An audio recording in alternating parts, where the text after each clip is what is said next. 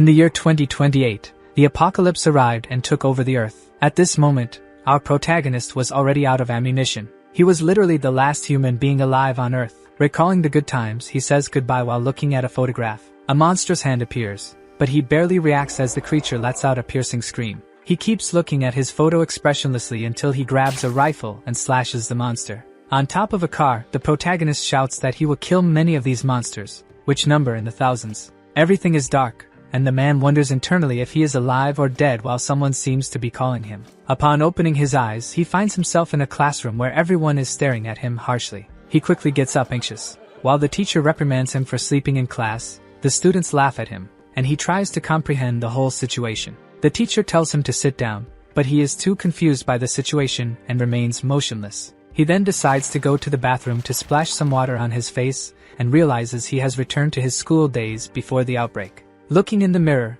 he notices that his scars are gone and that he seems weaker. He sees an infected in the mirror's reflection and immediately punches it. Realizing he was careless, he grabs a piece of glass as a weapon and turns to attack the enemy. Before he can strike, he realizes it's just a classmate and stops immediately. His eyes widen, and he is startled to realize that Gao Fei is in front of him. Gao asks the protagonist what got into him to act that way while examining the injury on his hand. At first, he didn't remember Gao because the memories were painful. But while bandaging his hands, he remembers that Gao died when the virus spread. Gao reminds the protagonist that it's Valentine's Day and asks if he has confessed to the girl he likes. After 10 years, he remembers this and gets irritated. Even though he had the courage to confess to the popular girl, he was ridiculed by her, who tore up his letter. However, Sui doesn't remember this day because of that, but because the outbreak began that afternoon. Around noon, he and Gao are sitting on the stairs when Duan, the pink-haired girl, appears. Duan and her friends look disdainfully at Sui, holding the letter he wrote for her.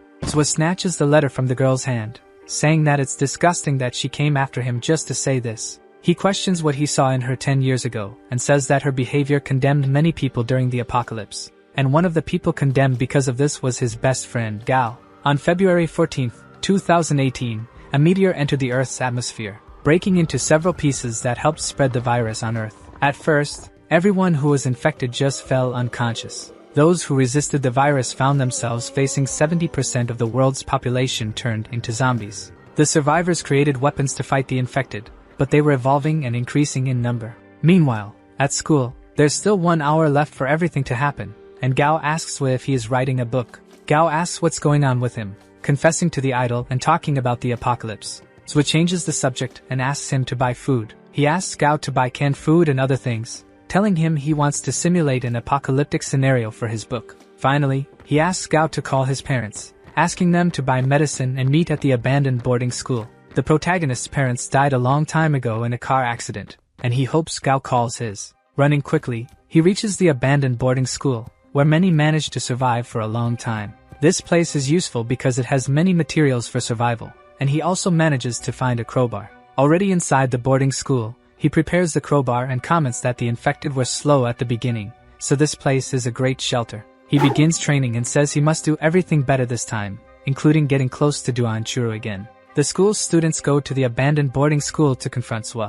The sports club representative starts fighting with the protagonist for making the idol look bad. This bully rolls up his sleeves and gets ready to beat up the boy. He easily stops the bully with a stick pressed against his head. In a dark tone, Sui says that one more step, and he will kill the guy. Filled with fear, he kneels and doesn't try to react. Sui yells for everyone, especially the pink-haired girl, to get out of his sight. Outraged, the bully and his friends say that sooner or later they'll get rid of Sui.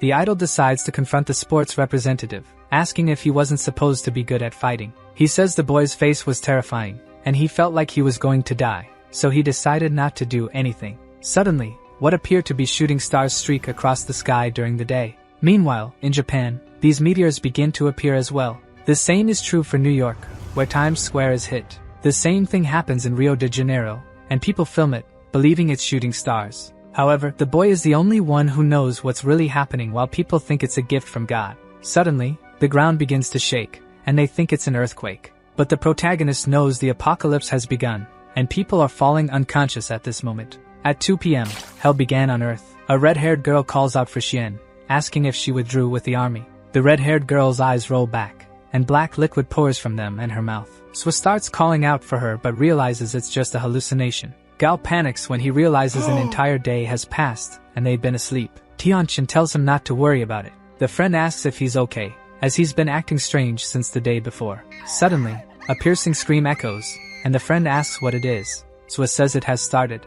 At the moment he says this, an infected person appears, entering through the door. Gao believes it's just a teacher at work. He starts to approach the man with small talk. But before he could get closer, Swa quickly acts. He strikes the man on the head with a piece of wood, and the man collapses. His friend watches in shock, thinking it was an innocent person. He starts yelling at Swa, who quickly cuts him off and explains the first rule of survival: never hesitate in front of a zombie. With his back to his friend, Swa asks him to grab his backpack, and says that Gao is about to see that the world has changed forever. Gao wonders if he's dreaming as he looks outside. They both see several infected wandering the area. Some of these zombies are behaving aggressively until one of them seems to notice their presence. Quickly, the protagonist fends off the approaching zombie. While his friend is in a state of shock, Swa tells him to stay alert and dodge to avoid danger. He turns, leaving several incapacitated zombies behind. At that moment, the pink-haired girl and a friend of hers are desperately fleeing from the zombies. The bald guy hits a zombie with his baseball bat, telling Churu to run. Gao comments that the girl's friends were in trouble, and the protagonist says they should focus on their own safety right now. Suddenly, the hero pushes a zombie away to protect Duan. With his back to her, Swa throws the zombie off to the side, and the girl, crying, calls out his name. He tells Gao to stay close and not worry too much about the undead. Duan Churu laments when she sees one of her friend's headless bodies after it became infected. She then stands up and decides to go after them. At the school, zombies surround a room that is locked. Inside, the group of youngsters is seeking shelter. Swa tells his friend to catch his breath, while he realizes that his stamina is terrible compared to 10 years in the future. Duan begins to cry, and the protagonist tells her to shut up. The idol's friend points his finger at the boy and threatens him. However, Swa notices his bleeding wrist and asks if he is hurt. The bald guy says he's bleeding a bit because of Deming.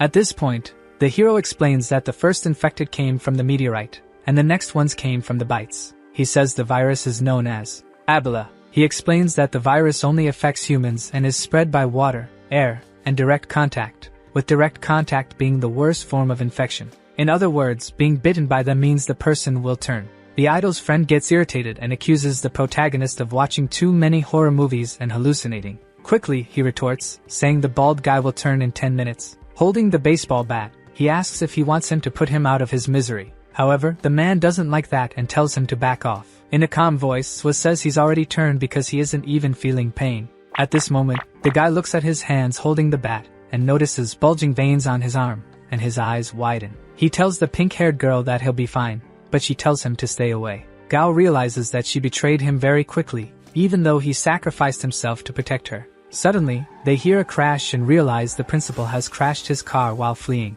and several infected surround him. In a somber and impassive tone, the protagonist offers to kill him to solve his problem more effectively. However, the boy panics and tries to believe that Swa is lying. Swa calls Gao to leave the place. Quickly, Duan grabs his arm and asks to go with them. She lets go of her infected friend's arm, telling him not to touch her, but he just wanted to talk to her. With tears in his eyes and a melancholic expression, he starts to open up to her. But suddenly, a box cutter slashes his face horizontally. It was Duan who cut him, saying he should die alone and shouldn't have interfered with her escape. He raises his arm toward her but quickly gives up. Meanwhile, they run, and the protagonist advises them that zombies not yet evolved can be killed with blows to the head and spine. After his best friend hesitates a lot, he finally gathers strength within himself to attack a zombie. He hits it in the face with his axe and kills it easily. Seeing the blood dripping from the axe blade, he lets out a sigh of relief and feels good about what he did. The girl asks the two to wait for her, as she was so worried she couldn't catch up with him.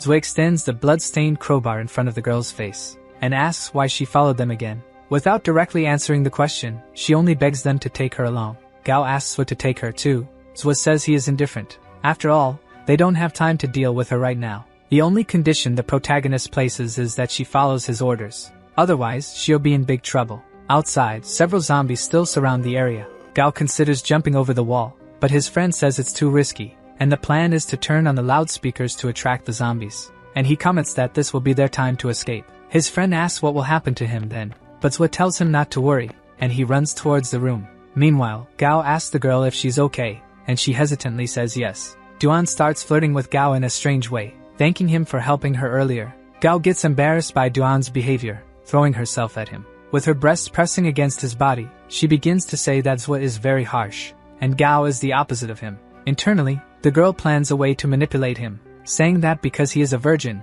it's easier. The boy laughs and agrees that he's a nice guy, but quickly takes a stern stance and asks her to stop talking about his friend. Meanwhile, the zombies are feeding on a teenager's body until 2 soda cans catch their attention. Attracted by the cans, the zombies move toward them. Zwa, who set the trap, says it's still easy to deal with zombies in the initial stage. Arriving at the broadcasting room, he wonders which button starts the transmission. Behind the protagonist, an infected person appears. Focused on the screens in the broadcasting room, he seems unaware of anything. The infected charges at him, but the protagonist grabs it by the neck with both hands. Straining to hold the zombie, he imagines it might be a semi-evolved one. Being pushed against the table, he knows he can't let himself be bitten, as he has no resistance to the virus. His eyes widen as he struggles to contain the monster. Beside him, he notices 2 sharp metal knitting needles. He begins to stretch his arm to reach the tool. While the infected is about to bite the hero's neck, he quickly strikes with the metal needles. He thrusts the tool with all his might into the infected's head.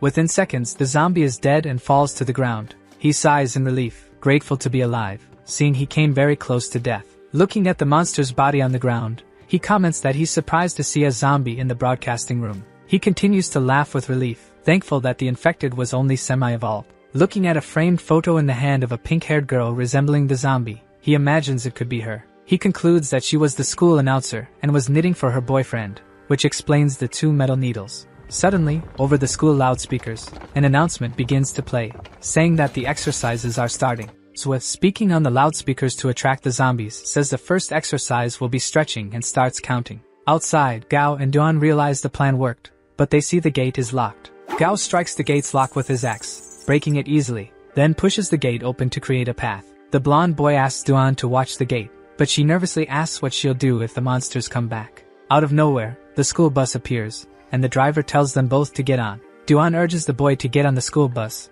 but he decides to wait for his friend. The girl bites her lip and seems displeased with his response. The bus driver asks Gao to get on. When the boy says he's waiting for Zwa, the driver says he saw him kill someone, and Duan says they should close the gate immediately. Another passenger agrees with the girl and says they should close the gate, while the driver continues pressuring Gao to get on. The girl keeps manipulating Gao to leave without his friend. However, he realizes this and says she's a dirty person who stabs everyone in the back. Angrily, the boy opposes them and says he will kill anyone who tries to close the gate. Duan's expression completely changes, and she becomes irritated. The passengers are in complete shock at the scene. Other passengers also look perplexed and wonder who the man is and what he is doing. Even with the driver saying there will be consequences and they should go to the city now, Gao remains unmoved and continues to be firm. The boy screams shrilly and exclaims that he got what he wanted as the bus departs. Meanwhile, behind him, a cadaverous hand approaches him. Suddenly, this hand grabs his jacket from behind and pulls him. He widens his eyes and is completely stunned.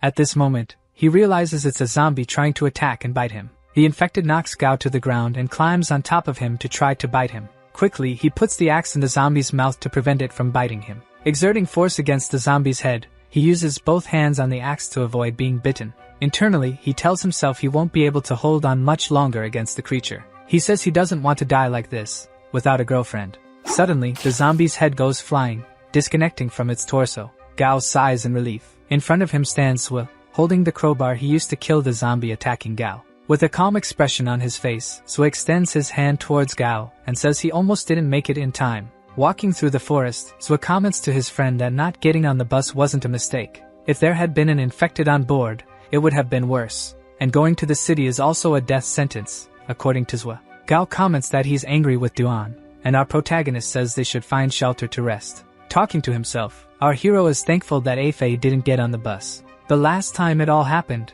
a student hid his injuries and began to transform during the trip, where everyone panicked and had to flee from the vehicle. However, the loud sound of the crash attracted a horde of zombies who pursued the students. When Gao and Zwa were fleeing desperately and seeking shelter, the pink-haired girl did not let them in.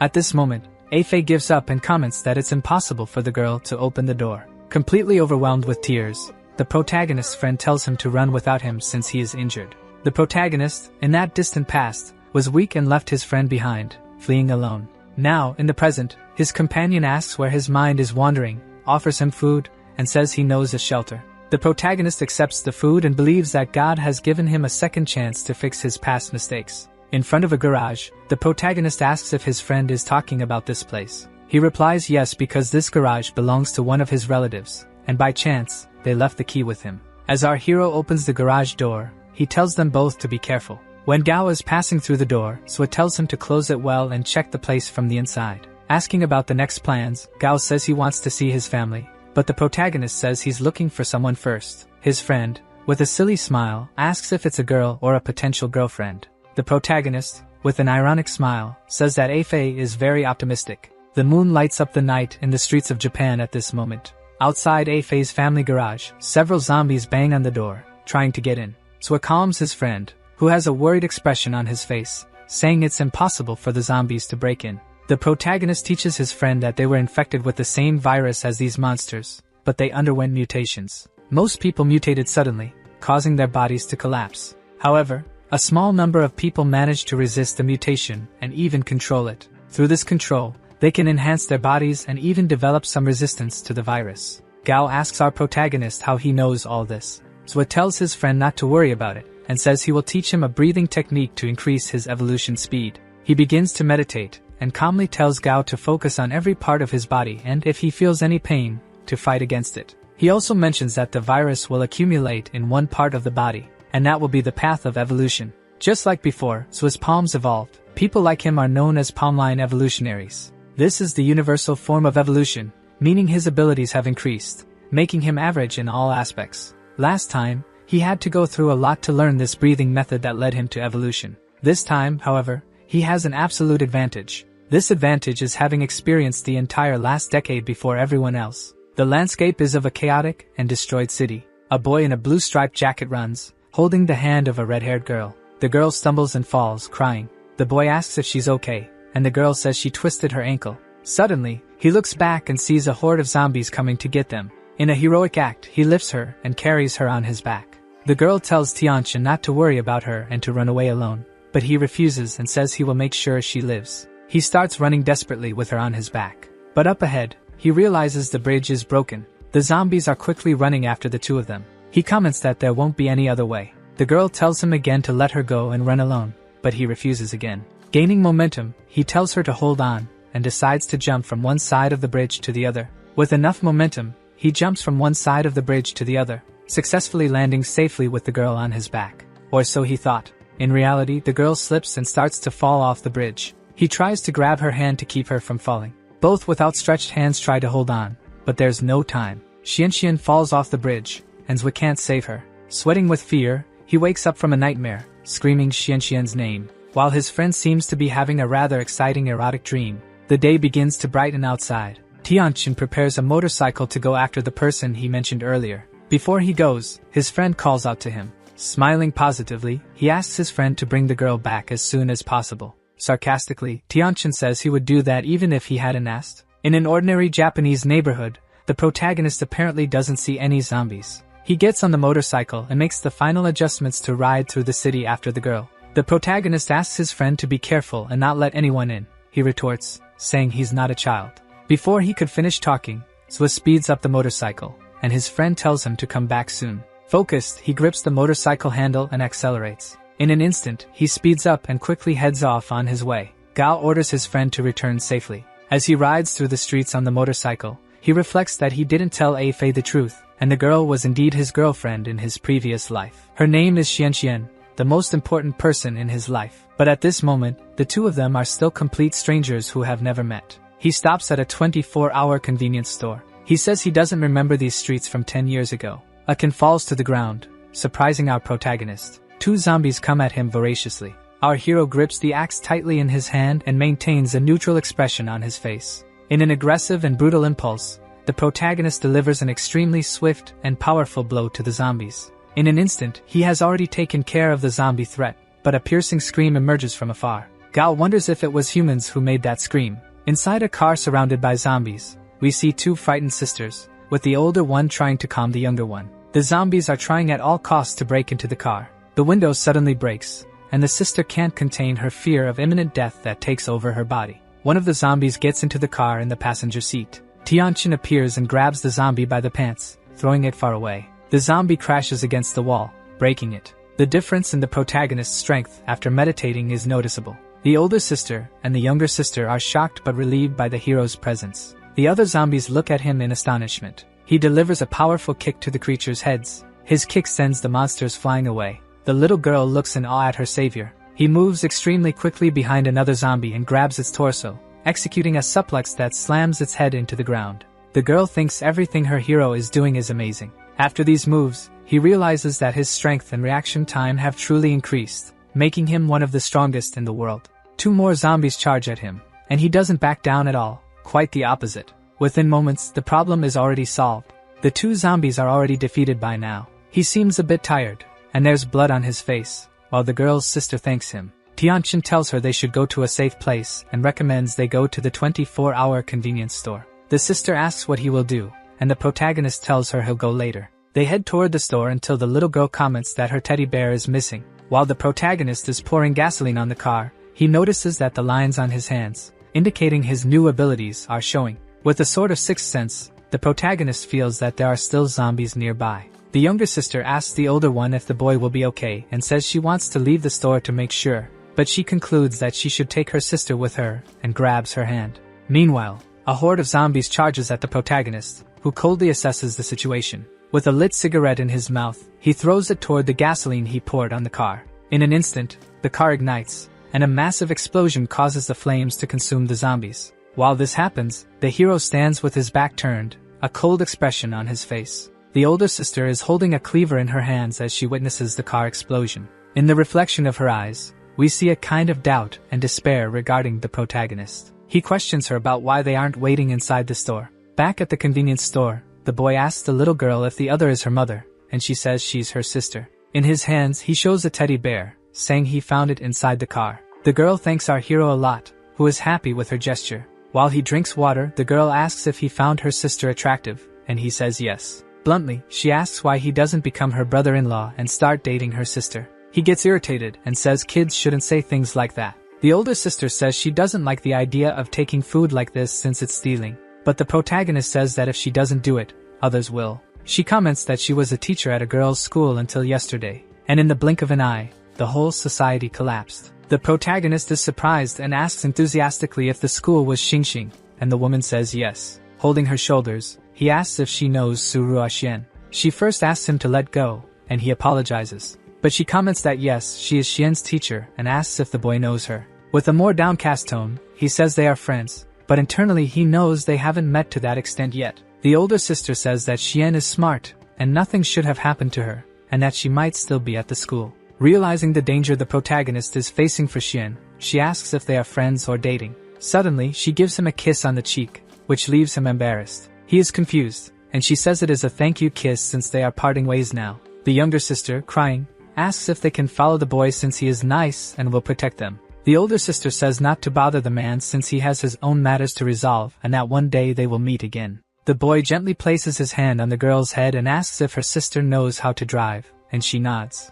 He tells them to hurry as they are about to leave. Now outside, the 3 are on Tianchen's motorcycle while he drives. The woman comments on how scary it is to see the world in ruins like this. To try to calm them down, the protagonist says they should think of it as a horror movie virus. He quickly parks and says they have arrived at their destination. He stops in front of a car and says that breaking into this type of car is his specialty. The older sister scolds him, calling him a student, and saying that this is illegal. She also says they should go to a police station to look for Xian, but he doesn't seem to like the idea. He points to a police officer turned into a zombie and asks if that's the officer they should be asking for help. The teacher is shocked. The protagonist asks her name. Facing the zombie police officer, she responds that her name is Luo. Stepping forward, he strikes the police officer in the face with the crowbar, killing him. The protagonist says the world has changed into something beyond her imagination. Luo is terrified while the little girl is impressed, and Zhu's expression seems more violent. As he searches the corpse, the protagonist comments that the police officer had good equipment but no weapon.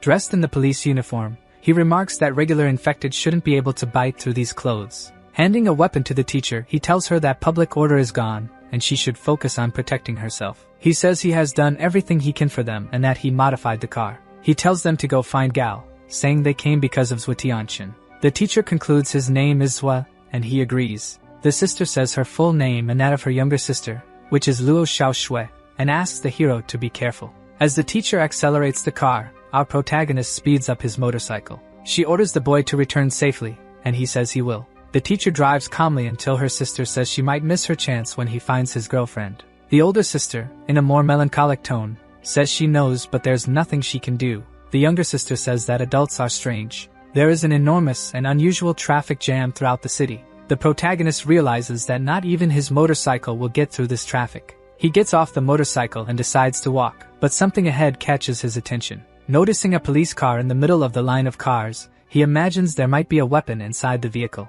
Looking through the window, he sees a dead police officer with his head on the steering wheel. And looking at the seat, he notices a simple gun lying around. Suddenly, a zombie slams its hands on the glass and makes a noise. In the blink of an eye, someone flies out of the car. The glass shatters right in front of Zwa. An extremely strong man in a suit seems to have thrown the zombie away, commenting to himself that there are cars all around and it's not possible to move away from the infected. The zombie lets out a huge scream when a shard of glass hits its forehead. The protagonist looks stunned and quickly smashes its head against the nearby car. But the moment the infected's head is smashed against the car alarm goes off, as do all the others. We see the protagonist using a combat knife to stab another zombie. Crouched in front of the newly dead body, he says it won't be possible to fight a horde in the middle of this sea of cars. He knows he will need the police officer's weapon. Meanwhile, at the school, the dark corridor leads to a specific room, the first grade class 4 room. Inside the room are 3 high school girls. A red-haired girl with yellow eyes is in a catatonic state,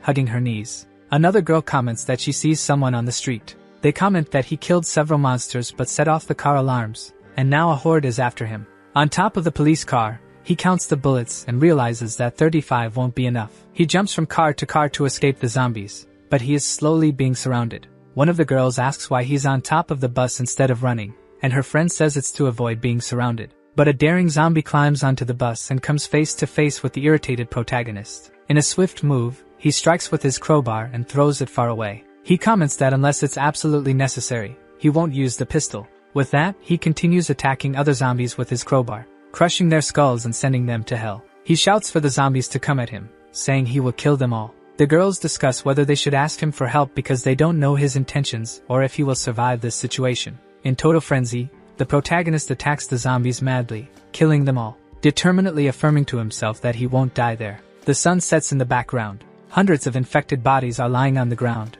Zwa leans on his axe as dusk arrives, along with the last zombie. He feels his strength fading and realizes he needs to rest, but the zombie charges straight at him. The creature gains momentum and leaps toward the protagonist. Quickly, he puts the bar of his crowbar into the zombie's mouth, making it bite down on the metal. The protagonist pushes the crowbar against the zombie. He gets irritated with the zombie, calling it weak, saying it hasn't even evolved to the second stage. And he delivers a powerful blow to the monster's head to kill it instantly. The infected flies off the bus. A huge bang is heard. A shot from a pistol explodes the head of another infected. Tired, the protagonist finishes off the zombie with a shot to its head. Completely exhausted, the hero falls to the ground and tries to use this moment to test his resistance to the virus. The black-haired girl tells big sister Sha that the boy killed all the zombies. She is surprised and asks about his current condition. The girl replies that he seems to be resting while the other asks if there's any chance he might save them. Meanwhile, in his deep, personal meditation, he realizes it is time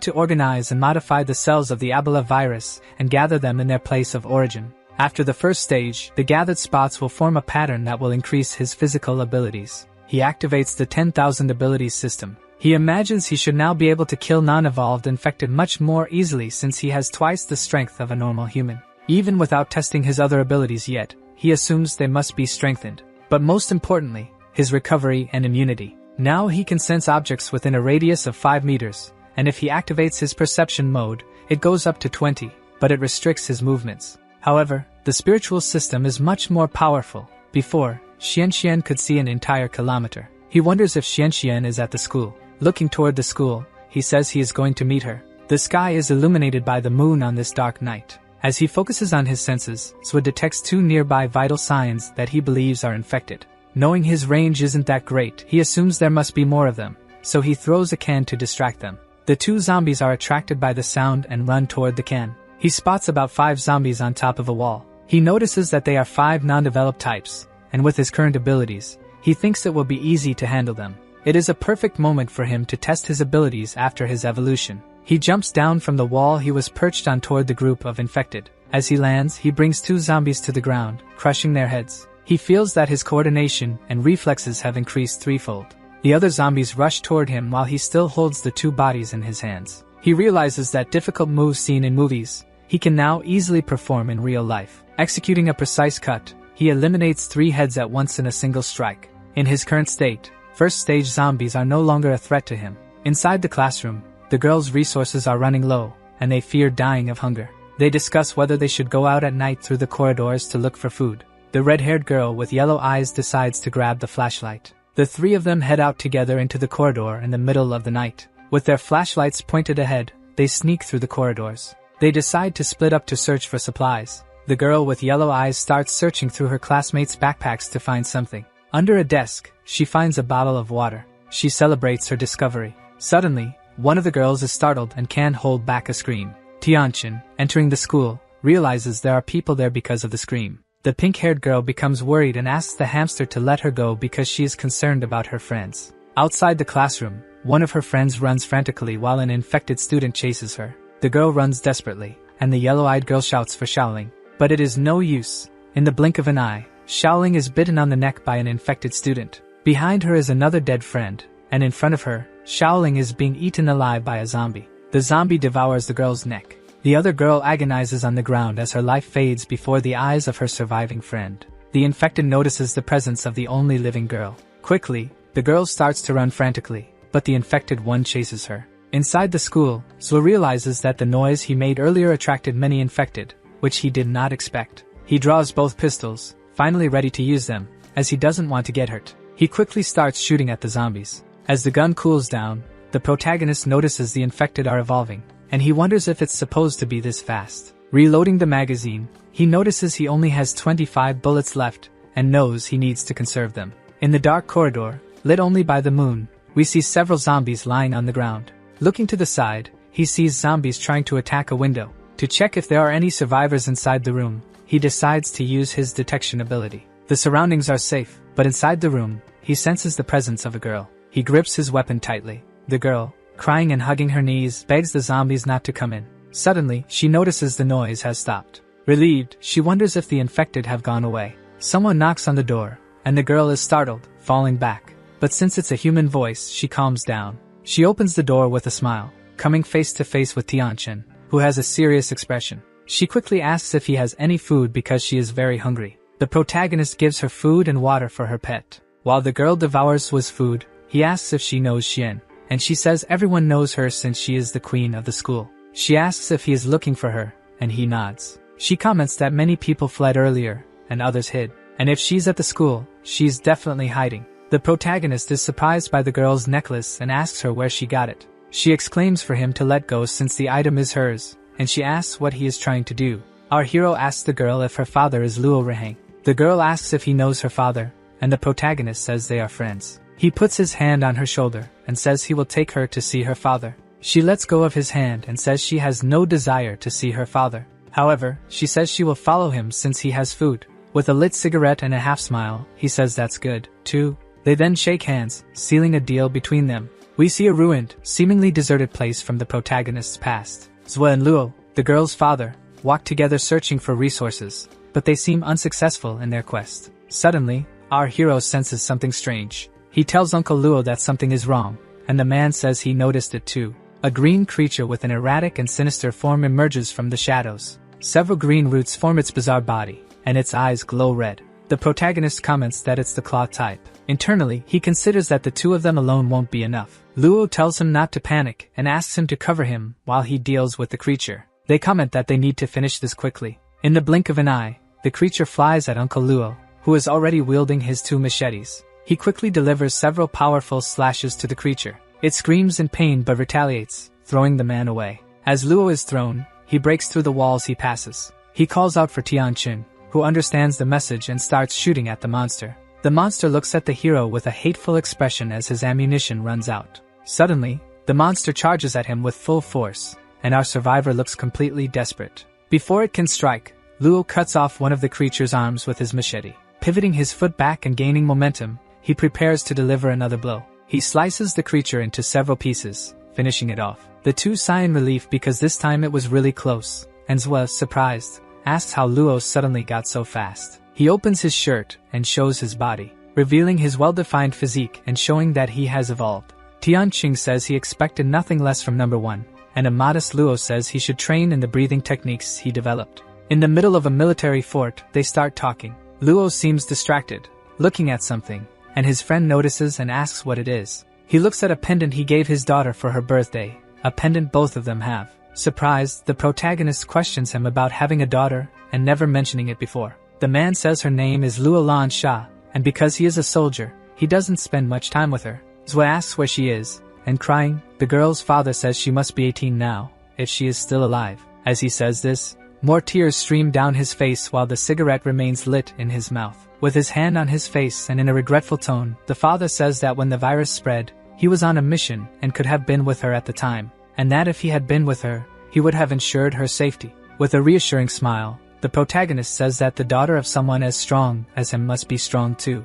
In the present, in the classroom, the girl begins to meditate and use the breathing technique. Following the boy's instructions, she continues practicing meditation, and he says they will leave the next day. He notices she is successfully gathering the virus cells, even though it isn't much. It will be enough. He lights another cigarette and goes to the window to smoke. Before being reborn, Uncle Luo, the mentor and friend of our protagonist, went through a lot to master these exercises, and Zwa was his only apprentice. Now, after reincarnating, Zwa is teaching these techniques to his daughter, making him wonder if it could be fate. At the top of the school, inside the emergency stairs, we see bloodstains on the door. The blood-soaked stairs lead down to a specific place, a semi-open door. Inside the room, an infected person on the floor seems to be emanating a different energy. Its cells are evolving. They appear to be multiplying and enhancing, evolving to the next stage. Suddenly, what was once a common infected seems to have become a much worse threat. Back in the classroom, the protagonist talks to his friend's daughter. He asks her if she knows how to use a gun, and she says her father probably taught her. The protagonist advises her to keep the gun's safety off, as any situation could be dangerous. When the boy says she understood everything quickly, she responds it's because she's seen many people die. He advises her to practice in silence, and the girl, questioning if he killed all the zombies with his technique, says she wants to be stronger than him. He replies that she must practice if she wants to achieve such a feat and asks her where the generator is. The girl explains that the generator is in the basement behind the storage room, and it's very dark there. Using his perception ability, he doesn't detect any zombies nearby. Wanting to ensure there's no one else left in the school, he thinks about making an announcement over the loudspeaker. Even though he thinks finding the generator room is important, he feels something is off. He remembers the rope he found in the police car and considering it's the 3rd floor, it should be enough. With that, he hangs the rope and starts descending, knowing he can't waste time on zombies. Climbing down the rope, he quickly reaches the storage room. The feeling of insecurity permeating the environment was coming from this place. Because of this feeling, he wonders if the infected have already mutated. With his weapon in hand, he knows he must go in no matter what and activates his perception ability. Even with his 6th sense, he doesn't feel the presence of any infected. Calmly, he opens a door, cautiously pointing his weapon at any possible threat in front of him. He notices that the basement is quite large, and his detection might have failed, so he must be careful. 2 bright red eyes seem to be watching the protagonist. Behind him, the creature appears ready to attack. Finally, he finds the generator room and slowly opens the door. He immediately encounters an infected woman who gets up aggressively within seconds. In less than a second, he fires the gun, hitting the zombie in the head. However, unexpectedly, an evolved infected appears behind him, attempting to land an attack. Before being hit, he manages to notice the blow, and realizes it's a 2nd stage infected. The monstrous creature delivers a massive punch to the ground, causing enormous damage, but our hero manages to dodge it. He starts running extremely fast,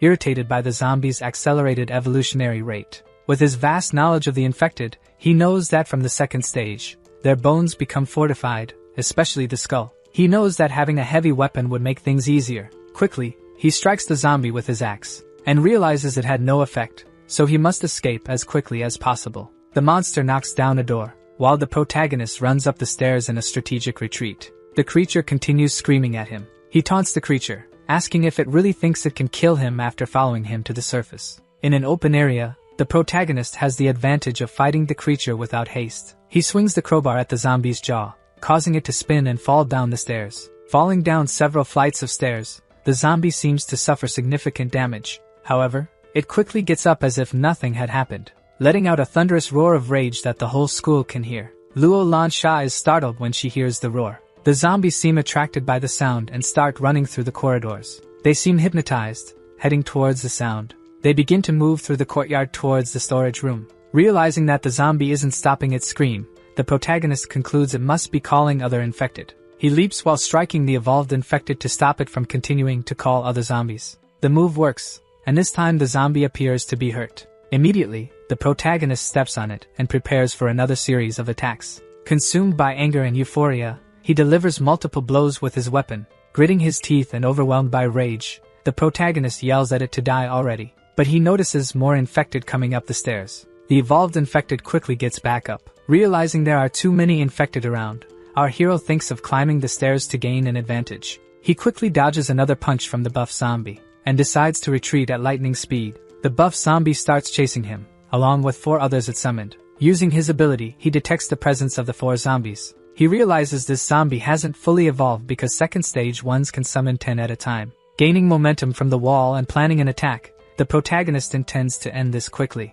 The zombies look at him. Firing consecutive shots from his weapon, the protagonist hits the buff zombie. He quickly switches weapons, grabbing his crowbar and striking the first stage zombies. They all seem hurt, but the evolved buff one appears to be getting more irritated. With a bullet lodged in its forehead, it looks deeply annoyed. Our protagonist knows that the pistol bullets won't kill the zombie but will slow it down. And with this delay, he creates an opening to attack with his crowbar. They lock eyes at the moment of the strike. Thus, the protagonist manages to knock down and kill the buff zombie with his attack. The scariest thing about these second stage zombies is that they can call for backup and make stealth attacks. With the zombie dead, the protagonist decides to go back and turn on the electricity. Looking down, he sees that the zombie attracted all the zombies to the first floor of the school. Back in the school corridors, he finds an infirmary. Entering, he grabs a medical emergency kit, taking medicinal alcohol, among other things. Opening the window, he starts throwing the alcohol. The zombies are startled by the bottles of alcohol being thrown.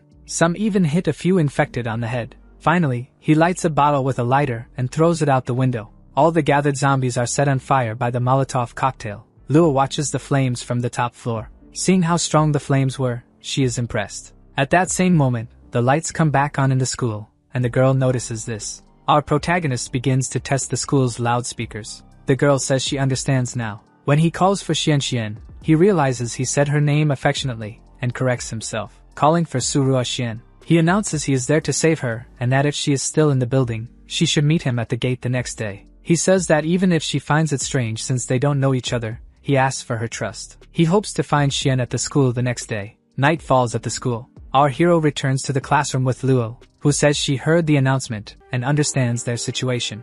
Luo believes that Sua had a love at first sight for Xian, fell madly in love with her, and is some kind of stalker. He interrupts her with a pat, saying she's making all this up. Finally, he asks her to rest since they'll be leaving early the next day. The day dawns, and Luo Lansha has just woken up from a restless night's sleep. Sua is already up and says they are leaving, and Luo tells him that Xian is at the gate. Impulsively, he runs toward the outside of the school. Passing by several of the zombie bodies he killed the previous day. With his back turned, he sees the most important person in his life, Xian.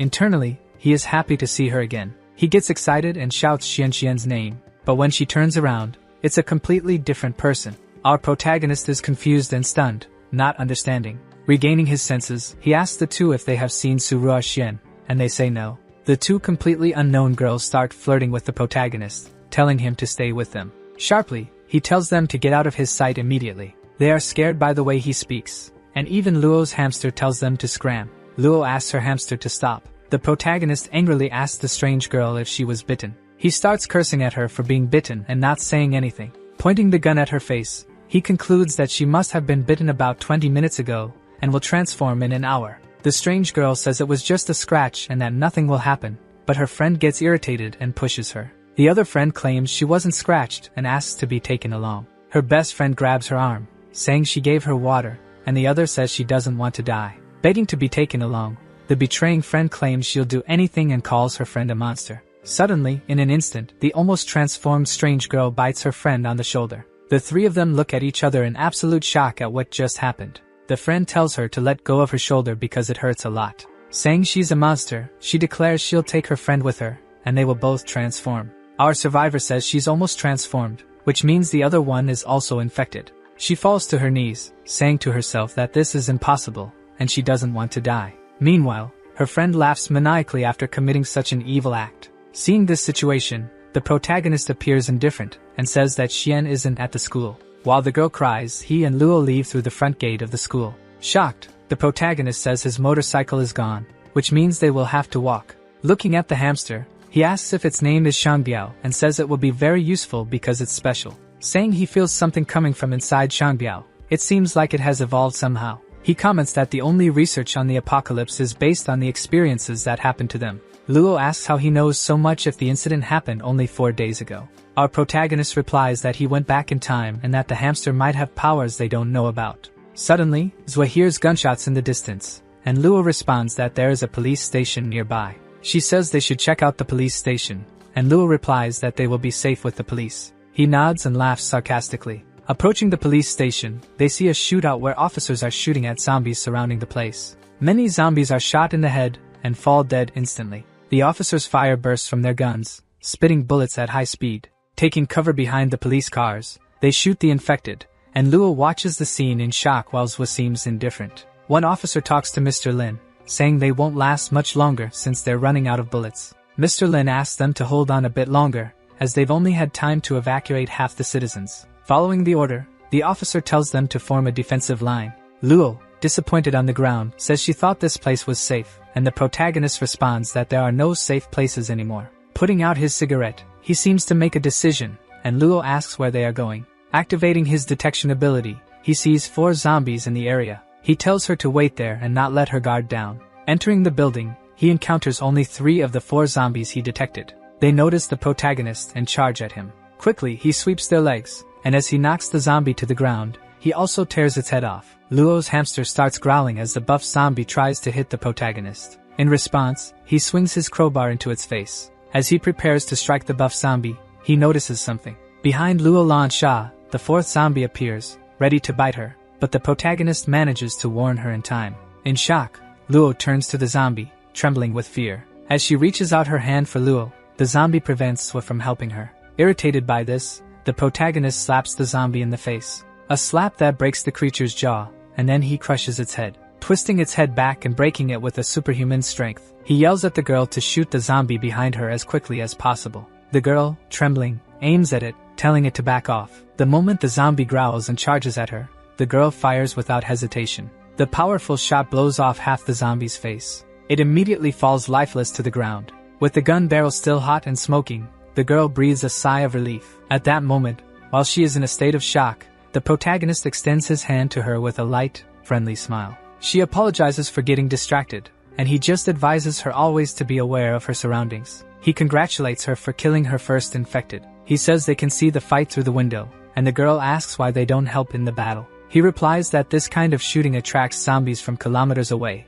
making it very dangerous. Zwe says it would be suicide since it's 10 police officers against 10,000 undead. Luo tells them to get out of there, but our most beloved survivor says to wait. Smoking on the balcony and watching the police, he says they will take their weapons when they leave. Outside, the shootout continues fiercely. The officer tells Oldlin they can't hold on much longer and must retreat. Shouting, Oldlin tells all units to prepare to retreat and return to the original formation.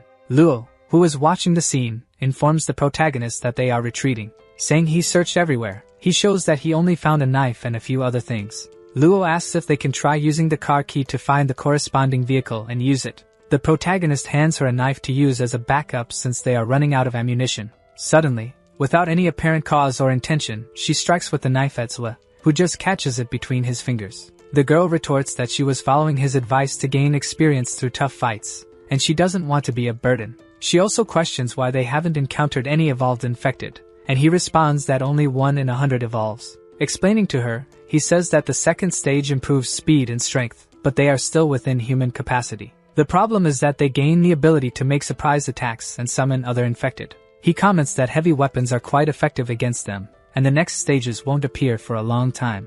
Asked about the time it takes for them to evolve, the protagonist responds that the second stage takes between a week and a month. Noting through the window that the infected are following the police as they retreat, he sees this as their chance. With the moon lighting their path, they both descend the building and head to the street. Using the car remote, they find the corresponding vehicle. They gather the supplies and use the car to get to the police station. The protagonist tells Luo to stay close to him since there still might be zombies around. He also asks her to leave her pet in the car and take everything out of her backpack.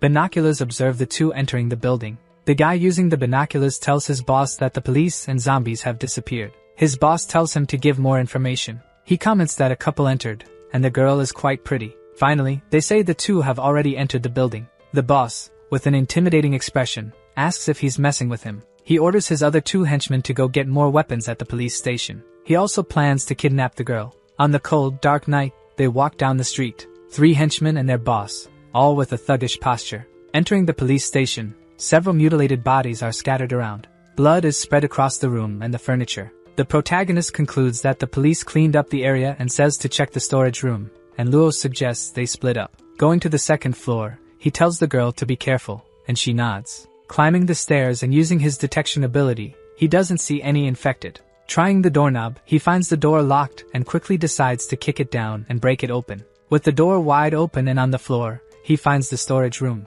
He can't contain a reaction of surprise at the environment he finds. Happy, he says he hit the jackpot. Opening a black box, he finds 2 simple pistols. Holding 2 other larger guns, he wonders if this is all the police equipment. He realizes they didn't have time to check this batch, so if he keeps looking, he will surely find many weapons. Some time passes, and Luo finds bulletproof vests, batons, helmets, but no weapons. She seems bothered by the lack of equipment there. Hearing the sound of a can being kicked, she thinks it's Tiancheng. But she comes across 4 thugs armed with melee weapons. The boss tells his 2 brothers to search the upper floor while he and his other henchmen will check this floor. Quickly noticing the presence of strangers, Luo arms herself with the pistol. Aware that it could be a dangerous situation, she decides to hide. The moonlight illuminates the storage room, giving a clear view of the furniture. A noise indicates someone is opening the door. A crack opens, and yellow eyes observe through it. Luo sees one of the henchmen talking to his boss about the storage room. The boss scolds him and hits him to make him stay quiet so that the two don't notice their presence. The girl realizes at that moment that the men know they are in the building. As the 2 men decide to check the direction where she is hiding, the girl keeps her weapon pointed. They pass by closely and don't see anything useful in the surroundings. Just as they start to leave and decide to check another place, the girl lowers her weapon. But suddenly, the door swings open, and a man in a yellow jacket appears. Luo continues to point her gun at him, trembling. Despite facing death, he gives a sly smile. Putting everything in his backpack, Swen notices it is full and decides it's time to return to Luo. As he takes a step, he senses something strange in the air. Quickly, he takes cover behind the wall to hide. Beside him, 2 people walk down the corridor. The guy in the hat asks if the protagonist will give them trouble, but his friend says their boss is a martial arts champion. Wisely, the guy in the red hat asks what if the protagonist has a weapon, and his friend says they have 4 people. The strongest man says he will take the protagonist by surprise by sneaking through the shadows. But before he can do anything, our hero appears behind the thug, ready to strike. With a single blow, the tall, dark-skinned man is already on the ground, unconscious. Our protagonist imagines there must be more of them, as they mentioned a boss. At that moment, a kind of sixth sense makes him feel that Luo might be in danger. Meanwhile, Luo Lansha points her gun, trembling, at the man. Aiming with a tense yet angry expression, the man responds with a sarcastic smile. The 2 thugs raise their hands in surrender. Asking her to lower the gun, the man remains calm, smiling slightly. With a furrowed brow and clenched teeth, Luo Lansha doesn't seem to yield to their demands. In a calm tone, the man says he isn't ill-intentioned and just wants to talk. Still unyielding, she says they have nothing to talk about and that they should leave. Trying to calm her, the man says life isn't as easy as it used to be, and they can help each other and explore together. The 2 of them smile at each other with a malicious tone. Luo tells them not to come any closer, or she will shoot. Boldly, she pulls the trigger forcefully. The 2 are startled by this action, but nothing happens. The gun doesn't fire. The boss grabs her by the arm and says he will teach her something. That before shooting, she should take off the safety first. He gets close to her face and asks what she thinks about going out with him. Putting her hand on his, the boss starts to get excited, getting closer to him and speaking in a neutral tone. Suddenly, her expression changes, and she knees the boss in the groin with all her strength. His whole face contorts with pain, and he is paralyzed by it. Falling to his knees, his henchman asks if his boss is okay. At that moment, she sees an opening to escape and starts running. She begins to run for her life down the corridors of the building, but the henchman's hand reaches her, pulling the girl by the collar and holding her in his arms. She tries to break free and screams because of it. Irritated, The criminal points a gun at her head. In a vile and malicious tone, he says if she moves, he will shoot. Suddenly, something seems to distract the bandit. A noise coming from the dark corridor ahead makes the bandit question what is happening. Unexpectedly, the hamster Shangbiao appears with its bright eyes and an expression never seen before on its face. Sighing in relief, the bandit realizes it's just a hamster. But quickly, the hamster starts climbing up the bandit's leg, crawling inside his pants and biting his leg. As he writhes in pain, Luo Lansha approaches and bites the criminal too. The bandit starts shaking all over, and Luo sees an opening to escape. Irritated with the hamster that won't stop biting him, he grabs it and tries to kill it. But Shangbiao bites his hand before he can crush it. Falling to the ground, the hamster runs back to its owner. Luo Lansha picks it up. Completely enraged, he says he was forced to do this after what just happened, and immediately starts shooting at the girl and the hamster. The girl starts running, and none of the shots hit her. She jumps with all her might into the corridor where she will be safe and protected, managing to land on the stairs without a scratch from the bullets. A bit hurt from the fall, she notices a hand reaching out to her. Tiancheng appears to help Luo Lansha, so it tells her to be quiet and make less noise while taking cover. The criminal starts shouting for the girl to come out of hiding and show herself. His boss appears, calling for the fourth brother. He asks if his boss is okay, and the boss replies that he is, but he almost got screwed because of the girl. Talking, he says that now both of them know they are here because of the gunshots. The thug comments that the girl couldn't have gone far, and his boss says the shots were loud, so the brothers must have heard. Luo Lansha asks what they should do, and Zwa first asks if her leg is okay and tells her not to panic. She says it's nothing serious, just a little sore. Our hero says he will carry her, and the girl reacts with embarrassment and shyness. The protagonist quickly says there is no time to be embarrassed. With the girl in his arms, our survivor starts running extremely fast, commenting that the gunshots will attract the infected. The girl remains embarrassed. As they are almost there, they suddenly run into two of the brothers from the group of criminals. The two point their weapons at the protagonist, smiling maliciously. Turning his head back, he notices the other two brothers also pointing their weapons. On a flight of stairs, the protagonist and Luo Lansha realize they are cornered with no way out and no options. The guy in the red hat mentions that there are still weapons in the storage room that will be left for them. Instigating the protagonist to put Luo down, the boss says they don't stand a chance against four people. Internally, the hero thinks he should have finished off the other two brothers when he had the chance. Gritting his teeth while the girl starts crying, the protagonist knows he has no other option. Suddenly, the boss is in shock. Red lines start to appear on the protagonist's bracelet, resembling flames. His arm glows red as he takes on a stern, unyielding pose. His expression changes, becoming serious and unwavering, bordering on hatred. One of the brothers shouts for the second brother to be careful. Suddenly, the protagonist jumps over one of them, preparing to strike. The second brother watches this happen, stunned. Our protagonist widens his eyes as he sees him firing a bullet from his weapon. With superhuman agility, the protagonist dodges the shot with ease. With his mouth open and eyes wide in disbelief, the second brother can't believe what he just saw. And before he can do anything, he receives a powerful punch right in the middle of his face. A punch that makes the second brother spin and fly. Such is the magnitude of the force. In the blink of an eye, the thug hits the wall, already dead. His eyes rolled back, blood trickling from his head and mouth, indicating he is dead. Seeing the scene, the other brother in the red hat looks shocked. Shouting and cursing the protagonist, he draws his pistol and aims at his back. In an instant, the protagonist swings a massive kick to the thug's face. He spins as he takes the kick and spits a lot of blood from his mouth. Below the stairs, the thugs shout for the third brother, who falls down the flight of stairs. Meanwhile, the protagonist calls the girl to leave. Their boss asks if the third brother is okay while the one in the blue jacket keeps shooting. The shots hit the wall next to Luo Lansha, who is startled by the burst. They continue hitting the wall, and none hit the protagonist or his friend. One of the brothers comments that they have disappeared, and the boss tells him to go after them. Looking through the window, they see there's a full trash can down below. He asks her to jump into the trash can and then hide in the car because the place is no longer safe. She hesitates about jumping out the window, but the protagonist encourages and urges her.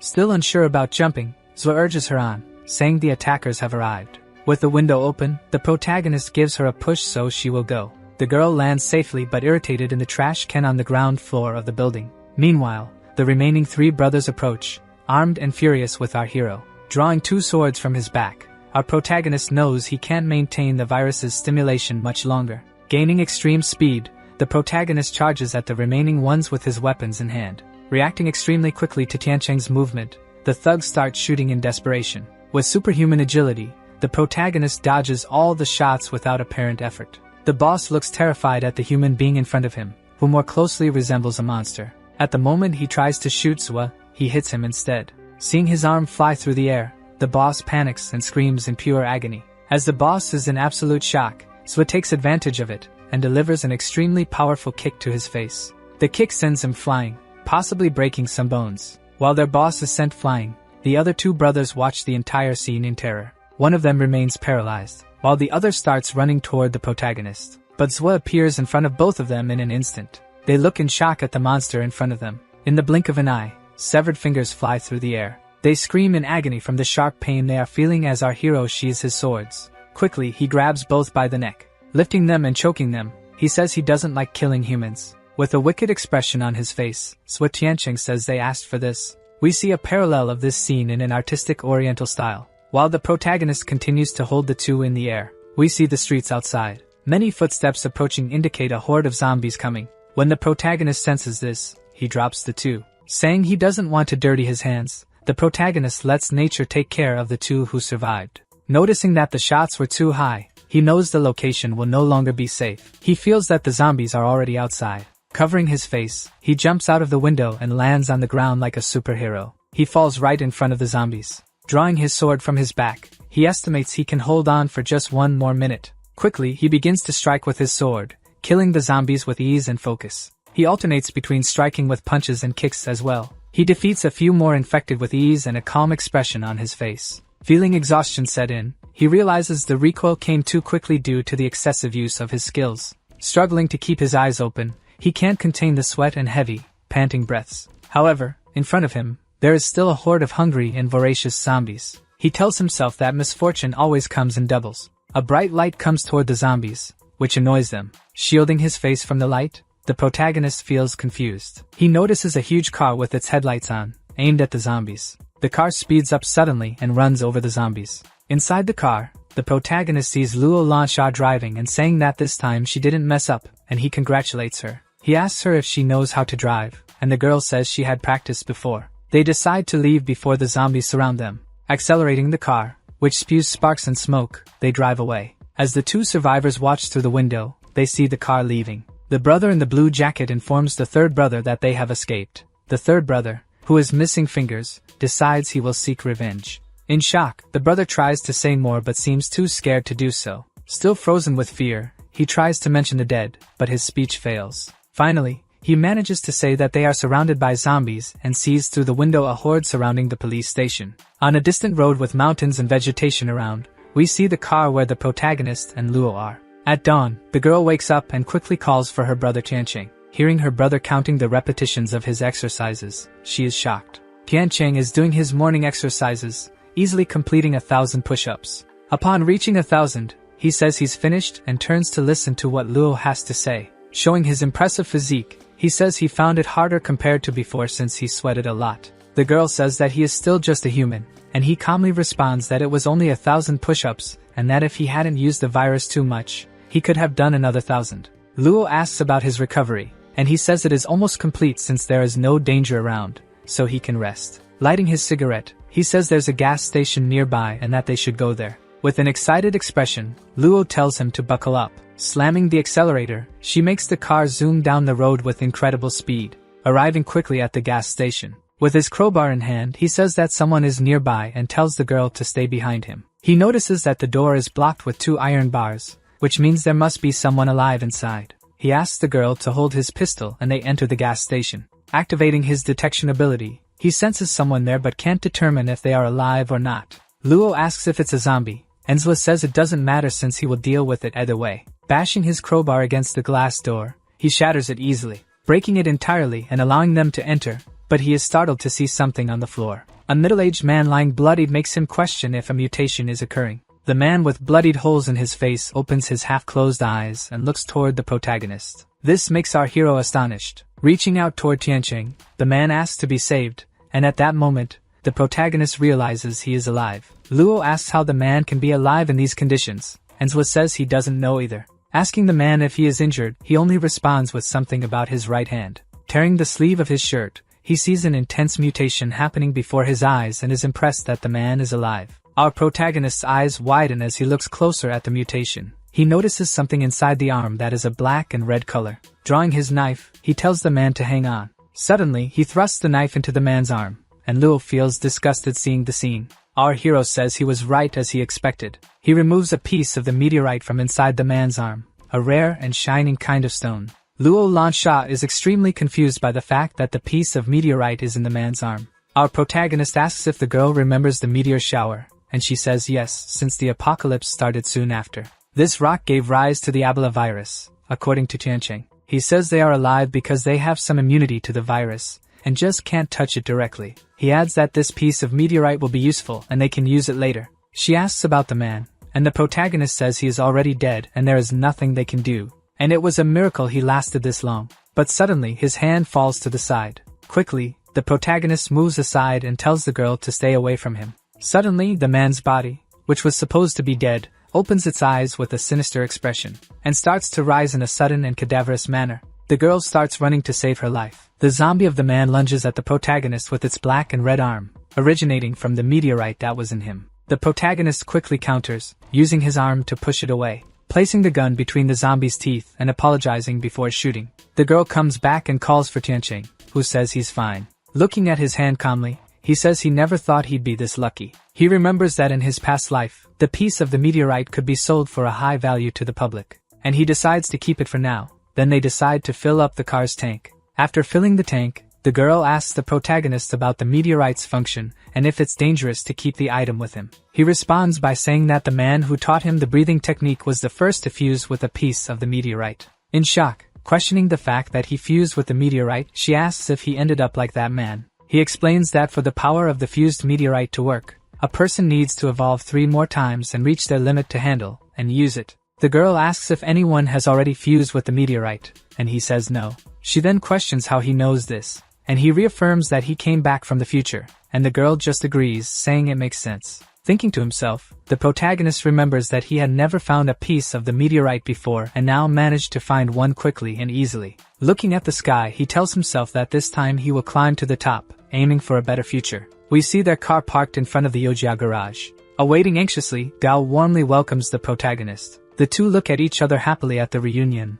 while Luo and her hamster observe the scene. Noticing the girl there, Gao is intrigued by her presence, and she shows no reaction. He bluntly asks if this is his girl, and he quickly replies no. Ironizing the protagonist, he says that the protagonist has quite a heavy taste. Irritated, Gao asks where he got this kid from, and Luo Lansha responds that they are like siblings and steps on the rude kid's foot. Complaining of pain, Gao starts to whine, and Tiancheng says he warned him about her. He asks his friend if anyone came by in the past 2 days, and he says no, as he was ordered not to let anyone in. Thinking to himself, Zhou Tiancheng realizes that the 2 sisters didn't come to the Yojia garage. Gao Aofei asks who didn't come in these 2 days, but the protagonist quickly changes the subject. Soon he says he will introduce the two, introducing Luo Lansha as the daughter of his benefactor, and Gao Fei as his adopted brother. The girl doesn't seem to like Gao much due to his unpleasant comments earlier. Asking the protagonist if he found his wife, he says no,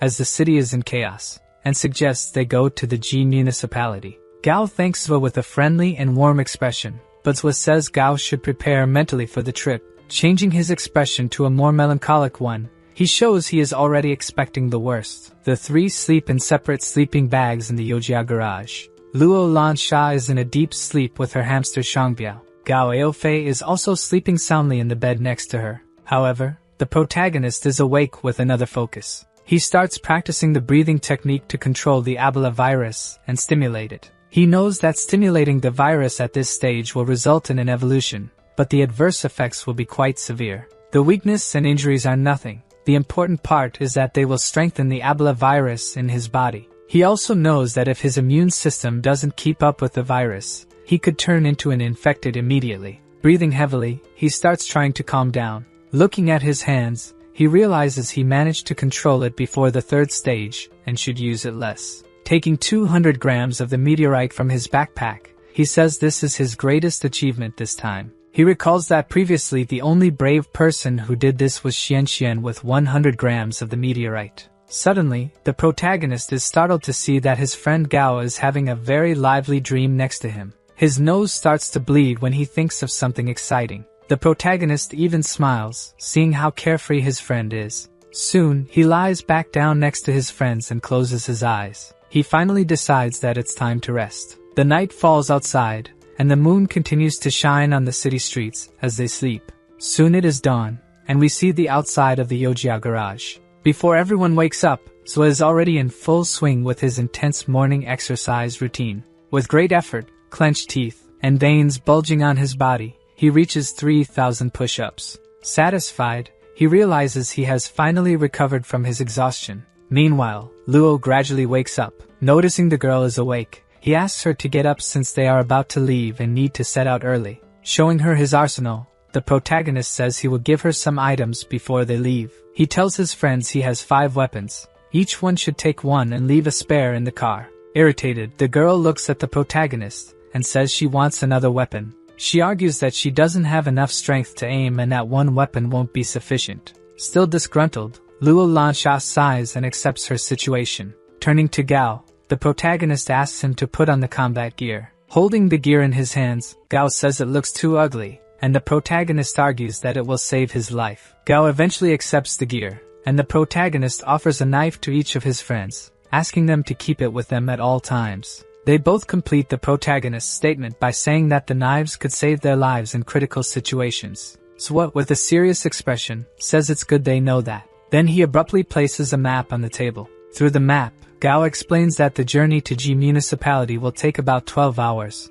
and Luo grumbles that they won't arrive tonight. The protagonist adds that the fastest route is through the city center, and that they should go around it. Luo Lansha questions him about this, saying that they might find resources in the center. Coldly, our hero responds that the meteorite's infection rate is 80% among 12 million people, meaning they will encounter hordes of zombies. 9,600,000 zombies in the city center is a playground for them and a hell for surviving humans. He comments that they can go around the outskirts, which will increase the journey and consequently the travel time, but it will be safer and they will climb a mountain. Gao makes a relevant comment about the fuel supply and that it will run out. The protagonist notes that they have 100 liters of gasoline and that their car uses that type of fuel. But he adds that they should look for gas stations along the way. If they don't find any, they will have to walk the rest of the way. He says he won't drive more than 8 hours a day as they need enough time to train and rest. This way, they will arrive in 2 days. He quickly stands up and aggressively exclaims that they must do one thing first. The two friends look at Sui Tiancheng in shock while he keeps his eyes closed and head bowed.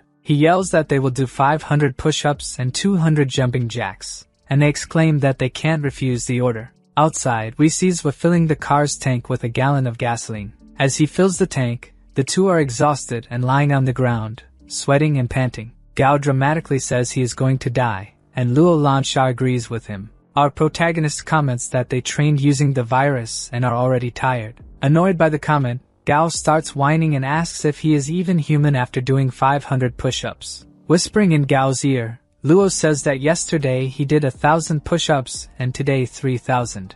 Our hero says that besides the progression, it increases his endurance, and by evolving twice, he can easily surpass the record of 3,877 push-ups. Soon, they stop stalling and get into the car. We then see the car speeding down the road with a chain of mountains in the background. While the two friends are asleep, the protagonist remains focused and concentrated, driving at high speed. Sui is in the driver's seat, Luo in the front passenger seat, and Gao lying in the back seat. Suddenly, Gao Fei wakes up, feeling a bit disoriented. He asks Tiancheng if he wants to switch places so he can rest, and Tiancheng asks if he knows how to drive. Gao says his father taught him. Gao Fei claims he is a great driver, as good as the protagonist, and warns him not to joke around, as it's dangerous. Sui just tells him not to drive off the railing, and his friend nods in agreement. As soon as the protagonist lies down in the back seat, he falls asleep and starts snoring. Gao accelerates even more,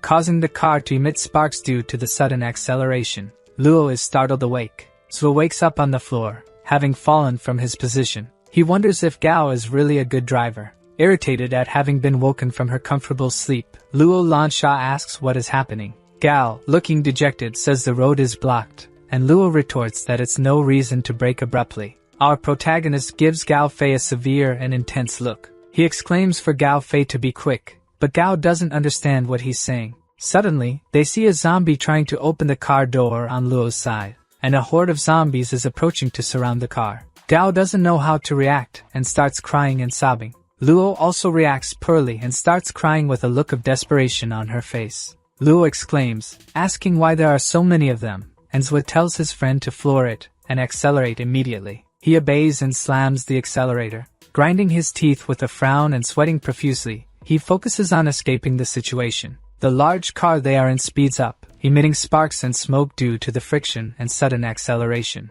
The two friends in the car are pushed down by the speed and gravity. Desperate, Gao asks his friend what to do with the railing in front of them. Our protagonist responds that there is nothing else to do but drive over the railing. Being huge, the car easily destroys the railing and passes over it as if it were paper. Sliding slightly, the car makes a turn, and we see the zombies trying to chase them. With his head out of the sunroof, Zwa notices the zombies closing in and shouts for Gao to go faster as they are getting close. Focused but scared, Gao sweats with the stressful situation. He comments that it's hard to go faster on this terrain, as it's uneven and full of rocks on the road. Our survivor reaches into the trunk to get the weapons and tells them to prepare for a fight. The sunroof of the car begins to open. Our protagonist climbs out through the sunroof while the zombies chase them, running extremely fast. With two pistols in hand, he starts shooting without hesitation, gritting his teeth and with a furious expression, shouting for them to die. Some zombies still chase the car even as the protagonist fires his two pistols.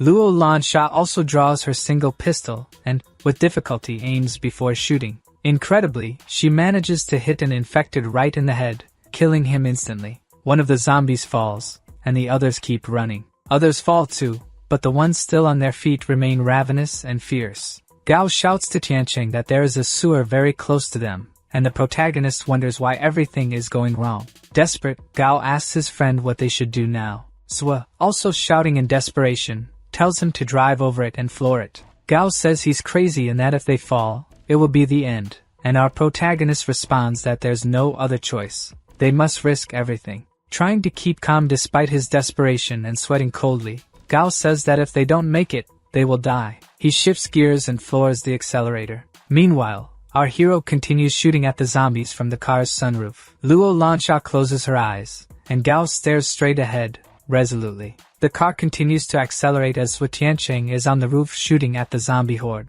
The car reaches maximum speed. They are face to face with the massive open sewer. Our protagonist looks ahead, anxious and scared. Shocked by what might happen next, Gao closes one eye and grits his teeth. Quickly, the car flies into the air, lifting several meters off the ground and soaring over the sewer. It manages to land safely on the other side without falling into the sewer. The impact of the car landing forces their bodies down with force. On the other side of the sewer, the car skids around a curve, and Gao begins to brake. Outside the car, the protagonist closes his eyes and tries to breathe, saying that they came very close. Then, looking ahead, he seems to notice something. In front of them, they see an ordinary town full of charming, simple houses. Gao comments that they are safe for now but needs to repair the car, and Zwa says they'll have to spend the night there. He asks his friend to lock the car when he's done, as they are going to check the village ahead. The three of them begin to walk together across the large lawn that precedes the village. The sky, with mixed colors of purple and orange, indicates that dusk has arrived and night is also approaching. Zwa Tiancheng looks around, feeling somewhat confused. He comments that something seems off, and Luo asks him what's wrong. He says it's too quiet, with no sounds of zombies nearby. The three enter the village together armed. They look around, checking every corner of the village as our survivor reloads his weapon. Suddenly, someone appears out of nowhere. Without a second thought, Zwa Tiancheng aims his weapon at the person. Both Luo and Gao are startled by the situation. The man, holding what looks like a stick wrapped in bandages, begs him not to shoot. A simple bald man with a friendly face and plain clothes appears, saying he is indeed human. Gao and Luo sigh in relief after the scare. Still aiming his weapon at the man, our hero tells him to drop the stick. Immediately, the man complies and lets go of the stick. As the protagonist thoroughly searches the man, he says he has no ill intentions and soon tells him to be quiet. Gao asks Tiancheng to stop, saying the man seems nice,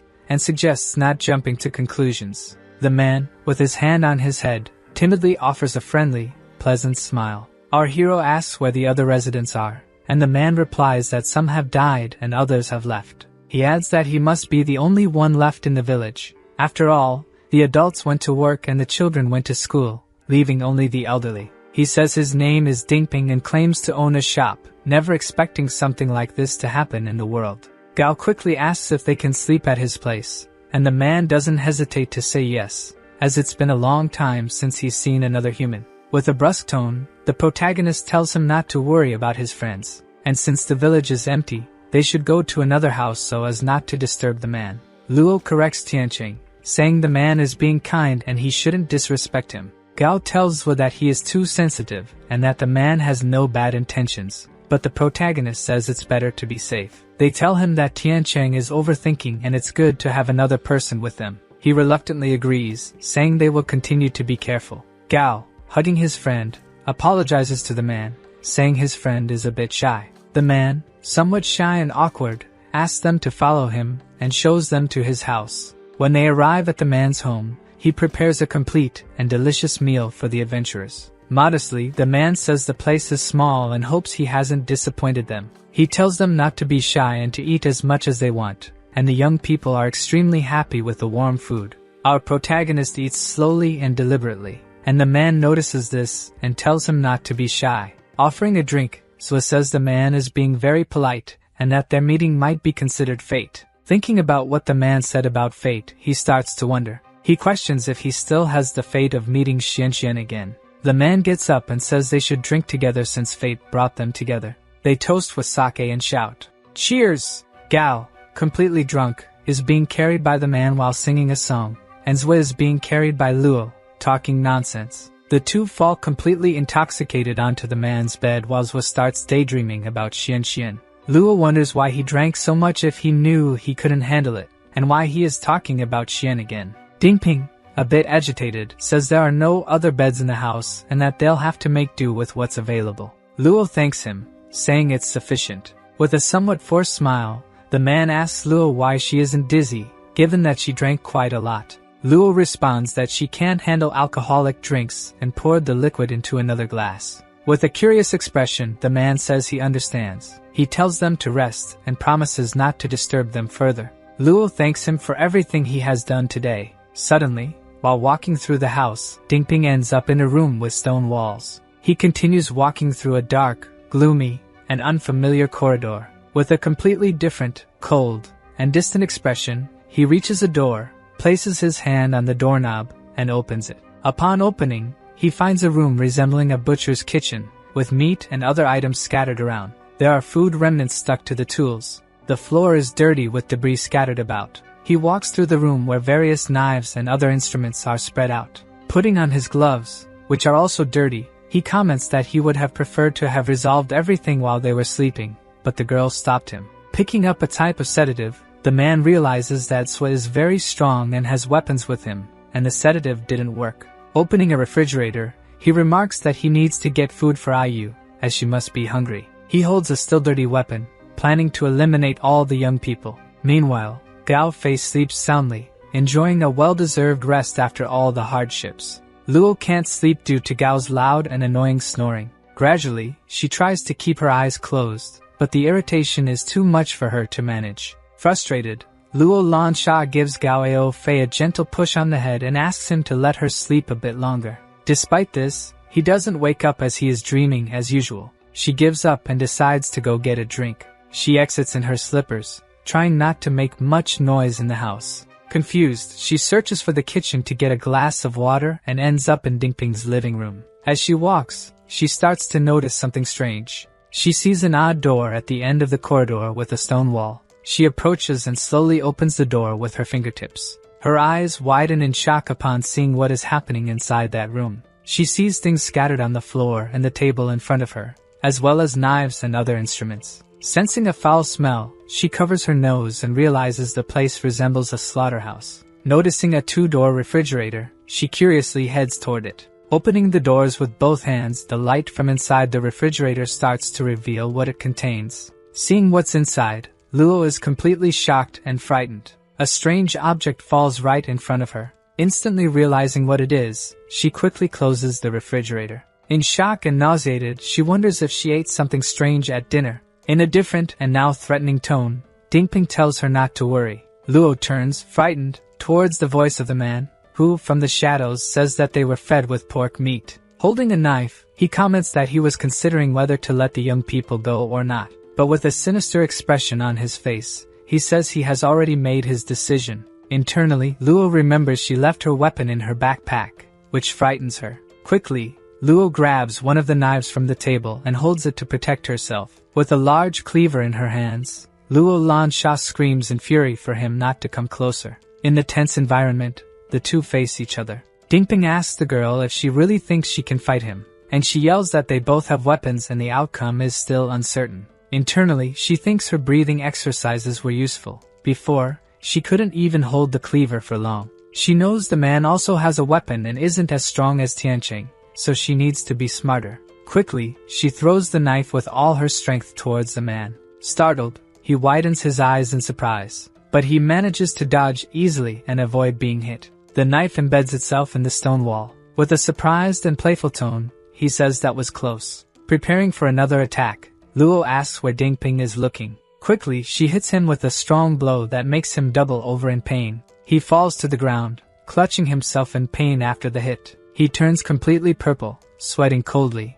and with an expression of acute pain etched on his face. He quickly falls to the ground with his hands between his legs. As he cries out in pain, she runs through the door and escapes. She rushes up the stairs towards the bedroom. However, before she reaches the top, she remembers that Gao and Tianqing are sleeping in the room above. She needs to throw the killer off her trail. A noise behind Luo indicates that the man is already on his feet and approaching her. With a frightening and bloody expression on his face, Dingping brandishes his blood-stained knife and says she won't escape. Defiantly, Luo gives him the finger to insult him, which deeply enrages and unsettles him. Taking advantage of his disorientation, she runs up the staircase, and Dingping orders her to come back. When she reaches the top of the stairs, she notices a sort of basement in front of her. With a furrowed brow and still somewhat desperate, she feels relieved that Dingping hasn't caught up with her yet. Without thinking much, she decides to go down into the basement. Upon descending, she encounters a window lit only by moonlight.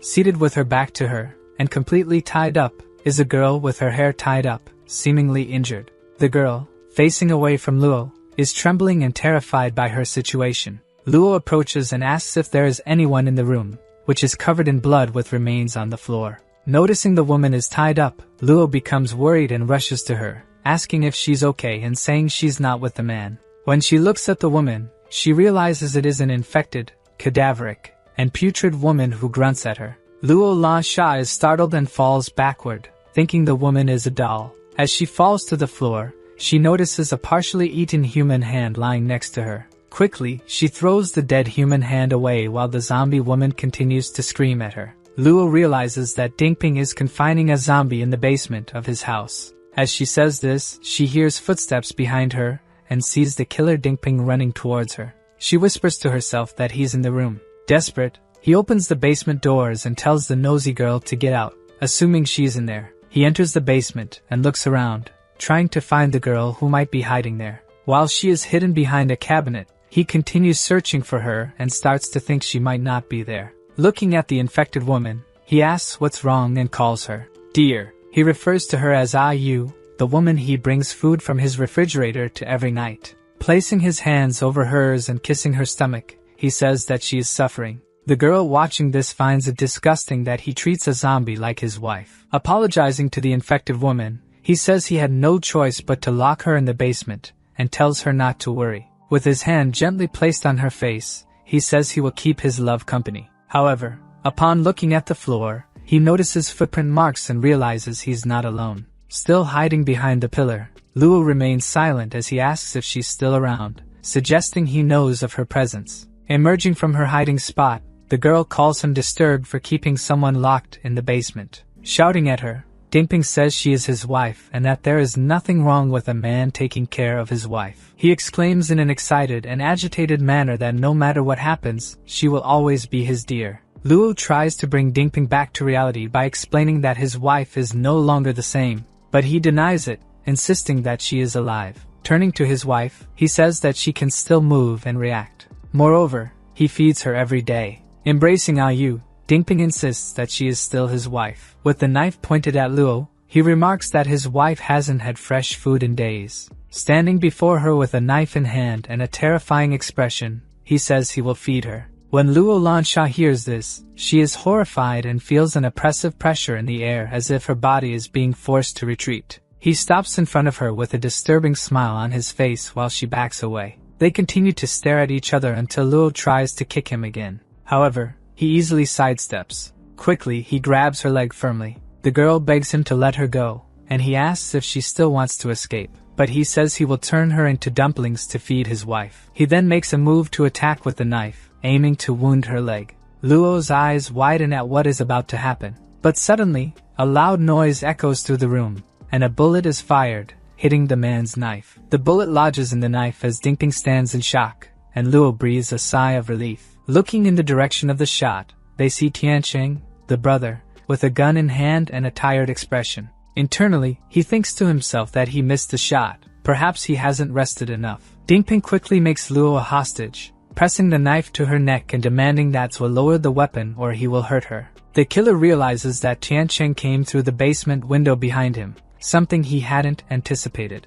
Aiming his gun, Tianqing orders him to release the girl, but Dingping retorts that it is Tianqing who should lower his weapon. Upon hearing the word hostage, Tianqing points his gun at Dingping's wife's head and says that he also has a hostage. Immediately, Dingping panics, screams his wife's name, and tightens his grip on Luo's neck, demanding that Tianqing lower his gun. Still aiming the gun at Ayu, Tianqing demands that Dingping release the girl, but he refuses to comply. Coldly, Tianqing says that he will shoot the woman. Ayu grunts and moves in the chair, trying to free herself. Desperate, Dingping begs Tianqing not to do it, saying he cannot live without her. Tianqing proposes a trade, release Luo, and he will not harm Ayu. Crying intensely, Dingping agrees and asks to make the exchange quickly. Meanwhile, Dingping's wife continues to move in the chair. Looking at the man with doubt, the atmosphere is filled with tension. Zhuo takes a few steps closer to the group. Dingping's expression is one of pure desperation, with tears streaming down his face. He seems reluctant but agrees to release Luo in exchange for his wife. Before the exchange can be made,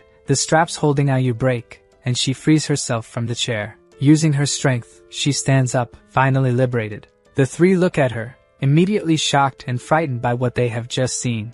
Ayu, Dingping's wife, is standing right behind Zhuo Tianqing. The man calls out to his beloved. Taking advantage of the moment, Luo Lansha bites the aggressor's arm and breaks free. She manages to escape his grasp and runs away. Quickly, Zhuo Tianqing, with a serious look, aims his gun at Dingping's wife. He aims with precision, ready to fire. Running towards Zhuo, Dingping begs him not to shoot. At the last moment, Dingping positions himself in front of his wife, taking the bullet in his chest. Zhuo and Luo look at each other, surprised by Dingping's unexpected action. Dingping falls backward to the ground from the impact of the shot. He lies on the ground, struggling to breathe while holding his chest. With difficulty, he tries to get up and asks his wife if she is okay. The two exchange glances for a moment as a light illuminates the scene. Ayu looks at Dingping with a look that seems almost familiar, as if remembering the past. For a moment, Dingping feels hope that his wife might get better. He recalls the day it all happened. His wife, already infected,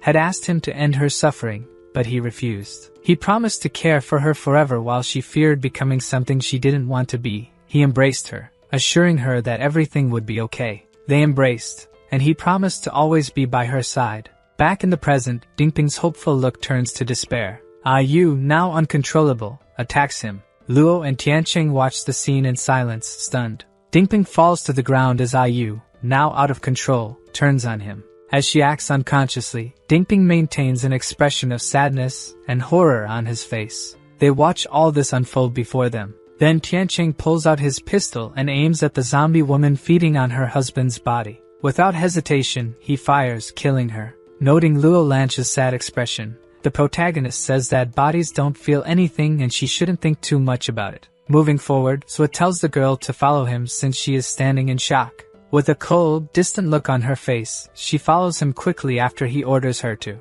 Before that, however, she quickly turns her face toward the dead couple, and when she realizes that the man is truly dead, she turns back. Ascending to the top of the stairs, the two walk together. Luo asks her friend Tianqing why the world suddenly became like this. and she says that if it weren't for the apocalypse, Dingping would have been someone with a wonderful wife and a beautiful family. Nodding, the protagonist says that if it weren't for the apocalypse, they wouldn't be here now but rather at school. Lighting a cigarette and casting a resigned and sad look, he says they must accept the fact that the apocalypse exists. Taking a drag from his cigarette, he says this is the only truth that remains. He advises her to do whatever she can to survive. Back at the car, outside on the grass, Tianqing continues smoking his cigarette. Gao asks Luo Lansha to hand him a wrench. The girl asks him if he will really be able to fix the car, and he says he's been working on cars since he was 10 years old. He then passes the wrench to Gao Fei, who is underneath the car working on it. Gao takes advantage of the situation to look up under Luo's skirt. The girl is shocked by the perverted act and hits him, telling him to close his eyes. Gao says he didn't want to see Luo's bored, and she gets annoyed by his comment, with Swa smiling and smoking his cigarette at their argument. Looking at his hand, Swa says he hasn't made any progress since reaching the first stage, and that everything has been very secure. Soon Gao says he has finished the job, and Swa is amazed at his speed. He says yes, and that with the right tools, he could even dismantle a tank. Swa tells them to hurry up since they have wasted a lot of time. The day dawns beautiful, with bright sunshine and mild weather. However, numerous zombies surround a gas station. Gao asks the protagonist about the gas station, and Swa, looking through a kind of binoculars, says there are some infected there. His friend asks if they should find another place, and the protagonist says no. Gao is frustrated with his friend's response, who gives him an ironic and sarcastic smile. Gao, irritated, asks his friend why he's staring at him, and the friend says there's no reason, he just had a good idea. Suddenly, Gao Fei pulls out 2 knives and gets into a combat stance. Gao asks if Swa is really going to force him to kill all the zombies, and the protagonist says he needs to go through tough battles to evolve. However, when the girl tells him to swallow his tears, Swa points at her and says she has to come with him, which surprises her. With a nonchalant expression, Swa asks if he wasted his time teaching them to fight and says they are just zombies. Pointing at the zombies, Luo asks how that amount can be considered small in Swa's eyes. The protagonist responds that they are small fish and he could handle them even before evolving. When Luo tries to justify herself, the survivor interrupts her and tells her to act quickly. Pointing his weapon to the sky, he tells them to remember to survive. Suddenly, the protagonist fires into the sky to make noise and attract the zombies. The two watch the scene in shock as smoke billows from the gun.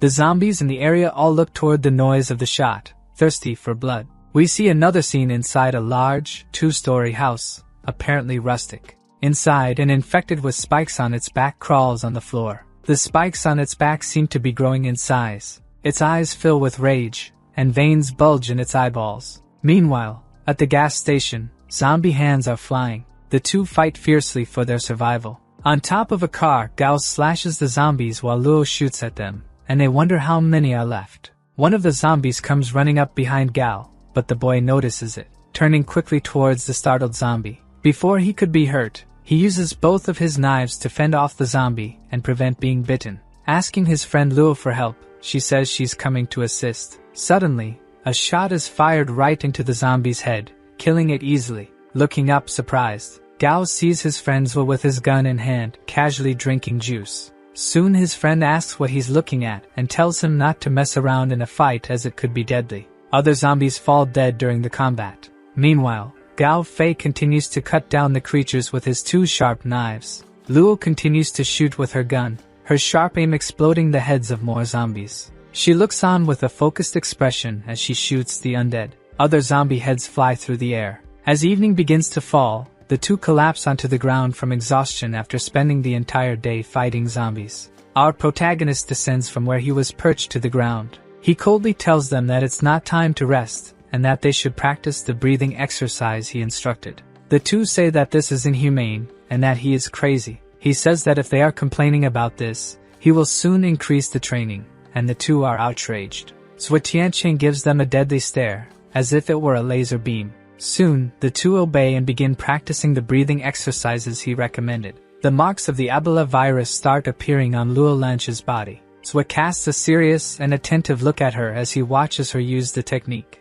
Meditating and using the breathing technique, Luo says she needs to do it like her uncle and reach the speed class. The protagonist shifts his focus now to Gao Fei. Looking at him, he says he's close to seeing his friend Gao Fei's progress. He thinks that Gao could be in another place but soon dismisses that idea, saying it's impossible. Suddenly, we see the mansion in the background where a mutation was occurring. It seems like our protagonist feels a strange sensation coming from that place. Drawing his weapons and holding them, he says it's better to be safe than sorry. With his cigarette still lit in his mouth and his weapons in hand, he says he will check out the place where the strange sensation came from. Approaching the large house and its staircase leading to the second floor, he seems to smell blood coming from the location. Entering the house with his weapon in hand, he approaches a dark area with a body on the floor. Passing by the corpses without even looking at them, our protagonist maintains a closed and resolute expression on his face. He moves through corridors, constantly checking his surroundings. Sensing something, his sixth sense seems to notice something approaching behind him. Quickly, he looks back with suspicion and insecurity. At that moment, his eyes widen in shock at what he sees in his field of vision. Suddenly, he is thrown out of the window abruptly and unexpectedly, even blocking the blow with his weapons. Groaning and spitting blood, we see that the protagonist felt pain despite the blow. As he approaches the ground at high speed, he fails to land properly and rolls across the ground. Fallen on the ground, he groans and continues to spit blood from the fall and the impact. But he quickly regains his strength and stands up again. With a pained and irritated expression and a malicious look, he asks who did this to him. His previously indifferent and apathetic look quickly transforms into a genuine expression of despair and fear. Seeing before his eyes an infected with wide red eyes and an apparently rigid armor, which he calls a stalker, he knows that this type of infected likes to fight alone but possesses very good skills. Its sharp and bared teeth prevent the full release of air from its mouth, which escapes between its teeth. Our survivor looks back at the evolved infected with an inflexible expression in his gaze. The stalker charges at him like a monster at high speed with a massive punch. Our hero is startled by its speed and ferocity, but manages to dodge by jumping over the infected with an acrobatic maneuver. Firmly planting his feet on a tree trunk, he uses it to prepare a powerful strike. Launching himself off the tree like a torpedo, he flies toward the monstrous infected, swinging his arm back to gain strength and speed for his attack. Charged with his machete, he surprises the stalker by attacking its back, managing to slice off the spikes protruding from its spine in a horizontal cut. Annoyed by the pain, the monstrous zombie shows no reaction beyond widening its eyes, but it makes no sound, quickly turning with a fast and powerful punch that seems to catch the protagonist off guard. He even widens his eyes upon seeing the stalker preparing the punch. Receiving the massive punch right in the middle of his stomach, our protagonist seems to feel immense pain, and his weapon breaks. From a distance, our survivor flies horizontally a few meters above the ground. He ends up ricocheting off the ground like a stone in a pond, with each impact sending rocks flying. Fallen face down and staring straight ahead, he notices the stalker coming toward him with its vibrant red eyes. With blood in his mouth and eyes revealing his fear, he thinks to himself that he doesn't compare to this infected. The enormous, armored infected being looks down with disdain at our protagonist, who rises after the fall. Suddenly, the monster prepares another massive, destructive punch just like the first one. Ketchup spreads, and the protagonist looks frightened. However, it was not our hero who was hit, but the wanderer, who opens his mouth in a sign of pain. The monster roars loudly in a tone of sharp pain and suffering as the protagonist stares at it in shock, not understanding what happened. In the distance, he notices someone emerging from the mist and guesses who this person might be. Gao Fei, with a silly expression, appears from behind the mist. Zui is shocked to discover that it was Gao who fired the shot with his two guns. He probably thought it was someone else. Asking his brother Tianqing to dodge, he begins to fire numerous shots from his two guns continuously and frantically. While the protagonist dodges, the wanderer takes several shots right to the face. Zui is astonished to realize that Gao Fei is hitting all his shots right in the monster's face, even from a distance. More bullets are fired from Gao's guns and hit the monster's face, causing it to stagger backward. Running away from the monster, Zui Tianqing says that the wanderer's weak spot is in the temples. Gao shouts at Zui to help him find an opening, and soon his friend throws a rock at the infected being's temple. After being struck, the wanderer seems to get even more irritated. The gigantic creature lunges at Zui with another powerful punch capable of killing him. However, before being hit again, Zui manages to dodge and jump over the creature, which slams the ground with its attack. On top of the creature, he prepares a kick, but the wanderer dodges and grabs his foot tightly, which shocks Zwa. Smartly, the monster, holding his leg, gets ready for another punch that will be harder to avoid. However, the protagonist manages to duck and avoid the blow that would have hit him square in the face. Soon, the infected being begins to spin, aiming to slam Zwa's body against the ground. At that moment, he shouts for Gao Fei to be quick. His friend looks focused and serious with his weapon in hand, as the wanderer lifts Zwa Tianqing by the leg and throws him forcefully toward the ground. Just seconds before Zwa hits the ground, he spots an opening. Gao, with the eyes of a true hunter, sees the opening he needed, clearly identifying the target area, the wanderer's temple, his weak spot. With a gaze akin to a predator hunting in the jungle, the gap becomes fully apparent to him. Screaming to himself that now is the moment, he begins firing with both guns in a frenzied yet calculated manner. One of the bullets hits the target and starts to crack its armor. It continues penetrating the armor and destroying it from the outside. Before he could complete the strike on Zwa Tianqing, the monster is injured, so falls to the ground unharmed, and next to him, the monstrous armored infected also falls, though still alive. Surprised that his shot actually hit the infected and brought it down, Gao celebrates. The monster is severely injured on the ground but still alive. Getting up from the ground, Zwa Tianqing says that the infected is extremely resilient, holding his two hands tightly and pressing them against the skull of the walker. Zwa firmly plants his feet on the ground and starts pulling the head upward. Straining and grunting, we see the difficulty he's facing due to the infected's resilience. But with considerable effort and force, our protagonist finally manages to finish the job. The object flies away, landing on the grass behind Zwa. Zwa asks his friend Gao Fei if he has evolved, and Gao says he thinks so. He comments that his shots were very precise and asks if it's his ability after evolving. Serious, Gao Fei picks up a stone from the ground and tells him to look at a leaf ahead of them. From a distance, they see a leaf slowly falling from a large, beautiful tree. Throwing his arm back, Gao Fei prepares a powerful and precise throw with a very small stone. He hurls it with all his strength toward the leaf on the tree. The stone hits the leaf, which then bounces back against the tree. Zwa Tianqing is very surprised but does not show any exaggerated reaction as Gao begins to boast. Finally, Zwa pats his head and says he deserves congratulations. With his eyes wide open, Gao observes something in the distance. Zwa asks if he can see something at an apparently absurd distance. Gao begins to read 3 numbers from kilometers away from where they are written. The exact 3 numbers Gao read are engraved on a tree, and he says this distance is nothing to him. Gao explains that after the evolution, everything appears slower and clearer to his eyes. Saying that his evolution is extremely rare, Zwa suggests it must be something related to Gao Fei's nervous system. Placing a hand on his friend's shoulder, Zwa tells him to rest while he searches for a sniper for him. With a proud smile and clenched fists in a victorious tone,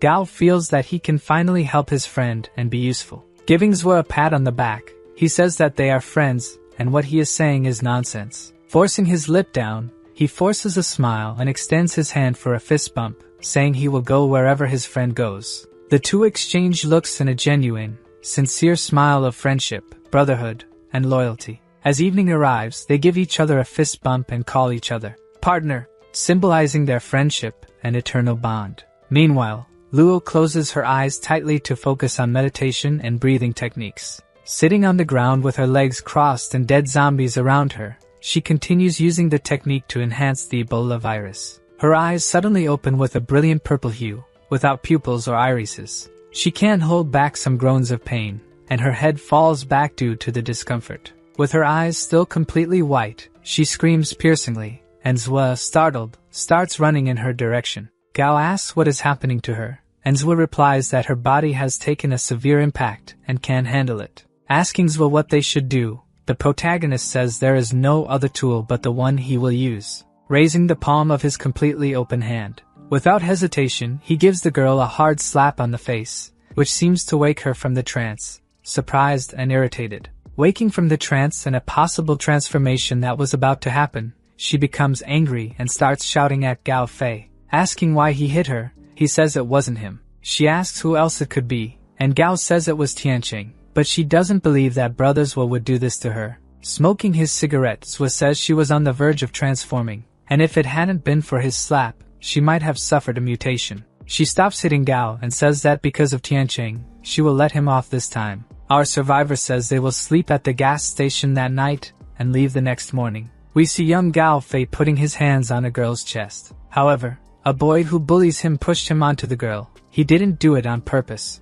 Young Gao, completely embarrassed, says it was accidental, and the principal decides to call his parents. The girl's mother starts scolding Gao's mother, saying he is a pervert, and the two begin to argue. Still angry, she says her son was bullied by Gao and insists that they deserve to die, even as he says it was unintentional. Gao Fei's mother begins to take the boy away, while the girl's mother, still angry, shouts for them to come back. They ignore her and continue heading home. His mother looks gently into his eyes and says she believes what the boy is saying. She says that as his mother, she knows he is a very fair and truthful child. She squats down and places her hands on Gao Fei's shoulders, who grits his teeth, trying not to cry. Finally, she says they will go home, and she will cook whatever he wants for dinner. Gao Fei, with a melancholic and nostalgic look, remembers those great memories with his mother. Noticing that Fei's mind is drifting to distant places, Sua asks him what he is thinking about. He quickly says it's nothing and that he is thinking about the past. Arriving in G City,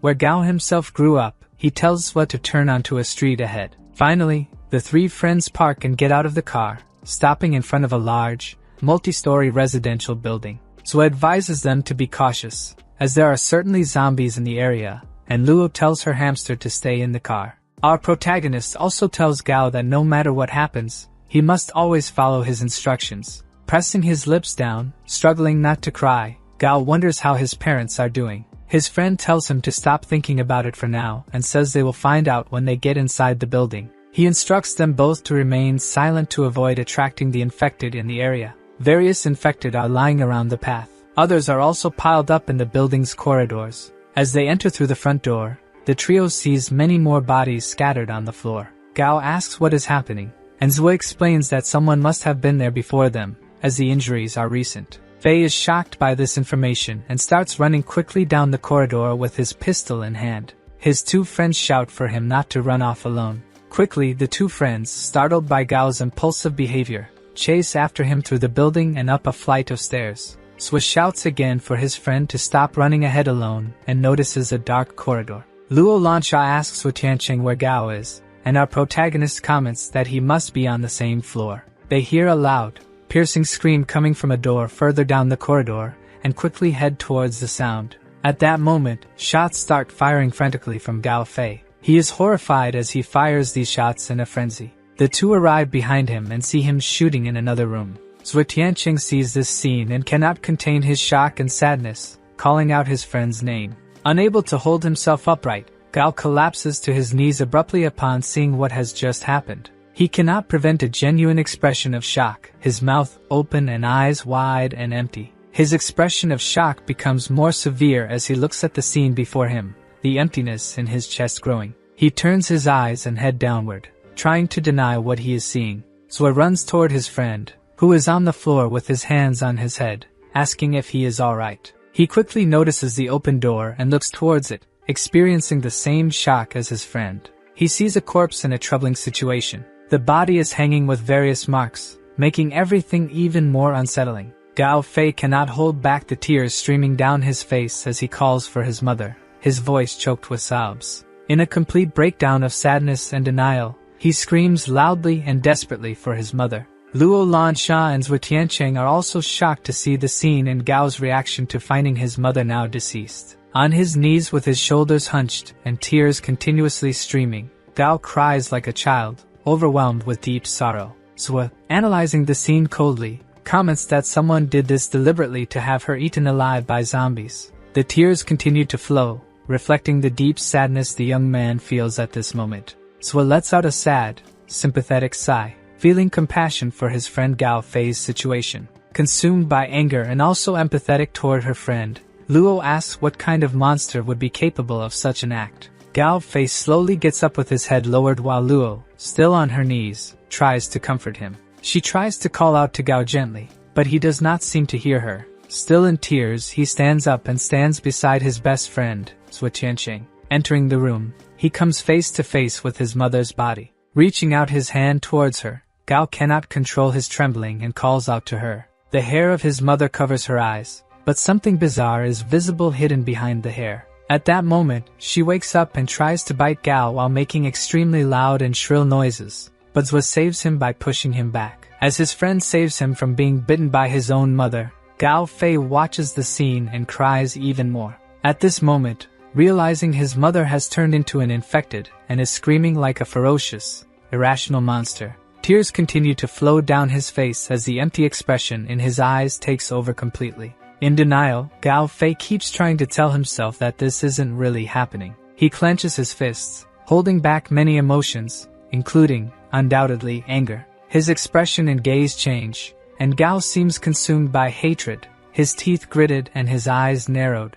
Gao starts running wildly and impulsively while his two friends tell him to stop running and stay with them. Zwa fires his weapon, shooting at the ceiling. The shot was fired at the ceiling just to jolt Gao awake with the loud noise while Luo holds him still. Zwa asks Gao, who is facing away from him, where he is going, and Gao responds that he is going after the person who did this. With his eyes fully consumed by rage, veins bulging, and a fixed stare, he says he will eliminate everyone responsible. Zwa asks Gao rational questions to bring him back to reality, asking if he knows who did this or why it was done, trying to bring his friend back to reality. He acknowledges that he understands Gao is not okay, but that revenge will not solve anything. After saying what Gao Fei needed to hear at that moment, Zwa turns to leave the place. While closing the bathroom door where his mother was, Zwa says they have something important to do now. After his statement, he closes the door, leaving behind a great deal of pain. Saying they need to give her peace, our protagonist aims his weapon at the room. Luo Lanshao looks down with a sad expression, trying to avoid the scene, while Gao Fei grits his teeth, trying to control his emotions. Suddenly, a loud bang from the gunshot echoes throughout the area. Dusk falls outside the residential building where Gao Fei lived with his family in Ji. Kneeling in front of an improvised grave for his mother, marked by a board on a large stone, is Gao Fei. He cannot stop the tears streaming down his face for even a single second. Zwa calmly mentions to his friend Gao that they might have forgotten something crucial. When Zwa says that Gao's father might still be alive, Gao Fei is completely shocked, and a spark of hope ignites in his soul. Standing up abruptly and recalling his father, Luo asks him if his family had any recent conflicts with anyone. At this moment, he pauses to think and repeats Luo's question to try to remember something. At this moment, we see a large warehouse with an abandoned appearance. A blond man in formal attire is thrown into the warehouse with superficial wounds. Two men with sinister expressions, after throwing the man into the warehouse, report to their boss that they have returned. When the boss approaches the fallen man, he immediately recognizes him as Gao Ji. The blond man on the ground, frowning and gritting his teeth in anger, says he knows who the boss is. We see a large, burly man with a cigar and a mohawk, and the trembling man on the ground refers to him as Fat Wei. The burly man, with an expression of disdain and superiority, looks Gao Ji up and down and says that Gao Ji probably didn't expect this to happen today. Gao Ji, crawling on the ground like a beast hunting in the wild, says he will deal with Fat Wei. Without effort, Fat Wei delivers a massive, powerful punch to Gao Ji's back, causing him to sink into the floor. Falling face first to the ground, he bleeds even more as Fat Wei calls him ignorant. Standing and speaking with his men, Fat Wei tells them to take Gao Ji away and take good care of him. When Fat Wei asks about Gao Ji's wife, his henchman laughs and says he did exactly as ordered, leaving her behind at that location. Showing off his gold tooth, Fat Wei, while smoking his cigar, says that his henchman did very well. The henchman then shows his boss a genuine gold Rolex watch and says he found it at Gao Ji's house. Recognizing that the job must have been difficult and complex, the boss says he will reward his henchman, who thanks him for the gesture. Suddenly, we see the large vehicle with the protagonist and his friends speeding through the city. Zwa seriously asks who this Fat Wei is, and Gao Fei says he is his father's business rival. He explains that Fat Wei is involved with the underworld, yet he's still lost to his father. 2 years ago, his father reported Fat Wei for illegal activities. Zwa comments that the men who raided his house weren't thieves since they didn't take supplies, and they likely sought revenge. The protagonist asks if he is the only one, and Gao Fei says his parents weren't much for fighting, so there's no one else but him. Flooring the accelerator, Zwa makes the car take a sharp turn. With a serious and vengeful expression on his face, he asks them to hand him the map. On the map, he marks the flower factory, the walls of the old city, and the DM. Swa says these are the 3 locations, and Luo Lansha asks why these places. He comments that it's only been 2 weeks since the disaster, so only these 3 locations in the G municipality can be used as a base. With anger in his eyes and gritted teeth, Gao Fei asks where Fat Wei might be. Swa says he cannot be completely certain, but they need to check these places to find out his whereabouts. He asks Gao Fei, who is consumed by rage, where the tallest building in the municipality is. They then stop in front of a massive building with countless floors and an enormous width. Suddenly, we see an infected person flying through the air and then landing on the ground, severely injured. We see Gao with an empty expression, different from how he was before, and he is the one who threw the zombie this way. Swa observes the scene without reacting or commenting, simply letting Gao release all his accumulated anger. Luo Lansha gently comments to Tiancheng that Gao doesn't seem well. Swa tells her that everything that happened to him was very sudden, and there's nothing they can do. He simply tells her to let him de-stress and vent all his anger, taking it as training to become stronger. Finally, they reach the top of the tallest building in the G municipality, and Gao prepares his binoculars. Swa comments that this spot is great because they can see both the dam and the factory at the same time. With a face filled with fury, Gao Fei says that they are the ones responsible. Swa asks if his father is there, while Gao hands him the binoculars to see for himself. Looking through the binoculars, Swa asks Gao if that's the flower factory. Gao confirms and also mentions a white car. He notes that they must have captured his father and killed his mother, and that confronting them will be difficult since the factory is fortified. It would be very hard to break in. Abruptly, Gao Fei slams his hand hard on the table to get attention. He declares that he will avenge his mother's murder, even if it costs him his own life. Placing a hand on his shoulder, Swa Tiancheng says he didn't bring Gao here for him to die. He emphatically states that if Gao wants revenge, he first needs to calm down.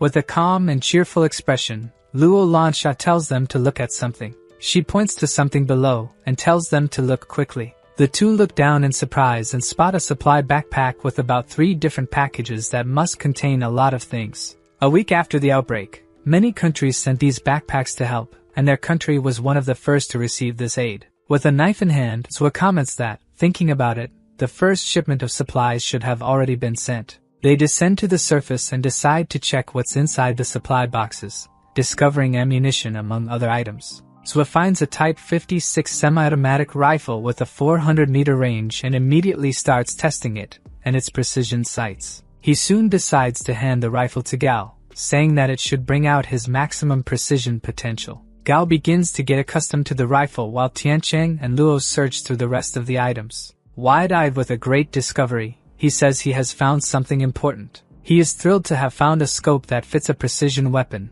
which will be very useful for the current situation. He asks Gao Fei if he knows how to use the scope, and Gao confirms that he does. Attaching the scope to his Type 56 rifle, Gao appears focused and interested in the weapon he has just received. He tells Gao to wait for him and Luo Lansha right there on top of the building. Gao shouts at Swa saying he can't do that. He has to kill the criminals with his own hands. Lighting his cigarette, Swa Tiancheng says that since Gao is his brother, his revenge is Swa's revenge too. He advises Gao Fei to use his weapon wisely, as it will be crucial for carrying out his vengeance. With a tearful expression, Gao thanks Swa, and the protagonist says that's what brothers are for. Night falls, and at the flower factory, there is tight security with numerous armed guards and spotlights to detect possible intruders. While the trio hides and takes cover behind a car, Swa asks Gao if he can see anything. Gao responds that not only can he see, but he has also discovered he has night vision capability. He mentions seeing 3 people,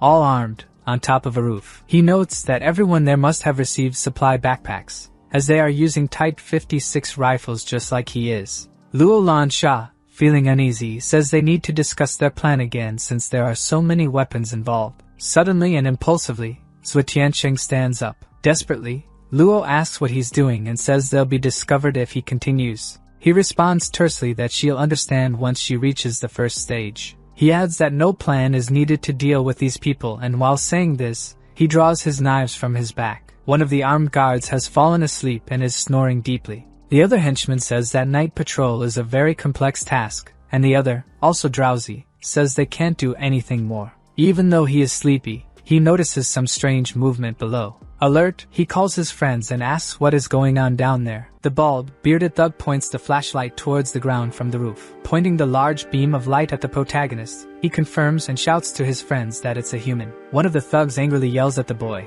asking what he's doing there, but the boy keeps walking calmly, pretending not to hear. Drawing his weapon, the fat bearded thug says that if he doesn't stop, they won't hesitate to shoot him. Standing in front of the broken cars and the barricade, the protagonist seems to be planning something. Pointing the 56 caliber rifle towards Wu Tianqing, the fat thug Wei says he's going to learn the hard way. However, before he could think of doing anything, he is struck and meets Hades, falling backward, leaving his two friends startled by the sudden shot. With a horrified expression on their faces, the two survivors exclaim at the same time that it must be a sniper. Using the telescopic sight of his 56 caliber rifle, we see Gao Fei with one eye open and the other closed after taking the shot. Our protagonist starts preparing to jump, gaining momentum and using acrobatics to leap perfectly onto the roof, placing his hand down as he lands on the roof where the two surviving thugs are located. Both prepare a simultaneous combined attack to strike Wu Tianqing, who remains with his head down and motionless. They start getting closer to landing the attack, while the protagonist stays still. Quickly, our hero grabs both of them by their collars and makes them crash into each other. He spins their bodies and makes them collide head to head. The rifles fall to the ground, as do the two thugs. At that moment, Zhou turns his head toward Gao Fei, who fired the precise shot that saved him, and thanks him with a thumbs up. He collects the 3 rifles from the 3 defeated thugs. Regrouping with his team,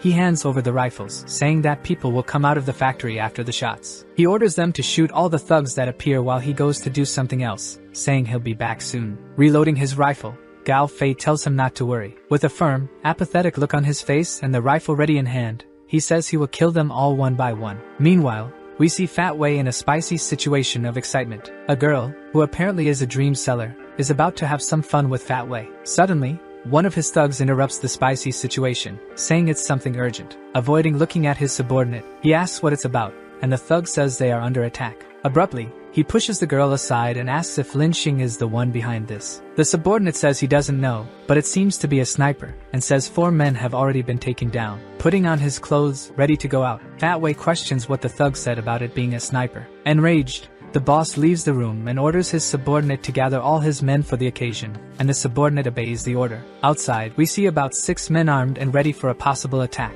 When the bald thug tells his friend to take a look, the friend yells back, telling him to go ahead. The other bald criminal, fed up with his friend's reaction, decides to go ahead. Just as he takes his first steps, he gets struck in the chin from below, immediately spitting red liquid. He starts falling backward, injured, while the rifle he was holding also falls, and his friend looks on, shocked and horrified. With glowing eyes like a hunting animal in the jungle, Gao Fei exclaims the number 5, indicating he has killed 5 with his rifle. Watching from afar with his binoculars, Fat Wei becomes furious and frustrated at the sight. Fat Wei aggressively questions his subordinate about how many men they have, and the trembling subordinate says he doesn't know. Delivering a firm and strong punch to his servant's face, he asks what's the point of paying these men if they're useless. Shouting in the most aggressive manner possible, the leader of this gang of criminals orders everyone to go after the invaders. They quickly obey the boss's order and start running after the intruders. Watching through his rifle scope, Gao says the situation is becoming problematic, and Luo asks him why he thinks that. Seeing a crowd of these thugs running, he warns that they are coming for them. He starts running wildly from inside the base to the outside, and Luo, noticing the number of people, asks what they should do. With a precise look and a firm voice, Gao Fei shouts to Luo Lansha to run while holding his weapon. The two start running together, desperate for their lives. One of the thugs, wearing a ninja bandana and looking foolish, is astonished. Pointing at the 2 survivors, he notices their presence and says they're heading to the market, telling his friends to follow them. From the roof, with his back to the moon, we see a mysterious man watching. 2 thugs are discussing the gunshots heard earlier, and one comments that it must be Lin Xing and his group of police officers. The other says it must be, after all, the boss just captured Gao Ji. Meanwhile, the protagonist, observing from above, descends from the roof. Hearing an unexpected sound, the thug gets startled, and in the middle of the 2, Zhou appears, telling them not to make any noise or move. Pressing his weapon against one of their spines, he comments that the spine must be right where his blade is touching. He mentions that even though he's not a doctor, he knows that if he strikes both of them there with his weapons, they'll become paralyzed. With a sadistically friendly smile, Zhou remarks that he could test that theory on them. Sweating and utterly terrified, Fat Wei's thug begs him not to do it. Our hero asks 3 questions about Gao Ji: if he's alive, where he is, and who Ling Xing is, pressing the thugs to speak quickly. Completely frightened, one of Fat Wei's servants starts talking, saying that Ling is alive and locked in the factory. When asked which factory, The thug points to it. Then the protagonist asks who Ling is, and the man says he's a police officer from G. Ling gathered a group of officers and, establishing themselves within the city's old walls, aim to rebuild society and civilization. Confused, our protagonist doesn't recognize the name Ling Xing from his past life. He asks the two thugs if he can ask another question, and in their desperation, they tell him he can ask whatever he wants. With a dark and vile expression on his face, the protagonist asks how they would like to die, shocking the two men. Quickly, the protagonist resolves the situation and eliminates the enemies with his knife. He then turns to the factory that the two indicated, where Ling Xing is being held. Determined and confident, our hero states that he must save someone now. Standing, observing the factory, he seems to notice something. Taking a closer look at the place, the protagonist realizes that it's extremely strange and has a bizarre atmosphere. Suddenly, our hero begins to overhear a conversation between two thugs, saying that if Gao Ji isn't dead, he must be by now. One thug, muscular and with long hair, says that Gao Ji wouldn't be able to withstand it, and the other wonders how the boss came up with something so cruel. Emerging from behind a container where he was hiding, Sua heads back to the location he had been watching. Looking up and analyzing the place again, he concludes that this building has many challenges to face. Placing his palm on the walls of the place, he activates detection mode and begins to concentrate, soon shocked by what he sees. He detects a man on a platform, hunched over, and a horde of dozens, perhaps hundreds, of zombies. We see Gao Ji utterly terrified, close to insanity, and trembling with fear. The full moon illuminates the streets of the city of G on this grim night. A crowd of fat Wei's thugs seem to be searching for the intruders. Frightened, one of them asks who will go in first. The thug with the bandana asks what they're afraid of and claims that one person can't take them all down. One of them questions if it could be a trap, and the one with the bandana insists that if they don't kill the intruder, Fat Wei will kill them. Filled with a renewed sense of confidence after the bandana thug's words, they enter the dark place with their weapons in hand. Entering the building armed and seemingly ready, they cautiously search for the intruder. However, one of them is quickly struck down and eliminated. With his .56 caliber rifle in hand, Gao Fei counts his sixth kill and says it's still not enough. From an elevated and advantageous position, he can see all the enemies and declares that he will defeat them all. However, the bandana-wearing thug detects Gao Fei's location and points him out so his friends can notice as well. Soon, they all start firing their guns in Gao's direction, and he begins running to survive. He simply sighs with an apathetic and indifferent expression as he escapes all the shots. The subordinates exclaim that they must catch the boy since their boss asked for it. Completely irritated, the fat bandana-wearing boss says that the boy is truly troublesome. Their boss orders them to form another team for reinforcement, and tells them not to return until the intruder is defeated. One of his subordinates comes running in, panicked, saying that the situation is really bad. The boss asks what happened now. Shouting from fear and adrenaline, the servant says that all the thugs at the factory have been taken down. Fat Wei's eyes widen as veins bulge on his forehead, completely shocked by the information. Grinding his teeth in anger and narrowing his eyes, Fat Wei calls for Qian, one of his thugs, and some others to handle the situation. Meanwhile, at the factory, we see Zhuo Tiancheng calling out to Uncle Gao through a hole in the glass he made. Completely injured, Uncle Gao Ji calls for someone to help him. Zhuo introduces himself to Gao Ji, saying that he is Gao Fei's classmate and friend. In a near-vegetative state, possibly due to his injuries and madness, Gao Ji starts muttering his son's and Zhuo's names. Looking at the hole he's about to climb through, Zhuo remarks that this is going to be a major headache. Throwing a rope to the platform where Gao Ji is, our protagonist prepares for a risky descent with the intention of saving him. Zhuo begins to descend the rope, heading directly for the platform where Gao Ji is. Landing firmly on the metal platform, our protagonist sets foot on it, but it starts to sway heavily under the weight of both men. Frightened by his near fall, Zhuo glances down and sees numerous zombies waiting to devour him if he falls. Reaching out his hand to Uncle Gao Ji, our protagonist tells him he's there to save him. At the moment Gao Ji realizes this, he seems to snap out of his catatonic state. However, in an adverse reaction, he becomes scared and starts crawling backward, trying to flee from Tianqing. Begging the protagonist not to come closer, Gao Ji continues to retreat on the platform, nearly falling off. Zhuo clicks his tongue in irritation and rushes toward Gao Ji. Tianqing places his elbow on Gao Ji's back and throws his body weight onto him to keep him from moving or falling off the platform. Looking at his friend's father, he realizes that Gao Ji has already lost his sanity, feeling saddened by the sight. As he holds Gao Fei's father to prevent him from falling off the platform, He says he understands his situation and that any human would end up like this. Apologizing to the man, Swa delivers a precise blow to the back of his neck with the side of his hand to knock him out. The blow is effective, and Gao Fei's father instantly loses consciousness. Several of Fat Wei's criminal subordinates are heading towards the factory armed. Out of the corner of his eye, Swa Tianqing notices that they arrived much faster than he expected. On the factory roof, we see the moon illuminating the numerous subordinates. With a grin that shows all his teeth, including some gold ones, Fat Wei congratulates the boy. Surrounded by countless subordinates, Fat Wei tells him he did well rescuing Gao right under their noses. Lifting his head and looking directly into Fat Wei's eyes, our hero says he had been worried about how he would find him. Then, in a cold and terrifying tone, he adds that Fat Wei coming to him made his job easier. One of the thugs tears his shirt and says that the boss need not worry because he'll handle the situation. He asks Swa if he thinks he's strong and brave, questioning if he's ever been in the army or fought in a dojo. Standing face to face with Swa Tianqing, the thug tries to intimidate him, saying that taking lives is no longer illegal. Before he can finish his sentence, our hero delivers a massive and incredibly powerful punch. The bulky and intimidating thug goes flying through the air after Tianqing's punch, landing hard on the ground and being pushed far away. He holds his face in pain. His body bounces on the ground, unable to stop, hitting the ground several times. Fat Wei and his subordinates are left shocked, jaw-dropped, and incredulous at what they just witnessed. The thug falls to the ground, completely injured and lifeless. With smoke rising from his hand and a grim expression on his face,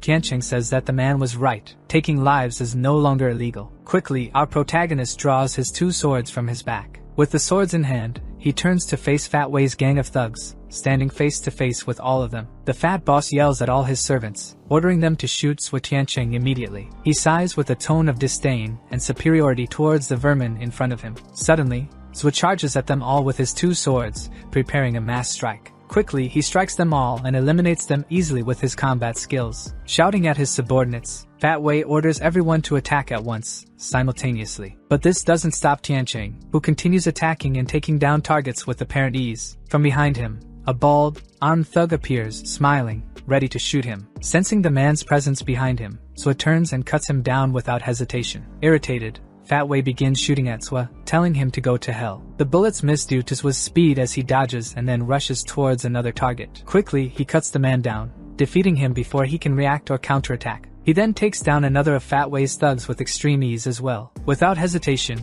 our protagonist defeats several more thugs in a series of attacks. The fat boss, Wei, watches the entire scene in disbelief, unable to comprehend Tianqing's strength. As Tianqing defeats dozens of his subordinates, he wonders who this boy is. Our hero casts a cold and morbid glare at Fat Wei, a look filled with deep hatred. In response, the fat criminal boss opens his mouth and widens his eyes in shock, overwhelmed by the fear consuming his body. Meanwhile, in another scene outside the hideout where Gao and Luo are hiding, one of Fat Wei's subordinates asks his friend Bangzi if he's sure the two fugitives are inside. Another one starts sweating nervously, questioning whether another group of thugs had come there before and been defeated. Summoning a spark of courage, one of the thugs takes the first step toward the hideout. In a favorable position, Luo Lansha tells Gao that another group is about to enter, and Gao, already prepared with his rifle in hand, says he's noticed. Looking through the scope of his 56 caliber long-range rifle, he affirms that he will take down anyone who gets close. Where they are positioned, the moon shines through a skylight, revealing dozens of already defeated bodies on the ground. As the thugs enter the area, they all become terrified. Through Gao Fei's rifle scope, we see one of the thugs in his sights, about to be eliminated. Coldly, Gao Fei declares that this will be his next target. Looking more closely through his enhanced scope, he notices a gold watch on the man's wrist. Startled, he lowers his weapon, his gaze becoming distant and disconnected from reality. Luo Lanshan notices his strange reaction and asks what happened, to which he replies that the watch belonged to his father. Shocked, Luo asks Gao Fei if that man was responsible for what happened to his father. Filled with rage, Gao's eyes widen with fury, and he hurls insults at the man with the watch. From a platform in a favorable and elevated position, Gao Fei impulsively shouts to draw their attention. Insulting the man wearing his father's watch, he locks eyes with him, completely consumed by anger. Realizing it's Gao Ji's son, the man only responds with a sarcastic, cynical smile, full of disdain. He asks Gao Fei if he wants to see his father, and the boy responds without hesitation that he does. The only demand the subordinate of Fat Wei makes is that Gao surrenders, and then he will take him to see his father. Furious, Gao Fei clenches his fist tightly, clearly intending to strike the man. Luo Lansha, sensing the enemy's manipulation, grabs Gao Fei, calming him down, and tells him that he's doing this on purpose. The same man who insulted Gao then looks at the little girl and calls her a loli. In a sinister and dark tone, Gao tells his friend Luo that he is calmer than ever. Gao Fei asks the thug if he was involved in what happened to his home, and the man says it was fantastic to do that. With a cynical and sadistic tone, the thug of Fat Wei proudly admits that he was the one who tied Gao's mother to that rope. When he says he allowed her to be eaten alive by zombies, Gao Fei becomes consumed by rage, biting his lips in fury. Luo, with a sad expression of pity and empathy for her friend Gao, tries to calm him down. However, suddenly, beams of red light begin to circle around the boy, and he quickly tells Luo Lansha to hide somewhere. Clenching his fists even tighter, Gao Ao Fei is now completely consumed by rage, seemingly intending to take down everyone there. Grabbing his rifle from the ground, he resumes hurling insults at the thugs. As he leaps from the balcony that gave him the height advantage over his enemies, with weapons in hand, he screams that he's going to finish them all. Fat Wei's thugs look at Gao, terrified as he behaves in a completely insane manner. While still midair, falling toward the ground, he pulls out his 2 guns and points them at the men, full of hatred. In one swift move, he manages to take down 2 of Fat Wei's men, who had turned his mother into a zombie. Finally, he lands gracefully on the ground, kneeling before the survivors while the other 2 bodies hit the floor. Without hesitation, the remaining thugs open fire on Gao Fei. He simply gives them a wild look. As if time slows down, he quickly spots the bullets, dodging them effortlessly, seeing each one clearly. Like Neo from the Matrix, he bends backward, dodging all the bullets shot at him. Without wasting time, Gao fires his weapon, hitting another target without much difficulty. The man hit manages to utter his last words. "This is impossible," his eyes wide open as he stares at Gao Fei. He finishes by wondering if this boy is still human as Gao steadies himself on the ground. More shots are fired by Gao Ao Fei, and he hits all his targets, taking down his enemies with ease. Staring coldly and fiercely at his targets like a hunter eyeing its prey, Gao seems unstoppable. The thug who had insulted Gao earlier looks completely regretful and horrified by his strength. He literally wets himself and drops his weapon on the ground. Face to face with Gao Fei, Fat Wei's thug raises his arms and begs for his life. Meanwhile, we see the leader of this criminal gang, Fat Wei, with his hands tied. Zhuo Tianqing tightens the rope and throws him to the ground, completely immobilized. As our protagonist begins to drag him along the ground like a toy cart, the fat man tries to bribe Zhuo. Zhuo drags the fat man to the platform where he rescued Gao Ji, and the boss starts to panic, imagining his grim fate. Desperate in the face of his potential doom, Fat Wei reveals the location of all the food they've been hoarding, trying to strike a deal with Zhuo. Our hero says he's not interested in resources, only in vengeance, wanting to avenge his friend Gao Fei. He tells the fat boss he can imagine how Gao Ao Fei's mother died. As he asserts that Fat Wei will pay for that today, Zhuo pushes him down to where the horde of hungry zombies is waiting. In shock, face to face with his cruel fate, Fat Wei begins to scream desperately for his life. Quickly, the fat man starts to fall into the pit where he had imprisoned Gao Ji. Screaming in denial at how he is about to meet his end, Fat Wei can do nothing. And soon,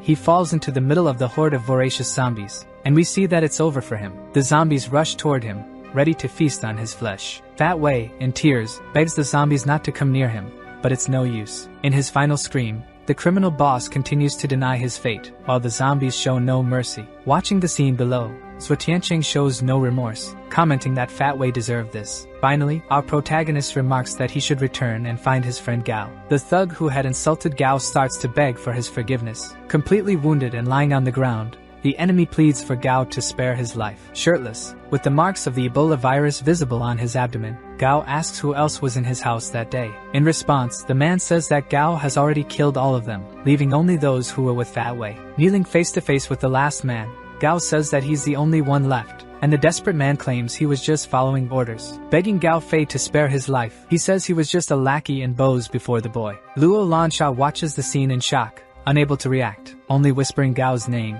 Grabbing his enemy by the collar, Gao Fei tells him he doesn't even deserve negotiations. Throwing his fist back and charging a powerful punch, he says the man should just be eliminated. Suddenly, the marks on Gao Fei's abdomen begin to disappear. Feeling immense pressure, he realizes it's the recoil effect and clenches his teeth. As he collapses to the ground, Luo Lansha runs toward him to see what happened. He tells Luo to ignore him for now and to go after the man and catch him. Desperate, the man starts running for his life, and Gao Fei points at him, urging Luo to eliminate the target immediately. She shouts with authority for the man to stop running and stay put. Gao's vision begins to blur as he looks at his friend's back. Sweating profusely, his body feels extremely heavy, and one of his eyes closes from exhaustion. Suddenly, he falls to the ground, completely drained of energy, seemingly passed out. A shot from the simple firearm Luo is holding is fired at the man with the intent to eliminate him. The shot hits the target, but only in the arm, and doesn't seem to have much effect as the man continues running in desperation. He glances back at the little girl, utterly terrified and injured. The girl commands him to stop running as she chases him with her weapon drawn. Frustrated and desperate, the thug realizes he's really being pursued by a little girl. Once again, pointing her weapon at him, she orders him to stop running now. Quickly, he slides as he rounds the corner of the street, still being pursued. The shot fired by Luo Lansha only hits the wall, chipping it slightly, while the thug manages to avoid being hit. We see the same corner the man turned, but no sound seems to come from there. Suddenly, the man being chased by Luo Lansha goes flying. He lands hard on the ground as Luo looks confused, glancing at him and the spot from where he flew. With Gao Ji on her shoulders, the girl notices her friend Zhou Tianqing, who has an indifferent expression on his face. Running toward her friend Zhou, the little girl asks if this is Gao Fei's father, and he confirms it. Looking at the thug he just defeated, Zhou asks who he is, and Luo explains that this is the man who invaded Gao's house. With a cold, apathetic look, Zhou Tianqing comments that he understands the situation. Gao Ji wakes up, begins to sigh and groan, and Luo Lansha happily comments that he's awake. However, Uncle Gao wakes up frightened and paranoid, realizing he's in a different place than before. Running away from the two in a panic, Gao Ji shouts for them not to come near him. He wraps his arms around his knees, trying to escape reality, and when Luo asks, Zhou explains that he's in shock. Completely frustrated, Luo Lansha says that all these bad men should be eliminated. The thug that our protagonist had thrown and sent flying begins to wake up, noticing his own hand and realizing he survived. After seeing that the man is still alive, our hero comments that the man is quite resilient. Slowly opening his eyes after being knocked out, Fat Wei's thug widens his eyes when he realizes he's face to face with Zhou. As Zhou draws his sword from its sheath, saying the man won't have another chance, the thug raises his hand to shield his face. Suddenly, Gao Ji appears out of nowhere, cursing the man aggressively without warning. Both Luo Lansha and Zhou Tianqing are startled and simply watch the scene unfold. Facing the man lying on the ground, Gao Ji begins to angrily repeat, "It was him." With clenched fists, approaching his enemy, he continues to say that this man was responsible. Grabbing the man by the collar, completely enraged, Gao Ji starts shouting that he was the one who did it, and the thug seems to recognize Gao. Suddenly, Gao Ji delivers an extremely powerful punch, landing right in the middle of the enemy's face. Still injured and mentally shattered after all the trauma, it's clear that Gao Ji is out of control. He lands another blow, cursing the man aggressively. Without a moment's pause, Gao Ji brutally delivers another punch. Again, without hesitation, he lands a crossed punch to the enemy's face. Still swearing, he finishes with another punch to the man's cheek. Without stopping, Gao Ji throws a flurry of rapid punches at the thug. Our protagonist silently watches the scene, absorbing the intense and tense situation. Luo Lansha shares the same expression as her friend Zhou and also becomes apathetic. Still cursing the man and consumed by rage, Gao Ji's hand is completely smeared with ketchup, and the man appears to be unconscious. Crying profusely, the man seems to be delirious, talking to his already deceased wife. Standing over the man he just took down, Gao Ji says to his wife that he's useless. Luo comments that Gao Ji seems to be better now after all that, and Zhou tells her to help him so they can go meet Gao Fei. Quickly, she runs toward her friend's father,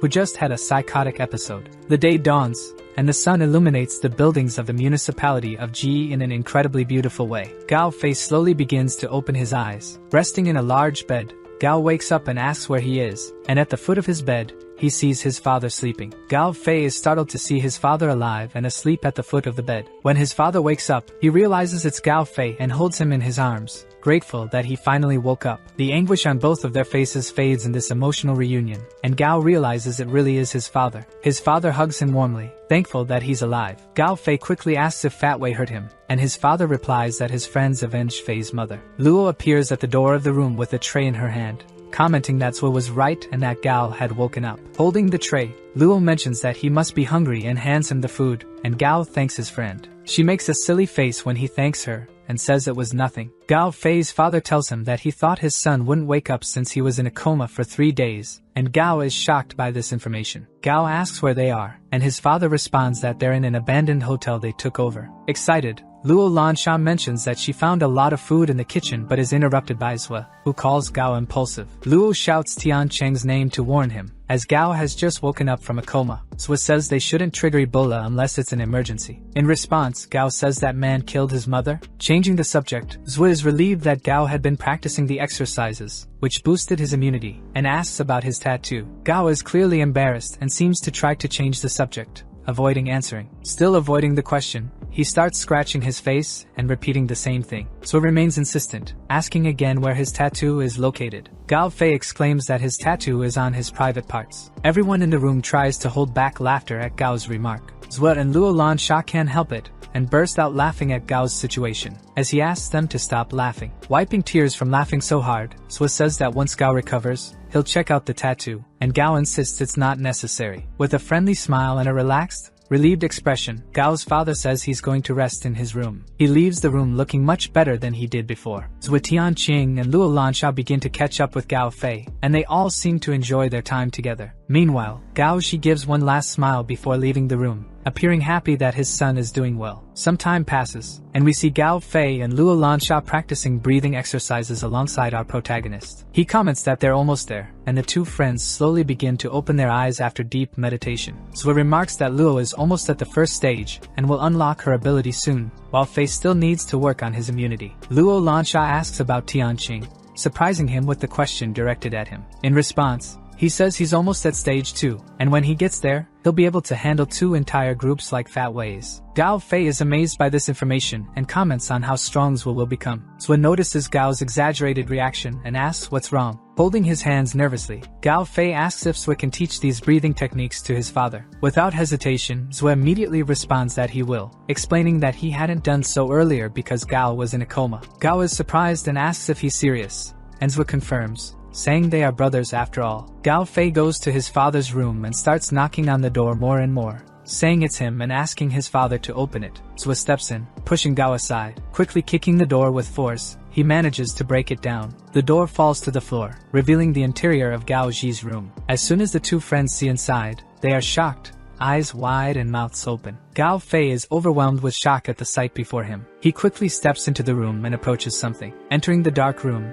he stops in front of his father's body, hanging by a rope around his neck. Gao Fei can't contain his grief and immediately begins crying uncontrollably, biting his lips from the sadness. He can't stop crying and screaming for his father when he realizes what has happened. Gao falls to his knees, unable to bear the sorrow, while his two friends stand frozen in shock. Luo Lansha notices something on the dresser and sees that it's a letter, telling Gao that his father wrote it for him. Gao Fei takes the letter in his hands and begins reading it through his tears. In the letter, we see that Gao Xi is saying goodbye, apologizing for his cowardice and selfishness, but admitting he couldn't take it anymore. Gao Xi writes that the world changed too fast, and he couldn't handle it, knowing he would soon die at the hands of a zombie or a thief. He also writes that before they arrived, he witnessed so much brutality, death, and horrific things. He continues, saying that he was used to his old, peaceful life and couldn't adapt to this new, sick world. Gao Xi writes that he wanted to see Gao's face one last time and is happy that his son has trustworthy friends, allowing him to rest in peace. He also mentions in the letter a watch that was a symbol of love between him and Gao's mother, which he left as an inheritance for his son. As Gao mourns by his father's grave, the letter ends by saying he would have been a burden to them and that Gao should move forward. He tells Gao to always stay strong, and Gao wipes away his tears and stands up,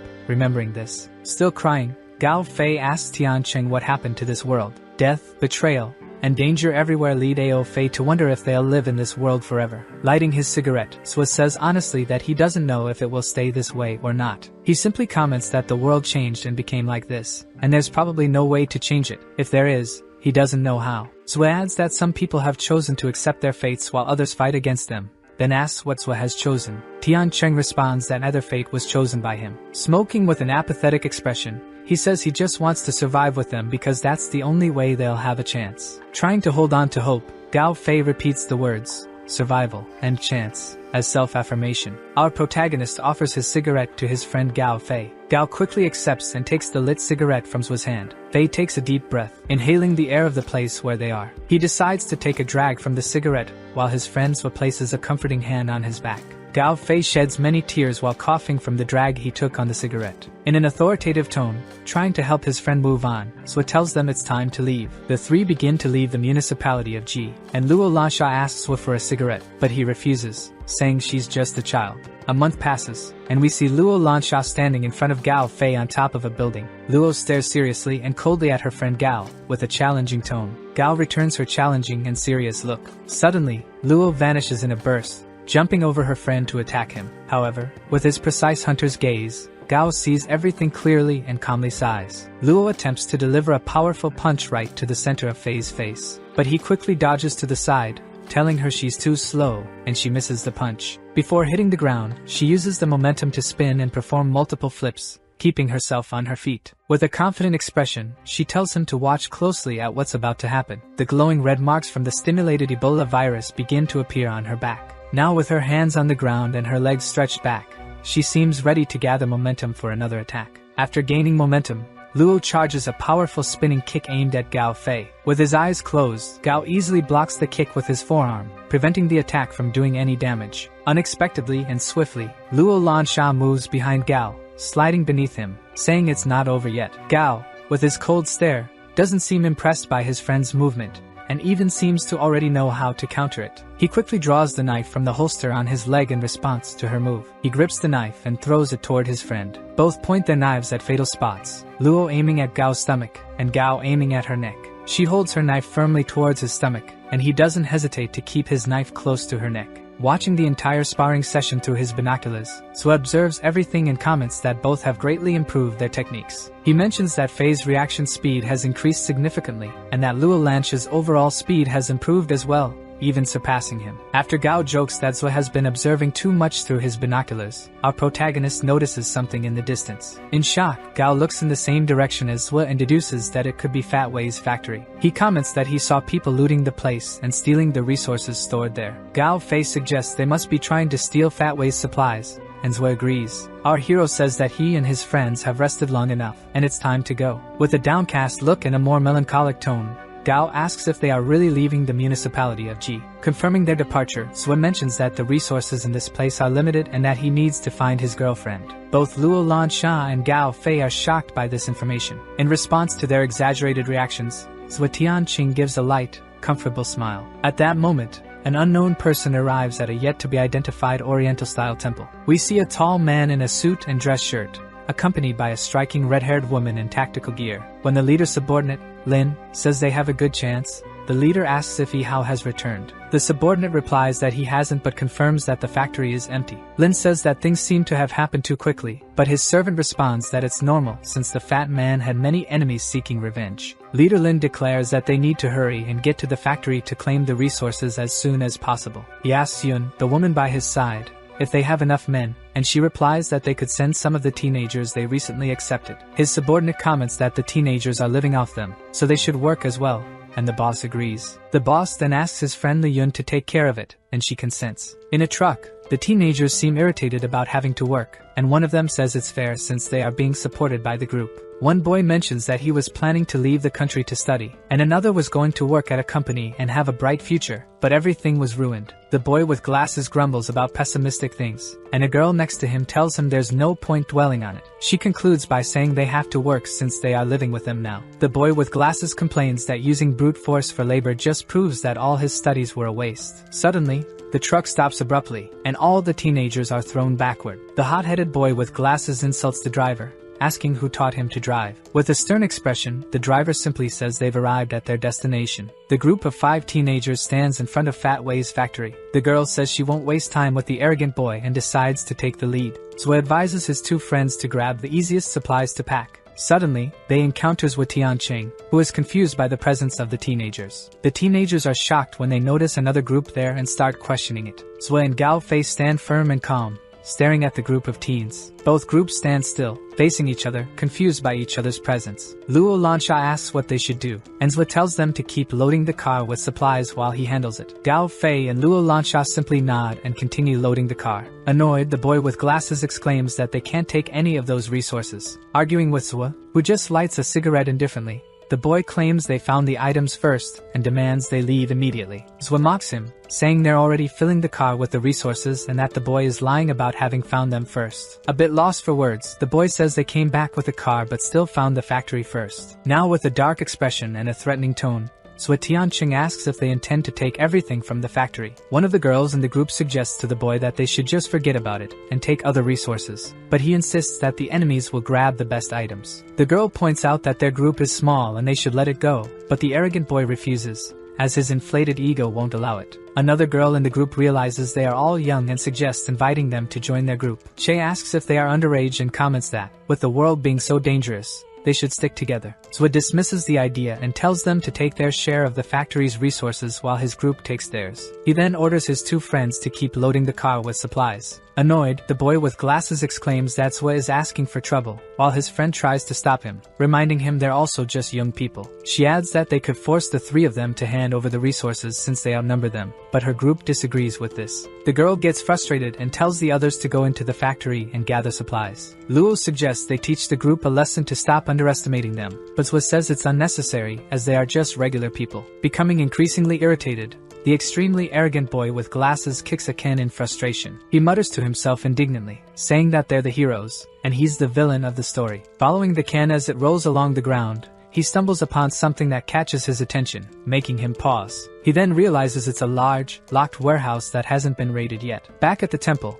a man runs frantically, calling for Chief Lin. The chief sighs with relief when Inhao returns, and the subordinate asks Lin if he sent a group to the factory. He questions the chief about where he sent the group. In denial, the servant repeatedly asks if the chief didn't send anyone to the factory, and Lin replies that he sent the students. Inhao quickly starts sweating nervously, saying that the situation is bad, and the chief asks what's going on. He explains that Fat Wei's factory has an entire warehouse full of zombies. Chief Lin is shocked and can't believe what he's just heard. He orders the servant to hurry and call Yun to the room, and the subordinate confirms he'll follow the order. In the trunk of Zwa and his friend's car, they fill it with bread, water, beer, and biscuits. Zwa asks Gao if he found cigarettes, and Fei shows him a box of 1916 cigarettes, asking if they're okay. Excited, our protagonist comments that it's not a bad find and will last them a good while. Closing the trunk, Tianqing declares that they're ready to leave. The girl from the young group again asks them to join their group, explaining that they're staying in a safe place. Tianqing becomes interested upon hearing about a safe location and asks how many people are there. The girl replies that there are about 100 people.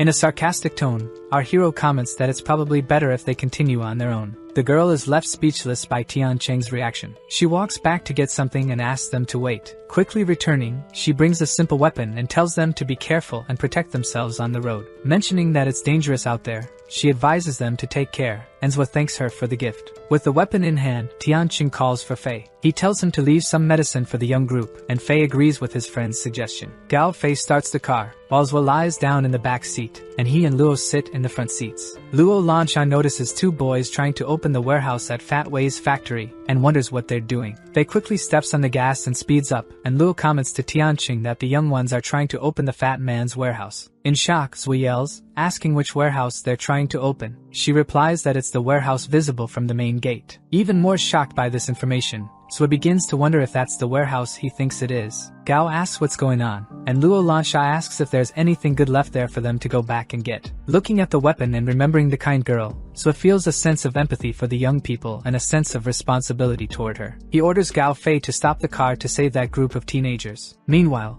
we see the arrogant boy and another young member of the group trying to open the warehouse door. The young man tells Su Zhao that something seems wrong, but Su Zhao responds that he's mistaken, saying the warehouse must be full of resources. Frustrated with the lock and the fact that he can't open it, he complains that it seemed easier in the movies. Pulling out a simple firearm from his holster, he says he's going to use it. Suddenly, the entire area is filled with the booming sound of the gunshot. Che quickly asks Su Zhao what he's doing. The boy excitedly replies that he's managed to open the fat man's factory warehouse. All the teenagers, who are apparently getting ready to leave, look confused by Su Zhao's actions. The lock on the warehouse gate falls to the ground, broken after Su's gunshot. As soon as he opens the large double doors, he is immediately hit by the foul stench coming from inside. Covering his nose because of the strong, disgusting smell, he wonders what kind of place he's entering. Just as he prepares to take another step into the dark, foul-smelling area, we see a reflection of a cadaverous hand belonging to an infected creature reaching toward the boy. Suddenly, one of the infected grabs the boy by the leg and, without hesitation, bites him right on the ankle. Su Zhao can't contain a piercing scream of pain that echoes throughout the place. Kicking the zombie's head, he curses and starts yelling for the group to help him. The whole group looks toward the warehouse, confused and unsure of what's happening. Suddenly, Su Zhao starts running out of the warehouse, stumbling, with dozens of ravenous infected creatures chasing after him. Su shouts for all his friends to run, and immediately, everyone starts running when they see the zombies coming after them. Turning around with his firearm in hand, he starts cursing and shooting at the zombies in complete desperation. One of the girls in the group, on the verge of tears, realizes they're running toward a dead end. Shay tells everyone to get their weapons and prepare to fight the infected. Su Zhao asks Lucy where her weapon is while he continues shooting and taking down more infected. Hitting the undead with a piece of metal, Lu explains that she gave her weapon to the 3 youths who were there earlier. Frustrated and angry, Su says they can barely defend themselves, and yet she gave a weapon to strangers. A terrifying and hungry zombie approaches the girl Che, and she is shocked by its sudden appearance. In a panic, she starts waving her weapon around wildly, telling it to stay away from her. Meanwhile, one of the group members gets bitten on the shoulder and cries out for help. Still begging for help, he drops his weapon due to the pain, and another zombie comes charging at him, ferocious and hungry. Che watches the scene, frozen in shock, repeatedly muttering, "No, no, no." Realizing that she could meet the same fate, she begins screaming for help and drops her weapon as well. Suddenly, without warning, a projectile is fired from a gun in the distance, and the zombie that was about to bite Che is killed. Instantly, the zombie falls to the ground, defeated. Still in shock, the girl breathes a sigh of relief. She realizes that the ones who saved her were the youths she had previously called children, with Zui being the one who fired the shot. Soon after, Luo Lansha and Gao Fei also start firing their weapons frantically, eliminating all the infected in the area. Numerous zombies are shot and begin to fall, defeated one by the barrage of gunfire. Che stands still, wide-eyed, watching the entire scene unfold. Our protagonist orders his 2 friends to switch weapons as there isn't much ammo left, and they switch to using their knives. Tianqing strikes the zombies with his crowbar, taking them out. Gao Fei uses his 2 machetes to cut down the undead. Meanwhile, Luo Lansha uses her fists, landing cross punches and an uppercut to defeat the infected. Lin's group of teenagers simply watches, stunned and speechless. Some time passes in the municipality of Ji, and the situation seems to have calmed down. We see Zwi's crowbar covered in tomato sauce, and he asks the girl if she's okay. Still in shock, she manages to stammer out a thank you, her words stumbling out. Luo Lansha asks Shanbiao to give her a smile, while Gao complains to the hamster, telling him to stop yelling at him. Our hero returns the firearm and says he came back to return it, but she refuses to take it. He replies, saying he has plenty of firearms. Suddenly, the arrogant boy with glasses comes over and grabs the gun from Zwi's hand. He questions Lucy about why she's being so insistent when Zwi is offering the gun so willingly. The same arrogant boy invites our protagonist to join their group, but he quickly refuses, saying he doesn't like being around too many people. The boy leans into Lucy's ear and tells her to convince Zwi, as he seems to like her. The girl becomes embarrassed. Shanbiao grunts in response to the whole situation. Zwi glances at the hamster, confused, trying to understand what the animal is attempting to communicate. Zwi quickly changes his expression, becoming serious and stern, asking the boy if he has been bitten. The boy with glasses is completely shocked, responding in confusion and indignation to Tianqing's question. As all the boy's friends look on in surprise at Zwi's inquiry, the boy claims not to know what the protagonist is talking about. Lifting his dirty crowbar near the boy, Tianqing asks again if he has been bitten, and the boy quickly denies it. With a detective-like gaze, Zwi looks down and notices something unusual. He instantly orders the arrogant boy to roll up his pants to prove he hasn't been bitten. When the boy looks at his own ankle, he is in shock and wonders how this could have happened. Our protagonist explains that the Ebola infection makes the person lose sensation, which is why the boy doesn't feel the pain. Suddenly, the boy points his gun at Zwi's head and says he's going to shoot, while Zwi calmly responds, saying he can explain how the infection works. Coldly and cruelly, Zwi asks the boy why he's pointing the gun at Zwi and not at himself to end this. Completely panicked after Tianqing's response, the arrogant boy with glasses desperately shouts that he's not going to die. At that very second, yelling that he won't die, the boy pulls the trigger, and Zwi ducks along with Lucy to dodge the shot. When the boy realizes he missed his shots, he starts running, and Luo wants to chase after him, but Zwi stops her, saying he's already a dead man. Out of nowhere, Gao Fei says something is approaching, and Tianqing coldly responds that he already knew. In the background, they suddenly hear a loud, desperate scream echoing through the area. Suddenly, the boy with glasses has become a corpse, and someone is carrying his body. Zwi Tianqing watches the whole thing, calm and calculating as usual. Carrying the boy's body is a second stage infected, which Tianqing had previously faced with great difficulty. When the infected spots the group of teenagers, it lets out a massive, powerful roar, like a lion in the jungle. The group of teenagers sent to the factory begins running in terror at the sight of the monster. Zwa calmly and coldly tells Lucy and her group to go ahead, and she asks about his group. Our protagonist simply replies that if they stay, they'll just be a burden to them. One of Lucy's friends urges her to hurry before it's too late. The girl grabs Lucy's hand and quickly runs off with her, shouting for them to hold on while she calls for help. Meanwhile, the second stage infected watches the entire scene and lets out another huge roar to scare the teenagers. Annoyed by the infected's noise, Zwa delivers a sudden, powerful kick to the enemy. The enormous monster with its thick armor is sent flying, crashing to the ground and getting pushed back. Zwa informs his two friends that it's an evolved infected, capable of calling for reinforcements and more. However, with a sarcastic smile on his face, our hero remarks that all the surrounding zombies have already been defeated, so it's useless for it to scream. Lighting a cigarette, Tianqing says he'll leave this fight to them since they've been training for a long time. The two are surprised by this news, while the protagonist says it will be 2 against 1, that they can't use weapons, and that they shouldn't lose. With combat energy and power emanating from their bodies, the two friends charge forward confidently with their knives. Quickly, the two leap simultaneously towards the infected, preparing airborne attacks with their knives and swords. Meanwhile, an all-black car speeds through the streets of the municipality. The red-haired girl urges the old man, Lee, to drive faster, and he replies that he's already doing so but suddenly becomes confused by something. Seeing a truck approaching ahead, the girl tells Lee that it's them and that he needs to stop the car. Lucy, noticing the black car, tells Yun to save them. The red-haired woman, Yun, asks her to explain slowly, but Lu says there's no time and that she'll explain on the way. Accelerating the car and readying her firearms, Yun questions the strength of the 3 youths who took down an entire horde by themselves. However, Lucy explains that a monster appeared out of nowhere, one that requires 10 people to contain. Back at the combat scene, we return to the factory where everything is happening. Yun, the redhead who works for leader Lin, stands in front of the factory. The battalion leader orders everyone to follow formation and her commands as they enter, and they all nod in agreement. Ordering everyone to advance, they run, following the woman as they turn the corner toward the location. Lucy tells them that once they pass this corner, they'll encounter the infected, and Yun questions the eerie silence in the area. Shocked, the girl wonders if the worst has already happened, and the battalion leader tells them to listen for her 3-second countdown. At that moment, they turn and aim their weapons down the street where the infected is. In shock, Yun's eyes widen at the sight. She sees the second stage infected lying on the ground, badly wounded and already defeated. At the tips of our protagonist's fingers, another lit cigarette fills the air with smoke. Meanwhile,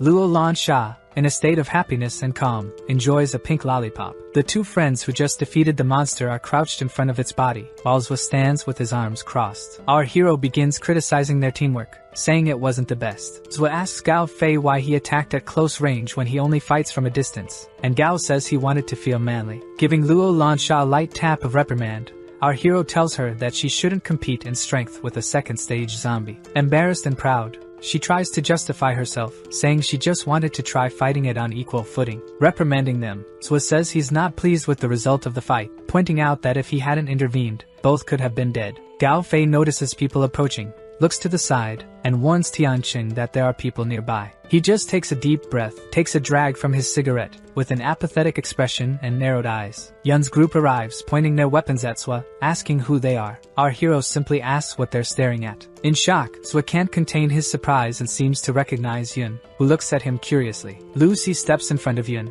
explaining that they're friendly people. Preventing Yun from doing anything rash, Lucy tells her that the young group saved her earlier. The battalion leader questions Tianqing about how they managed to defeat an entire horde of zombies and one of the big ones. Internally, Tianqing notes that she's referring to Yun. He then calls her Hong Dai, and she realizes the protagonist is staring at her, demanding an explanation. Tianqing remembers that in his past life, Yun was awarded the title of the #1 assassin after taking down a very important target, and had once saved him. Still pressing him for an answer, Zwa tells her that he mistook her for someone very dear to him. Convinced that our hero is hitting on her, Yun remarks that he doesn't know how to flirt, and Zwa becomes annoyed. Lucy tells her friend Yun to invite Zwa to their base since he's clearly very strong. Yun invites the group to come with her and her team, and Luo Lan Sha gets irritated when she refers to them as children. Then she glances at Yun's melons and realizes the age difference. Frustrated, Luo Lan Sha begins insulting Yun over the difference in the size of their melons, and Zwa calms her down, holding back his friend. When asked if Yun is the leader of the base, she replies that the leader is Lin Xing.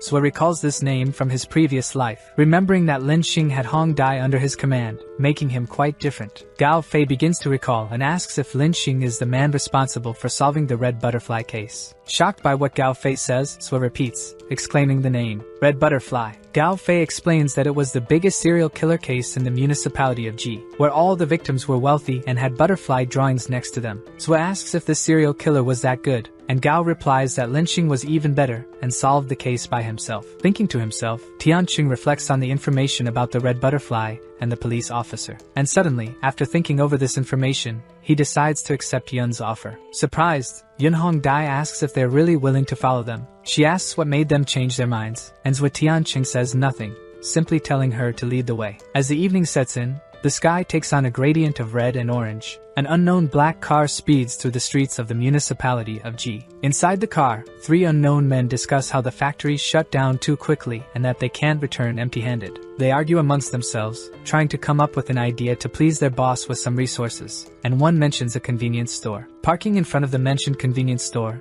they prepare to gather supplies for their boss. The man who seems to be the leader of the group tells them to only take one weapon, while he grabs a shotgun. Entering the abandoned convenience store, the leader steps forward, carefully surveying the empty environment. He orders his men to follow and loot everything they see. The leader looks from side to side with his weapon in hand, searching for supplies, alert and cautious, until he hears a noise. His attention drawn to the sound, he points his gun and yells that he'll shoot if the person doesn't reveal themselves. A trembling figure steps out from behind the counter, hands raised, saying they're just human and begging him not to shoot. The man, who had his gun drawn, realizes it's a beautiful girl and seems interested in her. An older girl with glasses and purple hair, along with a smaller girl also with purple hair, pleads with him not to shoot. Back at Lin Xing's monumental oriental temple at night, a dinner is being served. Celebrating, many happy people raise their glasses in a moment of camaraderie. We see our protagonist and his group of friends eating, drinking, and enjoying themselves. Along with them are some men and Lin Xing himself, who apologizes for the small amount of food, but Zui thanks him nonetheless. Observing the leader and reflecting, Zui realizes that Xing is still the leader of a survivor base and protects Hong Dai. Smiling and sipping his drink, Zui considers himself very lucky to have met the Red Butterfly and the leader of this base. Xing tells Zui that despite their youth, they are formidable, and asks if they've trained before. Our hero says they trained alone as a hobby. Convinced, with a light smile on his face, Xing says the 3 must be geniuses. Lu Si mentions that Zui and his friends defeated a second-stage infected, and that they're very strong. Impressed, the members of Xing's survivor group marvel that the 3 defeated the infected with only knives. Xing earnestly asks Zui to stay at the base and says that in the future, he might even give him the entire group to lead. Annoyed, one of the men stands up, confronting Xing, saying he had promised that he would lead the team but has now decided to give it to an outsider. Equally irritated, Lin Xing orders the man to sit down and watch his mouth in front of their guests. The chubby man insists that the team is the future of the base and refuses to hand over its leadership to outsiders who are still very young. Irritated, Luo Lansha slams her hand on the table with an angry expression, demanding that the man repeat they're just children. After the man says he won't be scared by just a child, Luo grabs a chair and threatens to throw it at him. Zui Tianqing, assuming a mature leader's posture, gives her a cold look and orders her to sit down. She pouts but obeys her leader's command. Gao Fei makes an extremely unpleasant comment, saying that angry girls tend to get wrinkled. Annoyed, one of Lin Xing's men slams his cup aggressively on the table to silence them and calm things down. The man stands up and tells Leader Lin that he has something to do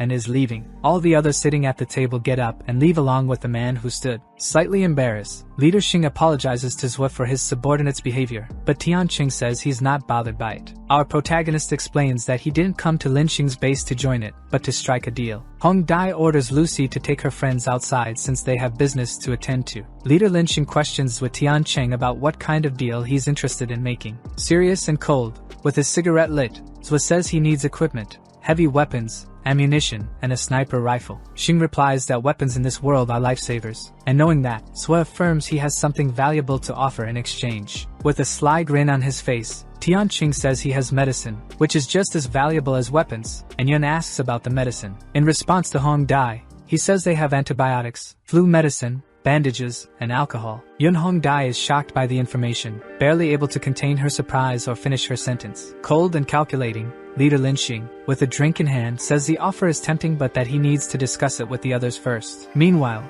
His subordinates, still upset with their leader, complain that the group is made up of children and that the leader is acting strangely. One of the subordinates asks his friend if he knows what will happen if the children take control of their team. Answering his own rhetorical question, the man says there are 3 teams, one for the leader, one for Yun, and the third is theirs. The other subordinate, indignant at the thought of the children taking over their team, says they still wouldn't have a high rank within the group. Completely irritated, one of Xing's men says he won't allow newcomers to assume a position higher than his. The grumpy, chubby man says he won't accept handing over control of his team to these kids. The other subordinate with him tells him to be quiet because the kids are arriving. They hide behind a wall, watching the leader's negotiation with the group of newcomers. Leader Lin Xing compliments Zhua on his drinking skills and invites him to drink again, and Zhua responds that he's very kind. The subordinate watching from a distance begins to develop a deep resentment toward Tianqing, seeing him as a threat to his position. Xing asks Yun to accommodate Zhua and his friends, as he has matters to attend to, and she obeys his order. Changing his expression, Xing whispers in Yun's ear,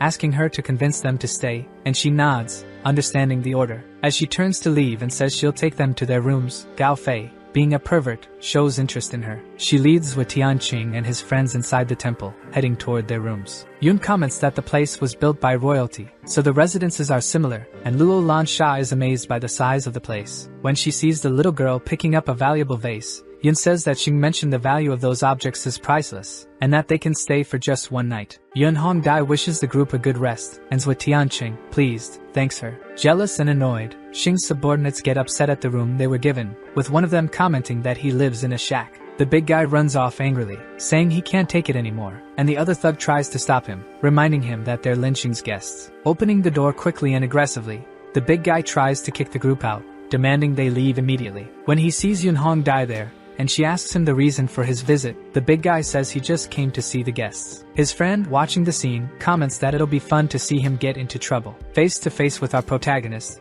the big guy asks if his name is Zhua Tianqing, who only looks at him with a blank expression. Extending his hand to our hero, he says his name is Ali, and it's a pleasure to meet the newcomer. Tianqing looks him up and down with disdain, and asks if he really wants a handshake. Yun asks Ali not to do this, but he replies that he's just being polite and friendly. With a malicious and ill-intentioned smile on his face, the big guy says he weighs 170 kilos and is going to crush Zhua's hand. Zhua simply stares at him with hatred and disdain, saying nothing in response. As Ali shakes Zhua's hand, saying it's a pleasure to meet him, it's clear he's applying pressure. Yun Hongdai watches the scene, irritated by how Ali is treating Xing's guest. Laughing sadistically, the chubby man begins applying more force to crush Zhua's hand. Veins start to bulge in Ali's arm, while Zhua remains still, his hand relaxed, without any effort. Confident that he was going to crush Tianqing's hand, Ali is shocked by the young man's strength and becomes stunned. Thinking to himself, Ali wonders why Zhua didn't even react to his strength, and Zhua calmly tells the big guy to let go of his hand.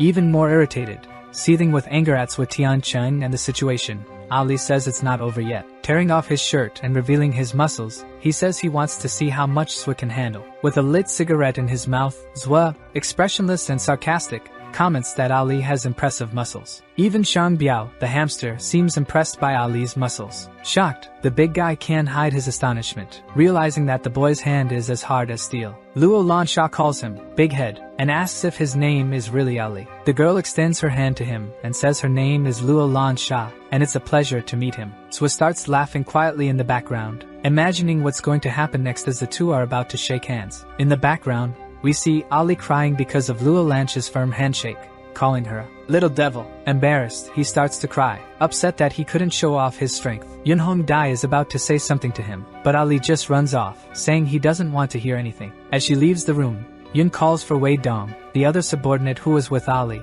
and he asks what she wants. With a stern and serious expression, she tells him not to start any trouble. Trying to avoid the topic, Wei Dong pretends not to understand, and she firmly tells him to behave around the newcomers. Extremely furious and bitter, Wei Dong warns the kids to be careful. Meanwhile, the group of friends is having fun with Ali's humiliating and comical situation. Suddenly, we see several shirtless men training martial arts outside the temple. Wei Dong is training with Lu Si, and while subduing her, he tells her to improve her reaction time, which is still too slow. Holding her arm from the pain, she thanks Dong, who advises them to rest for a while. At this moment, the three young friends appear again, and Dong is already irritated upon seeing them in the training field. With a completely different reaction, Lu Si joyfully shouts upon seeing the trio of friends. The little girl asks why he is there, and Yun answers for him, saying that he's showing the place and asking about his adaptation. Yunhong Dai, trying to convince Tianqing to stay, comments that their leader favors talented people who decide to remain there. With a confident smile on his face, our protagonist suggests that they should consider his offer. The group of young people cheers at Tianqing's arrival, saying that he is a professional who saved them the day before and defeated the big guy. Hong Dai notices that Tianqing is quite popular among the group, and avoiding eye contact, he says that it's actually quite troublesome. Some young people ask Swa to teach them combat techniques, saying that it would be better than learning from Wei Dong, who overhears this and becomes furious. Upon hearing this and getting completely infuriated, Wei Dong orders these young people to stop wasting time and get back to work. With a dark and sinister tone, Dong tells Tianqing that this is a labor camp and outsiders are not allowed. Lu Si defends his friend, saying that he saved everyone, and Dong comments that he doesn't want any distractions. Yun tells him to take it easy, arrogant and insolent. Luo Lansha says that no one cares about his loser martial arts. Wei Dong becomes completely enraged and asks what she just said to make sure he heard it correctly. Tianqing turns around and respects Wei Dong's orders, accepting that they are not welcome there, while Luo insults him. Yunhong Dai runs after them and says that Dong overreacted in the way he behaved, and Lucy asks Swa not to be upset. Stopping midway,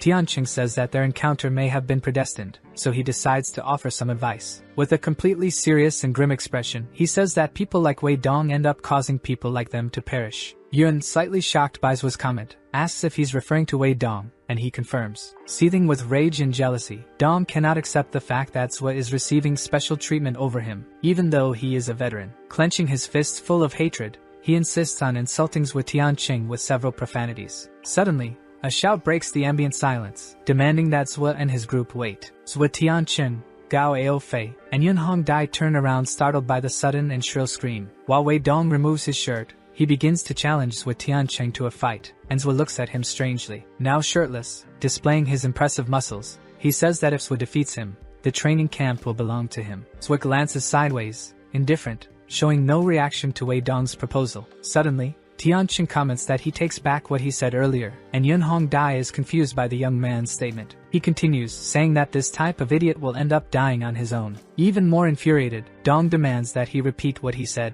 Wei Dong, questioning what he meant by that, prepares a massive and extremely powerful punch aimed at Swa. A sound of impact is heard in the training field, but we do not see the outcome of the strike. Suddenly, we see someone easily holding back Wei Dong's extremely powerful and charged punch. Dong widens his eyes and stares at the scene in front of him, shocked and incredulous. Unexpectedly, Gao Fei holds Wei Dong's punch without showing any effort in doing so, while Swa is turned around and does not even move. Gao Aofei looks with a deadly and somber gaze at Wei Dong and says that if he wants to face Swa, he must first defeat him. Quickly, Dong frees his fist from Gao's hand and delivers an extremely fast and unexpected spinning kick. Before the kick could hit Gao Fei, the boy counterattacks Wei Dong with a massive and extremely precise kick that sends the man flying. Yunhong Dai watches the scene and is amazed by Gao Fei's strength and speed in striking the man. Due to the force applied in Gao's kick, a kind of smoke rises from his leg, and the man is several meters away, lying on the ground. Our protagonist, still turned around, glances sideways at his friend Gao, and says that it's enough and that they should leave. Still lying on the ground, the muscular man starts to groan and growl in pain and tries to get up. Some time passes, and Wei Dong begins to complain to Leader Lin, saying that the outsiders cannot stay in their camp. Leader Lin, assuming a stern and authoritative stance, firmly states that they saved the group and are not foreigners. Shouting at his boss, the man says that they can't assign a team for him to lead just for that reason. Facing his subordinate, he says that he always does this and tells him to stop oppressing the newcomers, and the man replies that this time it's different. Irritated with his subordinate, Lin says that they have skills, and Dong doesn't, and that if the situation with Ali happens again, there will be consequences. Clenching his fists and convinced of his argument, Dong says that his boss is mistaken, and his boss tells him to stop talking. Wei Dong, irritated with Leader Lin, grits his teeth and furrows his brow due to the sense of injustice he is feeling. Reluctant and realizing that he has no option this time, he just agrees with his boss without adding anything else. Gossip spreads throughout Lin's temple, saying that Wei Dong got beaten up, and they comment that he deserved it and should pay for the things he did.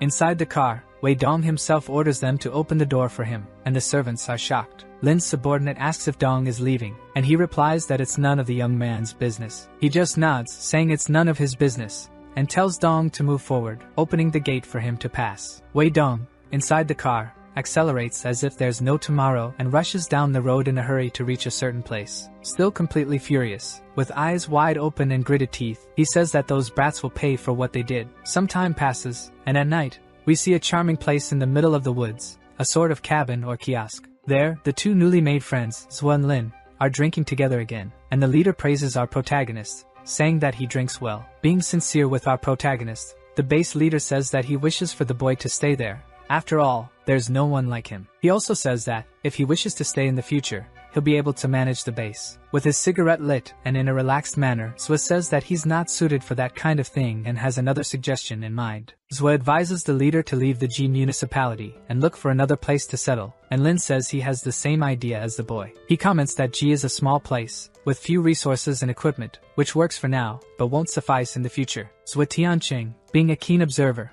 points out that leader Lin is very smart, and soon the leader asks what Zwa suggests. With a gentle yet cold look, Zwa Tianqing stares at leader Lin with the expression of someone who has a risky idea. Remembering his other life, Zwa recalls that the leader established himself in Huabei, but before that, he suffered great losses, and the boy can prevent that. After dozens of beer bottles and a deep conversation, Lin tells Zwa that he doesn't need to hesitate and can be honest with him. Zwa suggests the city of Huabei and explains that it has a natural barrier formed by rivers and mountains, besides being the largest city in China. The most important factor is that Huabei city in China has a strong military area where many weapons are present. Upon hearing this, leader Lin is astonished and cannot contain his reaction of surprise, being left with his mouth open by the boy's information. Excited, the leader celebrates, smiles, and earnestly asks Zwa Tianqing to continue with them. With a light and confident smile on his face, our hero thanks him but says that he has other things to do. Leader Lin is shocked by the news, having his expectations broken,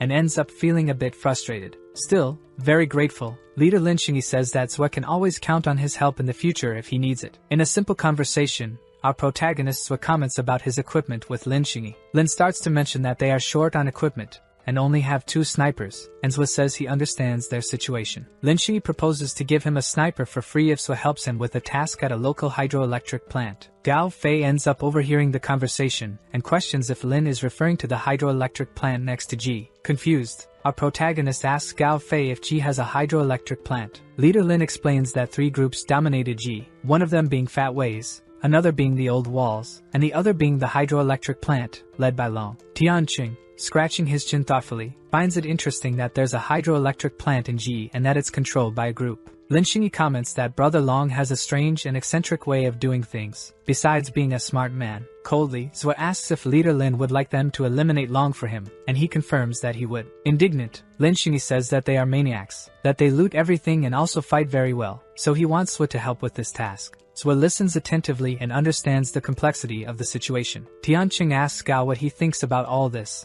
and the boy instantly says he is willing to help. Afterwards, he asks Luo Lan Sha, who also quickly agrees with the plan to eliminate Long from the hydroelectric plant. While Lin starts celebrating, Zwa Tianqing is extremely direct and states that he refuses to do it. Lin Xingyi, who couldn't have anticipated this from Zwa, is completely shocked by his response. Standing up from the log where he was sitting, Zwa says he doesn't want to risk everything for a few weapons and announces that he will leave the next morning. The 3 friends turn around and start leaving the place, leaving Lin Xingyi, the base leader, there, stunned by Zwa's refusal. With a more rigid and serious expression, Lin is speechless until he states that what he said earlier still stands. Despite rejecting the offer, he says that if Zwa needs anything in the future, he can count on Lin and the others. Grateful, Zwa Tianqing says he will reach out to them if necessary and thanks leader Lin. Some time passes, and on a cold and dark night, we see a strong wind blowing through the area. A group of extremely strange-looking people, with punk visuals and armed to the teeth, follow a leader with a red mohawk. Suddenly, inside the temple, a commotion and a lot of noise begin. Extremely concerned about this,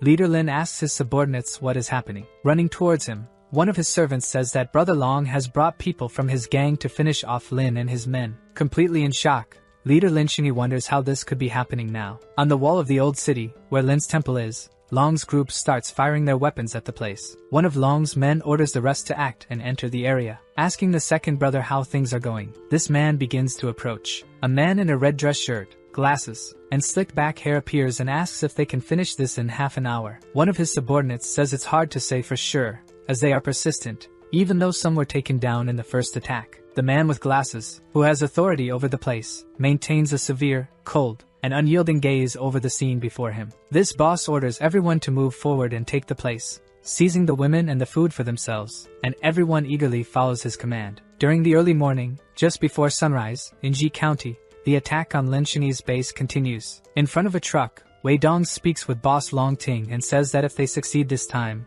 Dong will be rewarded. Excited, Wei Dong, still injured from the beating he took, sincerely and genuinely thanks boss Long for his generosity. Breaking his joy, Long grabs Dong by the collar, squeezing it tightly and twisting it with his fist. And, looking deeply into Dong's eyes, he asks what they will do if the mission fails, leaving the man speechless before this threat. Long says that Dong claimed that, by this time, they would be swapping positions and that the mission should have been easier for his men. Frightened by Long's threat, the man says that the men belong to Lin Xing and that the first attack caused significant damage to them. Suddenly, boss Long Ting throws Wei Dong to the ground and says he wants results, also desiring their men and equipment. Long, looking at Wei from head to toe, says he will assign a team to him, and that he must reinforce the southern gate, and the man acknowledges. Irritated, with a bulging vein and eyes wide open, the boss asks why he hasn't gone to fulfill his duty yet. Extremely overtaken by fear, Wei Dong rushes off, running, and tells the boss that he's going right now. While Long lights a cigarette, his subordinate says that even with an advantage, Lin Xing's men are well prepared, and it will be difficult. Smoking his cigarette, with a calm and calculating look,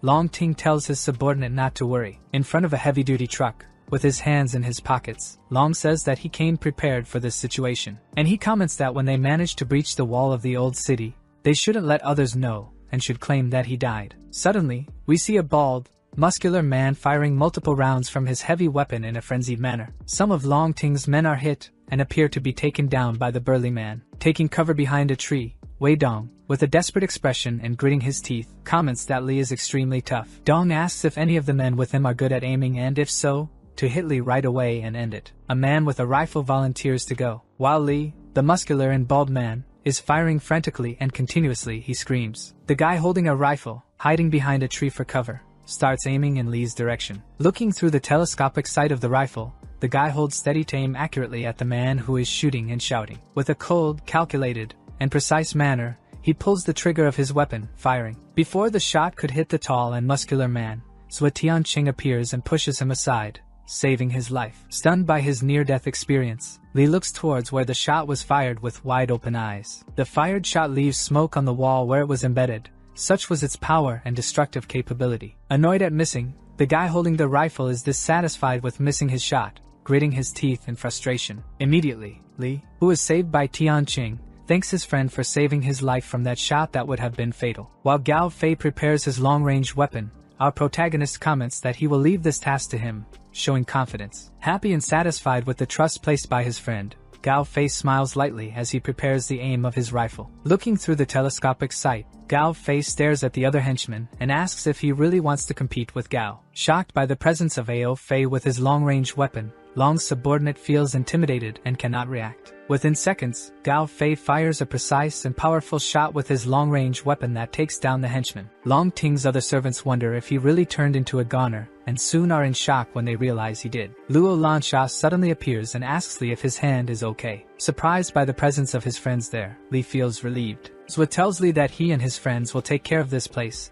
and that he can go help leader Lin, but the muscular man tries to argue with our hero. However, quickly interrupting Li, his friend Gao Fei comments with a smile that they will handle this situation. While commenting that this will be a good night, Zhuo and Luo jump from the place they were standing towards the ground where the henchmen are. Right after landing on the ground where dozens of Long's men are gathered, a fight breaks out right there. Meanwhile, we see leader Lin Xing with a heavy weapon in hand firing and saying they cannot let the fort be invaded. One of his subordinates exclaims that the south gate is understaffed and that they must send more people there. Lin Xing asks Yun Hong Dai if she would be able to take out the boss Long Ting, and she firmly replies that she would not. Looking through binoculars at boss Long, she states that he is more cautious than she could have imagined. Yun asks Lin why they don't ask for Zhuo Tianqing's help, and he says that they shouldn't involve the guests in their fight. With a hateful expression and still firing his heavy military weapon, he says that this fight is theirs and that they will solve it on their own. Long, inside the truck, orders one of his men to gather a team just to pressure them, and the man obeys. The man quickly stops on the way and shouts at the other subordinates to follow him,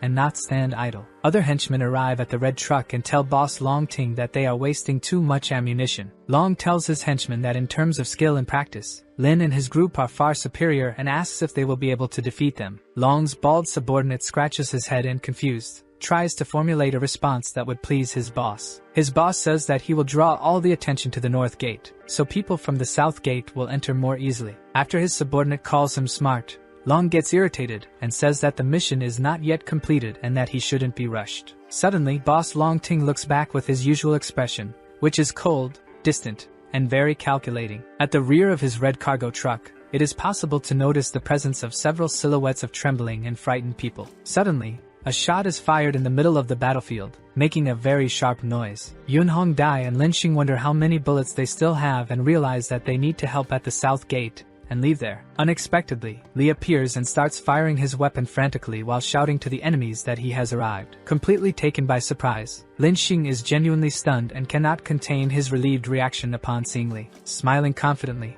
Li comments that it seems he arrived at the perfect time. Lin Xing questions his man why he is at the north gate and not at the south gate, and he replies that he just came from there. With a confident and relieved smile, Li says that Zhou Tiancheng and his group are taking care of the south gate. Meanwhile, at the south gate, Long's men underestimate the three friends but comment that they are extremely strong. A sharp and seemingly accurate shot is fired. We see that it was Luo Lansha who fired it, smiling with her simple weapons in hand, defeating several of Long's men. After a grenade explosion, Zhou Tiancheng is pushed back due to the impact, but he doesn't appear to be injured. He lands calmly and securely, using his left hand and the strength of his legs to prevent being pushed too far. Our protagonist looks back and notices the presence of a very tall and strong man next to Long. The young man looks at him confused, with a frightened expression, not understanding what Zhu's next move will be. Moving behind the man, Zhu uses him as a human shield to block the incoming shots and starts firing back. The twin brother of the man who was just eliminated becomes enraged and charges at Zhu after seeing his brother used as a human shield.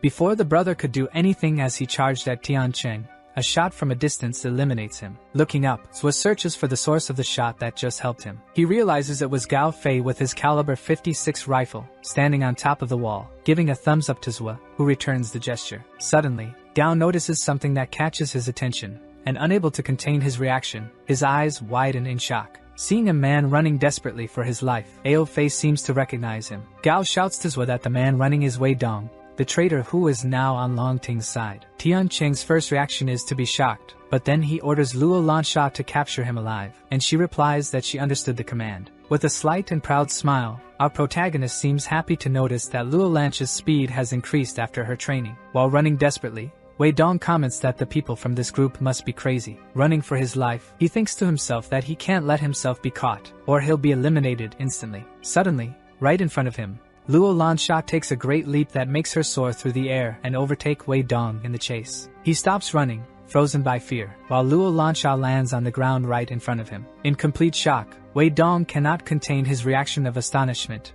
and curses Luo Lansha. The girl, standing face to face with the traitor, just lets out a malevolent and sadistic laugh with a malicious look in her eyes. Illuminated only by a streetlight, Wei Dong begins to complain and beg the girl to release him from the rope she tied around him. Luo Lansha replies that she won't release him and that if it weren't for Zhua, she would have eliminated him by now. Looking up at him, where the man is hanging from a rope tied to a street pole, the girl says that Zhua is coming to deal with him. Tiancheng suddenly appears and asks if everything is ready, and Luo Lansha is startled by his sudden appearance. Gao Fei also shows up unexpectedly and notices that Luo Lansha tied him up very well with the rope. Zhua comments that it was Dong who brought Boss Long to the wall and explained to him how the defenses of the old city wall worked. With a completely different expression on his face, Tiancheng says that there is nothing he hates more than a filthy traitor. Yelling and retorting to Zhua, the man hanging says that he knows nothing and that he did a lot for this place before they arrived. He shouts to the group of young people that if he doesn't get what he deserves, either will the three of them. Luo Lansha and Gao Ao Fei insult him, calling him an idiot and mocking his last words. Zhua orders Luo to untie him,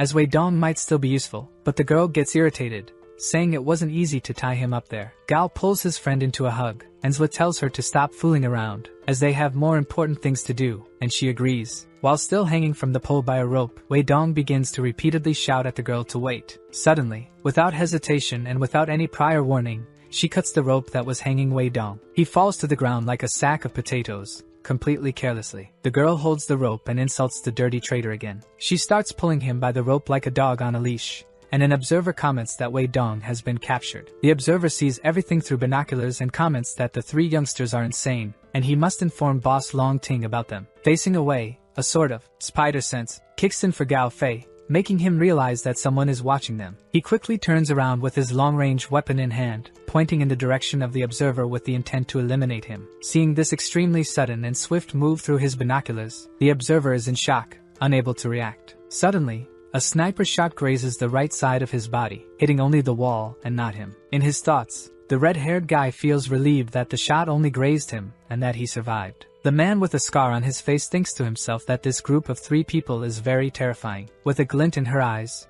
Luo asks if he was eliminated, and Gao says he dodged, while Zhua comments to let it go. Back at the walls of the old Chinese city, we see that night has fallen and is denser than ever. Completely dirty, exhausted, and wounded, we see leader Lin Xing with an expression of rage. And right in front of him, leader Long Ting, clean and untouched so far, with a cold and arrogant expression on his face. Long says that if Lin surrenders, they will spare his life, and leader Lin quickly refuses the offer without a second thought. From atop the wall, Xing says he has more men and more weapons, which will make the task impossible for Long. Long then offers to build a base together with Lin Xing. With a stern and unwavering expression, leader Lin says that he will never bow down to people like leader Long. The muscularly shouts that the battle has not yet been decided and that they must keep fighting. With a superior and disdainful look, leader Long Ting insults them, calling them all fools. Asking one of his subordinates about the South Gate, Long receives the answer that Scar was sent there and should return soon. Coldly and observing the whole environment, Long says they must hold their ground and that they will only win once the South Gate is invaded. With a lit cigarette at his fingertips, Zhua appears and comments that they don't need to wait any longer, seeing leader Long Ting right in front of him. Looking threateningly up and down at Long,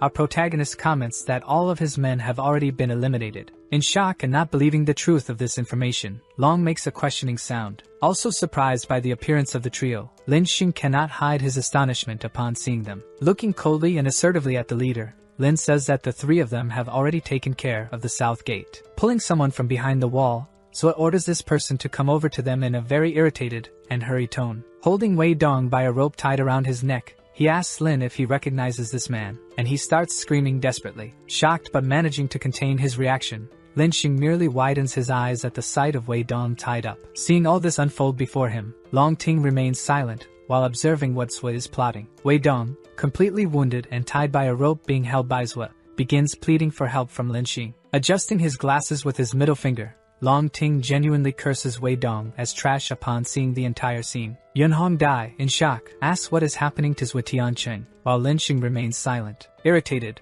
with a furrowed brow and eyes filled with rage, Lin Xing says that obviously Wei Dong is the cause of all this. Face to face with Wei Dong, the traitor, leader Lin questions whether he leaked all their security details to Long Ting. Pointing a gun at the traitor's head, Yun shouts at him, asking how he dared betray them, and Dong says he was wrong. Then, Wei Dong decides to admit that he told Long Ting everything, from the equipment to the men and supplies they have. Shouting at his former boss, Lin Xing, he says that when Long eliminates them, the resources and women will belong to Long's men. Completely out of his mind and amidst a shrill and villainous laugh, Wei says that he will receive the greatest of rewards. Suddenly, before he could finish his monologue, Wei Dong is shot point blank and turns into a goner. Yunhong Dai and her boss Lin Xing, along with the two friends Luo Lansha and Gao Fei, look at the scene shocked and stunned. With smoke coming out of his freshly fired gun, we see Long Ting saying that Wei Dong was too noisy. Disturbed and incredulous by what he just saw, Zhua Tiancheng says that Long Ting is truly a madman. Long Ting tells Lin Xing that he doesn't know how to judge a person's character,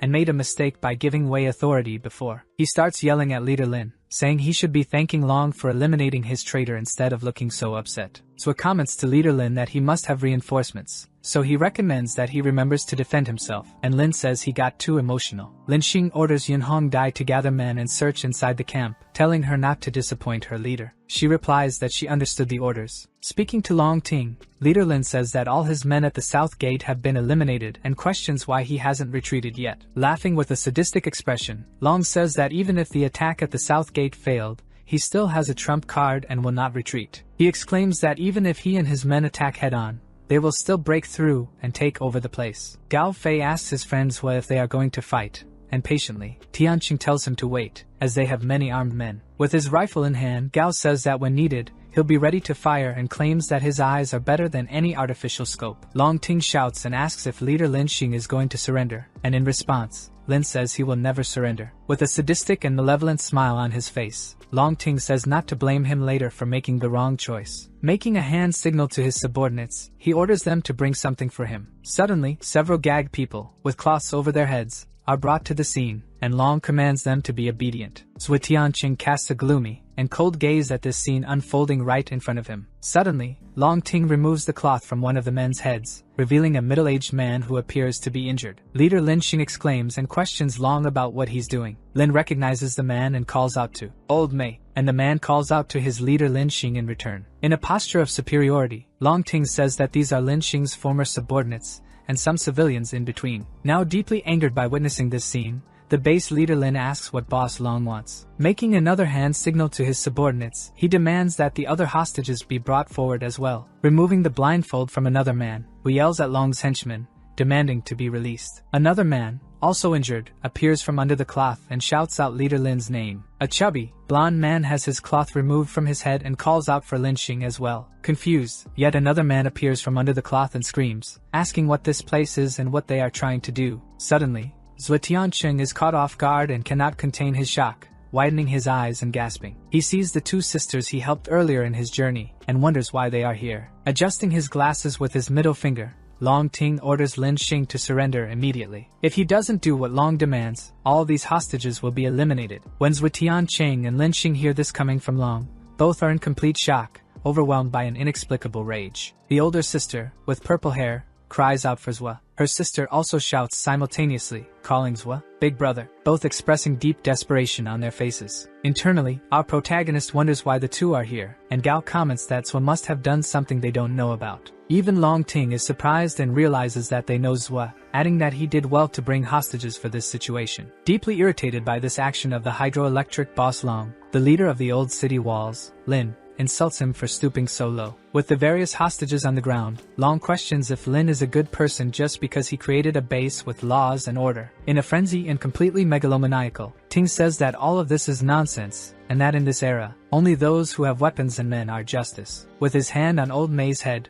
Lin's subordinate tells him not to surrender. Suddenly, without hesitation, Long Ting fires a shot at the old man and eliminates him without warning. Overcome with a feeling of fury, teeth clenched, Leader Lin Xing says that he will destroy Long Ting. Laughing in Lin's face, Leader Long says that he couldn't even save one of his own and still wants to play the hero. With wide open eyes, unable to contain his shock, Zhuo Tianqing seems to recall the name Long Ting from his past life. He remembers that it refers to the opposition against Leader Lin. Someone with the surname Long. Seeing this, Gao asks his friend if he remembered something, demanding that the base leader open his gates, or else he will kill all the hostages. Zhuo recalls that he is the second Master Long. He recalls that in the past, they created a horde of millions of zombies to attack other bases and then had to go into hiding. Seeing the two sisters he previously saved crying and screaming for him, Zhuo cannot allow them to get hurt. Zhuo asks Leader Lin to cover him, while ordering Gao Fei to get ready to fight and tells Luo Lansha to follow him. As he jumps from the balcony towards the ground to start the attack, Zhuo Tianqing knows they have many men. Leader Lin Xing observes Zhuo's sudden and unexpected action of jumping from that height and stands there,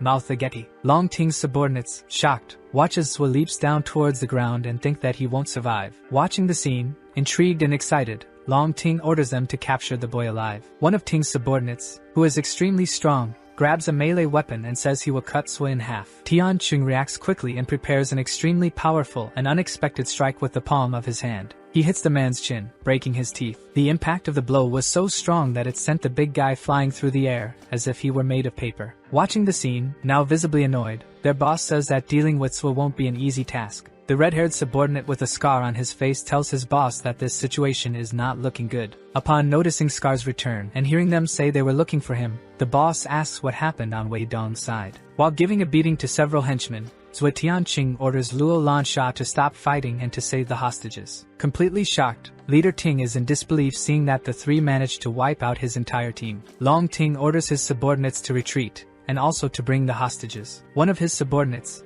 extremely strong, holds a child hostage, and she tells him to let her go, but he tells her to stop screaming. Using her knives in combat, Luo Lansha comments to our protagonist that they are taking the hostages, and Zhui shouts for Gao Fei. Suddenly, the tall and strong henchman holding the little girl with purple hair starts spinning around and lets her go. Completely scared by the situation, she starts calling for her older sister, Xiao Shui. Suddenly, two hands begin to surround and grab the little girl. We see that it's Zhui, who holds her and manages to get her out of the henchman's grasp, and the girl feels relieved to be saved by her friend. Gao Fei, watching through the scope of his rifle, irritated, is in denial upon seeing a particular scene. He notices two of Long Ting's henchmen holding Luo Xiao Shui hostage and attempting to harm her. Gao then realizes that this place is extremely dangerous. The little girl Xiao Shui comments that it seems like Zhui has gotten even stronger and asks Luo to take care of her while he goes after the teacher. Running extremely fast, Tianqing orders Gao Aofei to continue his work. One of Long's henchmen says they just need the order, and he'll shoot the child, but Ting tells him not to rush. He calls Zhui special, and his subordinate wonders why his boss gave him such a label while observing. Boss Long Ting seems to be planning something with his subordinates, and orders them to take action. Our protagonist witnesses the heinous scene happening with teacher Luo and screams for her. In response, the teacher tells Zhui not to worry about her and to go after her younger sister to protect her. Completely enraged by the disgusting scene unfolding before him, our hero punches one of the attackers square in the face. Suddenly, dozens of Long Ting's men begin firing their automatic firearms. Zhui's eyes widen at the sight,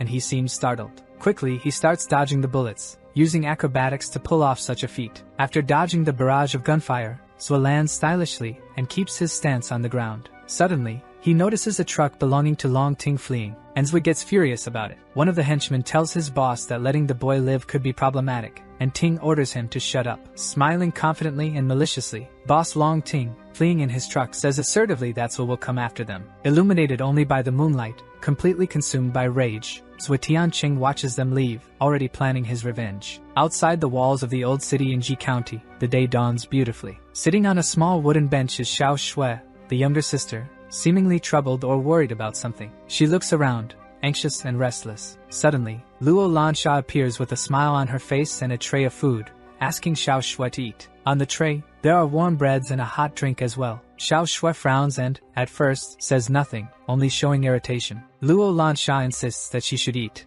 as her body is weak, but the little girl shakes her head, saying she doesn't want to eat. Luo comments that she understands Xiao Shui's concern for her sister, but they will help, and Xiao asks about Zhui. Luo Lansha, using a bit of manipulation, says she will only take her to see Zhui if she eats first. Crying and throwing a tantrum, Xiao Shui says she doesn't want to eat and desperately wants to see brother Zhui. Unaware, Tianqing suddenly shows up and asks them what's going on there, and Xiao celebrates his arrival. Happy to see her friend Zhui, the little purple-haired girl runs and hugs him, and our protagonist says she should have gone to look for Gao. Then, Xiao says that her sister, teacher Luo, knowing that Zhui already likes someone else, decided not to go after him. She mentions that while they were looking for supplies and resources in a convenience store, Long's henchman appeared. Kneeling in front of the little girl, our protagonist asks if she believes what he says, and the girl replies that she does. Gently patting her head, he tells her to eat and assures her that he will definitely find her sister. Zhui tells Luo Lansha to come with him to rescue the others and leave the rest to take care of Xiao Shui. While Luo decides to wait for the little girl to eat, Zhui says he will wait in the car during that time. Luo Lansha watches Zhui leave and then turns to look at Xiao Shui.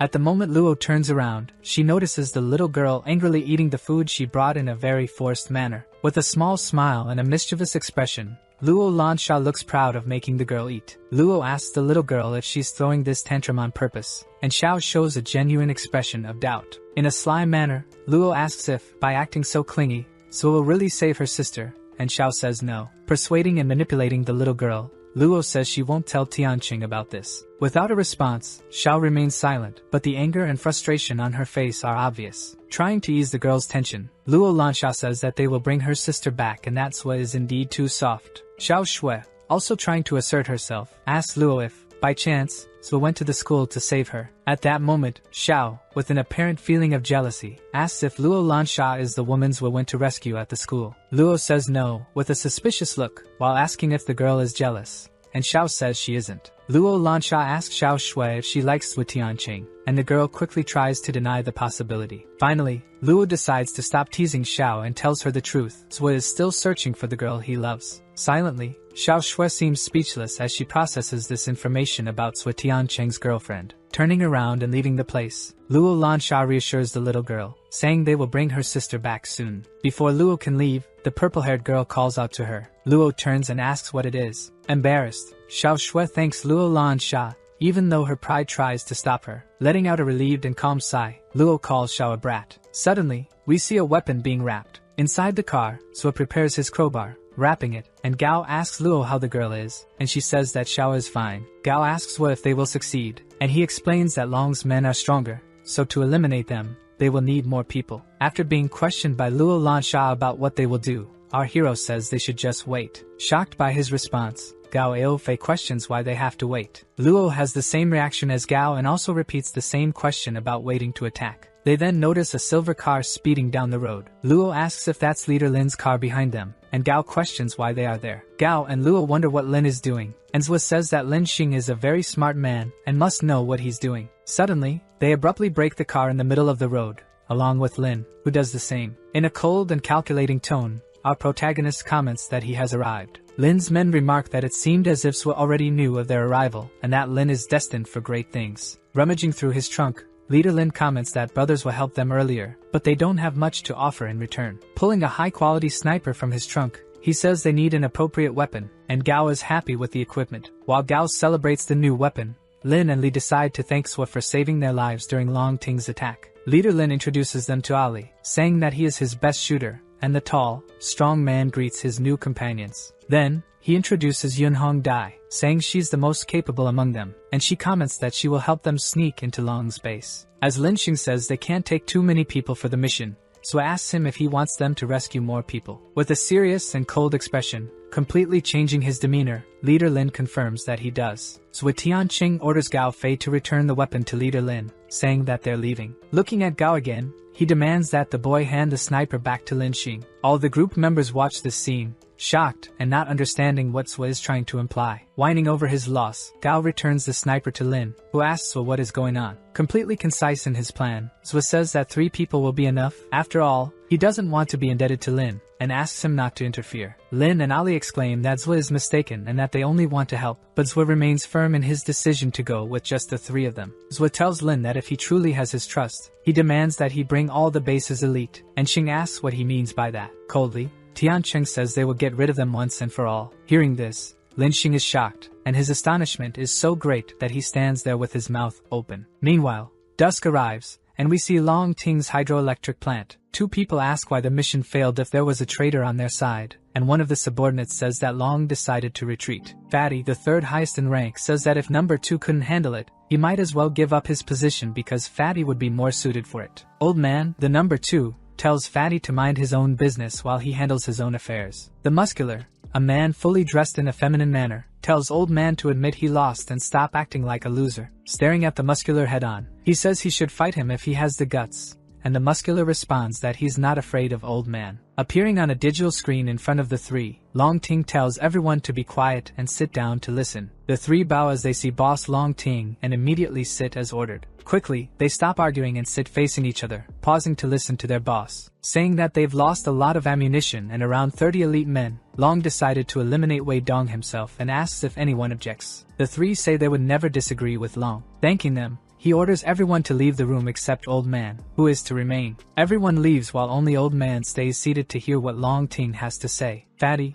completely frustrated, says it was a waste of time, and the Muscular tells him to be quiet since the place is under surveillance. Meanwhile, during the conversation, Old Man tells Long that this idea won't work because they won't be happy with it. Long Ting says that both Fatty and the Muscular are not impulsive and won't take any action against their boss. With a malicious and sadistic smirk, Boss Long says that Old Man knows what he has to do. Standing abruptly from his chair, he says he'll do it right away, but Long states that there's more to discuss with him. He says that Lin Xing and his group will come tonight along with Swa, who fights well, and Old Man comments that they were very fast and that the defenses aren't ready. Telling his subordinate not to panic, Ting says that he has a plan and that Old Man needs to follow his instructions. With a malevolent grin on his face, Leader Long Ting says that this will be great. Switching the camera, he reveals Teacher Luo, Zhao's sister, tied up and unconscious, and a man says she will wake up soon. With that, Long says it's great and that they should begin, and a strange-looking scientist says he understood the leader's order. Slowly, Teacher Luo's eyes start to open. Tied up by her hands in a position that leaves her hanging, she begins to wonder where she is. She starts shouting to be released while she is in an isolated room, with only a television turned on in front of her. With her hands trembling due to the ropes pressing against her wrists,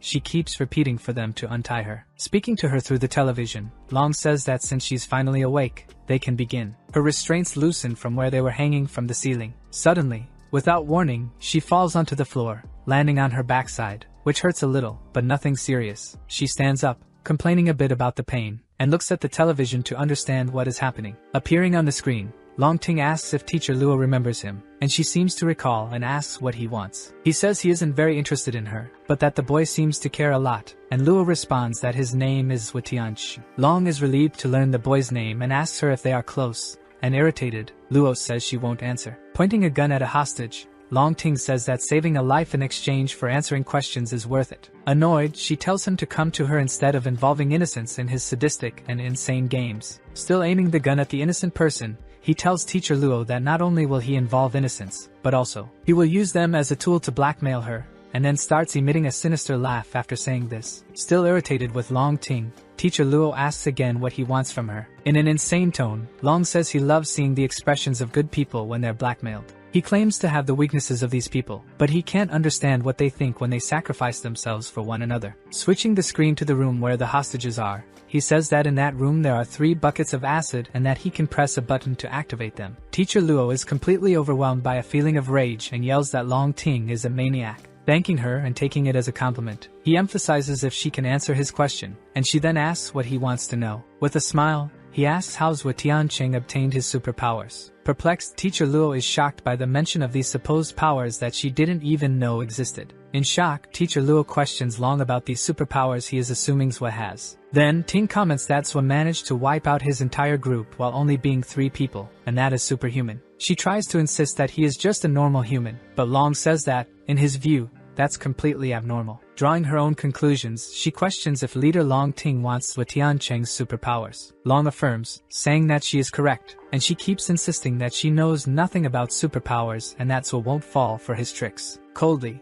Long Ting says that, as humans, everyone has a weakness, and for Zhou, for example, that weakness is Teacher Luo herself. He mentions that Zhou Tianqing took a bullet for her, so he will definitely return to save her again, and upon hearing this, Luo gets angry. Laughing sadistically, Long Ting realizes that Teacher Luo doesn't know the story behind Zhu's powers and decides to plan something else. A door opens beside her, and he says that if she can escape from his maze, she will receive a great reward. If she fails, she will be punished. In shock, Teacher Luo Xiaoyu looks to her left, observing the door that has opened, and feels confused. As malevolent as ever, Leader Long says that her previous response did not please him, so he decides to punish Luo Xiao. Pressing forcefully on a small, simple red button, he activates an internal mechanism in the room where she is. Upon seeing this, the teacher screams in denial and widens her eyes with fear of what is about to happen. Several barrels filled with a seemingly flammable liquid fall and begin to spread across the floor. The hostages, dirty and ragged, watch as the barrels of this flammable liquid spill over them and are shocked. Suddenly,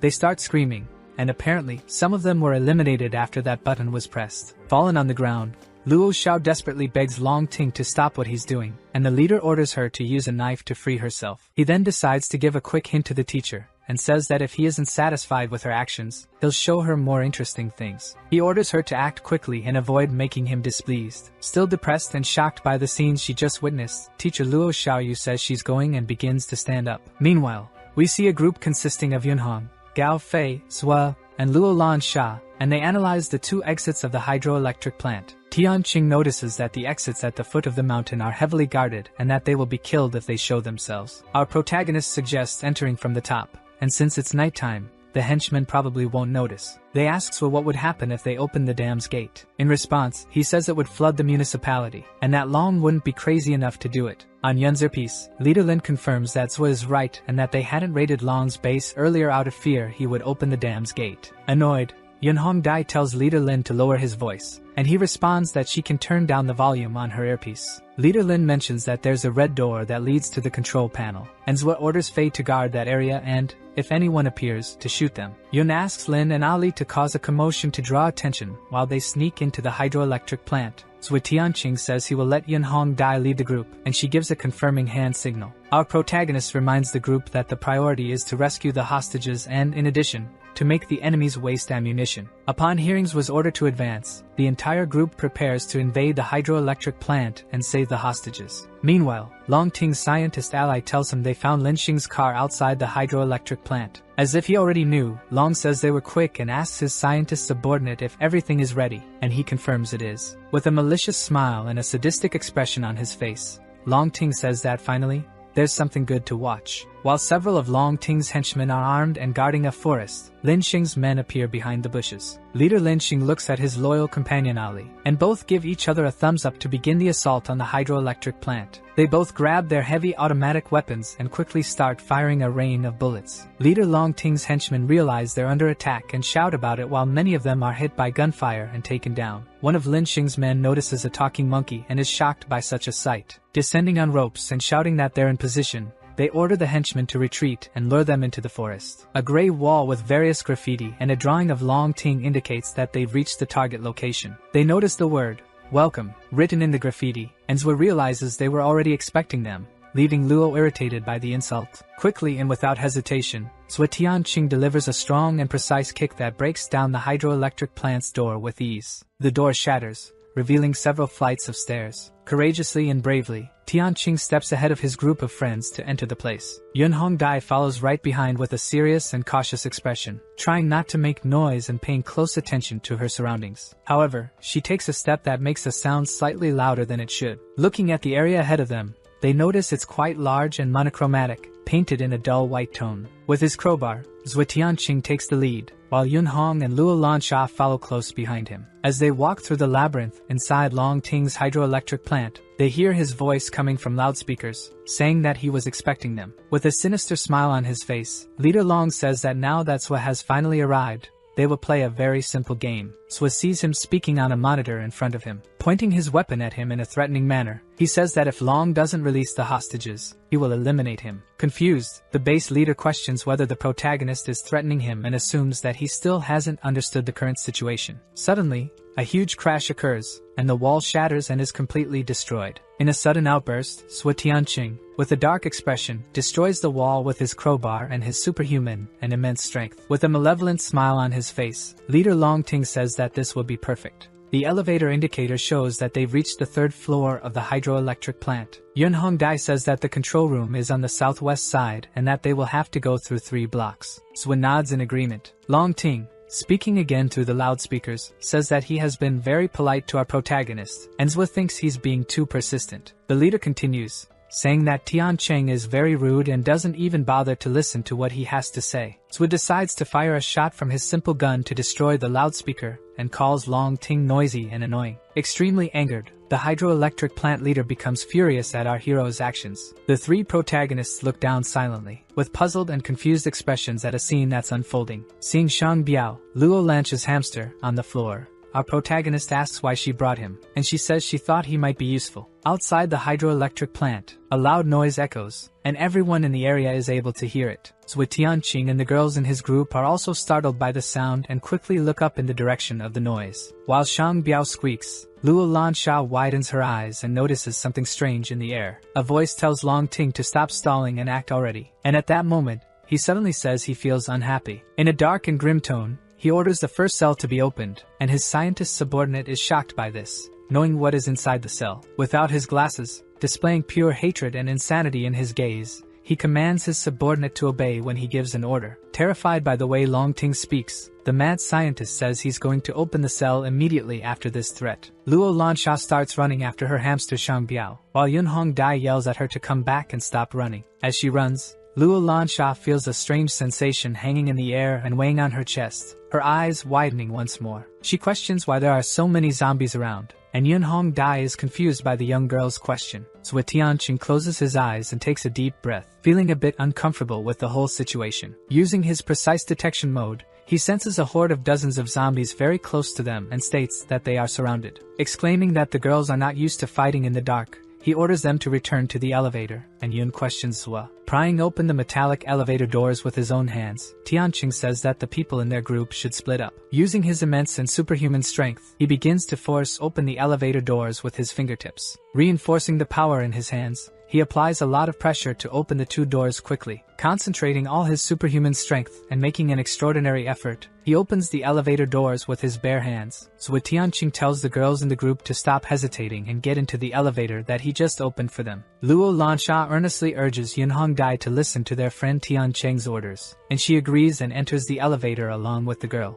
Thus, Luo Lansha helps Yun climb up the shaft above the elevator, pushing her legs to make the ascent easier. With his crowbar in hand and eyes closed, Zua thinks to himself that he hasn't had a chance to train these past few days. Facing the enormous horde of zombies, he leaps over them and prepares a massive and powerful strike with his crowbar. The mad scientist, subordinate to Long Ting, arrives saying that Zua has moved up to the third floor alone and is the only one left, and the leader says he already knows this. Shocked, he points to the video, noticing that our protagonist is eliminating zombies with his eyes closed, and Long says he's not normal. The scientist says they can't let him reach the room where they are because they won't be able to face him, and Long Ting says he needs his powers. The hydroelectric plant leader orders his subordinate to release a new horde of zombies every 2 minutes until he can't take it anymore. Asking number 2, Old Man, how things are on his end. Since Cell 1 is almost ready, Old Man replies that he's nearly finished. He mentions they found Fatty, the third in rank, and hears back on the radio to finish it quickly, as the leader needs access to the second cell. Old Man,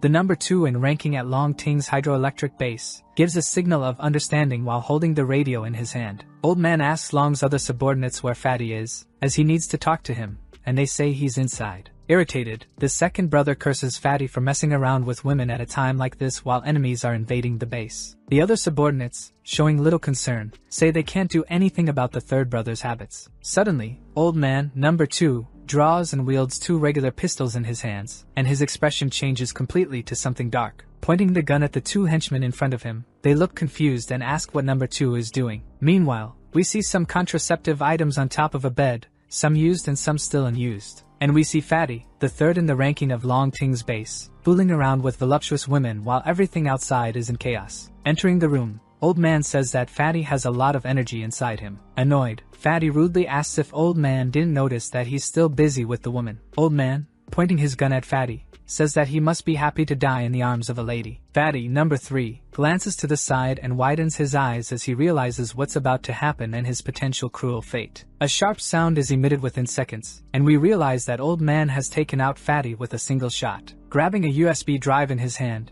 he says this was the item he was looking for. He tells his boss Long Ting over the radio that he's completed his task of eliminating Fatty, and his leader congratulates him and orders him to return. Responding over the radio after eliminating Fatty and others, he tells his boss Long Ting that he's coming back. Meanwhile, on the 3rd floor, we see Shang Biao trying to communicate with Zua Tianqing. With a lit cigarette in his mouth and feeling relaxed, our protagonist asks Shang Biao what he's trying to say. Once again, Luo Lansha's hamster makes some incomprehensible grunts, and Zua comments that he's brave to be in this place. Boldly, Shang Biao grabs Zua Tianqing's weapon and runs off with it in his paws. Deeply irritated by the small creature, our hero curses his friend Luo Lansha's hamster. Breathing a sigh of relief while smoking his cigarette and taking a break from the fights, Zua concludes that Long Ting wants to wear him out. Sitting cross-legged in front of a sea of defeated zombie bodies, Zua says he wants to see who's really running out of energy. Right in front of him, Tianqing spots an imposing and extremely beautiful red motorcycle and celebrates, finding the vehicle. Smiling with relief and feeling lucky to have found such an object, Zua Tianqing finds it very interesting that the motorcycle is there. Our survivor takes a few heavy steps down the corridor toward the hamster, turning the corner in the corridor with a bit more urgency. Tianqing starts calling for Shang Biao to see where he is. Right in front of him, he sees the hamster with a lazy expression, and his weapon is thrown on the ground. Crouching in front of Luo Lansha's pet, our protagonist tells Shang Biao that this is not the time for playing around. Shang Biao, his friend's pet hamster, waves and makes some noise, trying to communicate something to Zua. Unable to understand what the animal is trying to convey, Tianqing seems to be making an effort to figure it out. We then see time pass, and the headlights of the motorcycle turn on, lighting up the entire corridor in front of him. Thick smoke billows out of the exhaust pipe at the rear of the red motorcycle, spreading through the air. Quickly, after Zua Tianqing starts the motorcycle, he begins accelerating the vehicle and rides down the corridor on his red bike. With his eyes closed, our protagonist seems to activate his precise detection mode ability to see the infected better. A horde of zombies appears in front of our hero, all hungry and growling in search of human flesh. While accelerating and cursing the infected from atop his motorcycle, Zua Tianqing starts running over the zombies and attacking them with his weapon. Watching this scene through the cameras, Leader Long Ting begins to whimper upon seeing Zui using his red motorcycle, and the scientist tries to calm him down. Trying to keep his boss optimistic,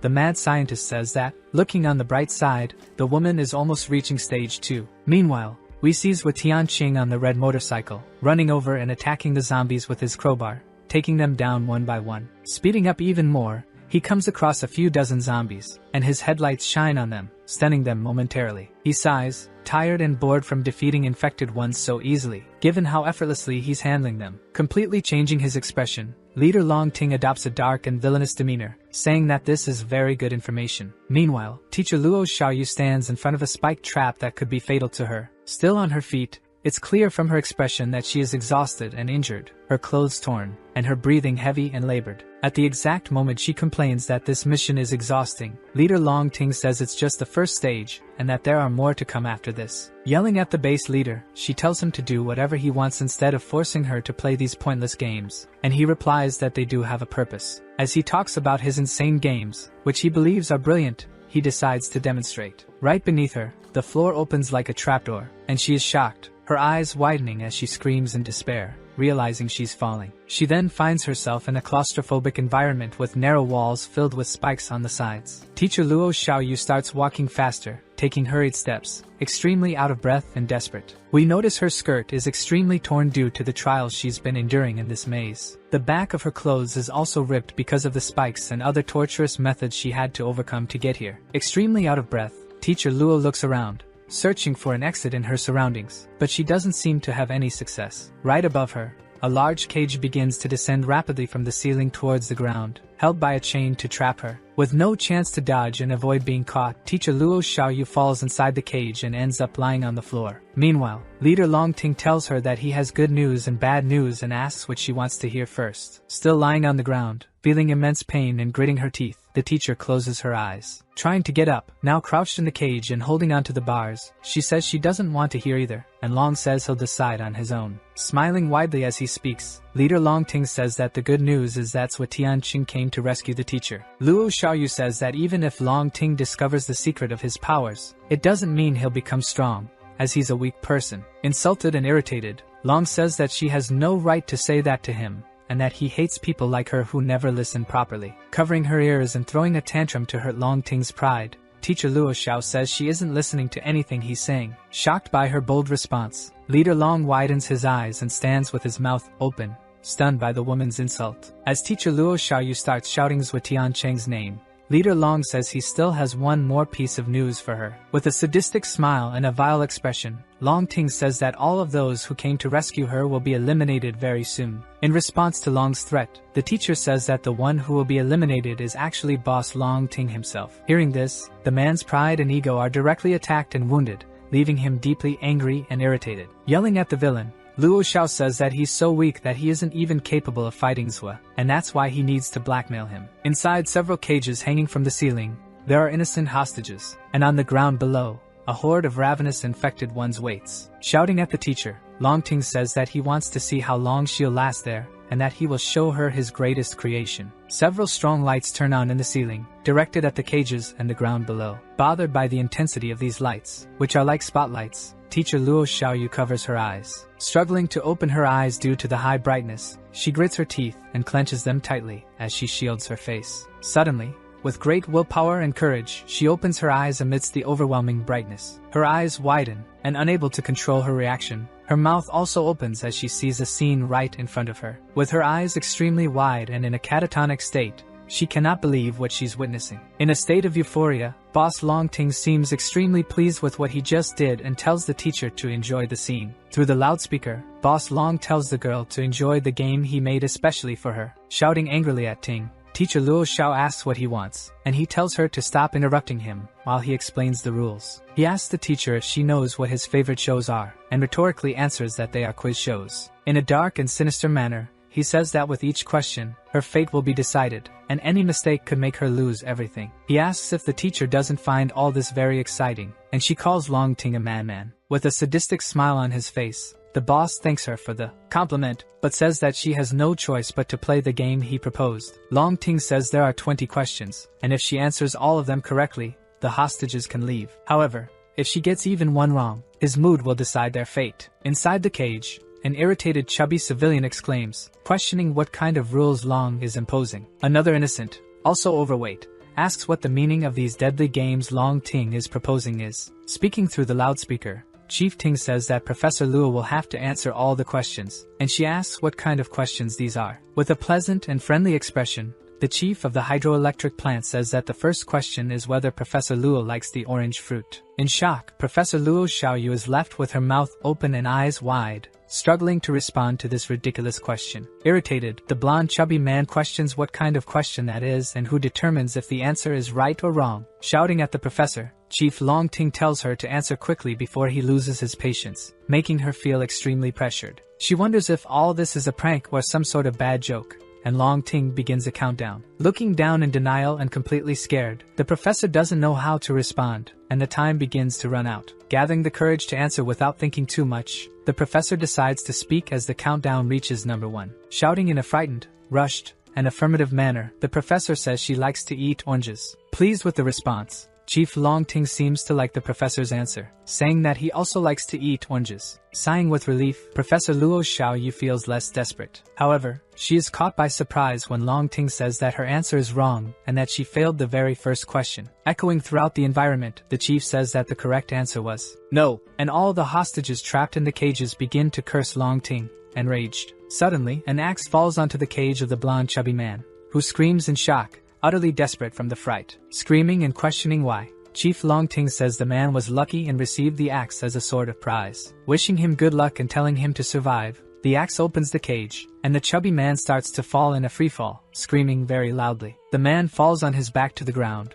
groaning in pain and desperation as he notices several undead approaching him. Quickly, the infected swarm him, and he is unable to defend himself, no matter how much he screams, begging for help. Chief Long Ting tells Professor Luo Xiaoyu that the fate of all the hostages is in her hands, and she appears irritated and disturbed by this. Smiling in a villainous manner, he agrees with her that he is a bad person and says that there is nothing he can do to change that. Long's subordinate, the mad scientist, says there are new developments on his side, and Ting asks him about it, showing his boss on a screen that 2 girls were escaping and ended up on the 2nd floor. Long orders the guards to be activated. Obeying his orders, the mad scientist runs off to summon the guards while another subordinate enters the room, saying everything is ready. He hands Chief Long Ting a very small pen drive. Opening a wide grin, the insane chief celebrates, and says that now there is no way to prevent the invaders' defeat. Meanwhile, night continues to fall outside Long Ting's hydroelectric plant. We see Luo Lansha and Yunhong Dai, who asks the little girl if there are many people on the building's 2nd floor. Quickly, the girl, alert, says there are 10 armed people, and Yunhong Dai asks if Luo Lansha has evolved enough to defeat them. She replies that it would be difficult,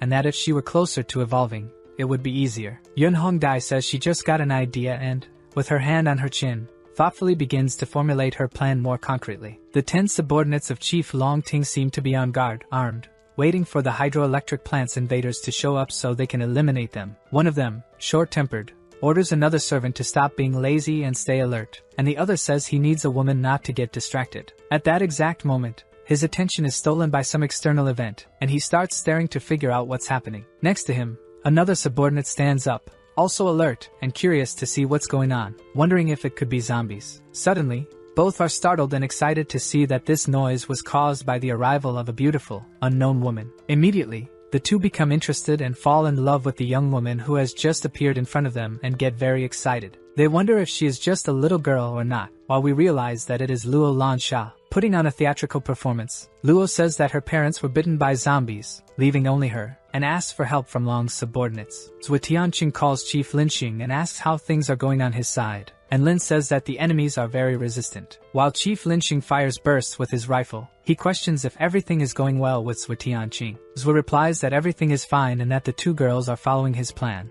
and Lin says that young people love to cause trouble. He tells Lin that something seems wrong and that they should retreat, but Lin says they can hold out longer and that Zhuo should rescue the hostages. Still on the phone with Chief Lin, our protagonist tells him and his team to be careful. Soon, Zhuo Tianqing changes the frequency and calls Gao Fei, asking if things are going well on his side. Gao responds that nothing has happened, but all the subordinates are retreating through another exit, and Zhuo asks which exit they are heading to. Aiming with his caliber 56 rifle, Gao Fei says that a tree is blocking his view, and Zhuo Tianqing says he understands. With his crowbar in hand and heading towards his motorcycle, Tianqing asks if Gao found any hostages, and he replies negatively. Zhuo says he will have to interrogate someone since the progress is slow, and Gao Fei offers to help him, but the protagonist refuses. Telling his friend to stay alert, he warns him not to give them a chance to move the hostages, and Gao Fei nods. Running towards the little girl, Long Ting's two subordinates look as fierce as lions hunting in the jungle. As they approach Luo Lan Sha, she changes her expression to a sinister look, saying she got what she wanted. Another subordinate of Long Ting, who stayed further behind, shouts to the two that this situation seems strange and they should be careful. Talking among themselves, one of the two says he will take responsibility if something happens this time, and the other says he hasn't been let loose for a while. One of them, facing Luo Lan Sha,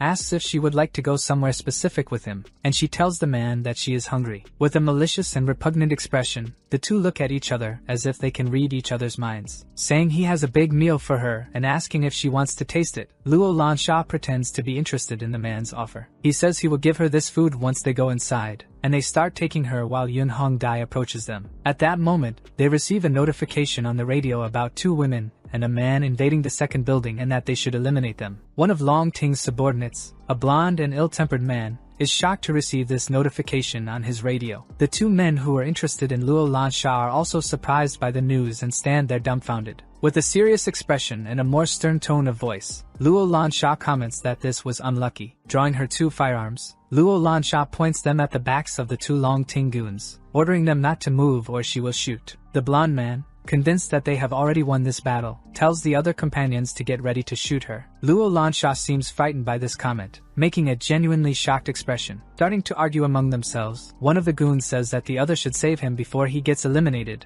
and in response, he says he was fooled by him. With a serious and sinister look on his face, the blonde goon says that if they lose this place, they won't be able to face Chief Long Ting. Appearing behind his subordinate, Yun Hong Dai holds a sharp item against his neck and says he seems to be a leader. Threatening him, she says that if he moves, she will eliminate him, and the man, in despair, orders none of the goons to shoot and to obey her. Everyone looks at this situation with a tone of pity and confusion, not knowing what decision to make at that moment. Pointing their weapons forward, they say that if they lose this place, they will also be severely punished and apologize to Li. In shock, Li yells at them, asking what they are doing at this moment. Irritated, the blonde subordinate says that the trend in this place is betrayal among colleagues, and Yun says that if they eliminate her, they will be eliminated too. All the henchmen prepare themselves, armed to the teeth with heavy weapons, and start counting before firing at the two women. Luo Lan Sha and Yun Hong Dai look deeply into each other's eyes in shock, doubting whether they will be shot at this very moment. Suddenly, Zhuo Tianqing, riding his red motorcycle, accelerates and flies through the air, breaking the garage window. Flying over the scene before the shots are fired, he already prepares his crowbar to save his two friends from Long Ting's henchmen. Relieved, Luo Lan Sha smiles and sighs while calling out Zhuo Tianqing's name. Yun Hong Dai gives a slight smirk and comments that our protagonist likes to show off. Drawing a simple pistol, our hero coldly gazes at all of Long's subordinates, ready to shoot without mercy, and immediately makes a strike, like in bowling, shooting a few bullets and defeating almost all of Long Ting's subordinates at once. Revving up his motorcycle abruptly, the tire creates friction on the ground, generating a thick cloud of smoke. Finally, accelerating and maneuvering the motorcycle in an extremely agile and swift manner, Zhuo Tianqing blends into the smoke and grips his crowbar. In shock at the scene, one of Long Ting's henchmen opens his mouth and widens his eyes in fear of what will happen next. The other henchman who tried to mess with Luo Lan Sha is also startled, realizing the danger that's what brings to him. Luo Lan Sha, the young girl, looks proudly and confidently at Tianqing, knowing that he will quickly and easily resolve this adverse situation. Li, the blonde and hot-headed henchman, also opens his mouth and widens his eyes, overtaken by an inexplicable fear. Yunhongdae smiles and keeps her gaze firm and proud at Swa, as if knowing that the situation is already under control. Appearing in the middle of the dense smoke created by the motorcycle, Swa Tianqing asks if the two women are okay. The three henchmen of Chief Longting raise their arms in surrender, afraid of the man who just appeared. Luo Lansha asks Tianqing what they should do now with these three subordinates. Immediately, in response to Luo Lansha's question, our protagonist grabs his simple weapon and shoots two of them, eliminating them. The blonde and hot-headed subordinate is completely shocked, trembling all over and begging Zwa to spare his life. With smoke still coming out of his pistol, Zwa Tianqing tells Longting's subordinate that he has 3 questions to ask. Our protagonist asks where Chief Longting is and where the hostages and the remaining guards are located. In shock and overwhelmed by fear, Chief Ting's subordinate stutters, saying that he cannot answer our hero's questions. With a cold and determined look, Zwa stares at him and asks if he truly cannot answer his questions. Begging Tianqing to spare his life, he says that Longting will kill him if he answers such incriminating questions. Pointing the weapon at Li's head, the subordinate, Zwa threatens him, saying that if he doesn't answer, he will be eliminated first. Sweating profusely, Longting's henchman grits his teeth and, with a furrowed brow, seems conflicted about whether to answer the question or not. Meanwhile, in a secret location, the mad scientist yells at Longting, fearing that the henchman will reveal the secrets. Responding immediately with a punch to the mad scientist's face, Longting says that he realized this before the man even spoke to him. Suddenly and swiftly, that pen drive is thrown by the chief toward one of his subordinates, ordering number 2 to unlock something at that moment. And as number 2 catches the pen drive midair, he says he understands the chief's command. A bit dazed after the sudden blow without prior warning, the mad scientist questions whether that wasn't the third brother's pen drive. Longting tells his scientist subordinate that the third brother must have told him many things, and the man quickly agrees. The chief laments the third brother's death and says that he now has full control over the second building. Widening his eyes in shock at the news, the mad scientist seemed unaware of the fact that the third brother had been eliminated. Swiftly and in a very agile and fast manner, Chief Longting starts typing something on his keyboard that is still incomprehensible. Still with a grim look on his face, the mad scientist is left speechless and unresponsive to what his chief just said. The scientist says that Longting cannot be considering releasing the monster, and he responds that he wants to know if it is stronger than Zwa, a superhuman. Acting bravely, the scientist grabs his boss Longting's arm tightly, begging him not to do it. Desperate, the subordinate scientist says that just to lock the monster in the room, 20 of their men were killed, and releasing it is extremely dangerous. With an authoritative and serious tone, Longting states that the subordinate has no authority over the decisions he makes or refrains from making. Kneeling in a position of pleading and reverence, the scientist begs his boss Longting not to release the monster. Crying and screaming in complete despair, he says that his own brother was killed by the monster that day and pleads with Long not to release it. With a smug and malicious smile on his face, Chief Longting says that Xiao Feng is a very sentimental person. Telling him not to worry, he assures that Xiao Feng won't see anything like his brother's death ever again. Stopping his tears and smiling in relief, the mad scientist thanks his boss Longting profusely. With a malevolent expression and holding his simple gun, ready to shoot Xiao Feng, Longting says he doesn't need to thank him. The sound of a loud and piercing gunshot echoes through the room, indicating that Longting did not hesitate to fire. With Xiao Feng, the scientist, now deceased, he says that he won't see anything similar to what happened to his brother, now that he is dead. Looking at the huge screen in front of him, sinking into his own insanity, he says that he just needs to wait a little longer. Meanwhile, Long's subordinate says that he is not in the hydroelectric plant, but rather in a watchtower on a mountain connected to the site. Insisting on his previous question, Zwa Tianqing asks Longting's subordinate where the hostages and the guards are. He replies that the hostages are in the warehouse of the third building and that the guards were repositioned by Chief Longting. Shocked by this information, our protagonist is stunned by the fact that Ting has repositioned the guards around the site. He finishes by saying that Longting ordered the immediate elimination of the people who were acting as decoys. In complete shock, Yunhongdae widens her eyes, and her blood pressure drops the moment she hears this, exclaiming in disbelief. Luo Lansha also becomes distraught as Zwa Tianqing shouts that Leader Lin might be in danger now. Completely desperate,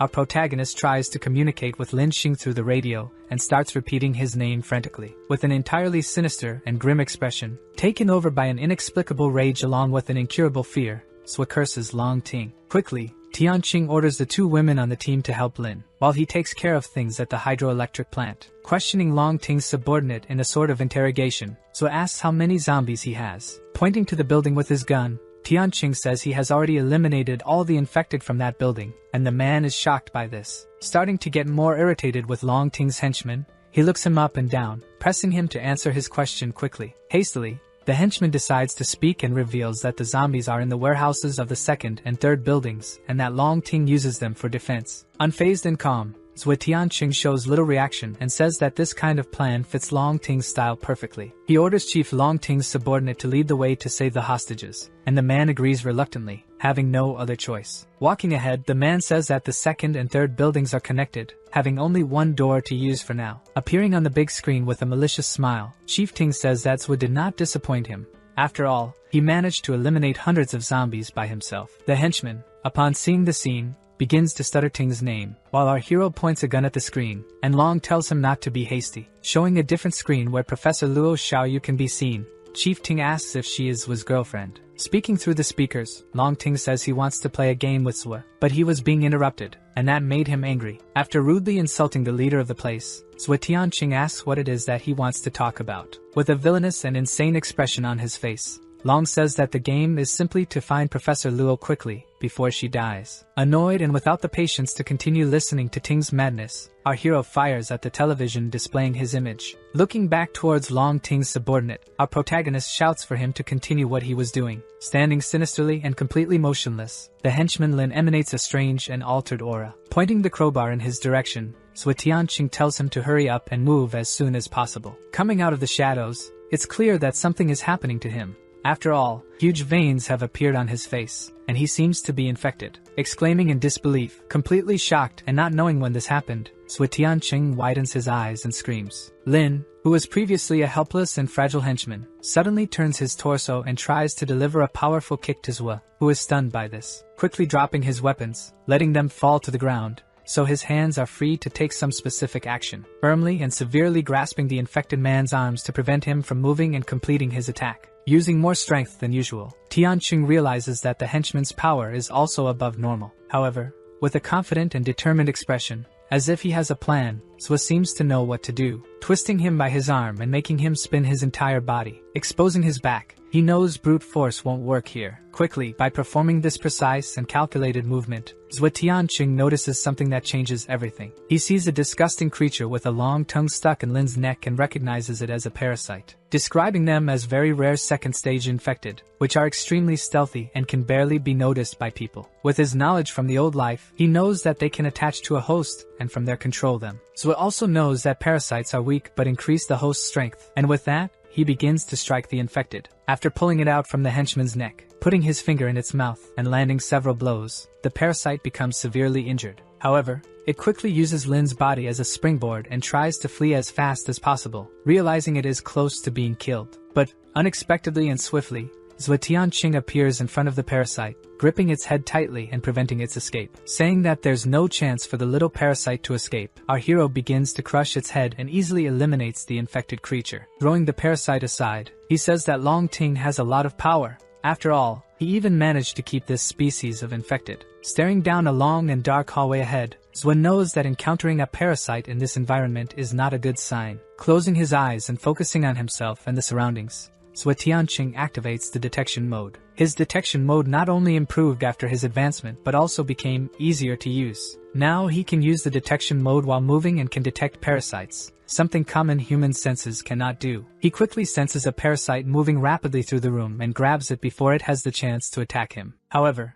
even after defeating another parasite, Zhuo Tianqing still feels that something is wrong in this environment. He sees a huge and robust purple foot entering the room after breaking the wall, and each step it takes cracks the ground as well. Sensing more presences in the area, Zhuo Tianqing turns toward the entrance where this infected creature appeared. He notices that one of the parasites he detected is on this monstrous purple being's back, controlling it as a host. Realizing that the parasites are using second-stage infected as hosts, making them even stronger. Suddenly, without warning or preparation, one of these second-stage infected launches an attack, and Zhuo manages to dodge swiftly. In shock after narrowly dodging the blow, Zhuo Tianqing wonders how there are so many evolved infected in this place. Our protagonist also knows that, in addition to the strength boost caused by the parasites, this fusion of the two infected results in a new mutation. He understands that he needs to eliminate them before they evolve, and notices that the two infected begin moving very quickly around the room. However, Zhuo is smarter and manages to dodge, jumping over the head of one of them, preparing a downward strike with his hands. Despite this, Tianqing does not hit the infected's head as expected but instead strikes the parasite in its neck,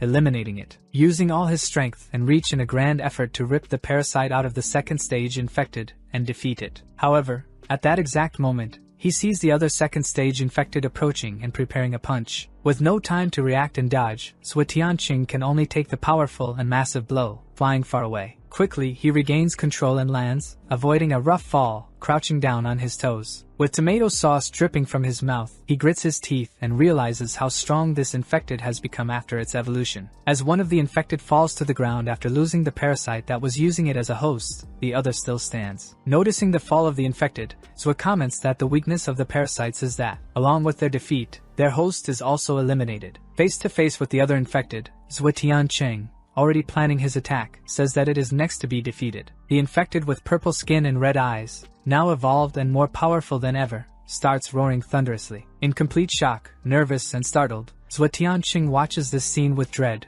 expecting the worst. He realizes that the second stage infected is undergoing a mutation as he sees its skin changing, and besides the increase in size, a kind of hammer forms from its tissue and flesh. With widened eyes and frightened by this sight, Zwa knows that this is a hammer-type infected. Seeing this gigantic and extremely muscular infected with a hammer attached to its hand, Tianqing knows he's extremely unlucky. Thinking to himself, Zwa concludes that so many evolved infected in one place means there is something seriously wrong here. The third brother, incredulous, asks his boss what kind of monster this is, and not even Long Ting can answer, but he comments that it seems strong. The third brother asks Long what they will do if the boy is killed, and Ting says he will simply blame it on his bad luck. Smiling maliciously as he watches the scene on the big screen, Long Ting says that Zwa Tianqing has encountered an obstacle. Speaking to our protagonist through the loudspeaker, he says they can spice up the game a little at this moment. Zwa, trying to guess what Long Ting is about to say, states that if he defeats the evolved infected, Ting will tell him where the hostages are. With an insane and psychotic expression, Long says that he is correct and asks if he has the courage to accept this proposal. Zwa says that people like him think they have control over everything, but many things go beyond the comprehension of such people. With a malevolent smile and a crazed expression, Tianqing says that if Long Ting wants to play, then he will play along with him. Through the lenses of his glasses, desperation begins to form as he realizes that Zwa also has a few screws loose. Preparing a massive attack with his own fists, Zwa Tianqing gathers an extremely powerful punch. Rotating his torso to increase the impact against the infected, our protagonist delivers an extremely strong punch to its belly. Emanating a dense and frightening aura, Tianqing prepares another sequence of attacks with his destructive fists, using all his strength and reach to deliver another powerful blow against the zombie, leveraging the momentum generated by his body movement. In a quick and frenzied manner, Zwa Tianqing lands multiple consecutive strikes against the monster without hesitation. Shouting and in a crazed state, our hero does not stop pummeling the second stage infected with his fists, which seem to endure the blows well. At the moment when Zwa Tianqing pauses his attack for an instant, the second stage infected tries to strike him with its hammer-like appendage. Looking up, seeing the monster unleashing this blow against him, Zwa Tianqing seems frightened by its sheer strength. The impact causes massive damage as the giant's hand collides with the ground, shattering it into multiple pieces. However, our hero manages to dodge before being hit and slides across the ground using his hands and feet to land safely. Gritting his teeth and furrowing his brow,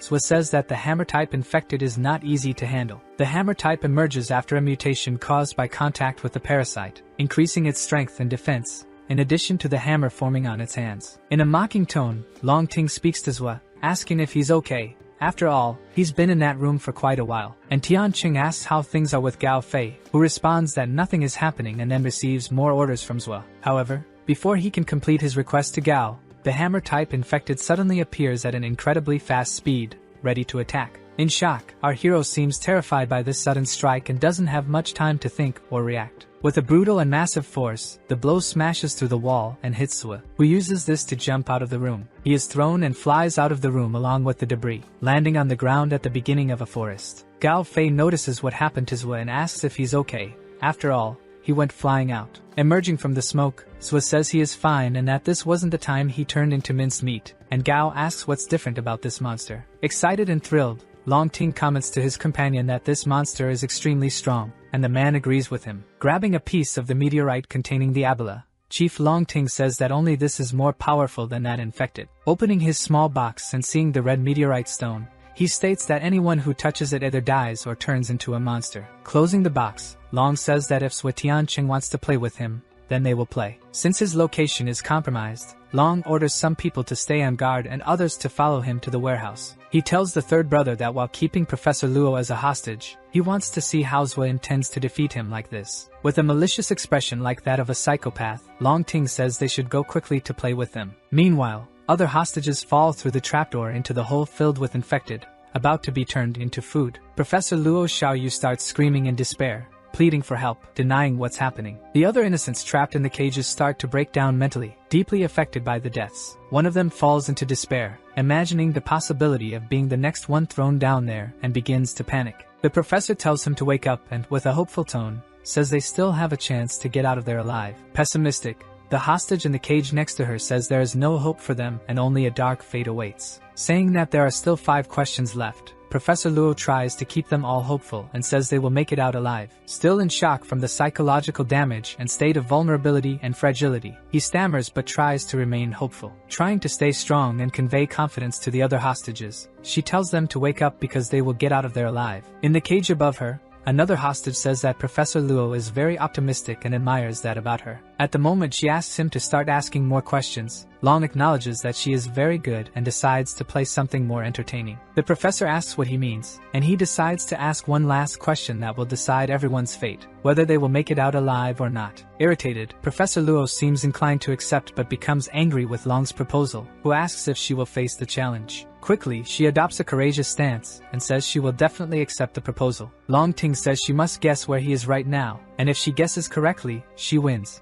and everyone will leave alive. Complaining to Ting, she says it's impossible to know that, so Long comments that he prepared alternatives for the last question. The options are the first, second, and third buildings, and finally, the last alternative states that none of the options are correct. Closing her eyes and focusing, she thinks that Long Ting is too smart to keep the hostages in the main buildings. Opening her eyes and reaching a conclusion, she considers that he must be trying to trick her with the last alternative. Quickly, Long Ting says that time is running out and she must answer as fast as possible, and Professor Luo panics at this. A countdown from 3 to 1 begins, and before it ends, Professor Luo Xiaoyu responds that it is the last alternative. Saying that she is smart, he admits that they are not in the main buildings, and the professor tells him to release them all immediately. However, Long says she is being hasty and that she did not get the question right. In shock, she asks what he is talking about. He tells her that his question is if she can guess where he is and not just respond to the alternatives. Irritated, clenching her fists in anger at Chief Long Ting, she calls him a cheater. With his psychotic and manipulative tone, Long says he doesn't consider himself a cheater. Suddenly,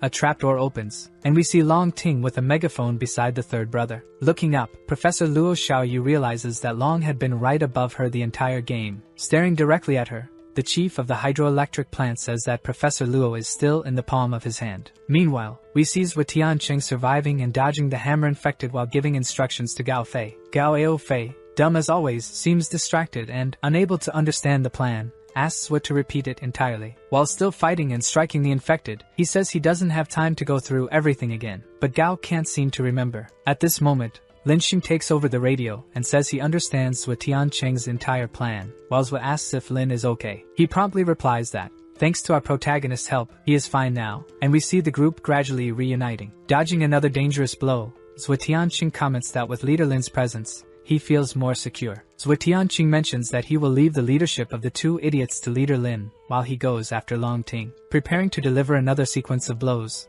Zui Tian tells them to listen to Leader Lin, as he is going to start his plan now. At this moment, the hammer-type infected seems to be preparing for another attack, but our hero also seems to have something in mind. Drawing 2 circles on the dirt ground, Leader Lin Xing says he will explain Tianqing's plan now. Starting to explain the plan, Lin Xing says that the circles represent the main buildings and the hydroelectric observatory. He orders Luo Lansha and Gao Fei to go to the observatory and eliminate Long Ting if he is there, but Luo questions what happens if he isn't. At this moment, he mentions the second part of the plan, in which was said that Long Ting may have left the location by now. Luo Lansha questions Leader Lin Xing on the reason for going there if there's a chance Long Ting isn't present. In a quick and strategic response, Lin says that, with Gao's enhanced vision from the observatory, he will be able to see the entire surroundings clearly. Thus, he explains that with Gao Fei's ability, they can identify the real location of the hostages, and she asks if they aren't in the 3rd building. Zui interrupts, saying that he has already checked and they are not there, and that the building is empty, leaving Gao shocked at Zhuotian's evolved ability. He then decides to explain to Gao that he must focus the detection beam in a straight line to cover a wider area. He mentions that this method requires a lot of concentration and asks Lin to send his men to the mountain to set up an ambush. He also comments that leader Lin Xing should know why Long Ting is so intent on deceiving Zhuotian Qing, and Lin understands what he means. Gao does not quite understand and questions, while Zhuo orders him to meet with Luo at the observatory and make a lot of noise during the attack.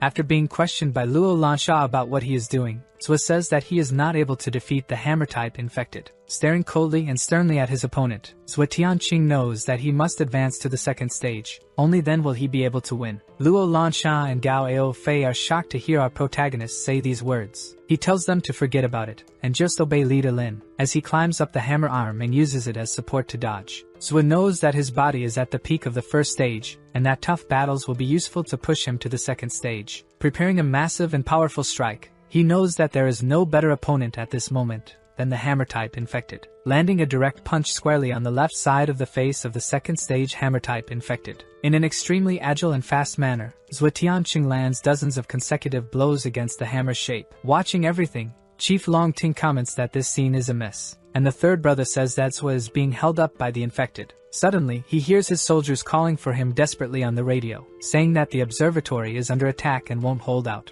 The third brother is startled by this information, while Long Ting questions him as to why he is panicking. Grabbing the radio in response to the panicked soldier, Long says that they should keep fighting, otherwise he himself will eliminate them. In shock, the subordinate says that there are too few men to deal with Lin Xing's elite forces, and Long Ting says he has already thought of everything. He comments that, since Lin Xing brought all his men here, the wall of the old city is empty, and now is the time to take the wall. In disbelief, the third brother is stunned by the information that Long Ting gave about taking the walls of the old city now. Meanwhile, at the observatory, we see Gao Fei with his cold and calculating gaze, typical of an excellent hunter. During an attack with his melee weapons against Long Ting's soldiers, whom he easily eliminates, Luo Lansha questions Gao Fei. With his precise caliber 56 rifle, Gao Ao Fei says he has found him. Luo Lansha quickly leaves the location after eliminating several of Long's men, and says she will leave this situation to Ao Fei. While one of his henchmen fires bursts of bullets at Gao, he says they can't hold on any longer, and Ting replies that he will eliminate them if they try to flee. Suddenly, without warning or hesitation, Gao shoots one of Chief Long Ting's men, taking him down easily. Proudly looking at his 56 caliber rifle, Gao Fei celebrates the successful shot. At that moment, Long Ting realizes there is no response and assumes that the soldier must have been eliminated before replying to him. Long Ting tells the third brother that they need to get out of there, and scared, the subordinate mentions that he's afraid Zhuotian Qing will find them. Long Ting asks what his subordinate is afraid of if they have a hostage in their hands, referring to Professor Luo Xiaoyu. With a villainous smile on his face, Chief Ting says that Zhuotian Qing will not reach him, and if he does, he will have to face a gigantic horde with hundreds of undead waiting to feast on him. Meanwhile, we see our favorite survivor furiously and bravely striking the hammer shape in the face in an attempt to defeat it. In an instant, it seems that the second stage infected is falling to the ground while Zhuo is still in midair. However, before it hits the ground, it plants its foot firmly, cracking the floor slightly and bulging veins in its foot from the force it's using. Zhuotian Qing widens his eyes in fear of the evolved infected's next move, which, quickly and unexpectedly, smashes the ground with its hammer-shaped hand, trying to crush Zhuo. However, Tianqing manages to dodge and slide backward with his hands on the ground to keep his balance. With one hand on the ground and exhausted from such a long fight, Tianqing comments that he's been battling for about an hour now. Noticing a lack of response from his body, he wonders if it's finally time to evolve. Emanating a powerful and massive aura, Tianqing feels that his body has reached the peak of the first stage and just needs one more push. At that moment, his train of thought is interrupted when he hears over the radio that Gao and Luo have found something. Gao Fei says that to the north of Tianqing, there is a yellow warehouse full of guards, and Long Ting should be there. Thinking to himself, our protagonist considers and imagines that the hydroelectric plant's chief is indeed in that warehouse. However, a physical impact causes our survivor to widen his eyes and stop everything he was doing at that moment. The evolved hammer shape infected hits our hero right in the stomach with its hammer-fused hand, sending Zhuo flying far away. Hearing the sound of the impact over the radio, Gao Fei becomes worried about his friend and asks Zhuo what's happening. As Tianqing flies into the forest and begins to recover, Gao keeps asking if he is okay. Another hammer appears in the infected's hand, and Zhuo comments that it has completely fused with the parasite and is at the peak of stage 2. Focusing intensely, the protagonist begins to try activating the tattoos to reach the second stage in the middle of the fight. Quickly, The hammer shape tries to stop him, attacking with its hammer and breaking the tree where Zwa was, but he dodges just in time. While in the air after dodging the blow, Zwa notices that the hammer's speed has also increased significantly. At the moment when the infected prepares another attack to strike Tianqing, he says it's time to get started. Quickly, the second stage hammer-type infected delivers another massive blow to our protagonist. In midair, after being hit by the blow, Zwa Tianqing starts a countdown from number 3 to number 1. And then, when he finishes the countdown, he begins to emit a blinding and dazzling light that stuns the monster in front of him. Suddenly, like a missile, the protagonist attacks the hammer-shape infected and sends it flying to the forest floor, landing brutally. Meanwhile, his fist begins to emit a very dense and powerful red aura after delivering this extremely strong blow. The moment his feet are firmly on the ground, a mist begins to form from Zwa's evolution. Zwa Tianqing is visibly stronger and evolved into the second stage and comments that the fact that he has to evolve all the time annoys him greatly. After the powerful strike from our protagonist, the hammer-type infected starts to get up and groans in pain. Suddenly, without warning, it stands up already preparing another attack with its 2 hammer-fused hands. However, easily and without much effort, Zwa Tianqing places his palm under the surface of the infected's weapon, stopping the strike. Face to face with the gigantic monster, our hero simply raises his hand against the blow and manages to stop it with relative ease. With his entire body glowing in a reddish tone, Zwa notices the clear difference in strength between the stages and is fascinated by it. He comments that, after reaching the second stage, activating the Ebola virus to strengthen his own body is no longer as harmful. While preparing for the strike, he mentions that people at the second stage rarely lose against infected below the third stage because of this. Facing the gigantic evolved hammer-type monster, he exclaims that he will send it straight to the world of the dead. With his body glowing and emanating a red aura, Zwa Tianqing delivers an extremely powerful punch to the center of the infected's chest. It quickly flies through the air from the sheer force of Zwa's blow, crashing through the trees along its path. After it stops against one of the trees, its body pinned in place, Tianqing begins to walk slowly towards the monster. Modifying his fist to his aura and the Ebola virus, our hero states that now the monster's resistance will be of no use. Zwa's arm becomes completely monstrous and enlarged in a reddish tone, and he comments that this is the second stage's muscle enhancement. Jumping extremely high and at great speed, Tianqing swings his monstrous arm back and prepares another incredibly powerful strike, smashing the gigantic second stage infected and driving it into the ground with his overwhelming strength and mutant arm. Completely shocked by this, Chief Longting grits his teeth and widens his eyes at the protagonist's new ability. Watching the scene through the cameras and seeing that Zwa has eliminated the second stage aberration, Longting wonders how this is possible. The hammer-type infected had its head severely damaged and was clearly eliminated by our hero. Turning around and staring directly at the camera with a cold and psychotic look, like a hunter eyeing its prey. In complete shock, Chief Longting wonders if the survivor knows they are watching him. He orders his subordinate to quickly call everyone, who replies that they don't have many men left. Ignoring this information, the hydroelectric plant's chief orders him to call all the remaining men immediately. Quickly, Longting's third brother, his subordinate, leaves the room to obey his orders, slamming his fist on the table in frustration over his plans falling apart. Longting laments and seems to lose hope as he witnesses this scene and begins to break into a cold sweat. Repeating Zwa Tianqing's name several times, his friend Gao Fei calls out desperately for a response from him. Luo Lansha asks Gao, who is on top of the observatory, what's happening with Zwa, and Fei says he doesn't know because Zwa isn't responding. Luo Lansha says that, since they lost contact with their friend, they should go to him instead of just waiting for a reply. Observing from above down to the base of the mountain, Gao Fei comments that there is strange movement there, and it might be Lin Xing. Gao Fei says he also can't communicate with leader Lin, but he can see a shootout happening and that Lin had contacted them earlier. Gao Fei says he'll think about what to do, but Luo Lansha responds that he won't think at all and they are going to help their friends. With his hand on his chin and his gaze fixed on a specific point, Gao Fei seems to be devising a plan in his head, and having an idea that contradicts Luo Lansha's. He says they should rescue the hostages, leaving the girl in disbelief. Gao explains that Tianqing is much stronger than him, so he will be able to handle the monster, and Luo asks if they are only going to save the hostages. Gao Fei firmly says yes, and Luo Lansha becomes excited and confident, agreeing with her friend. Meanwhile, we see Long Ting's third brother, wounded, flying through the air. Yun Hongdai points a weapon in his direction, asking where his boss is, and he dodges, questioning how Yun knew about Long's plan. Appearing behind the man, Leader Lin Xing says that Long Ting's weakness is believing he controls everything, leaving the subordinate surprised by Lin's presence. Looking down at the man, Lin says that the plan failed from the start because of Zwa and also because they fell into their trap. Threatening the man, Yunhong Dai says she won't eliminate him if he reveals Long Ting's location, while the man recalls her reputation. Irritated at being called the red butterfly, the woman says that if another word leaves the man's mouth, she will eliminate him.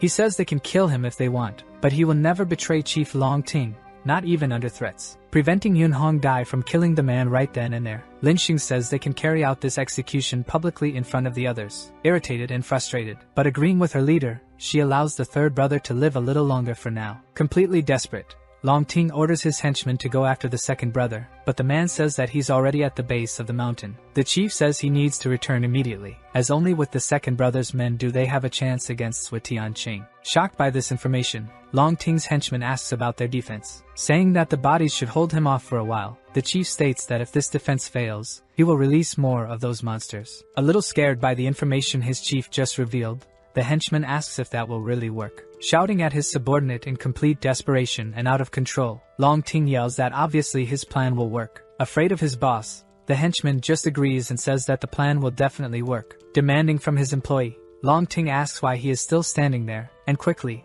the henchman says he's leaving right away. Tired, trying to calm himself a bit, the chief of the hydroelectric plant sits down on the chair to rest. He begins thinking to himself that, as long as he waits for the second brother to return and they can stay protected, they will be able to eliminate Zhua easily. However, despite knowing this, Chief Long Ting remains very restless, sweating cold, and desperate. That empty and profound gaze of Zhua Tianqing appears in the chief's mind like a nightmare. Standing up abruptly from the chair, the man questions why he is thinking about that demonic expression of Zhua out of nowhere, and he starts to wonder if he is afraid of him or not. And as he thinks about it, he sweats even more and widens his eyes, slamming his hand on the table. Irritated, Long Ting asks himself how someone as powerful as him can be feeling fear of another person. Trying to calm down and be optimistic and hopeful, he says that everything will be fine and that everything is under his control. He tries to convince himself that as long as he stays in his hideout and forces Zhua to reveal the origin of his powers, everything will go well. Professor Luo Xiaoyu, behind him still gagged and injured, says that Long Ting is terrified of Zhua Tianqing. Using her strength to speak, she says that he is afraid of Zhua Tianqing and fears how unpredictable this situation is. Shouting at her, completely furious, he says that he has never been afraid of anything in his life and that it never happens. She says that Long Ting has done so many evil things that today he will meet his end. And irritated,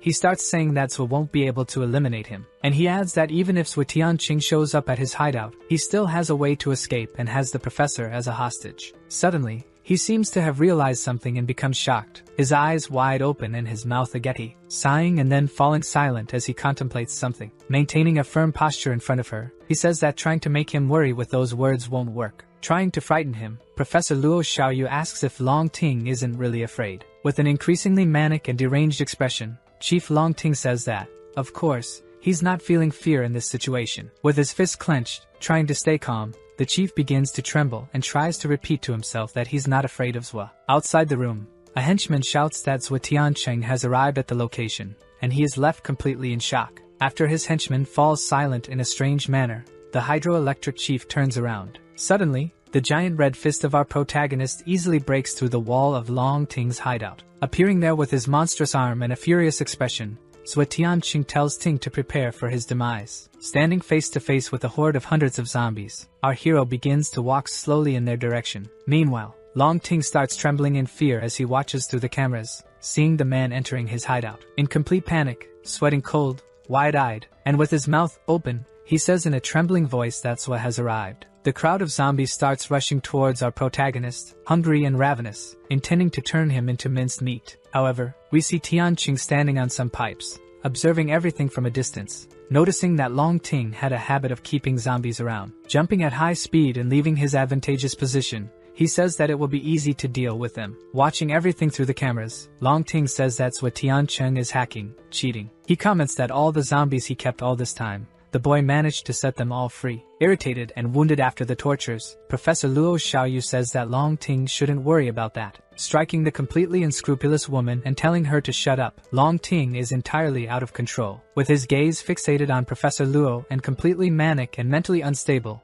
he says that if he dies, he will take her with him. Wounded and distressed, Professor Luo Xiaoyu watches the scene, harboring resentment, yet knowing that this situation will end soon. Her hands remain tied with a tightly secured rope behind the chair, preventing her from escaping. Meanwhile, we see Zhua Tianqing battling hordes of zombies, using his mutant arm to easily defeat them. Observing 3 different and apparently evolved zombies, Zwa comments that Chief Long Ting still had some tricks up his sleeve, sweating profusely. With a crazed look, Long Ting asks what the secret behind Zwa's strength is, promising to let him live if he gets an answer. With a cold and severe tone, speaking to the hydroelectric plant's chief, he asks if Long Ting is an idiot or just pretending to be one. Staring at him through the camera, he asks if Chief Long Ting has already lost his logic and sanity, while Long mutters to himself. Charging up an attack with his aberrant arm, he says that the one who should be desperate is Long Ting himself. He swiftly strikes the 3 zombies with his evolved arm, sending them flying, while appearing to put little effort into the blow. Zwa Tianqing knows that, with his punch at maximum power,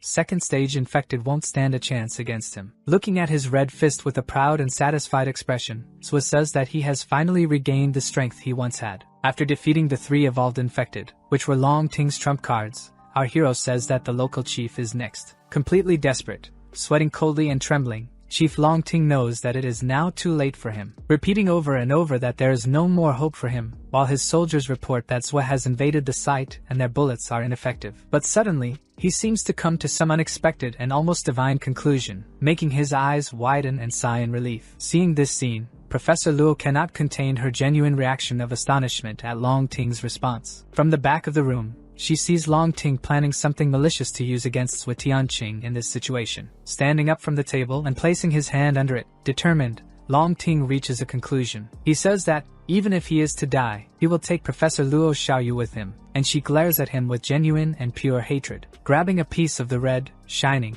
and radiant meteorite, which contains the Ebola virus and invaded the Earth's atmosphere a few months ago. Holding the meteorite piece with a cloth, Long Ting starts bringing it closer to her mouth, and she refuses to eat it, not knowing what it is. Forcing the professor to eat it, he says she doesn't need to want it, and forces Luo Xiao to swallow the meteorite. In a megalomaniacal and almost hallucinated state, Long Ting begins to laugh maliciously and wickedly, like someone who has lost their soul. Forcing the woman to eat the meteorite, he covers her mouth to prevent her from spitting it out and not absorbing it. At that moment, an enormous light and a tremendous explosion happen in the room, and both Professor Luo and Long Ting are sent flying. Bursting into the room in a complete frenzy, shouting Professor Luo Xiaoyu's name, our protagonist fears the worst. Rushing quickly towards her, who is still seated in the chair, motionless and very quiet. In shock, our hero cannot contain his genuine reaction of surprise, widening his eyes at the scene before him. Professor Luo Xiaoyu begins to emit a radiant and malevolent red glow, while her eyes also shine and she screams. Completely consumed by hatred towards Long Ting, our protagonist cannot believe that he made her eat a piece of meteorite. Laughing maniacally on the ground, Ting says that those men turned into monsters just by lightly touching the stone and eagerly awaits what she will become. Still wearing a vile and disgusting grin on his face, Long Ting says he's a little excited to see what kind of monster Luo Xiaoyu will turn into. Overcome with rage, Zwa Tianqing says that Chief Long Ting deserves a cruel and fatal end. Raising and clenching his monstrous red fist, he says he will make sure to send Long Ting to another world. The chief warns Zwa Tianqing to be careful and look behind him, and at that moment, Luo Xiao begins to transform into a monster. Turning his head quickly in the direction Long Ting warned, his eyes fill with despair and anguish. Seeing Professor Luo Xiaoyu completely transformed into a terrifying creature, with a black armor and a sinister red aura. Quickly, our protagonist is thrown and sent flying after being hit by an attack, and debris falls due to the force of the impact. Gritting his teeth from the pain and impact, Zwa Tianqing also seems distressed and frightened by Luo Xiao's transformation. His feet cannot fully touch the ground and hover above the surface for a moment. However, he quickly forces himself downward and manages to land, planting his feet on the ground to soften the impact. Emitting smoke as his feet touch the ground at high speed, trying to land after being thrown far away. Our protagonist steadies himself firmly on the ground, standing face to face with the monstrosity that Luo Xiaoyu has become. Wounded and exhausted, Tianqing gazes at the entire scene with a hollow and stern expression, something he didn't anticipate. Black armor is a rare mutation where the person retains their consciousness and gains black scales, but Zwa never imagined the professor would end up like this. Zwa plans a way to extract the meteorite from Professor Luo Xiaoyu's chest, otherwise she will continue to rampage like this. A slow and heavy step is taken by someone wearing dress shoes. We see Long Ting wounded and tired, leaning against the wall for support as he walks, and he sighs in pain and exhaustion, while Tianqing watches him approach, cold and fearless. Without showing any sign of fear, he remarks that Long Ting is quite resilient. Suddenly, without warning, swiftly and nimbly, Professor Luo Xiaoyu, in the black armor,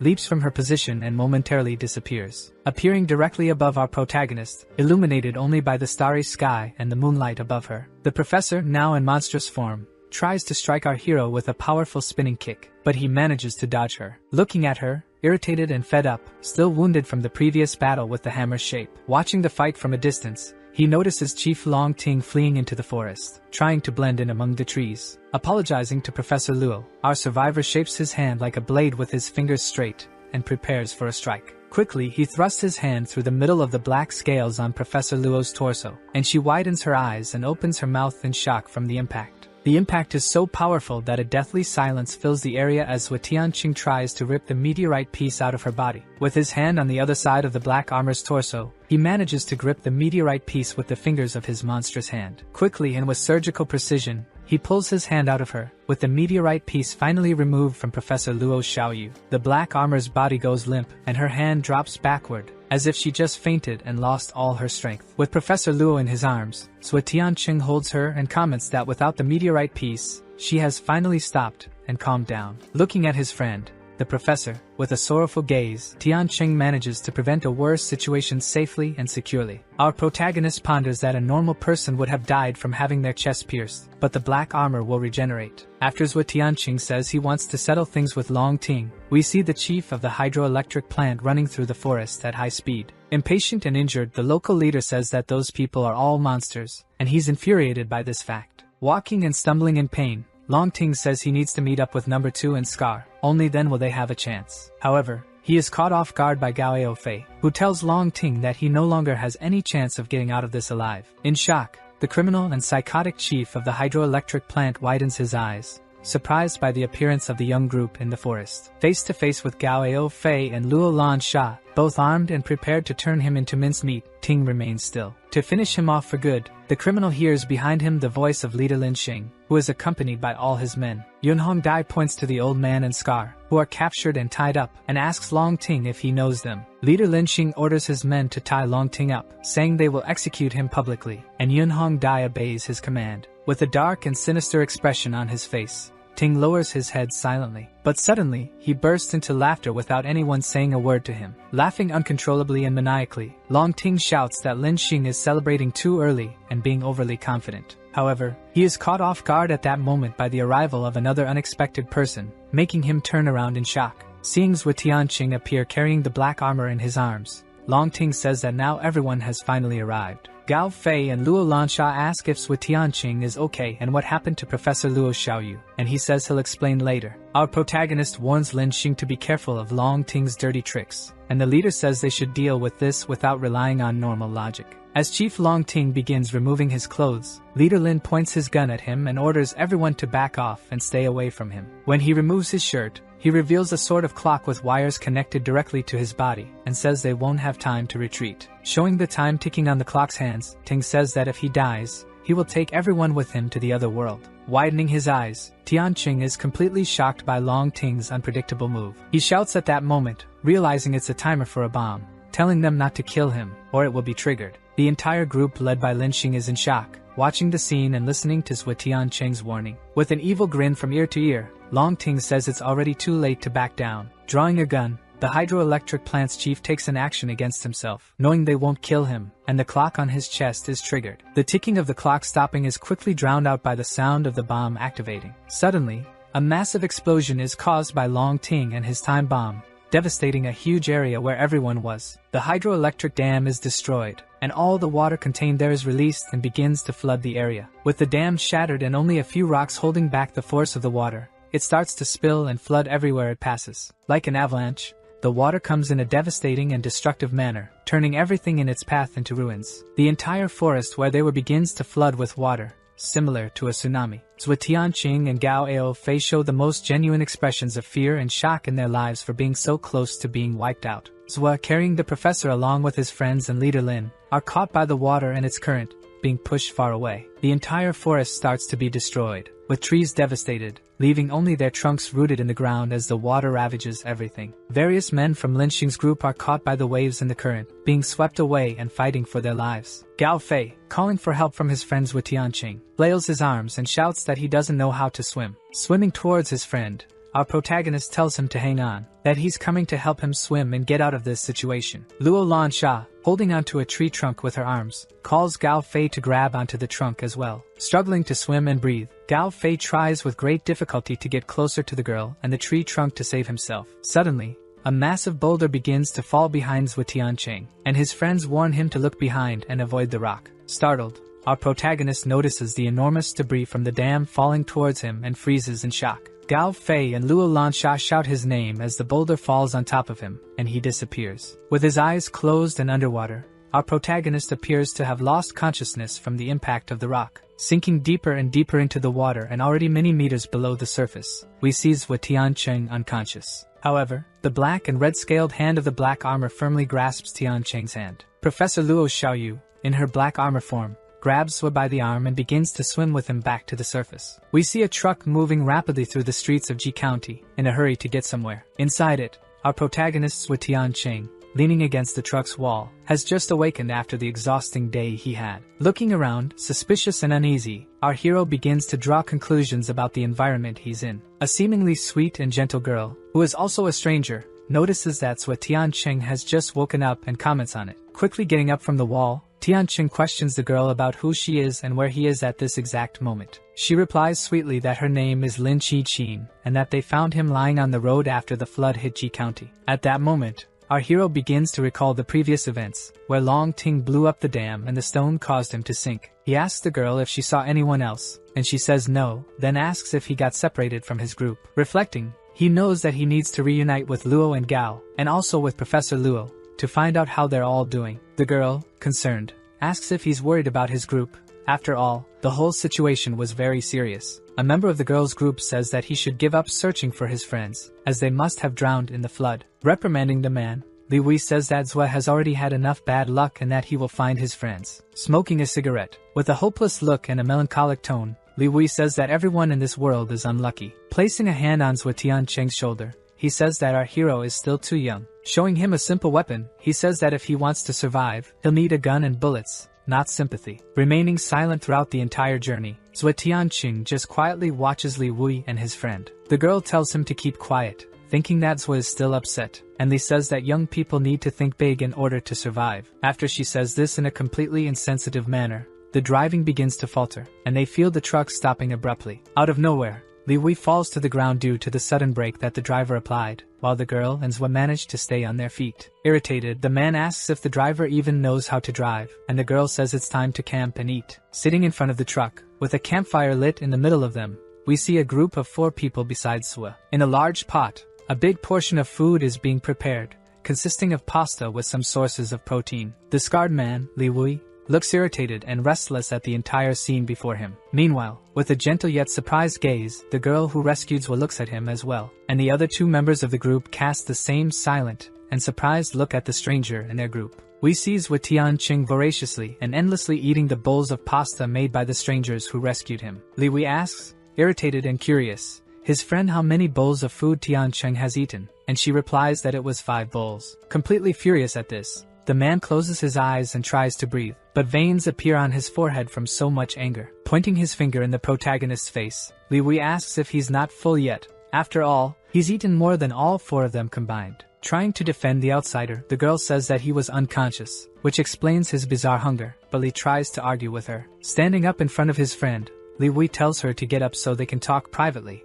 away from the outsider. As he takes a few steps forward, he calls the other 2 group members and initiates an emergency meeting. Another man, kindly, says that if Zhou Tianqing wants to eat more, he can, as they have more food in the truck. Finally, our protagonist eats the last bowl and seems to have finally filled himself with so much food, even sighing because of it. Celebrating quietly, he says that he finally recovered his energy that was drained the previous day. Meditating and activating the tattoos, our hero states that second stage abilities consume a lot of energy, and he will need more and more food. Looking at his tattoo-covered hand, he says he needs to reach stage 3 soon to be able to absorb energy back and eat less. Tired from so much meditation, he deactivates the tattoos and ends his focus on the meditation. From a distance, he hears Li Wei, the scarred man, extremely irritated, saying that he needs to get out of there soon, and Zui hears this even though he shouldn't. Shouting, Extremely upset, the man says that the boy hasn't done anything except stay unconscious and is eating more than everyone. The girl tries to say that he's still growing, and the man responds that there's no need to take care of him, and she says the place is too deserted to leave him. The other group member,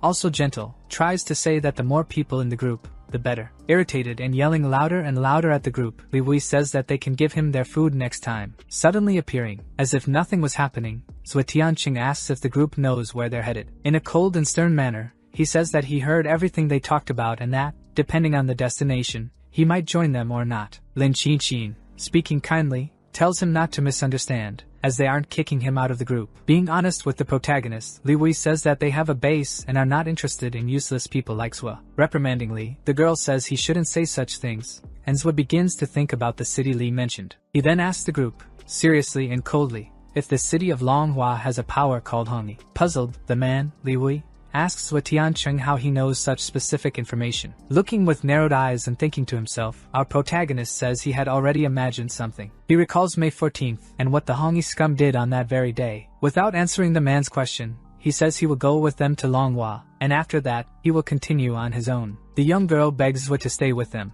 saying that Longhua is very dangerous because of the number of zombies there. Li Wei, irritated with Qin, says that their base does not accept useless people like Zhou Tianqing. Contradictingly, with a bit of anger, the kind girl says they can't just leave the guy there to die. Turning his back, Zhou Tianqing says that he will go alone and thinks that if he goes to Longhua, he will have to redo all his plans. However, before he turns and goes alone, Lin Qinqin gently grabs his arm to try to stop him. She pleads for him to come with them, saying they have enough food and that, after they reach Longhua, they can talk again. Shouting at the girl, still irritated, Li Wei says that he is only going with them to Longhua, and there's no changing her mind after that. Extending her hand to the protagonist, saying that from now on they will be companions, Qin asks for his name. Being kind in return, our hero shakes the girl's hand and says his name is Zhou Tianqing. We then suddenly see a memory of Zhuo's, showing a black man with dreadlocks and 2 swords in his hands, his shirt stained with ketchup. 2 wounded people call out to Zhang Jinyu, telling him to stop wasting time and to get over to them. Commenting coldly, Zhang says it's already too late,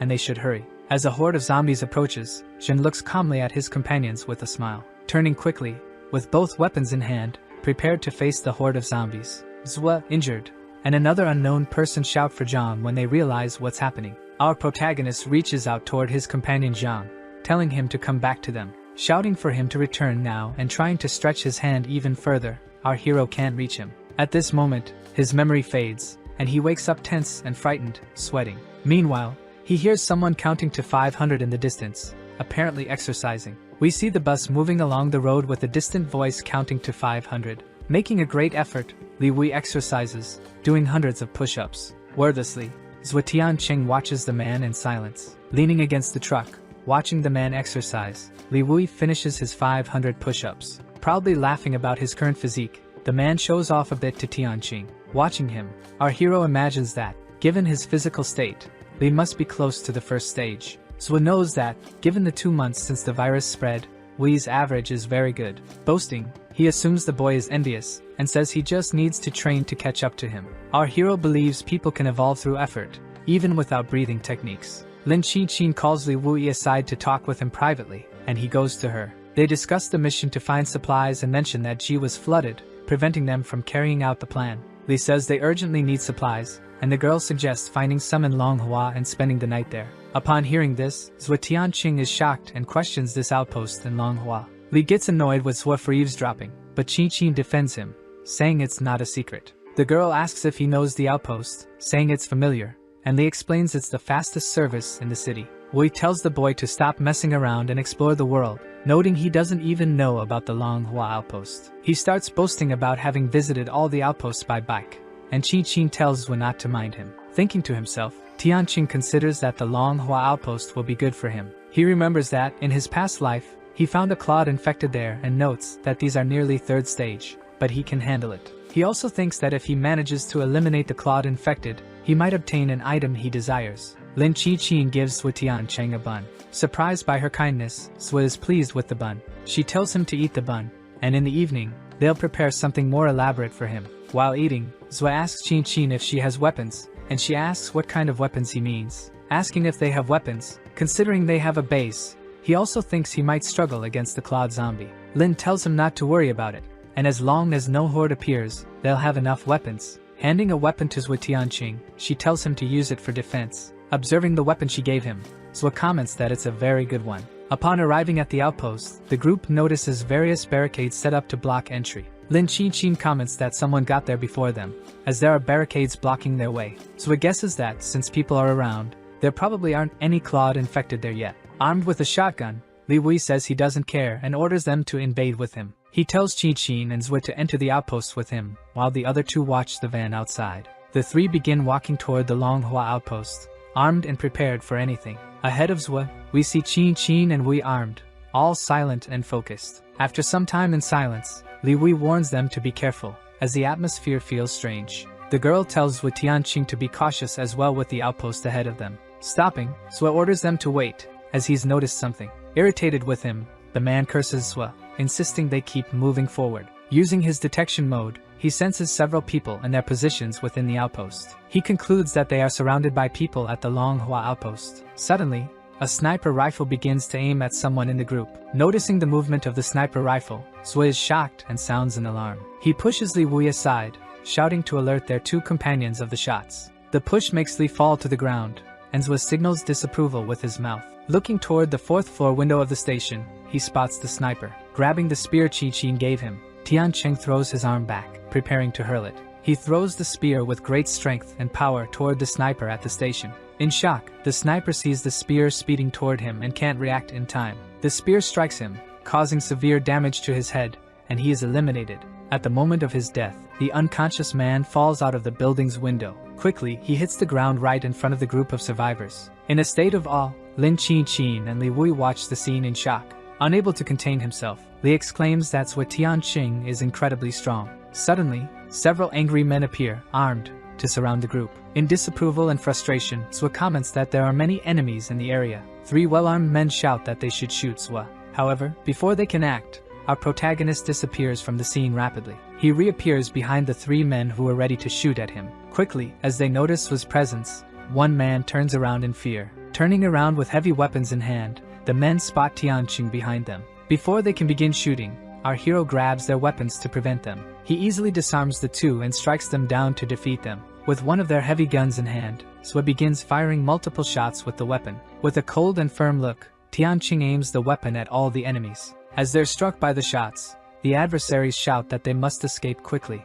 In their attempt to flee, one of them is caught by Zhou, who strikes him with the gun's butt. In that moment, he grabs another man by the neck, also defeating him. He then holds the head of another man and easily eliminates him with his hands. On the ground, trembling and begging for his life, one of the enemies cries, and Zhou orders him to be tied up. Obeying Zhuo's command, his companions tie up the man, who shows visible fear on his face. Coldly, Tianqing says he has two questions to ask and that he must answer them. Before Zhou can even ask, the mohawk-haired man says there are two guards on the 5th floor. Our hero follows up by asking who these men he mentioned are. Naively, the man asks if they didn't come to rescue them. Zhou asks if the man has seen any stronger infected, and he says they've already eliminated all the zombies that were there. Looking down, skeptical and confused, Tianqing begins to ponder something. He senses something wrong since he felt a powerful energy there that suggests a stage 2 infection. He assumes the man isn't lying, but the infected must be hiding. Saying he'll check the surroundings, he leaves the man with Lin and Li, who agree.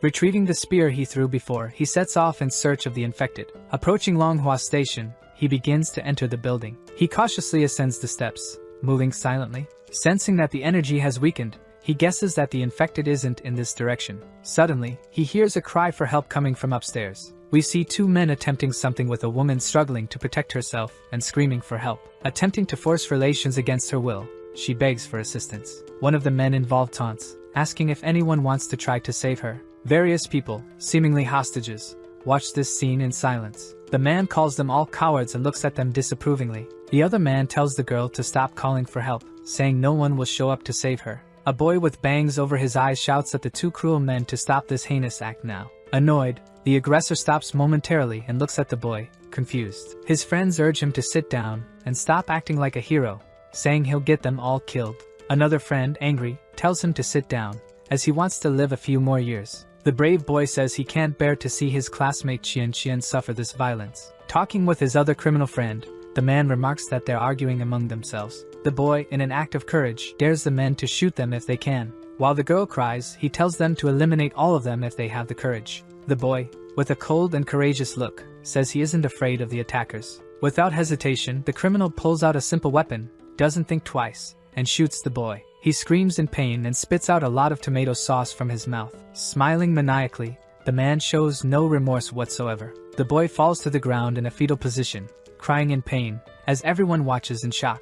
Suddenly, the man violently stomps on the teenager's head with force. He tells him he would have finished him off with just one bullet, but he got on his nerves. Looking at the other hostages, he asks if anyone has any complaints, and everyone denies it. Leaving the boy and the hostages aside, the man says he'll get back to what he was doing. Holding the girl in his arms, he orders his friend to keep an eye on things while he finishes his task without interruption. His friend agrees to the order, saying that when he's done, he should call him to join in too. Smiling, the criminal carries the girl while she continues screaming desperately. Appearing out of nowhere, Zhuo Tianqing catches the criminal's attention. Pointing his spear toward the man, he firmly orders him to release the girl now. Looking at Zhuo with a hint of disdain and disgust, he asks who he is. The girl, with tearful eyes, calls out to our protagonist by name as if she knows him. Crying, the girl asks what Zhuo Tianqing is doing there at this moment. The other young hostages also shout Tianqing's name as if they recognize him. The criminal says that holding an iron rod doesn't make him a hero to save the princess. Pointing to the boy suffering in pain, he says he also tried to play the hero. The man realizes something is wrong. After all, the boss and others were on guard, and Zhuo shouldn't have been able to enter. Annoyed, Zhuo Tianqing says he'll say it one last time to release the girl. The other criminal guesses that he must have snuck into the post and fired shots to distract them. And suddenly, he pulls out a gun, saying Zhuo underestimated their strength and that they have weapons. But without hesitation and before the man can react, Tianqing kicks the man with a powerful blow. With veins bulging and gritted teeth, the man feels intense pain and even groans from it. The kick is so strong and impactful that the criminal is sent flying out the 5th floor window. The glass shatters right behind the other criminal who is holding the girl hostage. Pointing the weapon at the defenseless young woman's head, he grows fearful of Zhuo. Extremely quickly and unpredictably, our hero throws his spear. It hits the criminal right in the head, defeating him and freeing the girl. Shocked and overwhelmed, the girl falls to her knees on the floor, relieved to have survived. Zhuo Tianqing looks seriously at the situation, without remorse for what he's done. He walks around the room,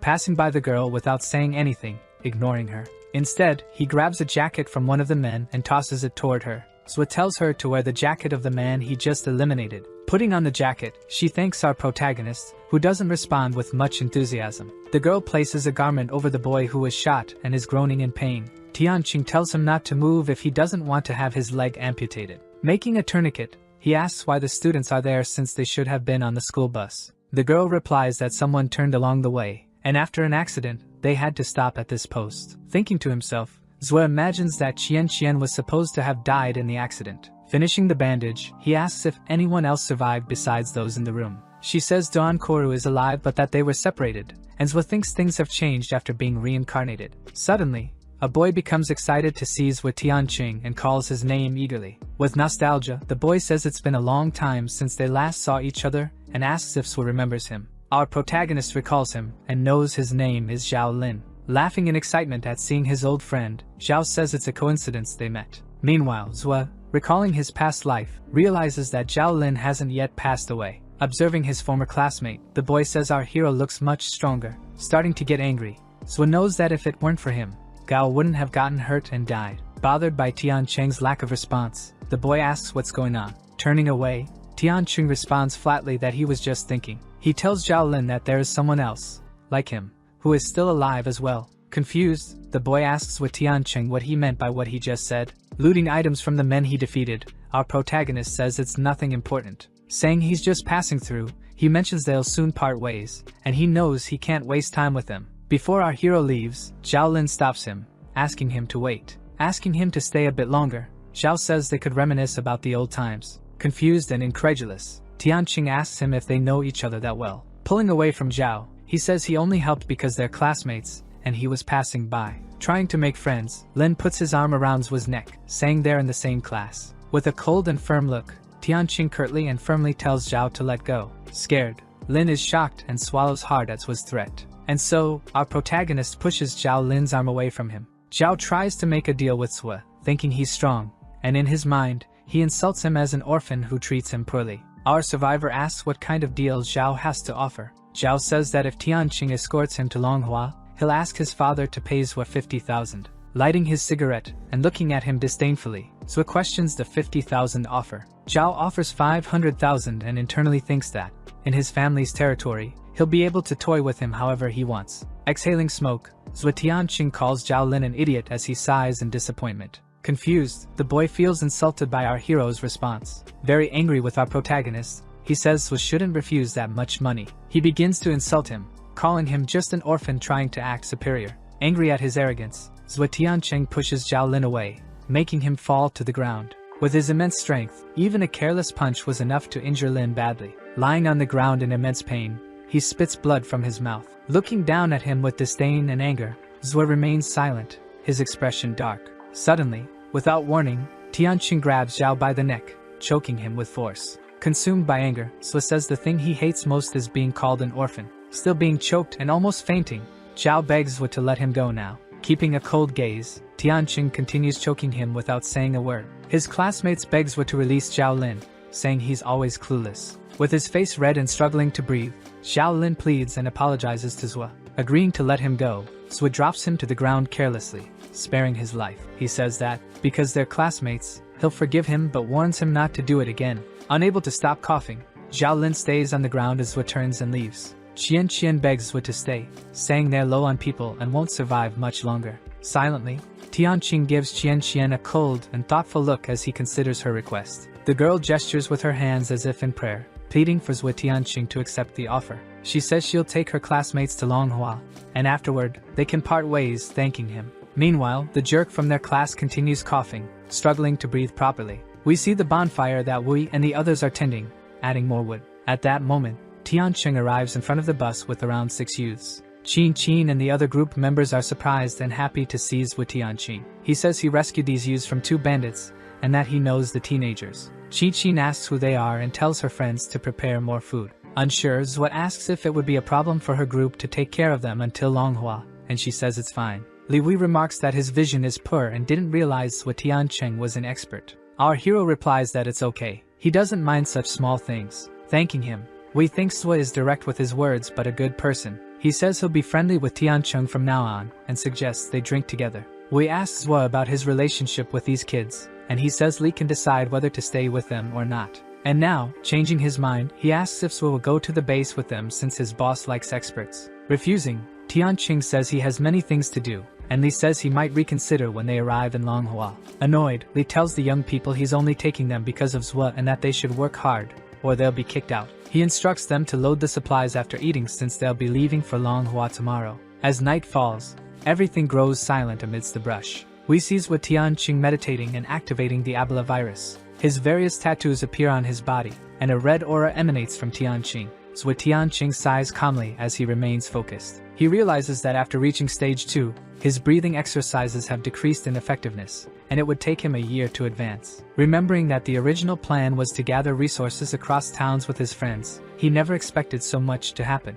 He recalls that Zhang Jin lost his arm in Longhua because of a gang of people dressed in red. He remembers finding Xian in Chu, a city near Longhua, so he believes he'll meet her there. He recalls surviving a horde of much stronger zombies and admits he'd still feel uncertain today. Even at the 3rd stage, he knows it would be too risky to go to Chu without the help of Gao and Luo. A bit melancholic, Zhao Tianqing wonders how his 2 friends are now. With his hand on his neck, our protagonist senses something strange in the environment. Turning quickly, he feels a very sinister presence behind him. Looking around, he notices something unusual lingering nearby. Focusing on his peripheral vision and the surroundings, Zhao tries to detect something. Realizing he won't succeed, he closes his eyes and activates detection mode for better clarity. With his 6th sense, he sees his classmates talking in the distance. He notices them loading the supplies into the truck, as Li ordered, until he finally spots an undead figure enveloped in a very strange energy, with thick smoke coming from its mouth and bright purple eyes. Quickly, Zhao Tianqing starts running toward the infected,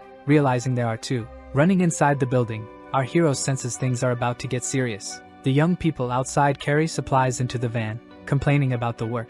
Qian asks the boy how his injuries are, and he says he's fine. Zhao Lin tells the boy he was lucky to hurt his leg and avoid having to work. Qian gets annoyed at Zhao, who says no one asked him to play the hero. Zhao Lin tells the boy that showing off like that was good for him, and that he got what he deserved. Mocking him, He says that trading a leg to win a girl was a good deal. Suddenly, he bumps into Li Wuyi's chest, who arrives with a stern expression. Very angry as usual, Li Wuyi questions what the boy is doing there. He says he's not doing anything and scolds his friends for slacking off and not working. Li says the girl was concerned about the injured boy and tells him not to lie to him. Frightened, he runs away, saying it was just a misunderstanding. Disgusted, Li realizes this boy is the cowardly type who picks on the weaker ones. He comments that logic doesn't work with people like this, as Qian thanks him. Patting the boy on the shoulder, he congratulates him, saying he was very brave and manly. Handing him a weapon, he asks him to stand guard while he takes a quick nap. Irritated, Zhao Lin shows disapproval, watching the scene with disdain and contempt. Plotting revenge, Zhao says he'll get back at all of them when they reach Longhua. Suddenly, he closes his eyes as a strong wind hits his face. He feels bothered by the wind but tries to open one eye slowly. Looking off into the distance, he notices someone approaching and wonders who it could be. But then he sees a huge green foot with sharp claws emerging from the shadows. The moment he sees this, he feels petrifying fear. His eyes widen, and he begins to sweat coldly. He sees a green creature with spikes, an armored shell, and a monstrous, terrifying expression. Shouting for it to stay away, the boy looks terrified by the sinister presence of the monster. The dark-eyed creature releases thick smoke from its mouth and prepares to lunge and attack the boy. The evolved and never-before-seen undead creature leaps, lifting its foot off the ground, lunging toward him. Scared and unable to think of a better plan, he throws the supplies at the creature. Quickly, the monster easily tears the supply bag in half. Using this distraction, the boy begins to run as fast as he can to save his life. When his schoolmates see Zhao Lin running like this, they are startled. As the monster continues to chase him, Zhao races past his friends, running to survive. Meanwhile, the boy who saved Qian falls to the ground and faces the monster head-on. The monster, looking down at the boy below, lets out a growl with more smoke escaping from its mouth. The evolved undead creature begins moving its enormous claws toward the frightened boy. But before it can strike, the monster is shot directly in the temple. After receiving the shot, its attack is halted, and it looks to the side where the shot came from. Seeing Qian with a simple gun in her hand, the boy shouts her name in fear. With teary eyes, Qian tells the boy to run while she holds the monster back. Firing multiple times at the monster, the courageous girl tries to stand firm against it. The repeated shots seem to have no effect, as the infected creature keeps advancing toward her. Realizing she hasn't stopped the zombie, Qian begins to panic and cry. She puts the gun away and raises her arms, frozen in fear before the monster. The infected lets out a piercing scream and moves its claws closer to the scared, fragile girl. Then someone hits its back, causing the creature to stop its attack and turn to see what happened. The brave boy, holding a metal rod, says he can't run away, leaving a woman behind. But after this heroic act, the boy takes a blow from the creature's claws to his chest, spitting blood. After feeling the sharp pain and strong impact, he falls to the ground, terrified. The monster glares at the boy, breathing heavily through its mouth. Ignoring the boy, it continues moving toward Qian to attack the defenseless girl. The boy, lying on the ground, begins to stand up, ready for another heroic attempt to save Qian. Placing his hand on the ground to push himself up, even with an injured leg. Running with difficulty due to his wounded, bandaged leg. Filled with rage and courage, the boy grabs the creature's arm. Stopping it, he holds the undead creature with incredible bravery. He shouts for Qian to run while he keeps holding it back. At this moment, the monster turns, responding to the boy's actions by throwing him away. He slides across the ground, injuring himself even more, his face showing intense pain. Growling, the spiked monster angrily prepares a downward strike on the boy. The attack is so strong that it seems to cause an explosion as it hits the ground. When the smoke begins to clear, the monster realizes its claws struck the ground. Confused, noticing the boy wasn't hit, it looks around, trying to understand. We see the boy in Zhuo Tiancheng's arms. Saved by our protagonist, the injured boy is cradled in his arms, telling Qian to take the boy and flee with him while Zhuo deals with the monster. Quickly, the fierce green creature starts running rapidly toward our hero. Zhuo Tiancheng looks back, noticing the monster's fast approach. Before being struck by a blow from the infected, Zhuo kicks it in the stomach. Surprised, Qian watches in shock at Tiancheng's immense strength as he strikes the monster. Annoyed, our hero looks at her and tells them both to leave, as they're in the way. Quickly, the undead prepares another attack with its sharp, metallic claws. The claws strike the ground with extreme force,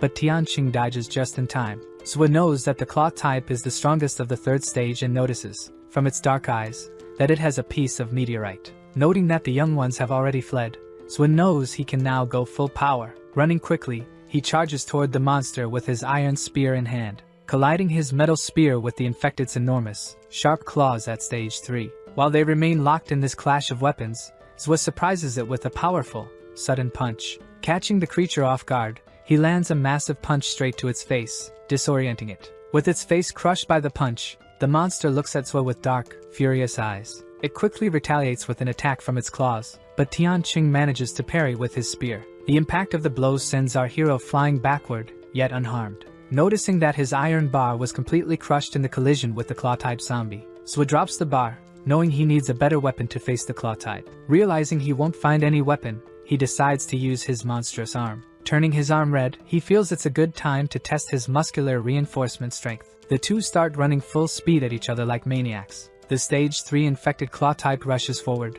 eager to eliminate Zwa. Tianqing charges to strike the claw with his muscle-enhanced arm. When his punch collides with the monster, it blocks with its hand, leading to a power struggle. Strategically, Zwa Tianqing grabs the claw-type's arm with his normal arm. Gripping the creature's green arm tightly with both hands, Zwa prepares a risky move. Before he's hit by another attack from the monster, he climbs onto it and pulls its arm back.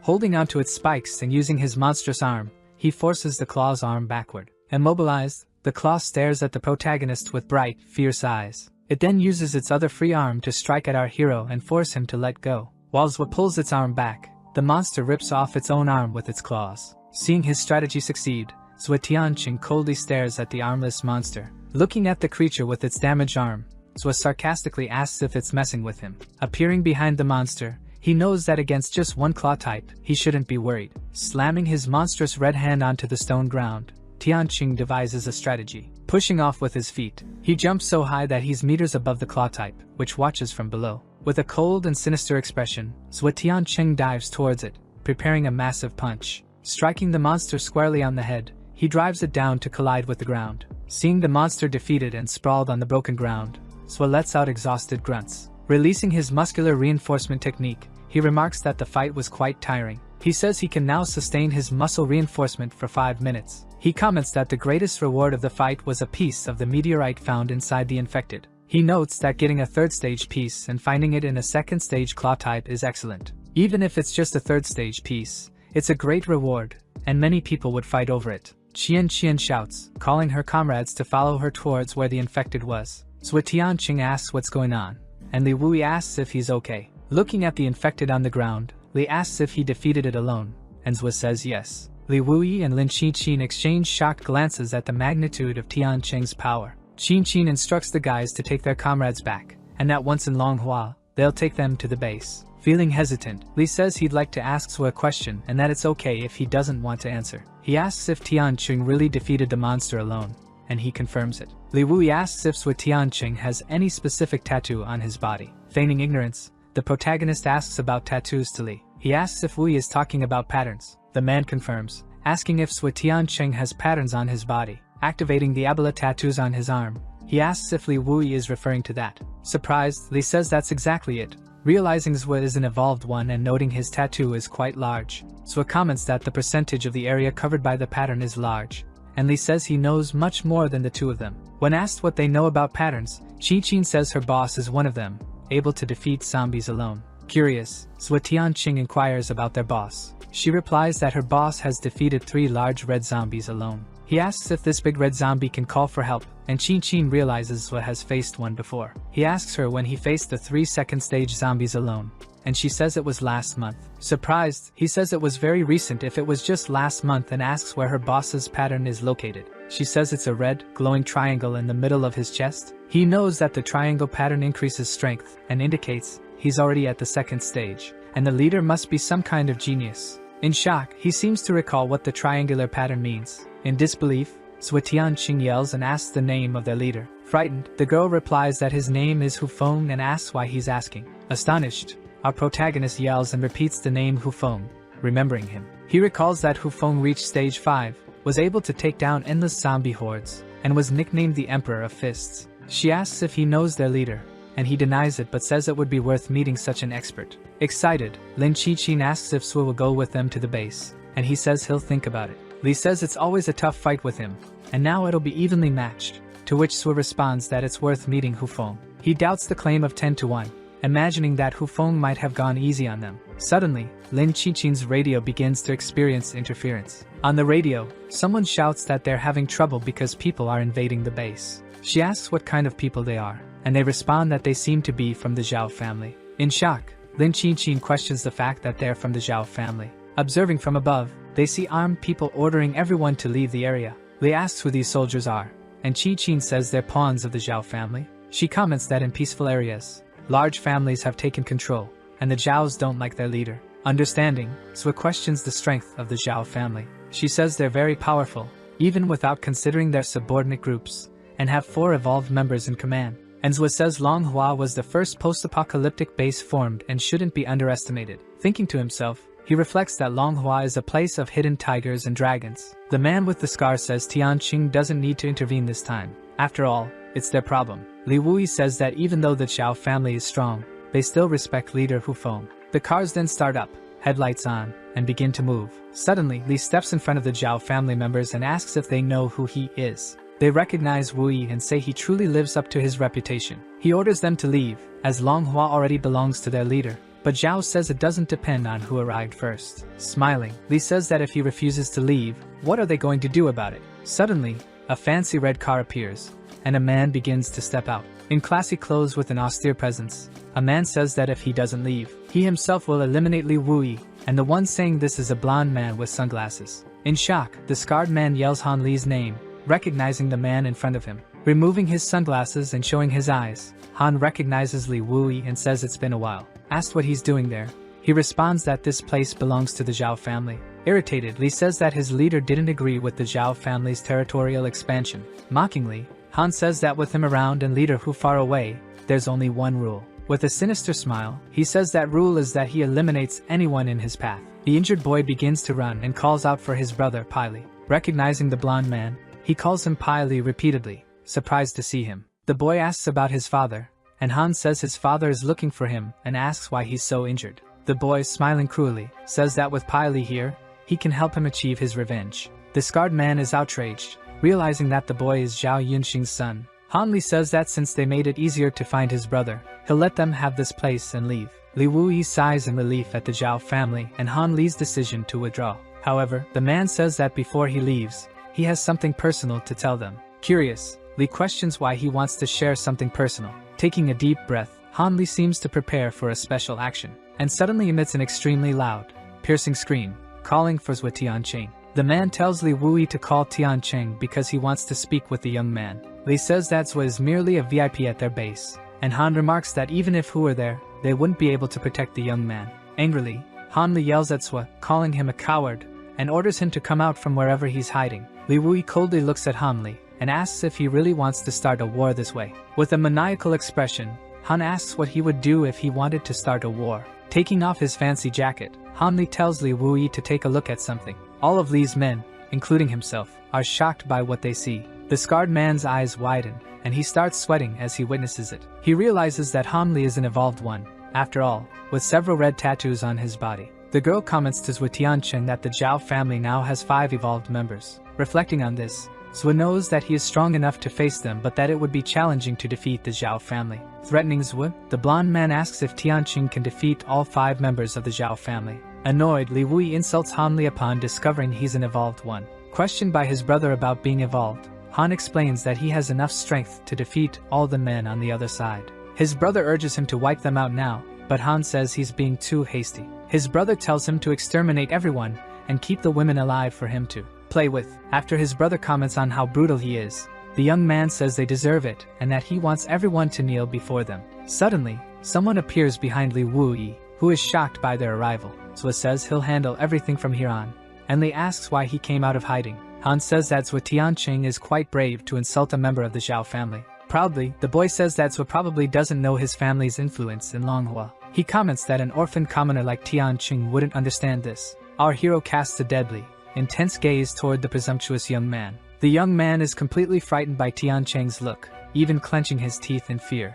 Terrified, he says that with his brother by his side, Zhao has no strength against him. Irritated, Li insults him, saying that the youngest Zhao is so ungrateful that he forgot Zhao saved his life earlier. And the little Zhao replies that nobody told him to humiliate and beat him. and Li threatens them. The brother says that, despite a favor being worth another, so insulting the Zhao family makes him deserve elimination. He adds that since they did a good deed, the Zhao family won't forget it. Suggesting something biased and malicious, the brother proposes taking an arm. He says that if they take one of his arms and he apologizes, they'll forget what happened. And as compensation, they'll take all their girls, who get irritated upon hearing this. Furious, Li Wui says that Han is crossing the line, and Zwe calms him down, saying he can handle it. Laughing at Zwe, Zhao's brother asks how he's going to handle it alone. The younger brother tells Pai Li to be careful, and Pai Li asks if he doubts his strength and tells him to watch. Warming up, he orders no one to intervene, saying he'll play with Zwe Tianqing alone. Li Wui advises Tianqing to be careful with Pai Li, as he's not an ordinary person. He explains that he was a black market boxer, a champion for several consecutive years. Zwe Tianqing is intrigued by the information about him being a black market boxer. Li explains that he was part of Longhua's underground betting scene, excelling at Muay Thai and earning the nickname Iron Flash. In a cold and calm manner, Tianqing says he understands everything about his opponent. Pai Li says he's giving Zwe a last chance to surrender and kneel before he massacres him in combat. Calmly, our protagonist takes out a cigarette. He slowly puts it in his mouth, showing no concern. He lights it and smokes with his eyes closed, ignoring his opponent while maintaining his composure. Infuriated, Pai Li from the Zhao family asks how Zwe Tianqing dares to ignore him. Suddenly, without warning, he charges at our hero quickly, preparing a punch. Zwe just watches Li's attack without fear. He manages to complete the attack with a powerful spinning move. Zwe's group and Li Wui are startled by the scene they've just witnessed. The girls at a distance look on, also in shock, as do Pai Li's friends, who are left speechless at the sight. We see Zwe Tianqing still with the same cold, calculating gaze, while his enemy, a member of the Zhao family, stands with wide, shocked eyes. We understand the reason for the shock as we see Zwe cause severe damage to Pai Li's torso, leaving Pai Li with a deep, irreversible wound in his chest. The strong blonde man falls to the ground within moments, already weakened and defeated. In shock, Li Wui comments that Han Li was defeated with just one punch from our hero. His brother is stunned, thinking it's impossible that this actually happened. Zwe Tianqing shows a look of disdain and boredom as if the fight was uninteresting. The younger brother can't contain his shock and yells. Immediately, he asks one of his guards to hand him a firearm. Completely distraught, the boy begins cursing Zwe and orders him to stay still, or he'll shoot. With just a deadly, dark look, Tianqing says nothing and shows no expression. Someone tells Zwe Tianqing to wait, gripping his ankle firmly with their hands. In shock, the younger brother stops what he's doing, utterly stunned. The girls in the protagonist's group watch from the window, shocked, as does Li Wui, who watches while sweating coldly, while Tianqing asks if he's still alive, with a grim expression. Standing, we see Han Li with an open chest, saying he's not finished with Tianqing. And suddenly, Han Li stands completely upright and firm on the ground facing Zwe Tian. Happily, the boy smiles and shouts for his brother Pai Li, who's alive. Thoughtful, Li Wui realizes that this is the power of an evolved being and is impressed. He also remarks on how Zwe made a hole in him with just one punch, and that Han Li survived even with such a severe and grave wound. As the hole in his chest closes, Han Li comments that Zwe probably didn't expect this. He mentions that he gained this hyper-regeneration power after his evolution, and Zwe was the first to force him to use it. The protagonist remarks that it's impressive he remains so arrogant with a hole in his chest. Confident, Han Li says that at least Tianqing knows this is impressive. Inside, Pai Li realizes that the boy is strong and will be hard to deal with. He thinks that, despite being careless due to Zwe's strength, he must be evolved, yet still doesn't know his special ability. Approaching him, Han Li reflects that he must be cautious with Tianqing. Suddenly, in an unexpected and thoughtless move, the man passes right by our protagonist. His brother asks him why he's doing this. He says he'll explain everything once they reach Longhua and reflects that he needs to warn his leader that Zwe is an evolved being. And he knows that with his current strength, he won't be able to win without using that technique. Calling out to Zwe Tianqing, the man says that he's good for managing to get him in this condition, and he thinks he must stay calm, as the boy must also be wary of his strength, and that he can't embarrass himself in front of his friends, telling Zwe that they don't need to fight now as he has other commitments. Grabbing little Lin by the arm, he tells him to leave, and his brother is startled. The boy asks his brother if he shouldn't cut off Zwe Tianqing's arm. Calling his brother an idiot, he says they should leave like this, saying he shouldn't fear Zwe, as they have more people on their side. Han Li tells him to be quiet. Tianqing asks in a dark tone who gave him permission to leave like that. The brothers look back in shock at Zwe Tianqing's tone and rigidity. Han Li asks why make things harder when they could forget what happened today, as he didn't suffer any losses. Our protagonist asks if this matter has anything to do with him. Irritated and bothered, Han Li insults Zwe Tianqing. and our hero says he already forgave Zhao Lin once and won't let him go unpunished this time. With a dark look, he says he never gives second chances and that this time, he'll get what he deserves. The younger boy tells Zhou Tianqing not to be arrogant. His brother Han Li steps in front of him to protect him, and says that little Lin is the only son of the family leader and asks him to leave him out of this. Telling him to get out of his way, Pai Li angrily responds, insulting him. Pointing his finger, he tells Zhou not to push it when he's giving him a chance. Suddenly, very quickly, Zhou Tianqing appears in front of him, preparing a punch. Noticing Zhu's speed, the man is scared, his eyes wide open. Landing an extremely powerful punch, Zhou sends Han Li flying far away. He crashes to the ground with a lot of impact, raising a cloud of dust. Meanwhile, we see young Lin start to step back, trying to escape. He suddenly falls backward to the ground, terrified by Zhou Tianqing's strength. Shouting at our protagonist, he asks what he wants. He says he let it go earlier because he didn't want to dirty his hands with a worm. But now that the worm wants to get the upper hand, he won't hesitate to crush him until he's dead. The boy warns that if Zhou dares to touch him, his father will never forgive him. Ignoring his words, Tianqing grabs him by the neck, choking him. Lifting him by the neck with only one arm, he tells him that if he wants to act tough, he shouldn't go crying to his dad afterward, and he then harshly insults the spoiled kid. The tearful boy looks at his subordinates and asks why they're not attacking Zhou. Meanwhile, the two lackeys of the Zhao family stare at our hero in fear, sweating. The blonde man watches from afar as Zhou lifts young Lin by the neck. Irritated, he warns Tianqing not to underestimate others. Yelling, he says that since they are both evolved, they should be helping each other and questions if they should fight to the death. Zhou tells him he recovered pretty quickly and congratulates him on that. Han Li says he can't stand worms like him and that he's going to teach Zhou Tianqing a lesson. His shirt tears as he activates the Ebola virus and his tattoos, and he starts shouting. Our protagonist says that Han Li asked for this. Dropping young Lin to the ground forcefully, he prepares to continue the fight with Han, and says he'll take Li seriously after the man has talked so much. With his guard up, he tells him to stop underestimating him, and that he'll prove his worth. Quickly advancing towards Zhou Tianqing with a powerful, swift punch. Delivering a heavy punch to Zhou, who quickly raises his arm and blocks the blow. Then, Pai Li delivers a strong knee strike, but Tianqing dodges, moving backward, following up with an elbow strike, which our hero also blocks with his forearm. Irritated and extremely fast, Han Li unleashes a series of rapid, unrelenting attacks. Pai Li declares he'll abandon defense and focus solely on attacking, saying he'll exploit any opening. But suddenly, Zhou Tianqing grabs his wrist, stopping him from finishing the strike. In a quick response, he charges a punch with his free hand toward our hero. And quickly, our protagonist grabs his other arm, immobilizing Han Li. Zhou Tianqing says that now it's an eye for an eye and a tooth for a tooth. Activating his tattoos, he says he wants to see who's hurting whom now. The blonde man notices the pattern of Zhu's tattoos on his hand. Both exert immense force, Han trying to free himself, and Zhou trying to cause him pain. Li says that, even if Zhou has a trump card, it's useless because he becomes nearly invincible with his hyper-regeneration active. Yet, Zhou Tianqing continues to hold both of the man's wrists firmly, keeping him immobilized. Shocked, Han Li wonders why this man is so strong. With multiple tattoos on his arm, Pai Li questions what Tianqing is doing to him. Then he suddenly feels his arm bone fracturing. In fact, both of his arm bones are completely shattered and pulverized. His eyes widen, blood vessels popping, and he lets out an ear-piercing scream from the intense pain. He collapses to the ground with his arms limp, bones completely broken, screaming. The man asks Zhou Tianqing where he's going. Walking away, our hero says that Pai Li isn't even worth his attention. Defeated and enraged, Han wonders where things went so wrong. Internally, he thinks that Hu Feng is already hard enough to handle, and now there's another evolved one. Shouting at Zhou, saying he hasn't lost yet,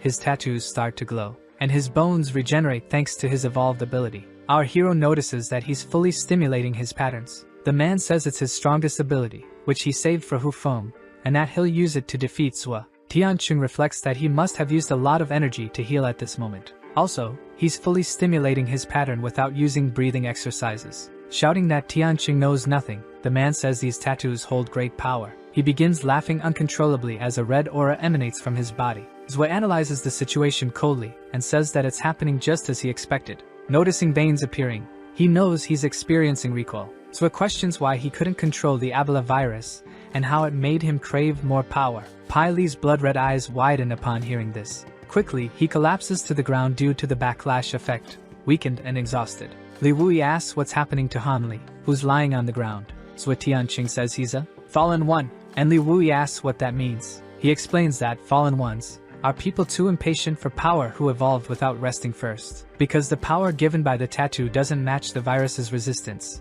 they cease being human. Tianqing tells his group to go up into the building, saying the fight could affect them. Swiss says that if a stage 1 evolved becomes a fallen one, they evolve an entire stage. At this moment, he starts activating the red glowing tattoos on his hand. Activating his monstrous arm, he states that Han is now at stage 2, along with hyper-regeneration. Face to face with Hanli, now transformed into a stage 2 fallen infected. He charges quickly and fiercely towards Tianqing. He shouts and roars as he approaches Sui at high speed, preparing a powerful punch. The punch swings past the left side of Tianqing's body without hitting him. Right after dodging, our protagonist already prepares a counter-punch with his massive arm. He strikes Hanli right in the chest with the force of his powerful, precise punch. After being hit, the infected is sent flying, raising a cloud of dust as he crashes down. The entire group of Tianqing watches from the building window in shock. They ask the girl if leader Hu Feng has the same strength in his punches, and she says he may not. She says this punch might have been Tianqing's full power.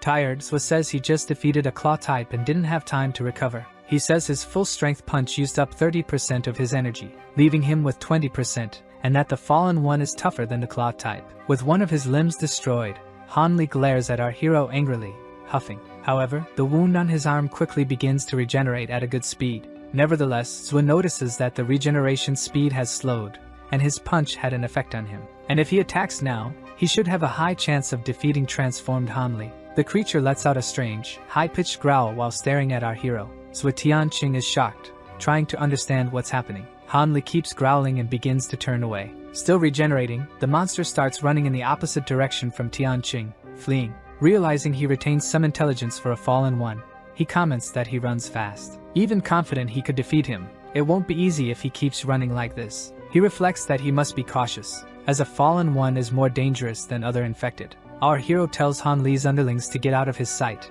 and they become frightened. They flee, running quickly in panic, screaming out of fear. Young Lin says he'll get revenge on Sui Tianqing when he reaches Manhua. However, Sui shouts, questioning if he gave permission for Zhao Lin to run off like that. Stopping in his tracks, the boy is startled and stares in shock, saying that he saved him.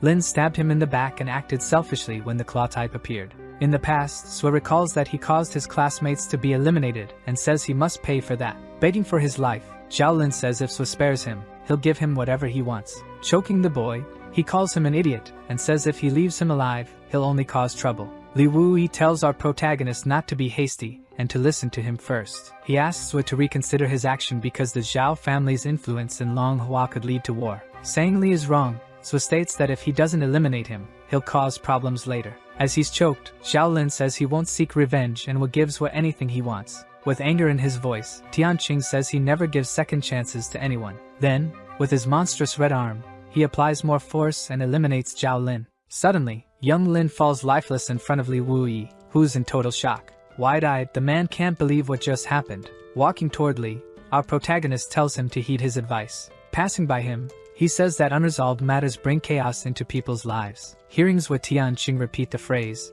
he grows even more afraid. Night begins to fall outside the building. While meditating, Tianqing reflects on the strange events of the day. He remembers detecting 2 high-level zombies but only found one clawed type and wonders where the other is. He realizes the fallen one is outside his detection range and senses no other infected nearby. But now he's recovered and prepared to face any infected. While meditating and evolving, he knows the most important thing now is to increase his power. Aware that his tattoo now covers his entire arm, he knows it's time to acquire another one. Knowing the tattoo grows with his level, he needs another one to withstand the virus's strength. Gaining a new tattoo separates the strong from the weak in stage 2, being an essential step toward advancing to stage 3. However, the sooner one gains a tattoo, the stronger one becomes, bringing many advantages when reaching stage 3. In his past, he only gained a tattoo at the peak of stage 2, but now he's building a foundation at the start of the stage. Suddenly, Sui Tianqing claps his hands together, palm to palm. With the experience of his past life, he now understands how to acquire a new tattoo. But given the state of the virus in his body right now, gaining another tattoo won't be easy. He knows he'll have to resort to a new method this time, taking a piece of meteorite in his hands. Sui knows there are various methods to absorb the meteorite, but blood fusion is one of the best, where he makes a cut at the start of the tattoo, and the blood will guide the meteorite's energy. The stage 3 meteorite might be enough to level him up, but he'll use it to gain a new tattoo. Our protagonist closes his eyes and focuses on the meditative process, closing his eyes even tighter in extreme concentration, finally reaching the peak of the concentration stage in meditation. Suddenly, he opens his eyes, which are red, and lets out a piercing scream. His entire group becomes concerned and runs towards Wa, asking if he's okay. However, they come across an unexpected scene and are utterly shocked. Zhuo Tiancheng is standing in front of the window, facing away and completely calm, saying he just had a nightmare, woke up startled, and now he's fine. The girl says she was scared, thinking something had happened to Tiancheng. She hands him a cloth handkerchief, telling him to use it to wipe off the sweat, and he thanks her. She tells Zhuo to go back to sleep and rest, and he says he will do that. They then close the door firmly, leaving Zhuo Tiancheng alone in his room. Finally alone, smoking his cigarette, he sighs in relief. Zhuo says that the process of gaining a tattoo is intense, and he couldn't help but scream, but he acquired the tattoo. A new tattoo is like a new core for controlling the virus's strength, allowing for more flexible use. Focusing, he says he will test the strength of his new tattoo. Activating both tattoos, he now has 2 red, monstrous arms. Now with 2 strengthened arms, he recalls that he only achieved this in stage 3 in his past life. And even though the energy cost has doubled, the strength has more than doubled too. Even though he's at the start of stage 2, the benefits of having a new tattoo are even better. Then he makes his new tattoo on his hand, with an infinity symbol, fade away. Suddenly, someone outside the building throws something in his direction. The unknown object makes contact and shatters Tiancheng's room window. Startled, he realizes what's happening. He quickly uses his sharp reflexes to catch the thrown object. Holding a mysterious bag in his hand, Zhuo Tiancheng feels confused by the item. Opening the bag, he finds some unexpected objects inside. He sees a pistol and several pieces of meteorite. Shouting out the window, he asks who's out there. He spots a hooded person watching him from the ground floor. The person in a coat and trench coat watches Zhuo Tiancheng in silence. Quickly, with an unnatural movement, they turn away and start running swiftly away from there. Tiancheng tells them to wait as he jumps out the window to go after them. Landing on the ground behind the fleeing person, Zhuo starts running very fast after them, chasing the person, using all his speed to catch up. When he notices they're far ahead of him and how difficult it is to reach them, due to the person's speed, it's difficult to keep up, and he's using a lot of energy. However, he notices the black hand with red lines beneath the heavy clothes. In shock, he realizes who is hidden under those dark clothes. Still chasing her, he shouts, asking if she could be Professor Luo. Noticing high heels, the person stops running. Turning toward the protagonist, it's revealed to be Professor Luo's Xiaoyu. He questions, wondering if it's really Professor Luo. He asks if she's the one who saved him from drowning, and she confirms. He asks why she ran if she didn't want him to see her. Luo Xiaoyu denies it, saying she doesn't want Tianqing to see her in her current state. With no response, he just stares at her in shock. Turning away, saying she already handed him the items, she starts to leave, but he tells her to wait. Zhuo Tianqing asks if she hasn't eaten in 3 days. In shock and desperation, she says she's not hungry and doesn't want to eat anything. He says that she might want to eat but lacks the courage. Explaining that her mutation fuels her strength and mental capacity, he says her body's material enhances her attack and defense. He adds that after obtaining the black armor, one begins to crave human blood, and Luo tells him to shut up. Cutting his arm and letting blood flow, Zhuo says she needs to eat, or she'll starve. Unable to suppress her beastly side, Professor Luo screams for the blood, her eyes wide open. She runs swiftly towards Zhuo Tianqing, hungry for blood. However, she quickly stops, looking down as if regaining her senses. Looking sadly and regretfully at her friend, she says she can't do this, saying that if she wants to control it, she'll have to accept it. She replies that she doesn't want to drink blood. Showing his blood, he asks if she can truly suppress her urges in the coming days, commenting that one day she'll lose control and end up attacking someone, and there'll be no turning back, but she screams and denies it. And suddenly, abruptly, she bites Zhuo Tianqing's arm, sucking his blood. He watches her with an unwavering, expressionless face, showing no reaction. Meanwhile, Professor Luo Xiaoyu's eyes are filled with veins and wide open, but after feeding on Zhuo Tianqing's blood, her eyes calm and settle. The day breaks, and someone shouts indignantly about someone else leaving. Li tells his friend not to jump to conclusions, and she says she can't help it after Zhuo's comment about leaving the group. He says they misunderstood, that he only needs to leave for a few days and doesn't want to hold them back, so they'll separate. Li Wui says he would never abandon a friend, and if the Zhao family messes with Zhuo, he'll step in immediately. Thanking Li for his sentiment, our protagonist says he's not leaving because of them. Questioned by Li Wui about the reason, he says it's complicated and hard to explain. Li tells Zhuo not to worry and that they'll face the Zhao family together, and the girl asks them to stay calm. Raising his hand, Zhou Tianqing says he has a few things to discuss. He says they're large targets, and separated, they can handle the Zhao family better. Besides, he has two important things to resolve that can't wait, and he asks them to find people for him. In shock, Li Wui questions Zhou Tianqing about the people he wants them to find. Meanwhile, Lin Qingqin closes the trunk of their car, putting something inside. She tells our hero that she packed weapons, ammunition, and supplies that could be useful. Additionally, she shows a modified grenade that can defeat Stage 2 infected, and Zhou thanks her, saying it will be enough. Zhou Tianqing prepares to leave. Lin Qingqin asks our protagonist how long he'll be gone this time. He says it'll be between 1 week and 15 days if it takes a while, and then he'll head to Manhua.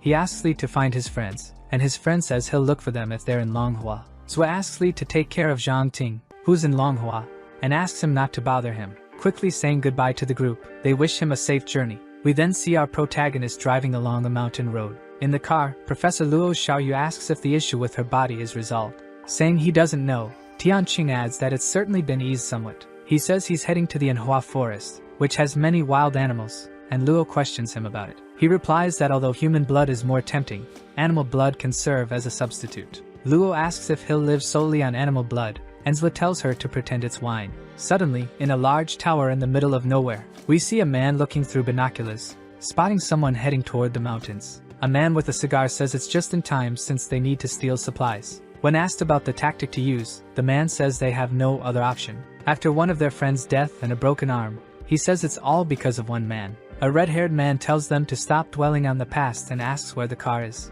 The thug in the yellow jacket says they went into the forest. The red-haired man is shocked by the information and questions the fact that they entered the forest. While Professor Luo meditates using the breathing technique, Zhou says she learns quickly. Tianqing says that was the basic module of the technique, and that she must be halfway through stage 2. Saying it's too late for her to practice the exercises, he'll teach her how to gain a tattoo. He mentions that, in her case, the black armor is the tattoo and tells her to gather the virus in one place to control the black armor. Luo asks if it's possible to hide the black scales, and Zhou says yes, solving her appearance issue. Saying she can hold her thirst for a week, she asks what she'll do about it. He replies that once she reaches stage 3, her thirst for blood will decrease, and she should practice the exercises. He instructs her to do it the way he taught to regulate the breathing exercise. Professor Luo Xiaoyu then obeys him, and a red aura emanates from her. The red lines on her black scales glow and emit a strong aura. When Tianqing notices the tattoo is on her chest, he tells her to focus the virus there. So she follows his advice,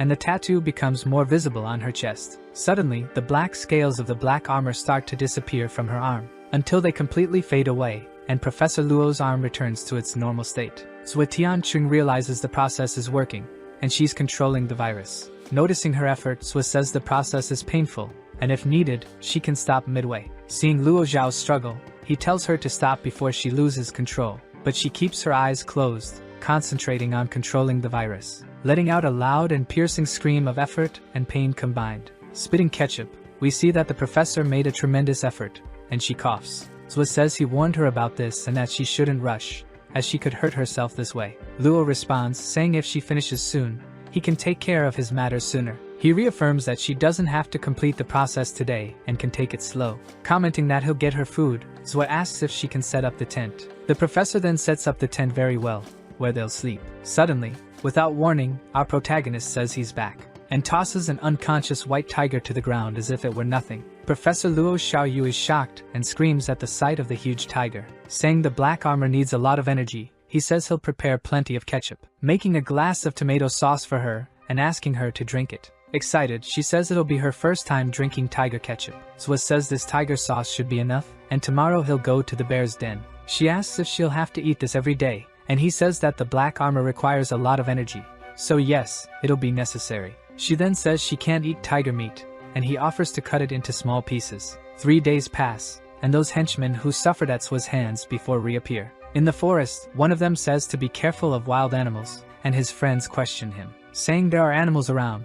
One of them suggests giving up after these 3 days of searching. One of them focuses and begins concentrating on scents in the air. The leader smells fresh ketchup, and one of them asks if it's a tiger or bear feeding. The head thug says it would be good. After all, they could eliminate the wild and primitive animal. The sky clears, and a beautiful day dawns in the Manhua forest. A recent animal bone carcass is spotted by the criminals in the forest. Asked by the leader what type of animal it is, the henchman says it's larger than a human. He mentions it looks like the head of a tiger, and the leader comments that a human took the edible parts. The man imagines that the people they're searching for must be strong, and his henchman notices footprints. In shock, the leader turns and questions the fact that they found footprints in the forest. Luo Xiao continues practicing breathing techniques to reduce the tattoos. She mentions that she's managing to control them well and is close to achieving full control. She stands up from her mat on the ground, retrieving a personal item from the vehicle. After putting it on, she says that now, her black scales are completely unnoticeable. The leader of the bandits spots Professor Luo and gets excited.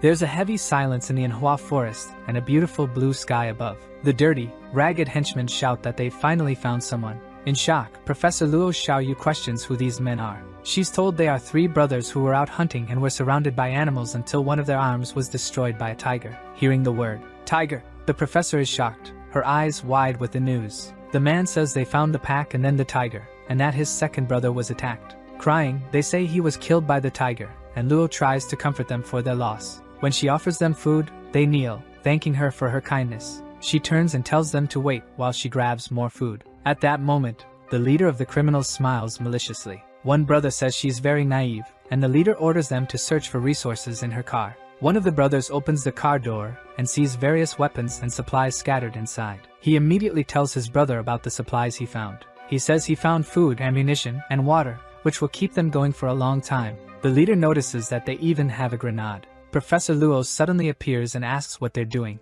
The man turns to her, startled, his teeth clenched in tension. The bandit hides the grenade behind his body as Luo Xiaoyu watches curiously. In tears, the man shouts that his brother loved this type of car and couldn't stand to see it. Suddenly, teacher Luo Xiaoyu grabs a bucket full of water and places it on the ground. As she fiddles with the car, she asks for their help to build a campfire nearby. Showing off her shapely figure, teacher Luo seems to be plotting something. The 3 criminals watch this scene, excited, with a malicious grin. At the same time, she prepares a very appetizing meal over the fire. The 3 criminal friends glance at each other, hinting that they may have the same idea. One of them says it's been 3 months since he's seen a woman up close, and that this one is very attractive. Another brother urges the leader to attack her now, but the boss tells them to wait. Looking at the girl from behind, the leader begins to smile and comments on the nice view. Teacher Luo Xiaoyu gently says that the food is ready and that they can help themselves. Happy and pretending to be polite, the trio of criminals thanks her for the meal. However, they quickly change their expressions to a malicious grin with ulterior motives. The 3 bandits devour the food,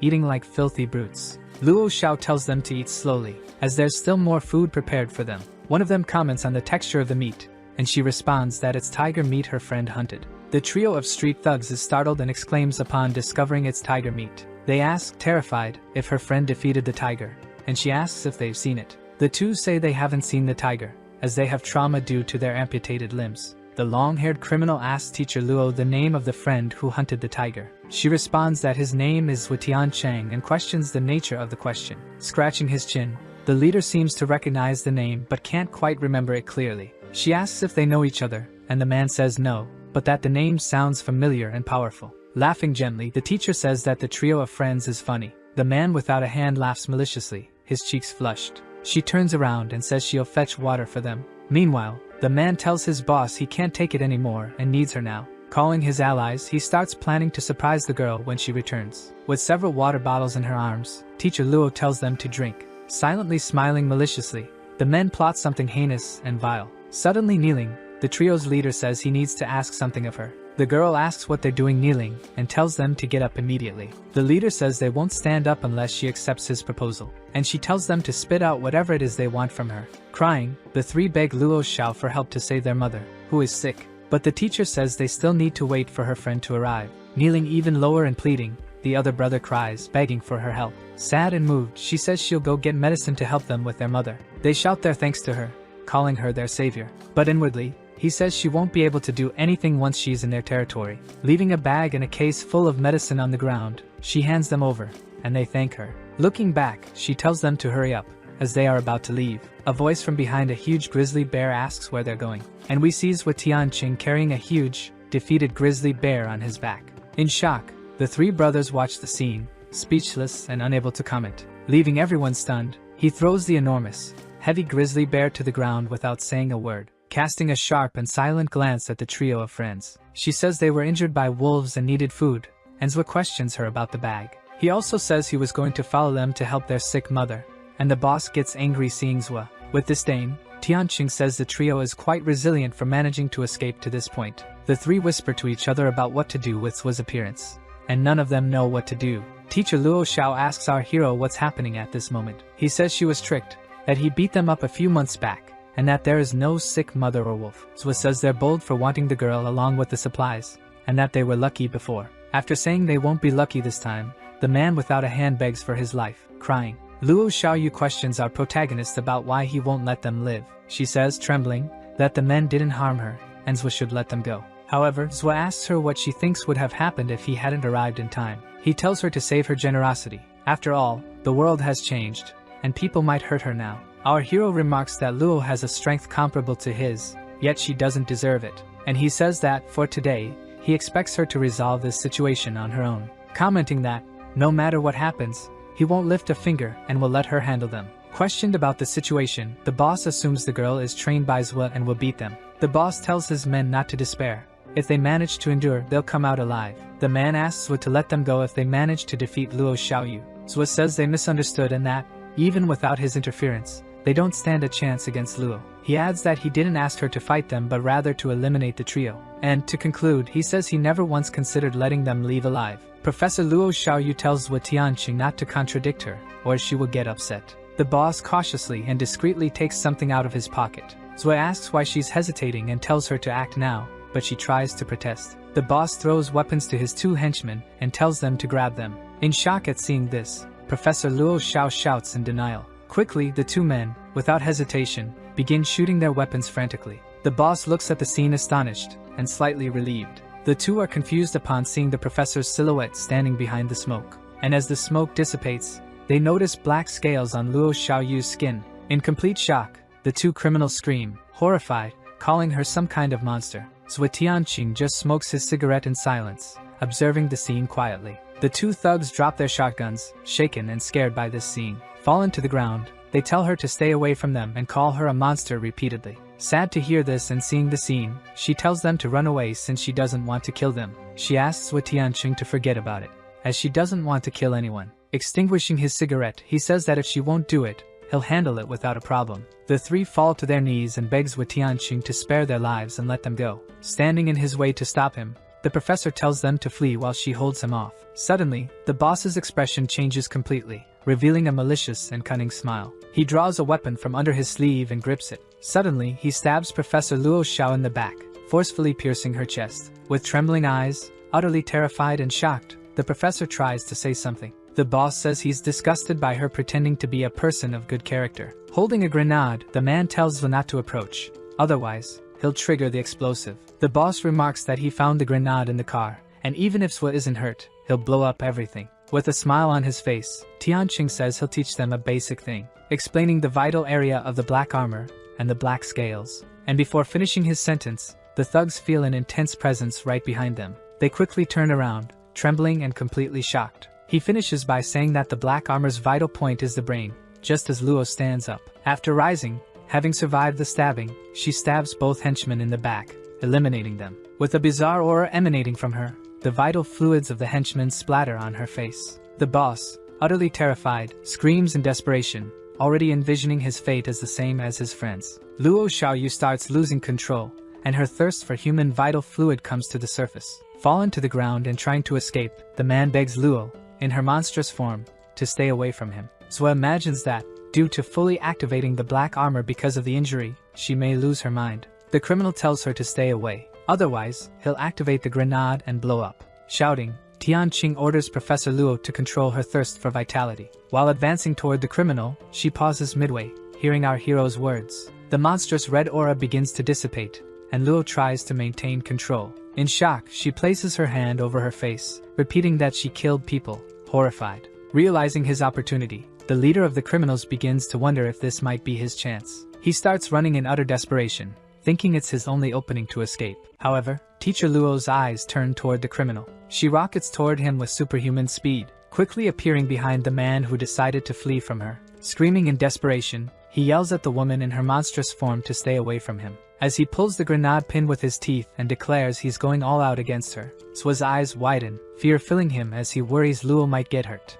Running at full speed, Tianqing tells Luo to get away from him. Our protagonist grabs her to try to shield her from the explosion's radius. Protecting Luo Xiaoyu's body, he places himself in front of her to prevent the grenade from reaching her, and the two roll across the ground after the massive impact of the explosion. The smoke from the grenade begins to clear after a few seconds. On the ground, we see Zhou Tianqing injured but alive, with Luo Xiao lying beside him. Suddenly, time passes, and Tianqing's car is speeding down the road. Teacher Luo slowly opens her eyes, gradually regaining consciousness. Wrapped in a coat, she awakens from her sleep, and Tianqing comments that she's finally awake. He tells her that 3 days have passed since the grenade incident, leaving Luo in shock. She asks where they're headed, and Zhou says she'll have to go with him to Manhua. Tianqing tells Teacher Luo to look at her body. She begins to unbutton and remove the coat, noticing a red square on her arm. She widens her eyes in genuine surprise due to the shock.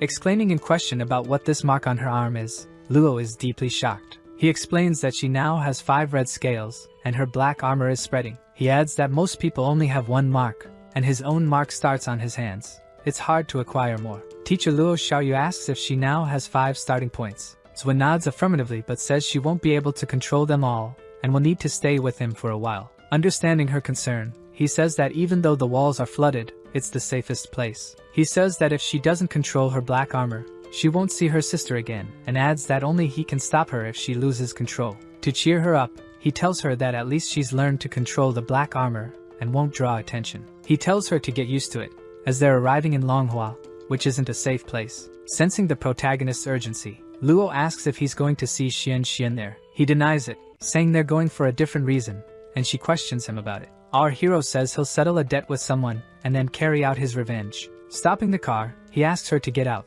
saying that from this point on, they'll go on foot. She asks if driving wouldn't be faster, and he says she'll understand soon enough. Throwing clothes in her direction, Zhou tells her to get dressed, and she asks him why. Zhou Tianqing comments that sometimes it's annoying when someone is born too beautiful. Embarrassed and somewhat flustered, Luo Xiao is left speechless and without reaction. In an open area, we can see various guards at the road toll and many people. A guard tells the people they'll have to pay a fee to pass, which is 10% of their supplies. Annoyed, the civilians revolt against the military, complaining about the exorbitant price. Authoritatively, the guard says that if they don't accept, they should turn around and leave. Zhou says they brought few items since some cities ask for half the supplies, and Manhua is generous asking only 10%. Luo asks if there's another way to get in, and Tianqing says there is, but it would be very complicated. A large vehicle with enormous wheels approaches and accelerates rapidly. Alert, Tianqing only turns his eyes toward the sound of the approaching vehicle. 2 survivors run from this huge car, desperate, about to be run over. Suddenly, the car stops, emitting smoke, and we see 2 more survivors with them. Abruptly, someone steps out of the car with imposing boots. From the car emerge 3 men with unconventional hairstyles and harsh expressions. The 2 irritated survivors ask the thugs who they think they are. The military subordinate watches the approaching trio and calls the leader by the name Xian. Fearful, he asks Xian why he's appeared, and the man asks if he's not welcome. The guard quickly refuses and orders the portal to be opened, but Xian says it's unnecessary as he's here on another matter. The leader of the trio, Xian, displaying authority in the area, says he'll get straight to the point. The soldier, completely submissive, says he will follow any order from the man. Xian declares that this passage now belongs to the Red Jacket Gang and orders the soldiers to leave. In shock, Zhou Tianqing widens his eyes upon hearing the name Red Jacket Gang. Our protagonist recalls that they were the ones who cut off Zhang Jingyu's arm. Luo Xiaoyu asks what's going on, and holding back his anger, Tianqing says it's nothing. With a manic, morbid smile on his face, Tianqing says everything is just fine. The guard questions the agreement they had, and Xian says their people aren't good enough for them. The man, irritated, says his boss has evolved and asks if Xian isn't afraid of retaliation. The Red Jacket Gang leader acknowledges that the lackey is correct. Throwing down a sack, Xian says he already eliminated their boss, shocking the lackey. Stumbling forward toward the small sack, the submissive man goes to check its contents. Opening it, he sees his boss's remains, and Xian comments that he's very loyal to his boss. The gang leader says he doesn't care about his loyalty, and swiftly eliminates the man too. Authoritatively, the leader of the Red Jackets declares that the Blue Mountain Gang is now extinct. He announces that his gang will take charge of the area, and everyone will give up what they have. The people grow even more outraged, commenting that the situation is absurd and a robbery. Xian, the leader, lets out a sarcastic laugh, finding it amusing that the civilians call it robbery. Pointing his finger at the crowd, he orders his friends to act. The citizens watch in shock, falling into complete silence. The people begin to panic and scream as Xian's 2 subordinates start attacking. Sordidly, the gang leader says now it truly is a robbery. With hostages, Xian demands that those in line give up their supplies if they want the captives released. The remaining people in line watch the scene in silence, disturbed and shocked. Suddenly, Xian, the gang leader, seems to have realized something and is taken aback.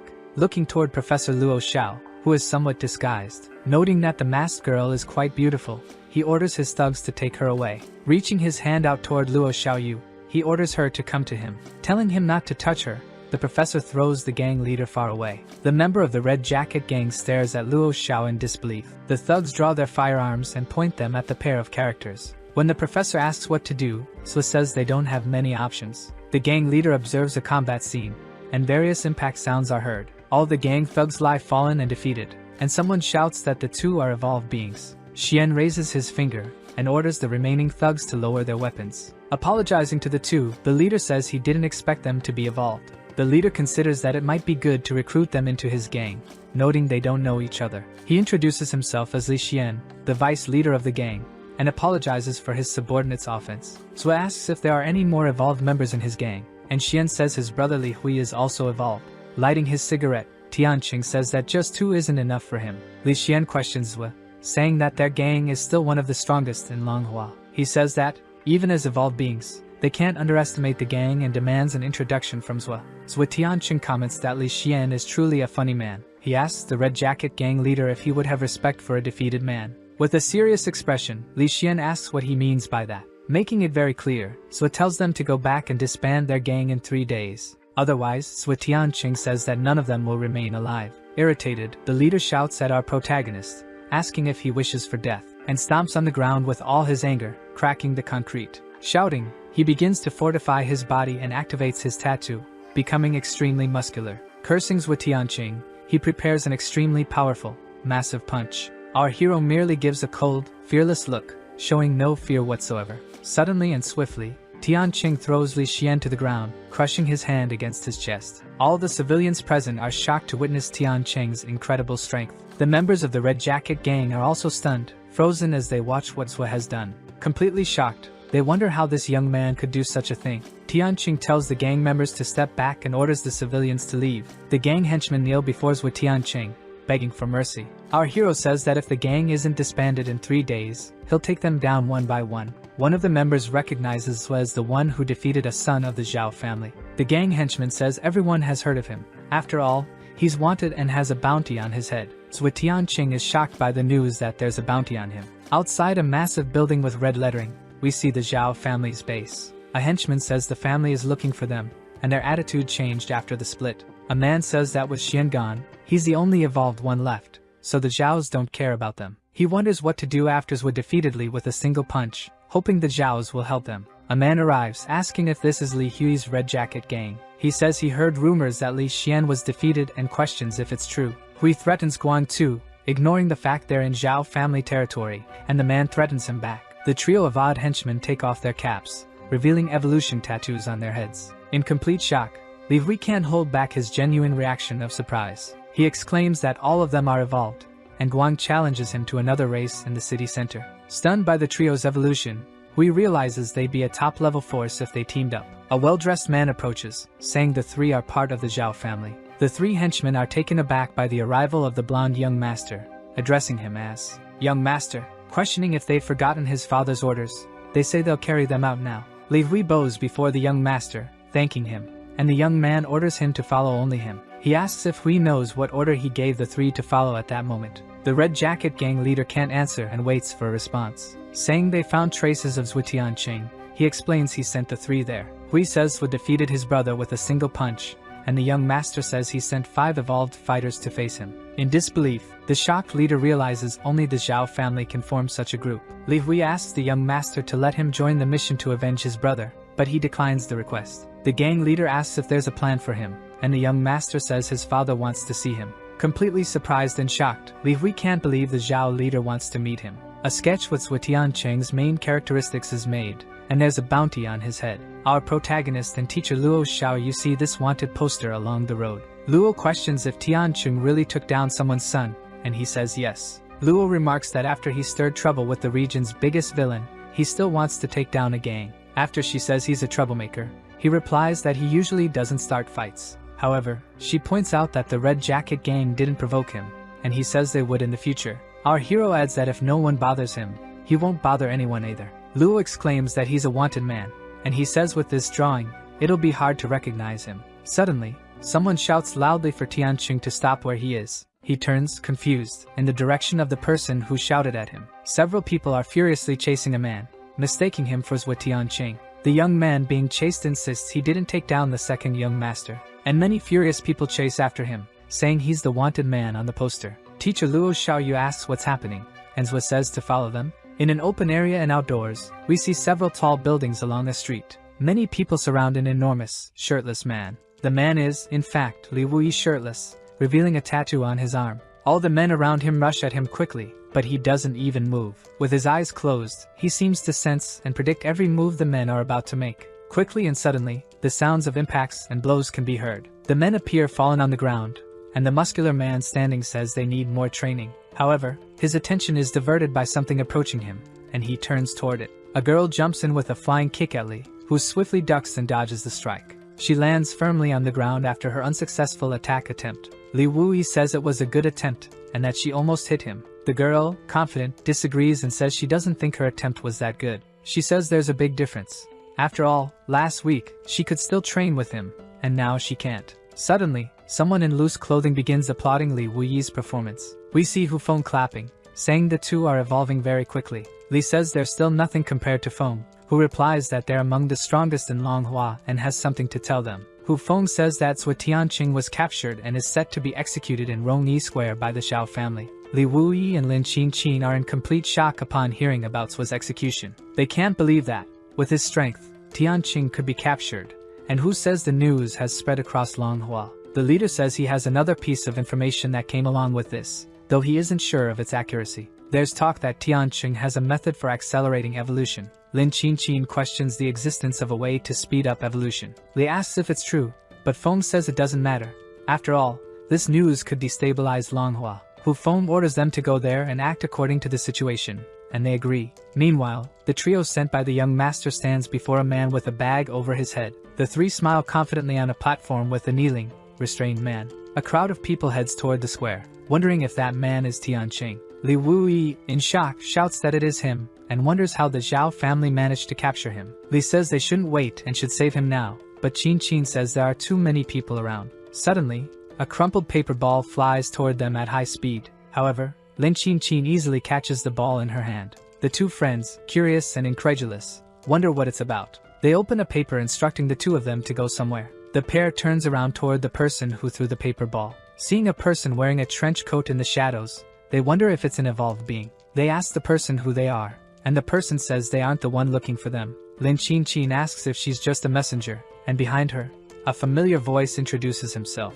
Zhou appears, and they can't contain their excitement at seeing him, and he notices that both have evolved and congratulates them. Before Li can mention Zhuo's capture, Zhou says they captured the wrong person. Li asks Zhou to follow him back to their base, and Qin says the family won't dare invade their base. Tianqing says he came to Manhua for another reason and called Brother Yi to find out something. Zhou says he discovered that about 20 people are waiting to ambush him. In complete shock, Lin Qinqin and Li Wuyi can't believe the information. Wuyi thinks the news might have spread, leading to a possible ambush. And Li explains that just now, someone spread that Zhou knows a way to evolve faster. Zhou Tianqing and Luo Xiaoyu comment that these rumors are unusual. The Manhua friends ask what that means. Luo meant that this rumor was specifically aimed at Zhou Tianqing. She says Luo is right. After all, the fake was captured, and the rumor spread. Something is being planned. Zhou reflects that what they're saying is true. The issue is that it spread as a rumor. Luo asks Zhou if he wants to stay to uncover things, and he says they should leave. The three friends all ask simultaneously where he intends to go. He says that someone set up an ambush to bring him to the square and capture him, and he comments that they captured the wrong person, so it doesn't concern him. Zhou asks if they have any leads on his friends, and Qin says they haven't had any news from Gao and Luo. However, she mentions they found Zhang Zheyu, and it seems there's a connection. Shocked, Zhou Tianqing can't hide his genuine surprise at hearing this name. Qin says that he avenged Sheng's brother, a member of the Blue Mountain Gang, by eliminating the vice leader. Zhou asks where Zhang is, and she says he just evolved, and they killed his brother while he was away. Reflecting, Tianqing realizes that Zhang Jingyu is still not in Manhua. He thanks her and says to wait until he finishes his tasks, and they ask where he's going. He replies that he's going to find the gang to clean up the mess before Zhang arrives. Tianqing tells them not to interfere, as it will definitely end in a fight. Suddenly, Shang Biao, Luo Lanche's hamster, appears, grunting happily at seeing Zhou Tianqing. Completely shocked, his eyes wide open, he's stunned to see Shang Biao there. Teacher Luo Xiaoyu asks if Tianqing knows this hamster. Holding the small pet hamster in his hands, examining it, Zhou doesn't respond. The girl goes to the window, commenting that there's a fight happening outside. Qin and Li Wuyi mention that someone is after the prisoner, and Zhou understands the situation. Talking to Shang Biao, our protagonist comments that he should have foreseen this. The three friends look in Zhou Tianqing's direction, trying to understand what he meant. Going back a few minutes in time, we see the trio saying Zhou deserves to die for killing the second young master. The henchman says that in Manhua, anyone who offends the Zhao family will be sentenced to execution. Civilians comment that the bald guy barely joined the family, and has already become submissive to the Zhaos. Raising his weapon, the bald man says it's time to eliminate the boy, and the prisoner grunts. Executing a move to finish off the fake Zhou, the bald man tells him to go to hell. A loud noise is heard at that moment, audible to all civilians nearby. The bald Zhao family henchman is incredulous, watching what just happened. His weapon didn't reach the kneeling man with a sack over his head. We see Gao Ao Fei holding his weapon in front of the man's weapon, who asks who he is. Gao, speaking to the captured man, thinking he's Tianqing, asks what made him get captured. Gao and the henchman engage in a power struggle to prevent the blade from hitting the prisoner. Yelling at Gao, he asks how he dares to steal the prisoner and threatens an attack with his weapon. Preparing a strike with his bat in return, Gao complains that the henchman won't shut up. He hits the man square in the face with a massive impact from his wooden bat. The impact causes the bald man to fall to the ground, dropping his sharp metal weapon. Two henchmen behind Gao Fei draw firearms, pointing them at his back. However, he senses them with his sixth sense and quickly turns toward the criminals. They fire multiple shots, but Gao Fei dodges them all with ease, landing safely on the ground, completely unharmed by the fired bullets. In disbelief, the Zhao family subordinates prepare to fire more shots at Gao. But before they can, the bald man raises his hand, ordering them to stop. Holding his injured spot, he tells the servants not to waste their ammunition. Injured and irritated, Guan Tu realizes that Gao Fei is, in fact, an evolved being. The civilians, shocked and frightened, exclaim that this man is an evolved one. Everyone in the area begins to flee, fearing a possible clash between them. The prisoner begins trembling with fear as the two face off. The young master orders Baldi Chan to go back and brings Zhou Tianqing alive. However, the bald man argues with his master, saying there are people trying to save him. Frightened, the young master orders them to stop them and says Bruce and Abu are on their way. Excited, Chang tells his master not to worry, but before he can finish his sentence, his friend interrupts him, saying Zhou Tianqing has disappeared. Completely stunned, Baldi Chan can't hide his shock at this sight. Meanwhile, Gao Ao Fei, with the fake Zhou Tianqing on his back, begins to flee. Pulling the pin from a grenade, he tells Qian not to think this is goodbye. He throws the grenade toward them, and smoke begins to billow from it. Spreading through the area, it obstructs the henchman's view, and Chang orders them to go after him. We see two people running at high speed through alleys and narrow streets. Gao Fei asks Luo Lansha if she found her hamster, Shang Biao, and she says she hasn't. She remembers the moment the hamster grunted at a corner, and then suddenly ran in the opposite direction from where the fake Zhou Tianqing was. She says she asked Shang to find Tianqing and distract the guards, but he ran off. Gao says Shang Biao has been useless for a long time, and she tells him to take Tianqing to a safe place. The man with a bag over his head, on Gao Fei's back, starts grunting, trying to say something. Gao questions how he was captured, as it would be nearly impossible, and Luo says they must have cheated. Gao imagines they might have poisoned Tianqing. After all, there would be no other way to capture him. Still struggling, the man tries to escape, and Luo says they will release him in a safe place. She shouts for Gao Ao Fei to be careful, as there are people ahead. A man with closed eyes says there is a large flow of people coming to Longhua, and a dark-skinned man wearing sunglasses says they'll finally get to fight. We see one man dressed in traditional Chinese attire and another in casual clothes. Gao Ao Fei and Luo Lansha stop halfway, face to face with them. Suddenly, more footsteps are heard coming from behind the two. The submissive bald trio from the Zhao family appears, surrounding Gao Fei and Luo Lansha. Gao comments that facing 5 evolved ones won't be easy, and says he should have brought his sniper. The fake Zhou Tianqing continues to struggle and grunt loudly on Gao Fei's back. The young girl tells Tianqing not to worry, as they'll get him out of this situation soon. Observing from afar, Luo asks if they can beat 5 people, and Zhou says they'll certainly lose. Then she asks when they'll help them face the 5 evolved ones. Zhou says not to rush. After all, things are more complicated than he expected. He mentions that if all the evolved people they know work together, even the two of them couldn't face them. Professor Luo Xiao then asks her friend what they can do to help. Sua asks if there's any group in Manhua that rarely appears but is famous and unpredictable. Pondering, the two think, and Wu Yi remembers a biker gang that fits that description. They explains they call themselves the Black Bandana Society, have 3 evolved members, and don't seek expansion. Using binoculars, Qin says she found the gang members in the northern alley. With a cigarette between his fingers, Sua Tianqing tells the group to head there. Li Wuyi and Lin Qin are genuinely shocked when Sua says this. Gao Fei places the fake Sua Tianqing against the wall and tells him to stay there. Tying the man's hands, Gao says the fight won't be easy and asks him not to interfere. Fei promises Sua Tianqing that he will keep him safe, even if it costs him his life. The fake Sua Tianqing bursts into tears under the cloth and places his hand on his head.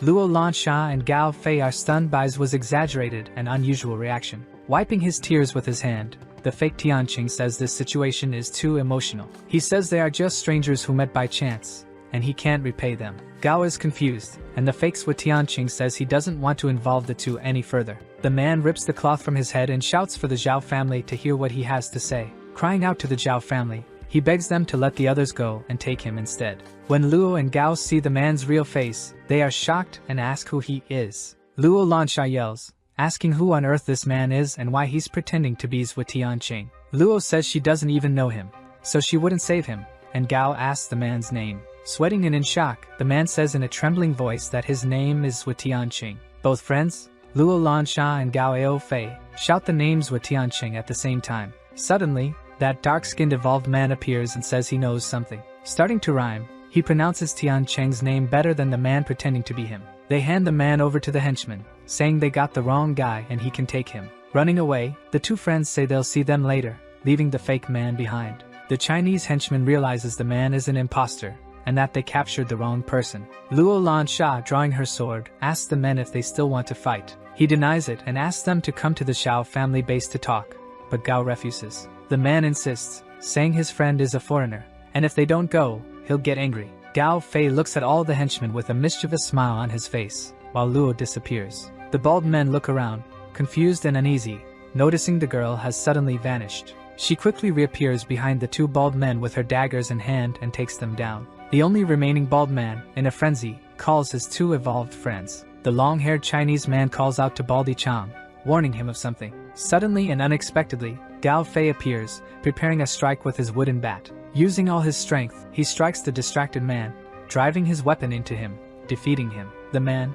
upon being hit, screams in pain and falls to the ground. Gao Ao Fei, still facing away from the other two men, turns his head in their direction. The foreigner calls Gao Fei with a hand signal, telling him to come at him. Luo Lansha and Gao Fei decide to run and insult the two men as they escape. Using their hands for support, the bald men begin to get back up. One of the henchmen hit by Luo Lansha asks if his brothers are okay. The two evolved friends tell the three bald men to go after the two fugitives since they're still alive. We then see a beige multi-story building, and on the ground floor, hidden behind a pillar, a man with binoculars watches. Two men with black bandanas from the biker gang are there, and one says he's found something. Looking through the binoculars, he sees the Axe gang outside. On the southeast side, he notices the Northern Sky gang and the Scorpion gang there as well. The masked man says the whole city is involved this time, and his friend says they're heading out. Putting away the binoculars, he says they need to follow them and not let the others get ahead. Sua Tianqing appears and asks the two men if they're from the Black Band Society.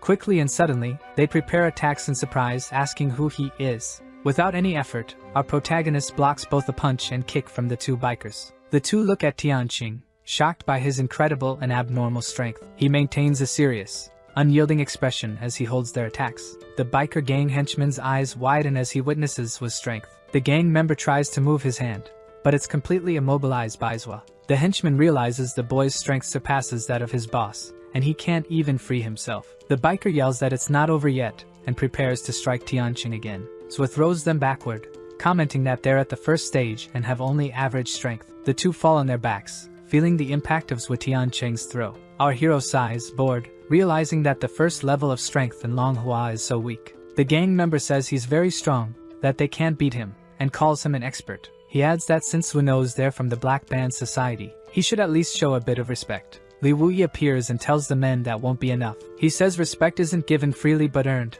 and the gangster realizes that even Maple Nest is involved. He reflects that he never imagined an expert in Maple Nest other than Hu Feng, and that he stands no chance against them. Sweating nervously, he realizes Zhu's strength is abnormal, as he held both of them without effort. The two kneel and beg experts to let them go and spare them. Zhu asks about the third evolved member of their gang, and the man says their boss guards the base. Tianqing says that's perfect and that they can help him with the task. Shocked and sweating nervously, the two agree automatically and ask what he needs. He tells them to inform their boss not to get involved in Zhu Tianqing's mess.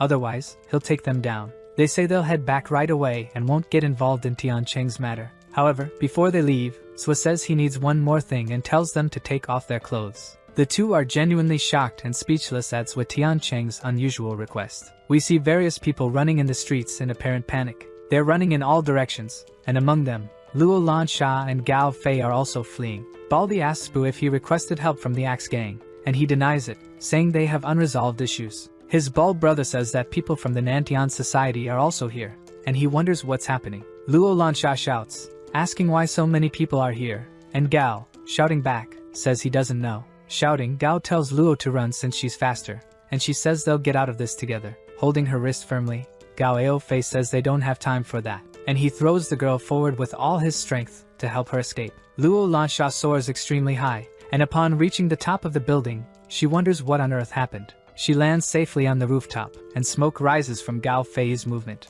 Looking down toward her friend, she shouts Gao Fei's name, worried about him. He smiles in a carefree way, with his eyes closed, as if he has everything under control. As various people rush at him angrily, he raises his arms and says he surrenders. We see a huge building in the distance, where Gao Aofei was apparently taken. Gao is tied up, and Baldy says he was acting all tough before, and now he's been captured. Gao Fei doesn't hesitate, looks Baldy in the eyes, and insults him harshly. The bald one who was injured by him earlier is furious, and says Gao is asking for death. Brother Bu tells Baldy-chan to stop embarrassing him, and Baldy is intimidated by Bu's presence. Brother Bu notices that Gao is quite skilled and asks if he's considered joining the Xiao family. Shocked by the suggestion, Gao Fei widens his eyes and questions what Bu said about joining them. He confirms it, saying if Gao joins them, he'll guarantee his safety, and Gao asks if he'll really do that. A red-haired man tells Abu to stop talking nonsense since all the evolved ones are present. Abu says the strong are in charge, and if he doesn't like it,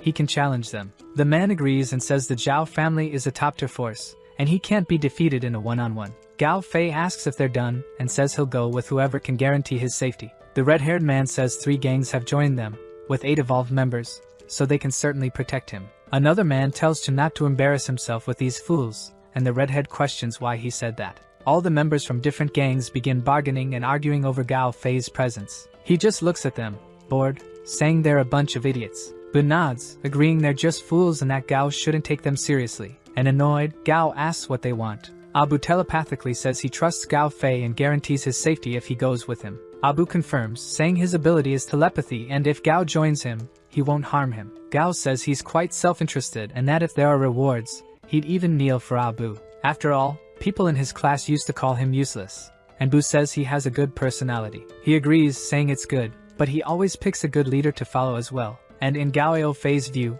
this man isn't a good choice for a leader. Smoking his cigarette, Abu asks him who told him he was a self-interested person. He says that Gao Fei is actually quite stubborn, and starts blowing smoke in his face to annoy him. Suddenly, we get a view of the alleys and back streets of Manhua City. We see Luo Lanch's yellow shoes. She runs at high speed to escape from the various gangs chasing her. Crying, she reflects that, besides failing to find Zhu, her friend Gao was also captured. Suddenly, she finds herself face to face with a man, which shocks the young girl Luo Lansha. We see Li Wui asking her what's wrong and if he can help her. Holding her sharp dagger, Luo Lansha tells him to get out of her way. He says he never imagined she'd be so stressed, and she tells him not to blame her, as he keeps blocking her way. Behind her, someone says they're not afraid of strong enemies but rather of unpleasant companions. Removing his bandana and revealing himself as Zhu Tianqing, he says the two of them only know how to cause trouble for him. Delighted to see her friend again, Luo Lansha smiles sincerely and calls his name. We see a man inside his residence, standing in front of a picture frame of another man. He places a kind of incense in a pot with ashes.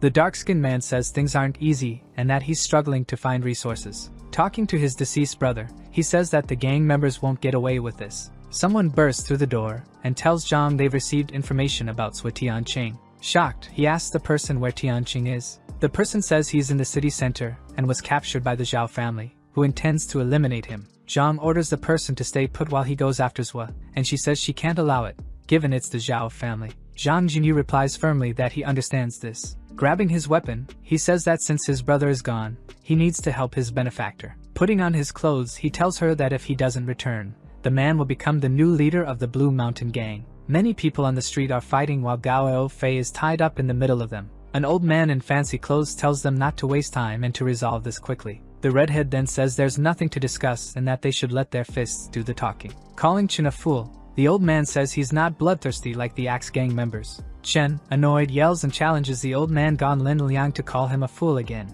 Abu, exhaling smoke, tells them to cut the chatter. He says that Gao Fei risked his life for Zhua, meaning he's connected to him and holds valuable information. He proposes a fight among everyone present to win Gao Fei, who will give clues about Zhua. Chen, the redhead, asks if Abu is talking about individual fights. He says Chen is correct, and if everyone agrees, he'll represent the Zhao family and start the fight. Li Wui says they shouldn't forget Maple Nest in such a fun task as this. Standing by the bikers, Li remarks that the Zhao family must be living quite comfortably. Abu asks if they're here without Chief Hu Feng. Li Wui then says he remembers Hu Feng's existence and calls him a traitor. He asks not to be called a traitor, as the Zhao family simply offered him more benefits than Maple Nest. Gao Fei, watching the conversation, wonders how many gangs exist in Manhua. His eyes widen when he notices a familiar face next to Li Wui. He realizes that, disguised with a black bandana, Zhua Tiancheng is there. Seeing Gao Fei's surprised look, Zhua gestures for him to stay quiet with his finger. Abu says that Li Wui is late and that there's nothing left for him. Smiling, Li says he disagrees with that statement. He reveals the girl, Luo Lan Sha, who sighs in irritation and discomfort. Shocked, Abu comments that Li Wui managed to capture the missing girl. Li Wui says that, in fact, she was captured by members of the Black Band Society. Abu remarks that the Black Band Society members were lucky. Zhua Tiancheng, disguised as a member of this gang, stares deeply into Abu's eyes. Abu stares back, frowning in suspicion. Abu and members of other gangs stand face to face with Li Wui and Tiancheng. Trying to use his telepathic ability, Abu realizes it doesn't work on Zhua Tiancheng. Moreover, he notices it doesn't work within 5 meters around him and that Zhua's mental capacity exceeds his. Shocked and sweating, Abu realizes that the Black Band Society has hidden talents. Reflecting, he figures that despite the mental capacity, Zhua may not be skilled in direct combat. Abu then tells Li Wui that one wasn't enough, and it seems he wants another. No. Li, excited, says men should always have a goal to pursue. Bu relents and says that since Li brought the girl, he will set a new rule in front of everyone. He announces the new rule that his chief Hu Feng cannot join the fight. The civilians get excited and start repeating that Hu Feng can't attend the fight. Bu says that this is everyone's wish since they know who is the strongest in Manhua,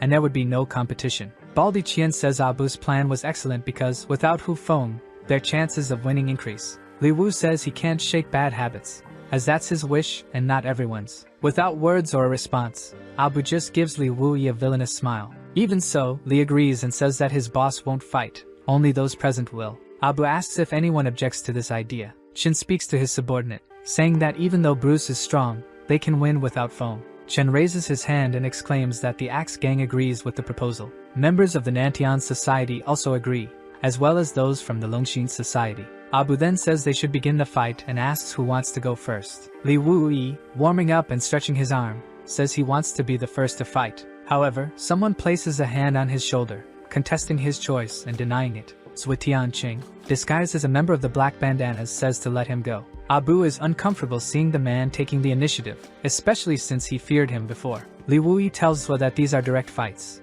and he shouldn't go first, but Zhua says it's fine. Smoking his cigarette, Abu observes the scene from a distance and sighs, annoyed. Reflecting, he thinks it's madness for a man specialized in mental strength to go into direct fights. Bu calls for Baldi Chang and chooses him to be the first to fight, and he accepts. Facing our protagonist, the bald Zhao family member tells him to start the fight already. Bu knows that Chang is average, but he'll be enough to defeat someone specialized in mental strength. After that, he plans to let everyone fight ahead and save Bruce for the final cleanup. Suddenly, out of nowhere, Baldi Chang goes flying and is thrown by Zhua Tiancheng. With his face bruised and injured, Chang says that he's too strong, and Bu wonders how that's possible. Completely shocked, he grits his teeth. He wonders internally how this man could do that. A man asks Chen how Baldi was defeated so quickly, and Chen says he's extremely fast. Bu asks Bruce what he thinks of the mysterious man's speed, and he replies that Chang underestimated him. And he asks Bruce how confident he is to face the hooded man. In English, Bruce replies that he doesn't know.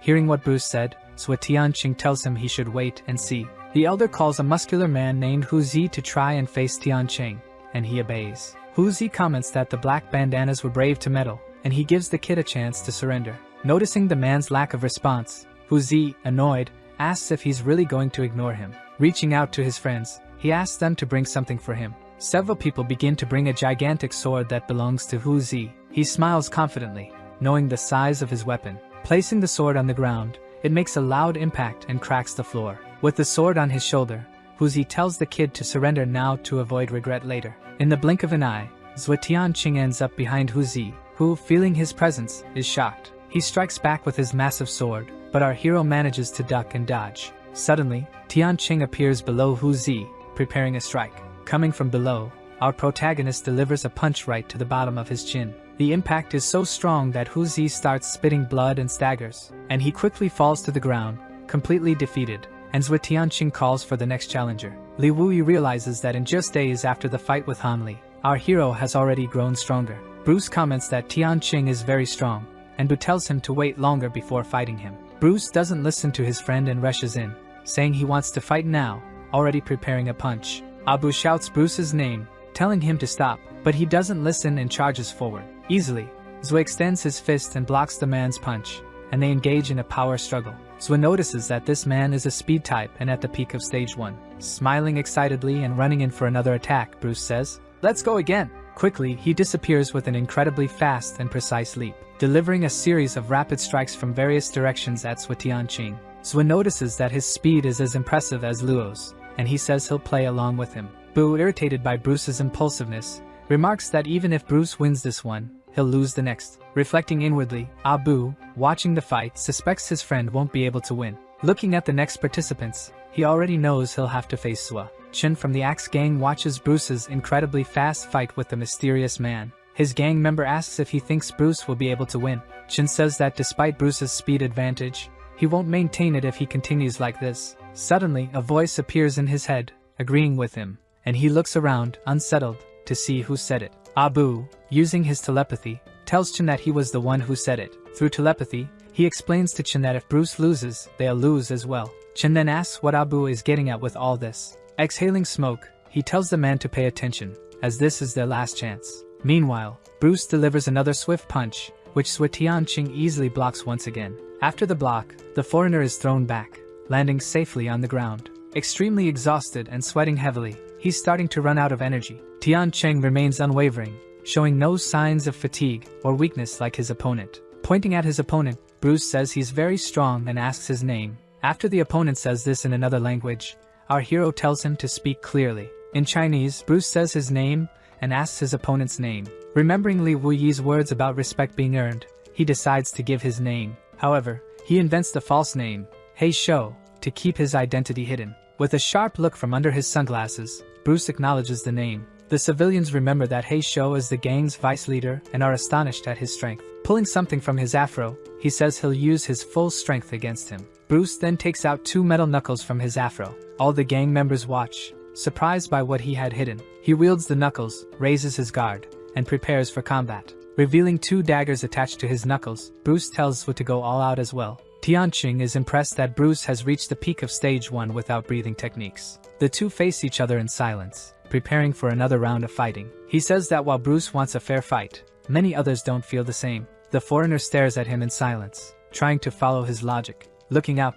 Tianqing points to a man on top of a building. They notice a long-haired man with a long-range weapon on the rooftop. Among the crowd, Zwe also spots a redhead watching him strangely. Finally, he points out one last person, Abu, saying he blocked all escape routes, planned all this to eliminate him. Zwe says that although mental strength isn't his specialty, it's still enough to handle them, and he adds that all 6 people Abu positioned are under his watch. Li Wuyi, irritated with Abu, exclaims that he's playing too dirty. An older man approaches Li and says it's been a long time. He asks what Li Nantian wants with him. Shin says they want nothing from him but tells everyone to be prepared. Irritated, Li Wui curses them, but Lin Qin tells him to stay calm and observe the surroundings. Li, annoyed, says Bu created the rules for individual fights, but is now forming a group. Abu says now that everyone has figured it out, he doesn't need to pretend anymore. He declares that the Black Band Society will be wiped out today. Chin tells Li Wui not to interfere further in this battle. Li Nantian says that everyone's target today is solely the Black Band Society.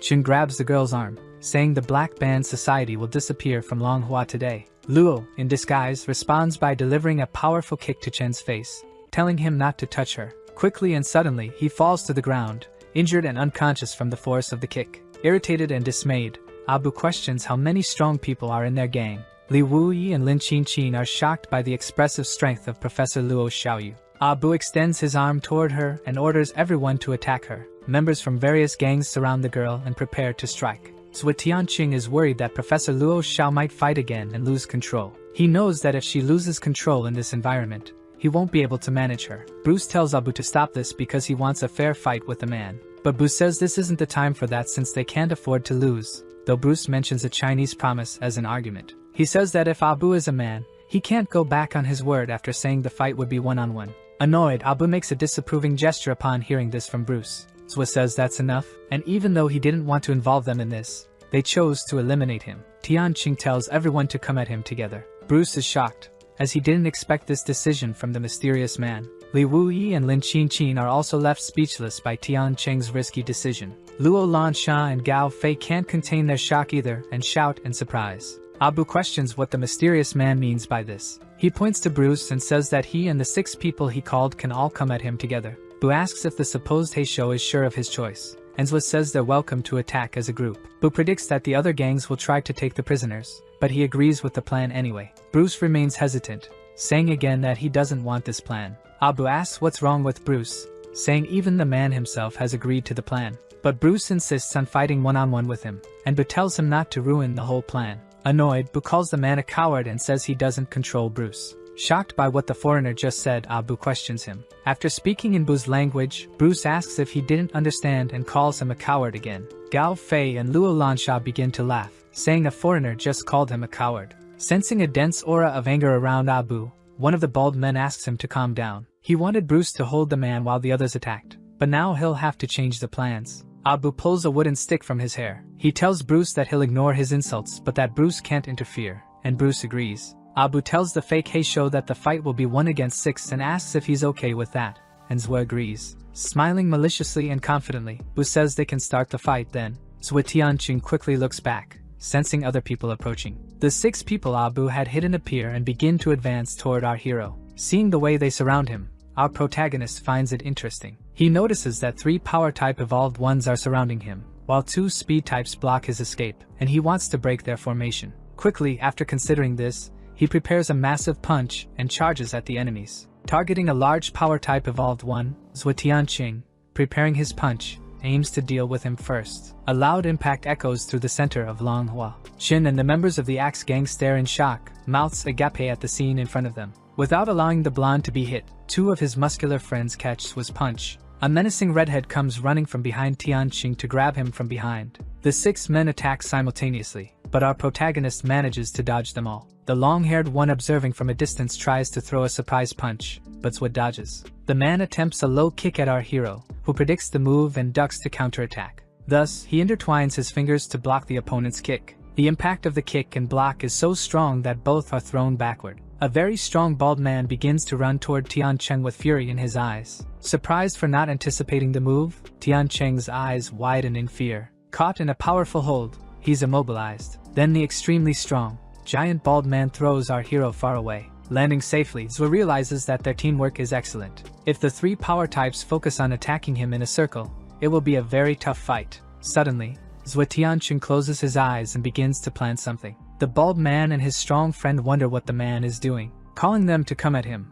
Zhou Tianqing asks why they stopped attacking. Annoyed, the bulky bald man says he's really bold to underestimate him like that. Rushing toward him, he orders his friends to take him down immediately. Closing his eyes again, our hero reflects and seems to have understood something. He realizes that Abu is using his mental power to enhance their teamwork, but it must be exhausting. He then notices Abu from the Zhao family, with red tattoos on his forehead, using the virus. Counterattacking all the men and noticing the tattoo on Bu, he wants to see how much he can endure. Gao Fei asks Luo Lansha if she could handle a fight against 6 people like this, and she says no. Gao comments that this situation is incredibly frustrating. Inspired by her friend, Luo says that after this, she'll focus on improving herself. Li questions if the boss could handle fighting against 6, and Lin says he's already fought 4 from the Zhao family, and both were injured. Qin thinks Sui is stronger than Hu and that even the Zhao family's 4 dragons couldn't take him down. Teacher Luo Xiaoyu silently watches the scene, noticing her friend's strength. With his tattoo activated, Abu realizes the boy still has a lot of power, and it seems that the boy, after all, is dodging and blocking everything while his men get injured in the counterattacks. Telepathically speaking to his 6 subordinates, Abu orders them to attack all at once. The 6 injured men are surprised by this command and exchange glances without saying a word. Abu tells them not to hesitate, as they'll lose the fight if they continue like this. The 6 subordinates activate their tattoos and emit piercing screams of hatred. Excited by his opponent's ability activation, Tianqing activates his monstrous arm. Without noticing, Li Wui almost reveals Tianqing's technique with a shout, but Qin silences him. In shock, the enemies notice his arm has changed and are frightened by it. The muscular bald man wonders what kind of technique this is. Abu urges them, saying they don't have much time and orders them to attack now, exclaiming that he won't be able to escape this, and that they can't believe they won't defeat him. Zui Tianqing, confident, pulls his arm back and prepares a punch with maximum strength. He shouts at his enemies as he swings his arm with all his force and speed toward them. The 3 strength-type evolved fighters are astonished by the power and speed of the blow. The punch forms a sort of tornado that hits all of them at once with immense force. The 6 men are thrown back by the impact of Zui Tianqing's punch. A lot of reddish smoke emanates from his arm, filling the surroundings. In shock, Gao Fei wonders what the hell that was, and Luo thought the punch was awesome. Relieved, teacher Luo Xiaoyu, who was previously worried, is happy about Sui's victory. Li Wui can't contain his shout of joy, and Lin Qin celebrates along with him. They thank Zui Tianqing for going easy on them and admit their defeat. Tears roll down Abu's face as he wonders how he withstood 6 attacks at once. Realizing the man's bizarre strength, he plans to call Uncle Li and the young master to handle him. Noticing Bu trying to leave, Tianqing asks if he thinks he can just walk away like that. And he asks if Abu really thinks he doesn't know about the plan he's scheming. He tells the fake Heisho that he's not involved and asks if he really wants to break the rules. Irritated, our protagonist asks if he of all people wants to talk about breaking rules. Shouting that it's too late, our hero attacks the enemy with his monstrous arm.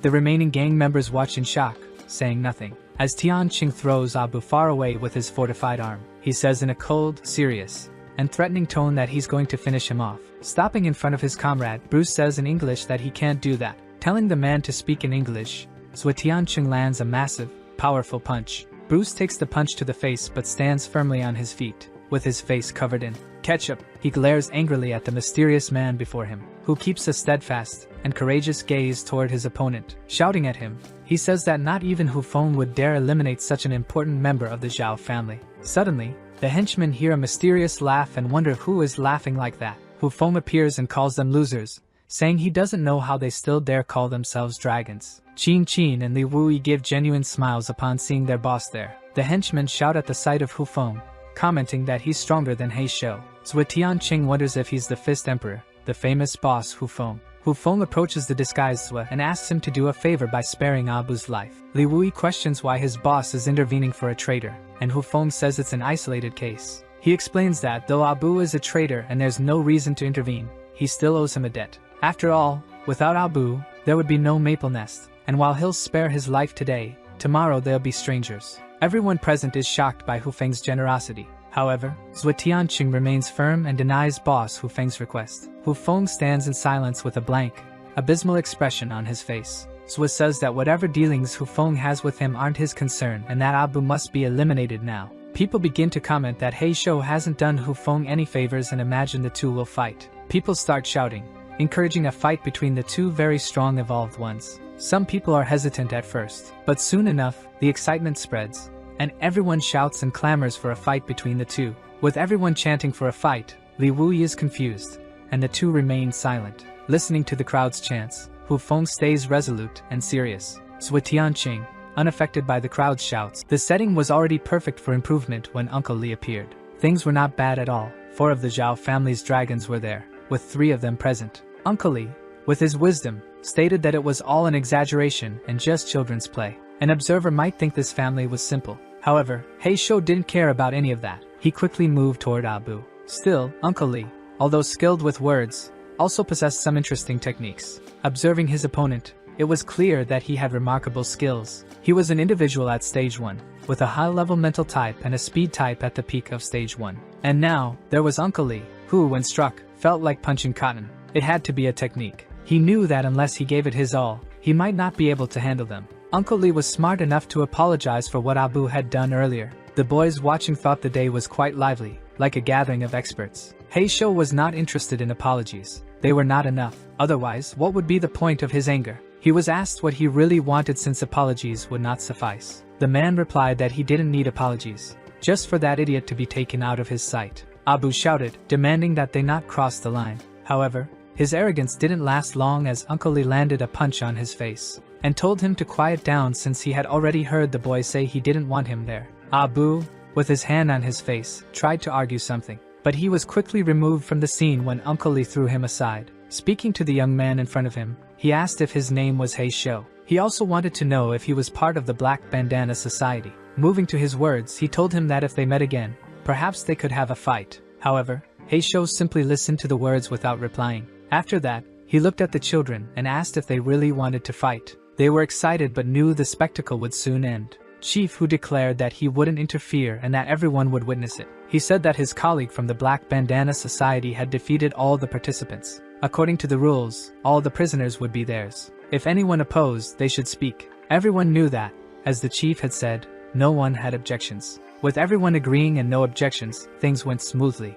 Now, he went to untie his friends, asking them to remain silent as they were still prisoners. When he finished untying them, someone attacked before speaking. After that, they declared there was no rush, as they hadn't agreed to it yet. Firmly, they stated that no one would leave. Looking up, Heisho recognized Zhang Jinyu. Zhang Jinyu said that if he wanted to take the prisoners, he would have to fight him first. Only after defeating him would that happen. The newly freed prisoners were worried about what was happening. Heisho just stared at the young man as he spoke those words. When doubts arose about who that boy was, it was quickly clarified that it was Zhang Jinyu, the vice leader of the Blue Mountain Gang. Some injured boys believed he was looking for trouble because he had just evolved. Heisho wanted to ask a question. He needed to clarify something. With a serious face and a certain determination, he asked what it was about. Pointing to the prisoners, he questioned what he wanted with them. He already intended to take them, which indicated there was some reason. The boy, intrigued, asked what he meant by that. The spectators realized he was trying to negotiate with the vice leader of the Blue Mountain Gang.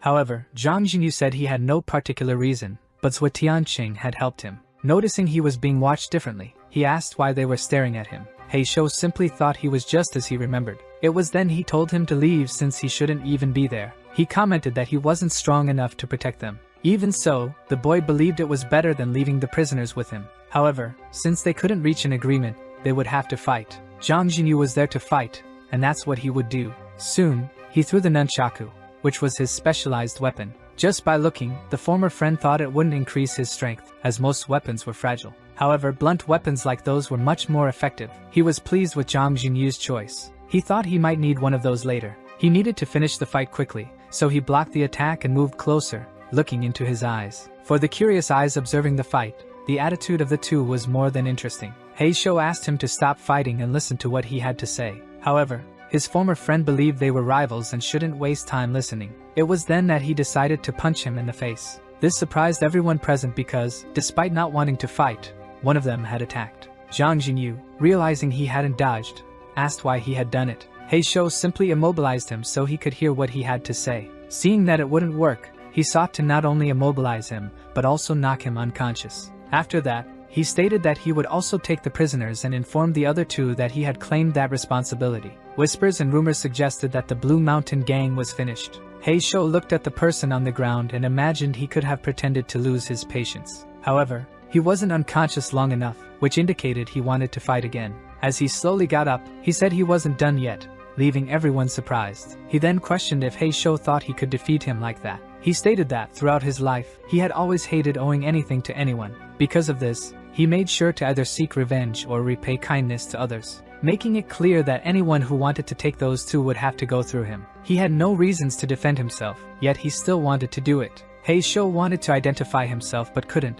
so he told him to stop because it would be dangerous. Zhang Jin didn't seem concerned about what might happen to him. Now his opponent was looking for a way to defeat him without hurting him, believing it would be difficult. At that moment, someone moved quickly, passing by him. They went straight to Zhang Jin and, with one move, knocked him unconscious. This time, the effect would last a bit longer. One of them commented that it was the first time they had seen Hu Feng use that technique. After immobilizing him, Hu Feng said he would stay down for an hour, and after that, whatever happened would be up to him. Heisho thanked him for taking care of the problem. Hu Feng told Wu Yi to get ready because they were heading back home. Heisho observed, thinking that the Emperor of Fists was indeed incredible. He told the leader that the guide effect had done an excellent job. The other troublemakers were thanking them and saying they would make up for it in the future. Heisho just wanted them to leave quickly, and they did so immediately. After everyone left and only those who knew his true identity remained, the girl was very worried. She told Zhuo Tiancheng that it would be better if he returned with them to Maple Nest, saying it was his first time there.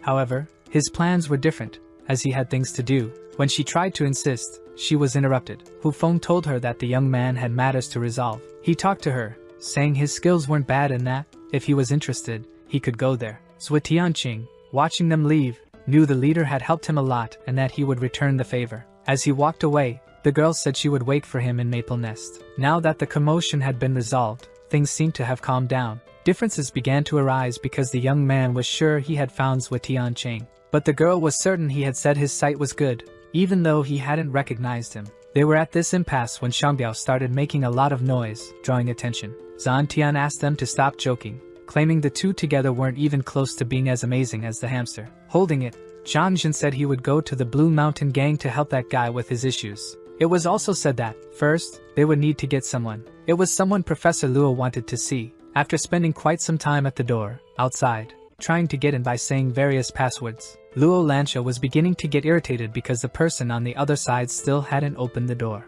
Gao Fei was enjoying the situation, even while still carrying Zhang Jin on his back.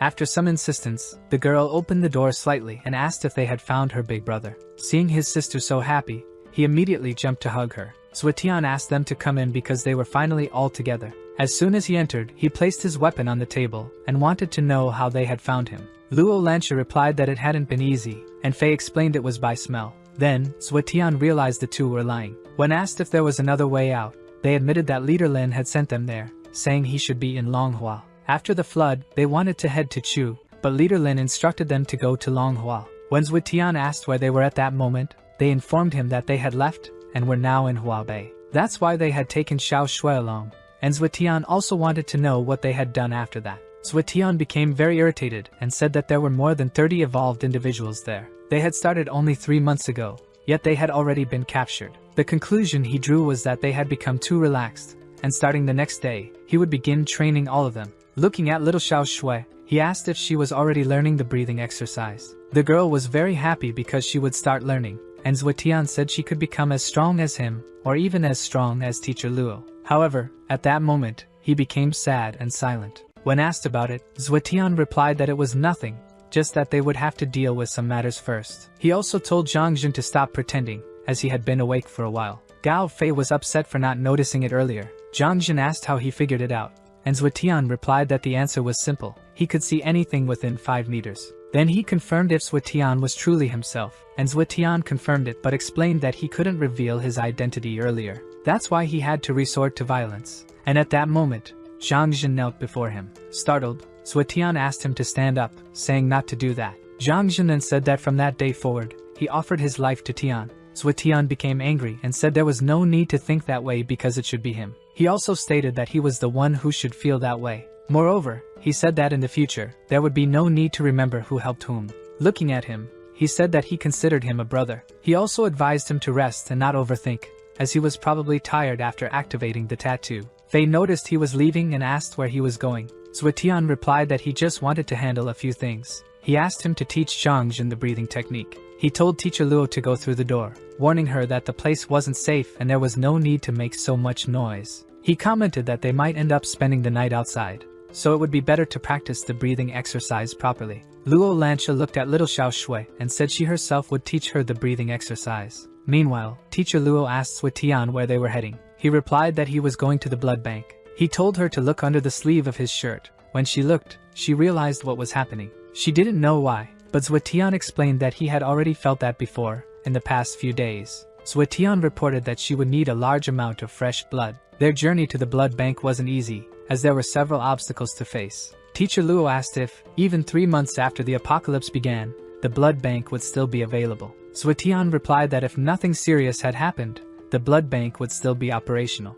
After all, it was the largest supplier in the region, with an advanced temperature regulation system. Even without prolonged intensity, even after a year, the amount of blood plasma wouldn't decrease. She questioned whether it was safe to use blood plasma. He confirmed that it was and that frozen red blood cells could also be used. However, there were many infected individuals in the area, and he detected the presence of a high-level threat. He advised her to be cautious and stay close to him. They noticed the presence of other people zigzagging among the infected in a car. Many of those chasing the vehicle were drawn by the noisy engine sound. They realized those people were just distracting the infected. They were probably heading to the blood bank as well. Observing the agility of the people in the car, Suetian concluded it wasn't their first time in such a situation. It was then she shouted that more people were approaching. His strategy was to let them enter first and then go in too, ensuring the area was clear. He was attentive to what was happening while she asked him what it was. Suetian explained that the man with the sword was probably a Stage 1 evolved individual. The energy he had sensed earlier didn't match what he had imagined.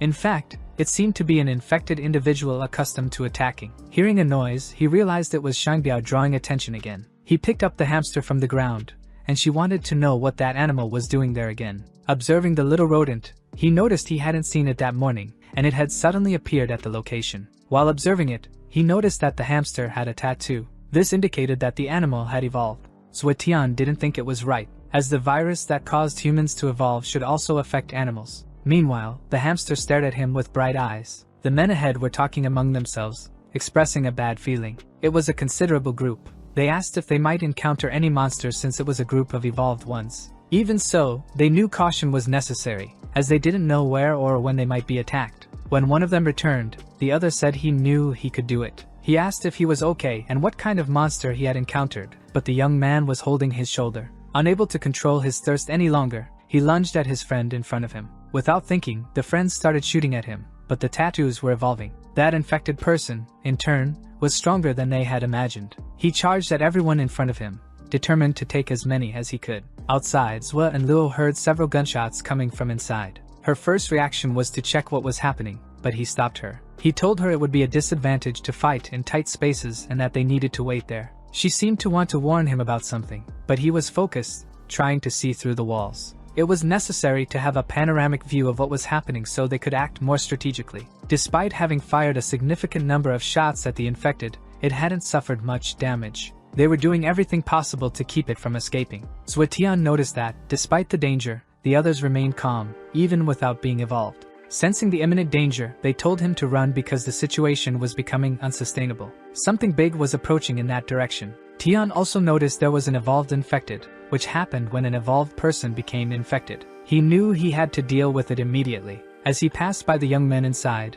he told them to flee, but they noticed he was heading in the opposite direction. Given that the creature had managed to infect the evolved ones, it was clear it was at least at the peak of Stage 2. They realized the infected was getting enraged, so they didn't think twice and started running. Suetian activated detection mode. He needed to finish it in one blow. The people there feared for his life and begged him not to fight that creature. With a precise strike, he severed an upper limb of the evolved infected. Even seeing it with their own eyes, it seemed unreal that he had managed to subdue it. They thought he had taken down a large zombie with just one attack. He warned the others that, to preserve their lives, there must be another high-level infected in that location. He then called Professor Luo, as there were still pending matters to resolve there. One of them complained, questioning why he had left like that, while the other said he was evolved and shouldn't worry about it. However, they had worked so hard and couldn't return empty-handed. They decided to look for Sister Lin. They would distract the zombies and needed to bring her back so they could negotiate their way out. Tian stopped in front of a dented door, with some dried zombies around it. She asked what was happening, and he confidently stated it was an evolved infected. She asked what he saw, and he warned her to be careful, as they might encounter a blood brain. She didn't know what that meant, but he told her he would explain later. From that moment, she should stay close to him. He explained that the blood brain is a Stage 3 infected, specialized in stealth attacks. Although not very strong, being only slightly more powerful than a Stage 2 evolved person, its most terrifying characteristic is its habit of hiding among humans, attacking weaker evolved ones, forcing them to become blood slaves. The strength of a blood slave increases over time, but after a certain period, the blood brain begins to drain them until they are completely exhausted. In the end, blood slaves end up entirely dried out. He warned that he had already expanded the detection range and, if the blood brain approached, He should continue to watch over Shangbiao and prevent its escape. Following his instructions, Professor Luo placed her hands on the ground to allow the hamster to climb up. When she touched the door, she thought the blood brain would try to control the slave to break it. With the damage the door had already sustained, she believed it could destroy it. After using a punch with his modified arm, he managed to break down the door. Upon entering, they noticed that the environment was extremely cold. Without electricity, the temperature in that place should have been higher. Additionally, they realized there was a gas leak, which explained the intense cold. Fresh blood cannot be stored in an excessively cold place, as it forms clots. They decided to put everything that was drinkable into the refrigerator. Hearing a noise, they noticed something approaching. The hamster also noticed it and began to make noise. He asked it to stop. Looking around, he realized that even so, some blood bags had spoiled. Despite his requests, she continued making noise. Tian appeared to be throwing some already deteriorated blood bags onto the floor. It seemed like he was trying to attract someone's attention, and the teacher and the hamster were visibly frightened. Suddenly, a huge tongue began moving near Tian's head. It was a terrifying tongue because it had a mouth with teeth. The creature couldn't resist the smell of blood and the people nearby. When it was almost reaching his ear, Tian grabbed and squeezed the tongue,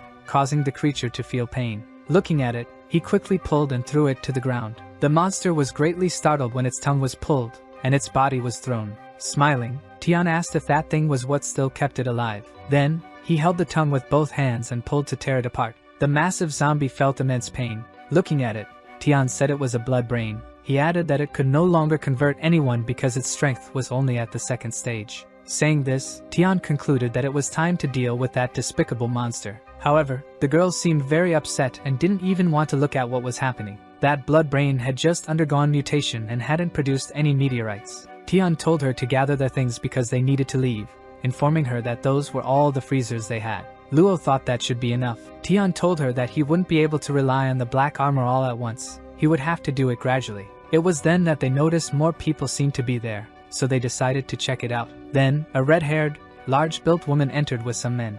Tian merely observed them in front of him. He warned her that the man ahead was the one previously mentioned. He noticed that teacher Luo quickly transformed upon seeing the red-haired woman in front of her. He was pleased to see this. She had activated the black armor, which meant she would be ready if their enemies attacked unexpectedly. Then, he grabbed one of the freezers, and as he started to move, they prepared to shoot. Seeing Luo grow increasingly enraged, Tian told her to stay calm, as he was there. Promptly, the red-haired woman introduced herself as Lin Ling, from the Pacific region. She ordered her men to lower their weapons and asked if they were against the evolved. She said that, judging by appearances, they must be from outside the Pacific region since that place was a gathering point for people. Similar to a city center, he replied that he understood. He thought it made sense. Manhua was a large city, and having other safe zones wasn't surprising. She said that, first, she was grateful he had saved her companions, and second, according to the rules, since he had eliminated the monster, he had the right to the supplies. However, that day, she really needed blood and asked if he could spare some. She mentioned that she hadn't taken everything but that they could go there and get what they needed. She said there were many things there,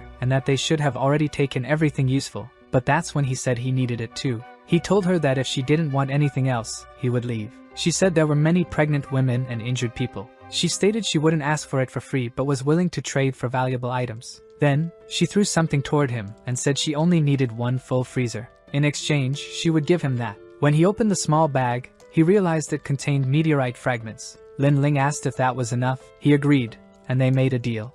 Tian took a freezer and said he would leave it with them. The young red-haired woman thanked him but didn't touch it, and her allies disagreed. They questioned her order, saying the price they paid had been too high and that they outnumbered them. They argued that since they hadn't gone that far, they could pursue them and not let her have everything. Lin Ling quickly silenced the one questioning her orders, as if striking him in the face. He reminded them that they were a small group and couldn't go around causing trouble. He explained that he was perceptive and that this person made him feel an overwhelming presence. Moreover, the woman beside him was also extremely strong. What they didn't know was where so many strong people had come from. On their way, Professor Luo wanted to know why they had so many meteorite fragments. That's when he explained that before the blood fusion method, they could only swallow the fragments. The converted energy would be greatly reduced, but it helped the user to increase recovery. Therefore, it was used as an emergency remedy. She understood that's why they traded the fragment. It was then that he mentioned he had confirmed 5 fragments in the bag, 2 from stage 1 and 2, and 1 from stage 3.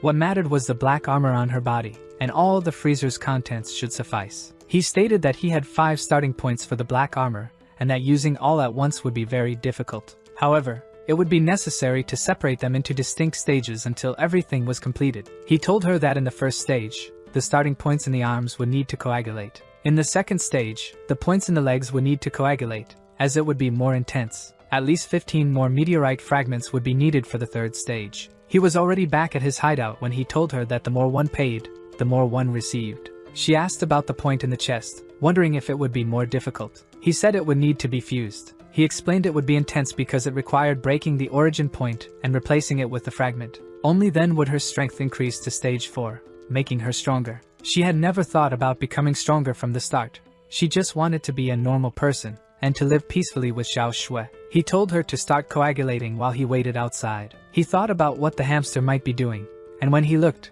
he saw it near the meteorites. When he saw it eating, he tried to shake it to make it stop because it was still at the first stage. He wanted it to spit everything out as quickly as possible, but the hamster kept eating. That scene left Suetian terrified. When he tried to pull the bag away to stop it from eating more, the hamster got angry. Then, he thought he might let it eat a bit more and gave it the second stage fragment. However, the little one started writhing on the ground. That was the second stage fragment. Still, the little one wanted more, and now only the third stage fragment was left in the bag. Shangbiao's case was too rare. Even he had never seen anything like it. So, he gave it the third stone. He wondered if the hamster could really absorb all that. Suetian noticed that the hamster was adapting. Could it really absorb a stage 3 fragment? The guard wasn't going to let it take the fragment, but by the time he noticed, it had already swallowed the piece. Quickly, it started to evolve, and he stood nearby, just observing its evolutionary process. However, it fell asleep shortly after consuming the fragment, as it also needed to rest that night. While the hamster slept, Professor Luo continued cultivating. After a long period, the stage was complete. Luo looked and noticed that Suetian was practicing exercises, appearing quite strong. She complimented him, saying his evolution was faster than she had imagined. Luo explained that after coagulating, she felt the black armor's arms merging with her. She wanted to know how he managed to control the thirst and explained she should remain fine for at least 10 days. Suetian was satisfied because the results seemed good.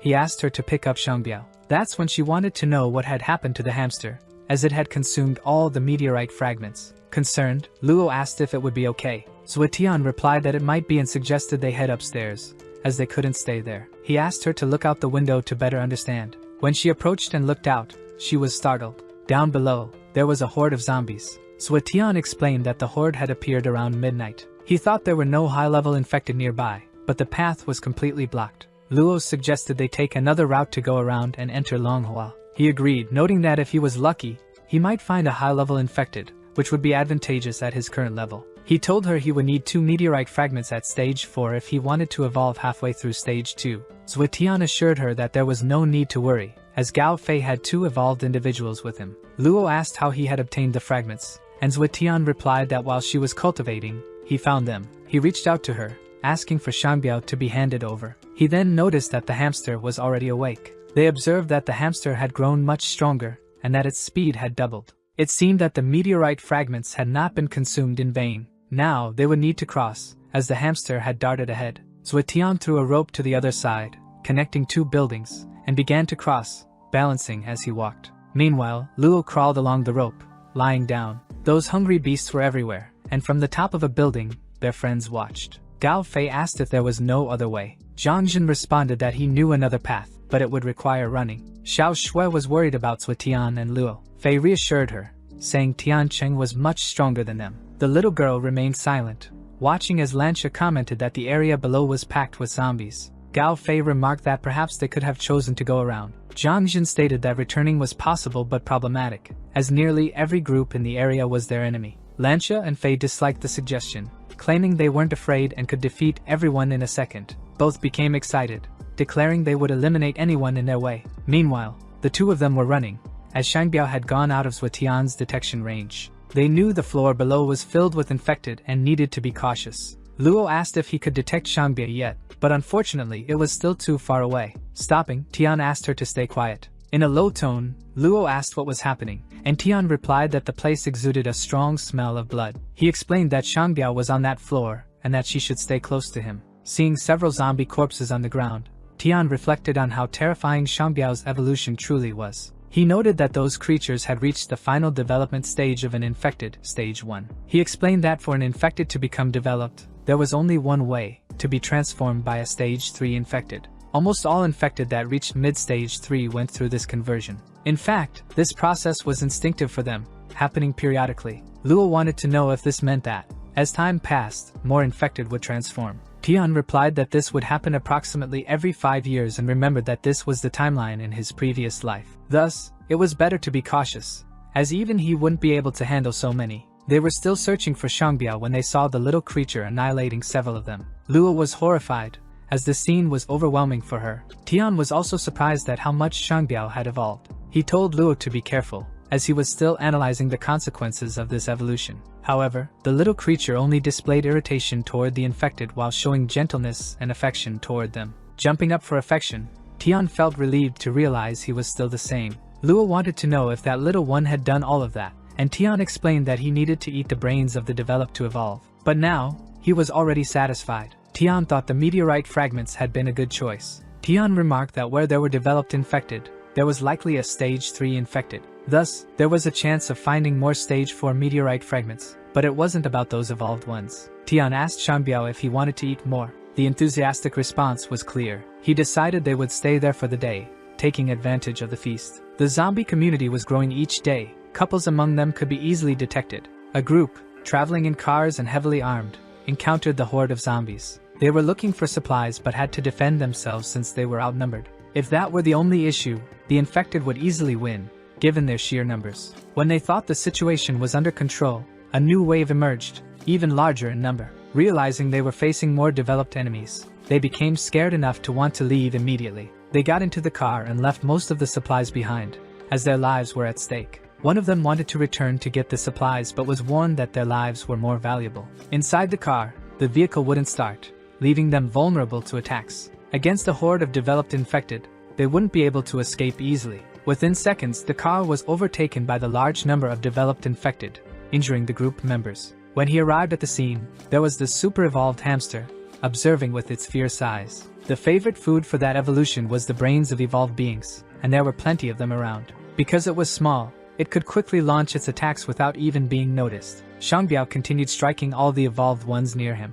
Sui Tianqing, observing the chaos, said he understood the situation. However, his partner wanted to know what was happening. He explained that Shangbiao had an ability that made others underestimate him due to his size. However, it didn't matter if they were evolved or developed. Detecting him was extremely difficult. Even if the developed ones noticed him, they would rarely attack him first. Additionally, the small creature was too fast, essentially becoming the nightmare of the developed ones. Still, this was the third order, and they had yet to encounter any stage 3 zombies. When he asked the little hamster if it was still hungry, the noise it made indicated it was. Luo found it hard to stay there since it was already getting dark. However, high-level infected became more active at night, so they needed to stay alert. Upon detecting something, the little one darted ahead of them. They began chasing after Shangbiao to see what it would discover this time. But it stopped, seeming to give some signal. In previous instances, it would just run ahead. This time was different. It stopped and waited for them to approach. From above, they could then see what was happening below.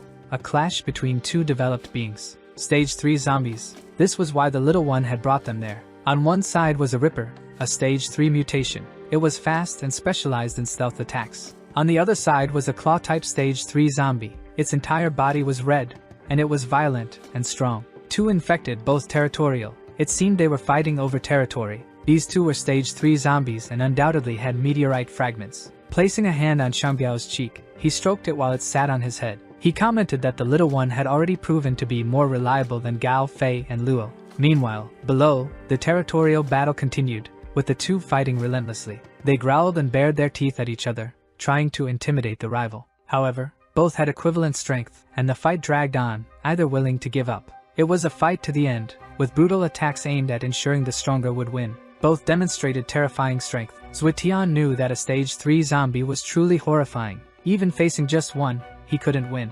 Fortunately, he was accompanied by his little hamster, now super evolved and always by his side. From atop the building, they observed the battle, which had become quite intense. The claw-type zombie had lost an arm. Up until that point, everything indicated it would meet its end at the hands of its opponent. It wouldn't take much longer, and the fight would soon reveal a winner. The lower-level evolved ones surrounded the combatants. shouting and cheering for their leaders. Zhuotian thought that as soon as he started worrying about the many developed ones, they would begin fighting amongst themselves. He decided to let them handle it, and after the battle, would quickly strike at whoever remained. He planned to take advantage of the fact that the winner would be weakened from such an intense fight. Contrary to expectations, the one left standing was the claw-type evolved zombie, although it was exhausted. In the fight, it had lost an arm. However, even in direct combat, the claw-type was still strong enough. Zhuotian positioned himself in front of it, challenging it to another fight, while a few lower-level evolved ones appeared. But the small Shangbiao would handle this inconvenience, as it was evolving and needed to feed. Its favorite food was right there, the brains of several evolved ones. The fight between the claw-type evolved zombie and the protagonist had just begun. Zhuotian simply told the evolved being to stay calm, as he would free it from its suffering. With a punch to its face using his modified fist, he gained a massive advantage. Not only that, but he knocked out the opponent, leaving it dazed. Seizing the opportunity, Zhuotian began delivering consecutive punches. To ensure the claw-type evolved zombie wouldn't rise again, he destroyed parts of its body. Seeing it wouldn't get up anymore, he stopped, satisfied, having obtained a stage 4 meteorite fragment. When he bent down to pick up the meteorite, the other opponent, who had been fighting the claw-type, stood up. However, it was trembling, overwhelmed by the fight. The protagonist didn't even need to act to finish it off.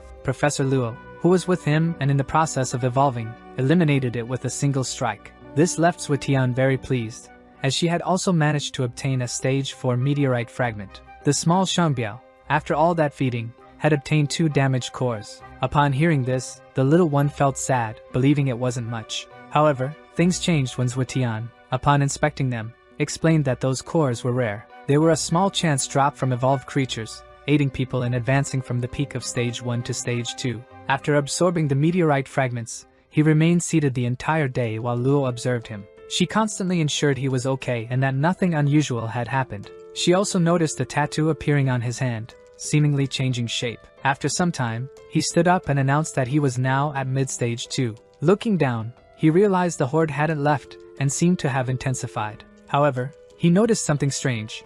It wasn't that the horde had more zombies but rather that they were moving toward another location. Luo speculated they might be heading to the city center, which frightened her. Zhuotian then informed her of a change in plans. They needed to return immediately. Elsewhere, their friends were fighting bravely to reduce the horde, which was immense in both numbers and size. Gao Fei was trying to take down as many as possible with a machine gun. However, it seemed there were stronger zombies among them. He shouted for everyone to be cautious, as he had never seen zombies like those before, and there weren't just 1 but 2. Upon closer inspection, he realized there were 2 of them, and the sounds they made were painful to the ears. Although they were outnumbered, they faced a considerable disadvantage due to the massive amount of zombies. They didn't stop. Instead, they kept closing in, trying to defeat them. Zhang Jin shouted that the zombies had evolved and that, in the midst of it all, they had undergone even greater mutation. Gao Fei saw no other option but to flee as quickly as possible, as among them was a stage 3 infected. Luo warned that they absolutely could not run. The only way was to survive by fighting. She made it clear that while she could understand if they wanted to flee, she would never do so. She charged forward, attacking, knowing she could eliminate as many as possible. At that moment, the little Shangbiao appeared and began fighting alongside them. Being small and incredibly fast, the evolved zombies couldn't even detect his presence. The friends realized Shangbiao's strength when he began attacking with greater intensity. This drew the attention of the stage 3 evolved, who were working as a pair, and they quickly leaped toward him. At that instant, Zhuotian arrived with great force, ready to destroy the enemies. He struck them with his modified fists, now even stronger. The friends noticed Zhuotian Cheng's arrival and how skillfully he was dealing with the infected. They also observed that Teacher Luo had grown stronger and was also fighting to make a difference. If the stage 3 infected led those evolved zombies, the battle would be lost. Thus, this became the best opportunity for an offensive attack. It was then that he realized the 2 stage 3 meteorite fragments weren't as effective as he had hoped. He tossed the meteorite stones to his friends, saying he wouldn't be able to use them. They thanked him, as they could make great use of them. They asked if he had any news about the city center in the past 2 days. They had been fighting the zombie horde and had no time for other decisions. Zhuotian Cheng was then informed that someone was waiting for him. A young woman, seemingly frail, asked if he was the person she had been waiting for. He wanted to know if she was part of the Black Bandana Society. Sadly, she replied that the Black Bandana Society had been completely destroyed. Hearing this, his eyes widened in shock. After hearing those words, he needed to know who had dared to destroy the Black Bandana Society. The woman, wearing a black bandana and a mask covering her mouth, with a sorrowful expression, said it had been the Zhao family the day before. Suetian, upon hearing her say she was the last one left, asked what she meant when she said she had no time. Zhang Jin speculated that the entire city center must be fighting, as other groups had also been destroyed. However, the woman revealed that they had only sent a young master of the Zhao family, Zhao Yuling. This young master was incredibly strong, even when attacked by several people at once. Suetian thought she meant that the young master was at stage 2, but his rate of evolution was astonishing. Zhang Jin wanted to understand why the Zhao family was making such a great effort. It was then that Suetian Ching explained that they were taking advantage of the opportunity created by the zombie horde. Gao Fei believed that if the horde broke in, they would also be affected as a result. However, he wanted to know what that woman truly wanted. She revealed that she believed he was strong. Yet Suetian saw no reason to help her. Saddened, she said he had pretended to be Hei Shou, which is why the Black Bandana Society had been mentioned. Frustrated, trying to express her anger, she claimed that he hated that family just as much as Zhang Jin did. She wanted to join the Blue Mountain Gang, but they didn't believe her motives were valid. Suetian stated that he didn't need to carry a burden like her, and asked them to send her away. Upset, she asked him to wait, as she wanted to speak to him privately. At that moment, he became serious and asked her to follow him. Now that they were alone, he asked what she wanted to say. She began removing the bandana from her face and hair, and even took off her blouse. Staring at him, she said that if he helped her get revenge, he could do whatever he wanted with her. He found her behavior repugnant, and it worsened when she tried to touch him. The friends gathered at the door were discovered when their weight caused the door to open. Hearing all of them, the reaction of both was immediate and identical. They quickly distanced themselves. Now, their friends were left wondering what might have happened if they hadn't arrived in time. Suetian asked the woman if her name was Lin Wei. She replied that it was, and that's when he said she could stay with them in the Blue Mountain Gang. However, he had a condition. She would need to help him manufacture weapons. He reminded her that she was a weapons maker. In his past life, he never would have imagined that she would become the leader of the Black Bandana Society, but she readily agreed to do as he asked. Suetian was informed that Zhao was there to see him. Looking at the woman, he told her to stay there, as he was just going to check something. The man waiting already felt at home, resting his feet on the table, eager to speak with their leader. Luo demanded that he say why he was there. He responded that children shouldn't meddle in such matters. Gao Fei had to intervene, holding her back to stop her from attacking the intruder. When Suetian arrived and saw the commotion, he told the man to state his business quickly, as he was the one in charge. Upon hearing those words, the man stood up and asked who he was. Pointing a finger in his face, Suetian told him to summon Zhang Jin immediately. That's when the man asked if the intruder was Li Hui. He was surprised to learn they knew his name. With a threatening tone, Li Hui said that if Suetian wanted to live, he should get out of his way while he still had time. He claimed he had no time for insignificant people. When Zhang Jin appeared, Li Hui asked how he dared to show up there. Turning to him, the intruder expressed satisfaction that Zhang Jin was present, as the young master had summoned everyone for a meeting. The meeting would discuss the zombie horde, and he warned that Zhang Jin should attend if he didn't want the Black Bandana Society to be destroyed. He advised against resisting and told him to go to the meeting. Seeing that Zhang Jin was ignoring him, Li Hui said he should show respect, or he would send Zhang Jin and his brother away. Suetian grew angry when Li Hui mentioned Zhang Jin's deceased brother. He placed his hand on the intruder's shoulder and immediately slammed him to the ground with a powerful blow. Afterward, he threw the man at Zhang Jin's feet and told him to take revenge for his brother's death. He instructed Luo to call Lin Wei and prepare, as they were ready to leave. He reminded everyone of what he had said the day he entered Longhua. If the Red Jacket gang wasn't dismantled, none of them would leave alive. Meanwhile, Uncle Li asked the young master of the Zhao family how he felt after evolving. The young master, observing the movement of the zombie horde from above, replied that he felt great. Uncle Li also wanted to know how he compared to Hu Feng. The young master of the Zhao family told Uncle Li that, compared to him, Hu Feng was merely average. Someone was searching for the master of that place, and was informed that everyone who needed to be there had already arrived. It was also mentioned that Hu Feng was among those who had arrived. However, the Blue Mountain Gang had not yet come, and Li Hui, who had been sent to fetch them, had not returned either. The young master said it didn't matter whether they came or not. He would focus on meeting Hu Feng for the time being. The person in question was waiting to be received while enjoying a cup of tea. The young man who had gone with him noticed that the place was crowded with people but had no idea what they wanted. The worst part was that there was a horde of zombies outside, while everyone there seemed to be doing nothing. Hu Feng asked Wu Yi to calm down, and assured him he would understand everything later. When the young man tried to argue, the woman beside him told him to simply obey their leader. After calming him down, she asked the leader if he thought Suetian would also show up. Their leader, Hu Feng thought it was unlikely. However, Wu Yi believed it was a serious matter and worth investigating. Hu Feng felt that if Sui Tianqing came there, it would be like putting his hand into a lion's mouth. The girl was disappointed because she had hoped to at least catch a glimpse of Sui Tian. The leader of that family, Zhao Yuling, quickly arrived at the scene. Hu Feng told the young master that he had improved significantly and deserved congratulations.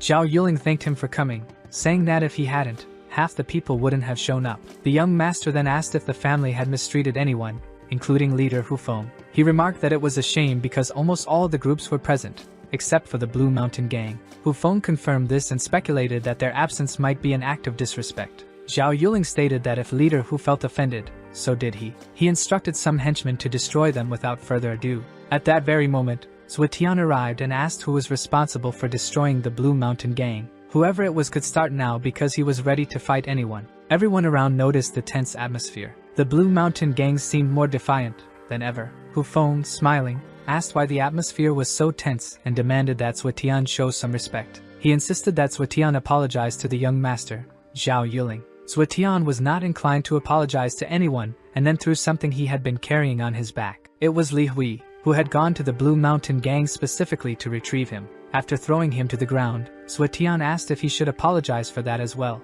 He was warned that the man was part of the Zhao family and couldn't simply be tossed on the ground and stepped on. At that point, Sui Tian kicked the man, breaking him apart, and handed him over to the Zhao family's young master. He said Zhao Yuling could keep him if he wanted. With a satisfied expression, Zhao Yuling asked what the meaning of this was. Sui Tian said he wouldn't waste time and demanded he bring all members of the Red Jacket Gang. When he turned around, he saw a large man stating that Sui Tian didn't know who he was dealing with. The large man was told to show that unfortunate man how things were done. Sui Tian activated his modified arm and punched the person standing next to him. Uncle Li, seeing the force used, realized that the person in question was He Shou. Rumors began spreading, claiming he was the man who had fought against 17 people. Even Zhao Yuling, who had been very confident earlier, began to feel a little uneasy. Hu Feng didn't seem to care, thinking it was just Sui Tianqing pretending to be someone else. Murmurs and conversations filled the area. Uncle Li, stepping closer, warned that he thought they had dealt with He Shou, but this was the real one. Even after decimating the entire Black Bandana Society, they hadn't been able to eliminate the leader. Zhao Yuling then instructed Uncle Li to handle this problem. Looking at He Shou, Uncle Li asked why he had returned since he had run away before. Zhao Yuling, uninterested in the fight, continued talking to Hu Feng. Hu Feng asked how the young master could remain so calm, and Zhao Yuling replied that He Shou was still no threat. As he said these words, Uncle Li flew past him after being struck. He was taken down with a single blow. Sui Tian looked around and called for the next challenger. Seeing everything unfold, Zhao Yuling realized how strong Sui Tian was. Not even Uncle Li's martial arts could stop him. Wu Yi noticed that Sui Tian had become significantly stronger. Approaching, Sui Tian stated he wanted the members of the Red Jacket Gang returned to him. Zhao Yuling, still pondering, thought that for Sui Tian to do that to Uncle Li, he must be extremely powerful. He responded that since the Red Jacket Gang had offended him, he would personally punish them all. Angrily, he said that by the time he finished his cigarette, the Red Jacket Gang should already be there. Zhao Yuling, noticing that one of his subordinates was faltering, ordered him to stand firm. He then instructed his subordinate to go fetch the Red Jacket Gang. Zhao, glancing out of the corner of his eye, thought he would deal with the situation later. Wu Yi believed that, at this rate, Zhao Yuling would be discredited. Hu Feng thought Tian was too skilled to push the Shao family like that. Shortly after, his subordinates departed to bring in the Red Jacket Gang. Their leader ordered them to hand over the members to anyone who wanted them. Everyone believed that family already had too many problems, and it was time for them to pay a little. They thought it would be the end of that family's reputation and wanted to see how they would recover their respect. They introduced themselves as members of the Red Jacket Gang. He asked if they wanted to confirm. Zhang Jun said it wasn't necessary, as even if they were incinerated, they would still recognize them. Zhao Yuling said it was good that he was satisfied and that it was his responsibility to keep them in line that day. Sui Tian wasn't satisfied and asked why the rush to hand over the members of the Red Jacket Gang. He believed that Zhao just wanted his pets to do what he himself couldn't, assuming the victims would help punish their own attackers. Zhao Yuling warned He Shou not to bite off more than he could chew. Unfazed, He Shou placed his hands on the table and said there was nothing he liked doing more. Sui Tian continued by saying he wanted to see Zhao apologize publicly to the Red Jacket Gang members. After making the demand, he asked the young master if he thought that might hurt him. Sui Tianqing explained that he followed the same rule as before and, before the tobacco finished burning, wanted a satisfactory answer. He said the countdown would begin immediately. one of the young master's henchmen asked if he should eliminate him. However, he remained calm, as the target this time was Hu Feng, and he couldn't allow the plan to fail. With impressive speed, Zhuetian untied the 3 Red Jacket gang members. Then, wiping his hands with a handkerchief, he stated that boss Hu Feng had also accepted members of that gang. Hu Feng explained that most of the people he had accepted were about to evolve, and losing them would be a significant loss. Zhang Jin suggested leaving Hu Feng's part aside and moving on. However, that wasn't how things would go.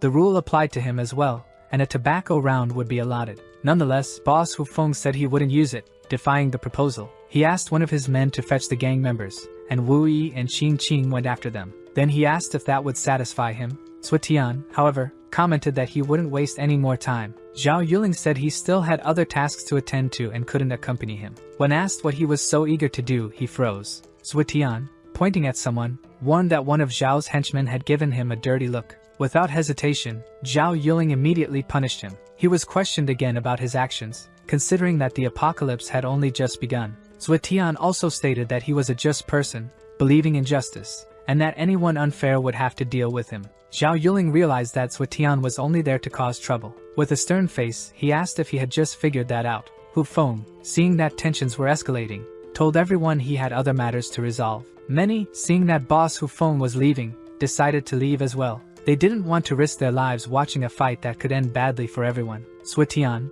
looking at them, asked why they were standing still and insisted they attack him. Someone informed the young doctor that Zhuetian was in Hei's show. It was revealed that he had been seen at the gas station with the second master. This was Zhuetian Qing. The Red Jacket gang members were moved upon realizing he was there. Zhao Yuling declared that whoever helped defeat him would be rewarded with the method. Zhuetian Qing wanted to see if Zhao Yuling would be able to escape from someone as determined as him. Upon hearing Zhao Yuling's proposal, everyone showed interest in the rival's method. Zhao Yuling thought that, with everyone excited, he wouldn't need to do anything and could escape unscathed. Seeing the situation, Honda told his friend Gao Fei to initiate the plan. At that moment, Gao Fei unleashed Professor Luo against the opponents, who instantly overpowered them all. Zhao Yuling realized there were more equally strong people among Zhuetian's group. Professor Luo warned that if anyone took another step forward, she wouldn't hold back. The expression on his face conveyed the gravity of his words. It was then that everyone realized that provoking one meant provoking all,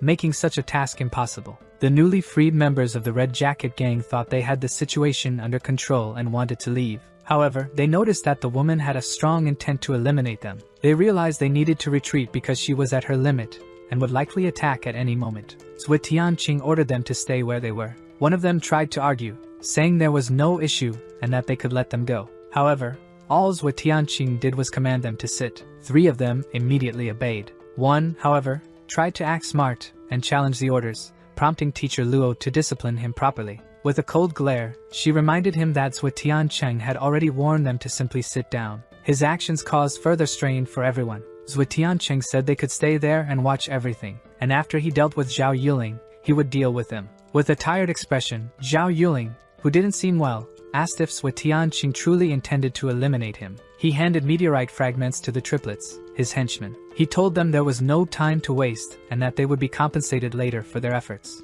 Each of them swallowed the meteorite fragments and began moving toward their master. Through this, they transferred their powers to Zhao Yuling. It was observed that their bodies reacted quickly to the meteorites, as did their leader's body. Zhuetian Qing noticed that by consuming the meteorite fragments, they transferred energy to another person's body. This increased his level, and the 3 brothers possessed an interesting ability. It was also noted that with this method, they would become ordinary people, incapable of further evolution. Now, equipped with spectacular strength, Zhao Yuling ordered his men to quickly find his father. He believed he couldn't hold out much longer, and that this fight was not just his but the family's. He made it clear that if necessary, either he nor his opponent would leave alive, charging toward his rival, Zhuetian Qing, at high speed. Seeking a sense of justice, he quickly unleashed an electric strike. Zhuetian Qing noticed he was using his ability immediately upon attacking, which showed his determination. Even with his speed and electricity, Zhao Yuling couldn't match the vast experience Zhuetian Qing had gained on his journey.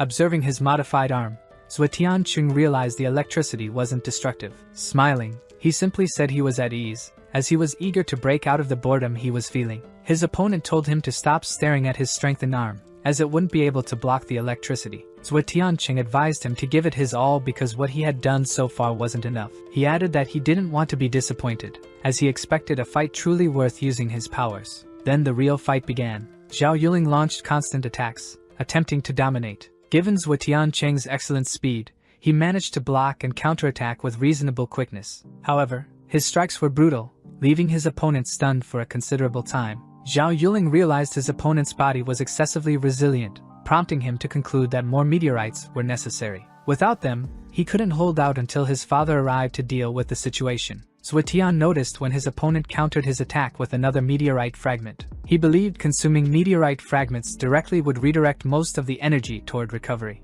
At best, it would slightly increase his strength. Additionally, consuming so many meteorites wasn't suitable for someone at stage 2. This would become evident as each action unfolded. While one fought for revenge over what had happened to his brother, the other battled to prevent the world from ending. In this scenario, Zhuo Tian had no time to waste. His goal was to eliminate his opponent and move forward. However, his opponent was determined to prolong the battle at all costs until his father, the family leader, arrived to resolve the situation. The ferocity of the fight resumed. Zhao Yuling did his best to endure. He repeatedly attacked his opponent, hoping one of his strikes would have the desired effect. The allies who decided to obey and didn't attack Zhuo Tian felt relieved, as they would have been defeated. As they reflected on the possibility of being the next target, a van pulled up and a woman stepped out. She spoke with the others, saying everything was under control because teacher Luo had succeeded. Gao Fei urged everyone to hurry as time was running out. Li Hui was issuing orders to Sha Chen, Li Nantian, and 3 others. Sha Chen was instructed to go with the Axe Gang to create a diversion. Li Nantian was tasked with gathering his men to plant bombs. The other 3 were to follow, as they needed to set up traps. Sha Chen objected to receiving orders as if he were a slave. She grabbed him by the collar and warned that, at that moment, he was her slave. If he wasn't satisfied, he could try to leave. However, all he needed to do was get past Professor Luo, who didn't look pleased. With no alternative, he complied with the order given to him. Luo was satisfied. Everything was going according to plan, thanks to her. Now, the responsibility rested with Zhuo Tiancheng. The fight continued. His opponent's attacks were no longer as powerful as before, making it easier for Zhuo Tian. Zhao Yuling questioned why he wasn't attacking or countering anymore. After those words, he launched another attack using his electrical abilities. Zhao Yuling believed he could hold out longer until his father arrived. However, through the communicator in his ear, Gao Fei urged him to hurry as something had happened. That's when Zhuo Tiancheng asked if reinforcements had arrived. Zhao Yuling responded that it was better to finish the fight. He requested to stay closely updated on the situation. Hearing this, his opponent became enraged, unable to believe he was being underestimated. In a fury, he unleashed another electrical blast, intending to finish Zhuo Tian once and for all. However, the attack was intercepted by Zhuo Tian, who held his opponent's arm and explained something. He told him that he hadn't realized his body was collapsing and that he would soon turn into a zombie. Zhuo Tian explained that if he had attacked with full force from the start, he might have had a chance. But since he was already beginning to transform, his electricity had weakened to the point where it couldn't even cause injuries. After hearing this grim analysis, Zhao Yuling was devastated. Then, something worse happened. One of his subordinates, one of the triplets, arrived and informed the young master. Before the subordinate could speak, Zhao Yuling asked if he had found his father, but the subordinate informed him. The leader had taken some men and left, no longer being at that location. Zhao Yuling couldn't believe he had been abandoned, especially when everyone knew how strong his opponent was. When the messenger reached the leader and reported that if they didn't hurry, the young master wouldn't survive alone. The leader merely questioned whether the opponent was truly that strong. She replied that the young master's power rivaled that of leader Hufeng. The Zhao family's leader quickly ordered those nearby to gather the remaining specialists. One of his henchmen asked if he didn't want to include his own son in the mission. At that moment, the father replied that if his son couldn't avenge his brother, he didn't deserve to be recognized as his son. They were ready to leave quickly, seizing the opportunity. Zhao Yuling's loyal subordinate, seeing no other option, rushed to inform the young master. Ha Bu and Bruce had already left, leaving only a few people, and the subordinate informed the master that they had been abandoned. Zhuo Tiancheng, hearing all this family drama, remained silent. Zhao Yuling, consumed by rage and with his mind in turmoil, could only laugh, worrying his followers, who didn't understand what was happening to him. But to everyone's surprise, the young master suddenly grabbed his subordinate's collar, struck him, and looking into his eyes said he was nothing and had never truly been the young master. He recounted all the hardships he endured with a father who didn't acknowledge him, how he took control of the place, even sought revenge for his father's cherished son, only to be treated this way. All of this, simply because he was an adopted son. As he spoke, tears fell from his eyes. Releasing his subordinate's collar, he fell silent for a moment. Shortly after, he blamed his rival, declaring that it was all Zhuo Tianqing's fault, and that he would have to be eliminated.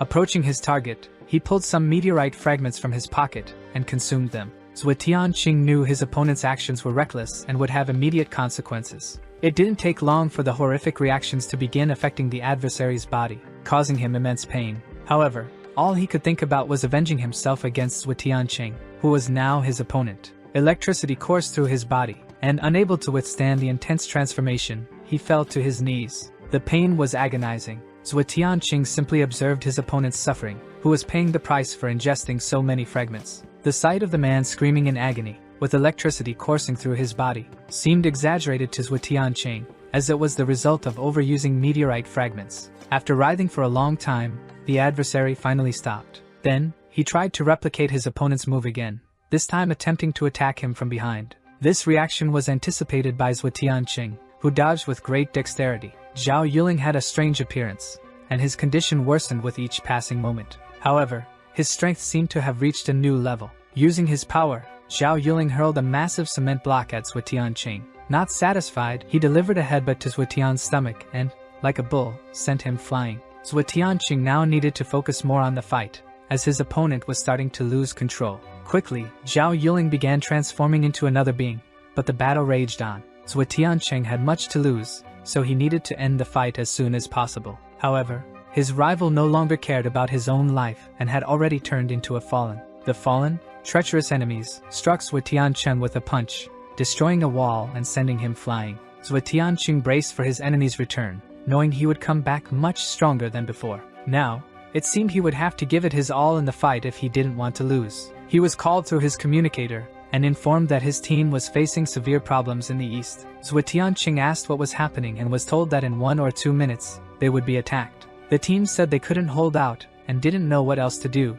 Zhuo Tianqing urged them to resist. Frightened, Gao Fei didn't know how they could hold out, as a horde of zombies was approaching, posing a major threat. Gao Fei insisted that Tianqing stop fighting and confront the zombie horde. However, Zhuo Tianqing warned that if he didn't resolve this battle, it would become an even bigger problem than the horde. He called Lin Wei, who responded that the defenses were ready and could be activated at any moment. She informed everyone that the order would arrive soon and that it would be twice as large as the previous one. She advised that if they wanted to survive, they should join forces and fight, adding that if there were no complaints, they should simply follow her command. With a firearm raised, she signaled the start of the fight against the order and attacked. She considered it fortunate to have Zhuo Tianqing on their side. However, 3 hours earlier, he had warned that something from a month ago would resurface. Zhuo Tianqing mentioned that he had just sensed something and that there wasn't time for explanations. They couldn't escape this time. He called Zhang Jinyu to follow him, while teacher Luo and Luo Lancha would hide among the crowd. Gao Fei would act as a sniper,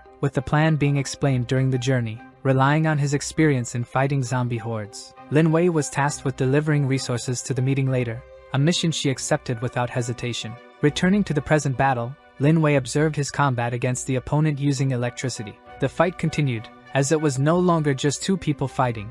Zhao Yuling had turned into a fallen. Zhuo Tianqing landed consecutive punches on him in an attempt to stop him. Even focusing all his power on a single punch, it only momentarily halted his adversary. It wasn't easy, as the opponent was highly resistant, and the electricity didn't help. Although everything pointed to Zhuo Tianqing's victory, he knew he had significant experience in dealing with such situations. As the fallen attacked, Zhuo Tianqing counterattacked almost immediately. When the fallen tried to flee, realizing he was outmatched in strength and abilities, Zhuo called for reinforcements. Gao Fei and teacher Luo, already on alert, were ordered to block the path. They were instructed not to let the fallen escape, as capturing him later would be much harder. Out of nowhere, teacher Luo appeared in front of the fallen to prevent his escape. She was surprised to realize that the fallen was intelligent, as he simply evaded her and moved toward the zombies. He thought he could lose himself among the crowd and escape the rest of the fight. Now, it was Gao Fei's turn to act. Adjusting his firearm's aim, he prepared to stop the fallen. However, the fallen's body was thick and not easily penetrable, and it was said he wouldn't need to rely on such tactics. The goal was merely to delay him. If he spent time dodging bullets, that would already be enough. With the approach of several zombies, Zhuo Tianqing needed to eliminate them as quickly as possible and prevent the fallen one from escaping. In a fit of rage, as the zombies blocked his path and disrupted everything around him, he yelled for them to get out of his way while leaping upward. The fallen one was evolving rapidly, already gaining the ability to control other infected. He directed them to target Zhou Tianqing, but it was futile, as Zhou evaded all of them. Given this new ability the Fallen One had acquired, Zhou couldn't simply let him go. Zhou Tianqing had to end the fight quickly, as each passing second made his opponent stronger. Professor Luo thought the situation was overwhelming and suggested retreating, but Zhou had other plans. He ordered Gao Fei to keep a close eye on the target, who was maneuvering using his electrical abilities. Watching from above, Zhou had a panoramic view and provided coordinates, so he could catch the Fallen One off guard. The opportunity came, and Zhou managed to stun his opponent. The enemy was struck with a punch, followed by a flurry of consecutive blows. However, the Fallen One, now a beast, controlled the surrounding infected, commanding them to attack as well. Zhou instructed his friend Gao Fei not to lose sight of him, and to keep monitoring him constantly. Using energy to communicate with the other infected, the Fallen One's resistance dropped significantly. This allowed Gao Fei's firearm rounds to pierce him, which boosted Gao's morale. Still, the Fallen One, despite his resilience, was now on the ground with some electrical injuries. To level the playing field, Zhou Tianqing asked Professor Luo to control the hordes. While he dealt with the mutant before him, he needed her to hold off the infected surrounding them. As expected of the black armor, even the infected feared its power. She assured Zhou she could hold them off for a minute and urged him to be quick, as she would hold them as long as possible. Zhou Tianqing was satisfied, knowing her assistance would keep the zombie horde under control. Having recently acquired his new tattoos, he hadn't yet tested their powers. This would be an opportunity to do so. His enemy, now transformed into a Fallen One with electrical powers, had become even more dangerous. Tian was informed that bullets were no longer effective against him, indicating the activation of a new ability. In the midst of his rapid evolution after consuming multiple meteorite fragments, the Fallen One was quickly transforming. However, with his new tattoos, Zhou Tianqing could harness them and discover his true strength. He had no fear of his opponent, regardless of his strength or newly acquired abilities. Seeing Zhuo's amplified powers, his friend Gao Fei was impressed. With a single punch, Zhou sent the Fallen One flying a considerable distance, surprising everyone, including himself. That single superpowered strike was enough to leave the enemy collapsed on the ground. Since the Fallen One had only recently mutated, it would take time before forming a meteorite fragment. Zhou asked Professor Luo to keep using the black armor, as they needed to leave immediately. Luo Lancia, noticing they had won, wanted to pursue Zhou Tian, but Lin Wei thought it was too soon. When Luo Lancia disobeyed, Lin Wei told her to stop being reckless. Lin Wei insisted she handle it, and warned that if Zhou didn't return in 5 minutes, they would detonate everything. Zhou Tianqing told her not to worry, as he could withstand an explosion. He assured them he was leaving everything in their hands, and Lin Wei confirmed the detonation would occur in 5 minutes. Luo Lancia was furious and declared she wouldn't let anyone blow up anything until Tianqing returned. Lin Wei countered, stating they didn't have time to risk everyone's lives for one person. Luo threatened that anyone who tried to set off an explosion would have to deal with her. On the communicator, Zhang Jin asked why the tension was so high. He assured them not to worry, as he would bring Zhou Tianqing back. Meanwhile, they kept fighting off the zombies in front of them, trying to devour them. Lin Wei knew this was the perfect time for everyone to move together. They set off, eliminating all the zombies they encountered to clear their path. As they got closer to Zhou, everyone was safe, and the order for detonation was given. The massive explosion annihilated countless zombies. Zhou Tianqing shouted for everyone to head to the designated location. He contacted Gao Fei, instructing him to go to the designated location as well. However, he had only changed position, as the infected in that building had not yet regrouped. Still, he felt something different. A bad sensation overtook his entire being. While still on the communicator, Zhou Tianqing warned his friend to be careful. Gao Fei encountered a wanderer, not just an ordinary zombie, but a massive and powerful being. It would be difficult for him to handle such a creature on his own, as its strength was surreal. He remembered his friend's advice that their weak point was at the temples. Armed with his weapon and plenty of ammunition, he attempted this strategy, shooting at the temples. After retaliating with his firearm, he left the wanderer unconscious on the ground. Now, he needed to jump from one side to the other but noticed that the zombies had already regrouped. Gao Fei, looking down at all those zombies, was terrified. He tried to communicate with Zhou Tian, asking if he could still hear him, saying he couldn't escape. All he received in response were static sounds, and that's when he realized the communication had been cut off. He thought that, because they were already far away, he had lost the signal and contact with them. He wasn't too upset, thinking that at least they had managed to retreat. He took a tobacco box from his jacket pocket. Since he had never tried it before, he thought it would be interesting to give it a shot. As he placed the tobacco in his mouth, he heard a voice shouting for him to jump immediately. Startled but happy, He looked down and saw Zhuo Tianqing jumping across the heads of the zombies. Zhuo shouted for him to jump quickly as there wasn't much time. After using the zombies as stepping stones, he needed to act fast. Trusting his friend, Gao Fei jumped from a very high building. His friend, below, leaped upward with an exceptional jump. Their intention was to save each other. As Gao Fei descended, Zhuo Tianqing caught him midair. Now in his friend's arms, Gao Fei asked how he managed to jump on the zombies' heads. Zhuo Tian explained that it was a microstate, one that Gao Fei could also achieve with gradual evolution. He assured him that once he reached stage 2, he would be able to jump freely, as his mental strength would surpass Zhuo Tian's. He asked his friend to hold on tighter because the next leap would require more force. Aiming for a high building's window, Zhuo Tian performed an acrobatic jump and entered the building. Calling his friend, he noticed caution in Gao Fei's tone and assured him they would soon leave. Now, reunited with everyone, Zhuo Tianqing began meditating to enhance his abilities. He needed to regenerate after an intense fight that lasted nearly half the day, surrounded by his allies. It was as if they wanted to shield him from any harm or threats nearby. Barely an hour later, Zhuo Tianqing, relieved, announced that he had recovered. This left Luo Lansha astonished, as so little time had passed. She thought his special ability was incredible. Gao Fei was also impressed, noting that Zhuo Tian had activated his tattoo and recovered with just a short rest. Zhuo Tianqing explained that he gained that advantage after acquiring a new tattoo, even though his power hadn't changed much. However, in terms of strength and speed, he was confident his overall capabilities had increased. Reaching into his pocket, he took out 2 cores and tossed them to Gao Fei and Luo Lansha to consume. The two were unsure how to use them. Zhuo Tian explained that they just needed to ingest them like meteorites. As Gao Fei placed one in his mouth, he tasted something awful, finding it incredibly unpleasant. Zhuo Tian told them to take it easy and train right there. He then called Zhang Jinyu to provide updates. He wanted to know the current situation, while a minor scuffle was occurring nearby. It stopped as they arrived. Walking through the corridor, with all the former brawlers now calm, Zhuo Tian and Zhang Jinyu reunited with the others. They thought the entire place was packed, estimating that half the city center's population was there. The solution lay in a large warehouse they found, which the Zhao family had abandoned when they fled. However, the place was chaotic, and maintaining order would be challenging. Without a firm stance, it wouldn't be possible. Zhang Jinyu asked what they were doing on the rooftop.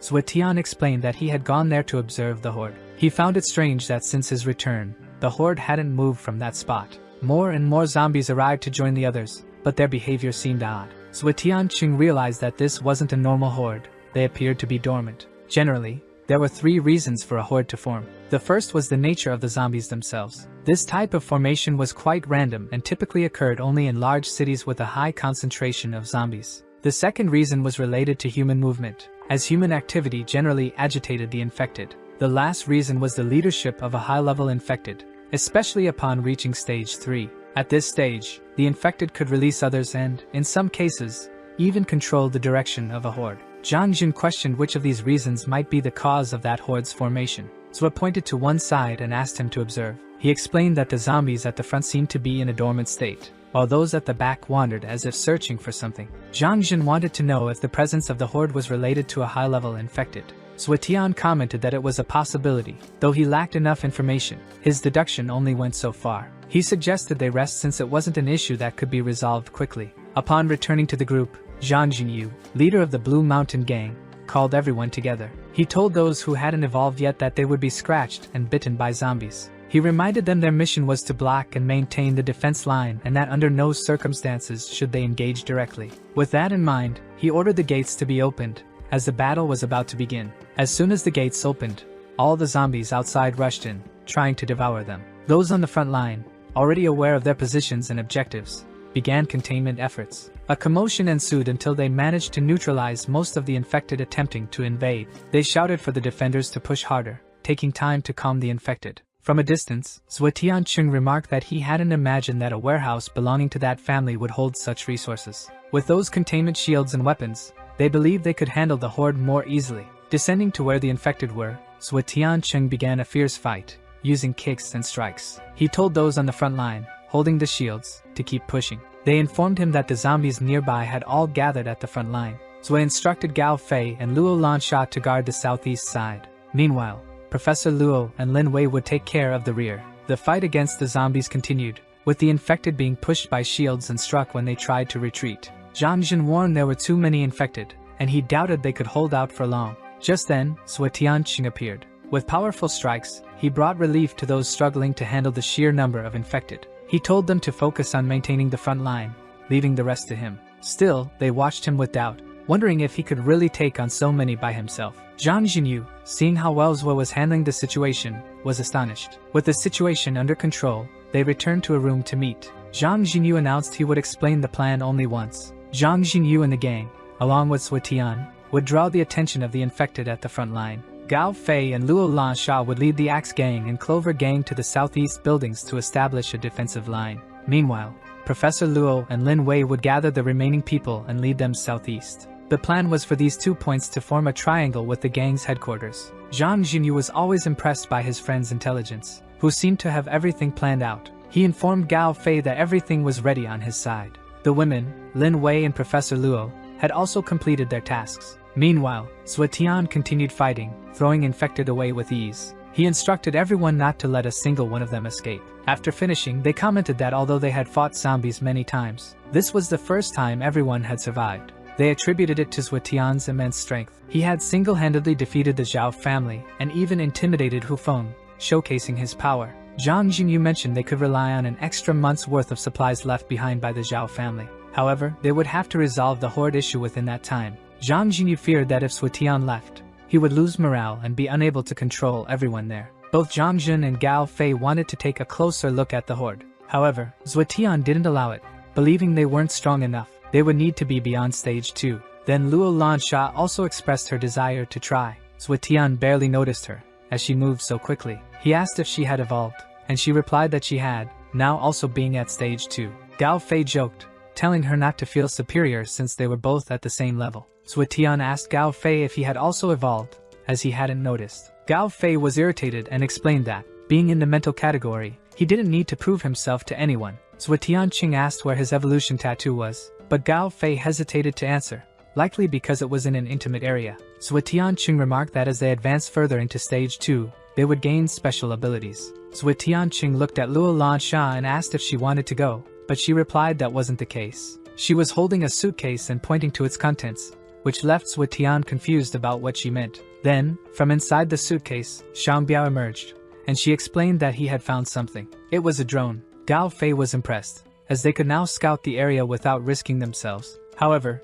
he noted that the drone didn't have a camera, so they couldn't see anything. Luo Lansha then asked the little Xiangbiao to demonstrate his capabilities, and he quickly crawled up Gao Fei's pant leg. Gao Fei began feeling ticklish as the little one climbed, the discomfort growing until he had to sit down. He questioned what Xiangbiao was doing and demanded that he come out, as it was making him uncomfortable. This irritated Sui Tian, who told them to stop fooling around. At that moment, Luo Lansha made a comment about the color of Gao Fei's underwear, which left him very embarrassed and shocked at such an unusual ability. Sui Tianqing and Sui Tian exchanged looks, trying to make sense of what was happening. As they talked, Xiangbiao continued climbing, getting closer to Gao Fei's underwear. Luo Lansha told him not to move, as she didn't want to see more than she should. After this embarrassing situation, she lost her patience and punched Gao Fei in the face. Gao Fei questioned why his tattoo had grown in such a strange and inappropriate place, but said he hadn't asked her to look. He paused and asked how she even knew where the tattoo was, and she, annoyed, ordered Xiangbiao to come out. Holding Xiangbiao in his hands, Gao Fei asked if it was him who had shared the vision with Luo Lansha. Sui Tianqing asked Luo Lansha if she could share Xiangbiao's vision. She explained that she had only discovered this ability that day because the little one had been dormant since their return. Sui Tianqing was pleased, as it seemed the cores had not gone to waste. Gao Fei commented that they could now use the drone, utilizing the little one to view images and transmit them to Luo. With the improvised drone, they managed to observe what was happening around them. Luo Lansha gave instructions to little Xiangbiao, who now had to remain silent as they ascended as high as possible. Sui Tian wanted to understand what the zombies were doing, but something seemed off. Although the zombies appeared to be wandering aimlessly, it seemed they were all heading toward a specific place, which was unusual. Sui Tian began to sense that things were unfolding as he had suspected. At a certain point, the little one was deeply startled and transmitted this feeling of fear to Luo Lansha. Noticing her reaction, Gao Fei wanted to know what was happening, curious to understand what had occurred. Sui Tianqing also noticed her apprehension and asked what was going on. She replied that she was fine, but something was wrong ahead. They needed to get closer to get a better view. She asked Gao Fei to steer left. He began turning the vehicle left and climbing higher as she said they were getting close. It could be just ahead. Then she saw a terrifying sight. an evolved zombie that left her deeply shaken. It was so enormous that the other zombies couldn't even reach its feet. Its height was colossal. For a few moments, she was in a trance and needed to be brought back to reality. Suetian asked what she was seeing. She described the sight, an incredibly tall zombie, as high as a 4-story building. This news took several by surprise. Gao Fei found it hard to believe in the existence of a zombie of such proportions. Suetian Chung remarked that a mutation of that scale, reaching 4 stories, could indicate a stage 5. He asked if she had noticed anything else, to which she replied yes, saying a group of ordinary zombies was trying to attack it. Gao Fei was intrigued and wanted to understand why zombies would attack other zombies. He said they would discuss it later and asked for the drone to be brought back so Luo could rest. On the communicator,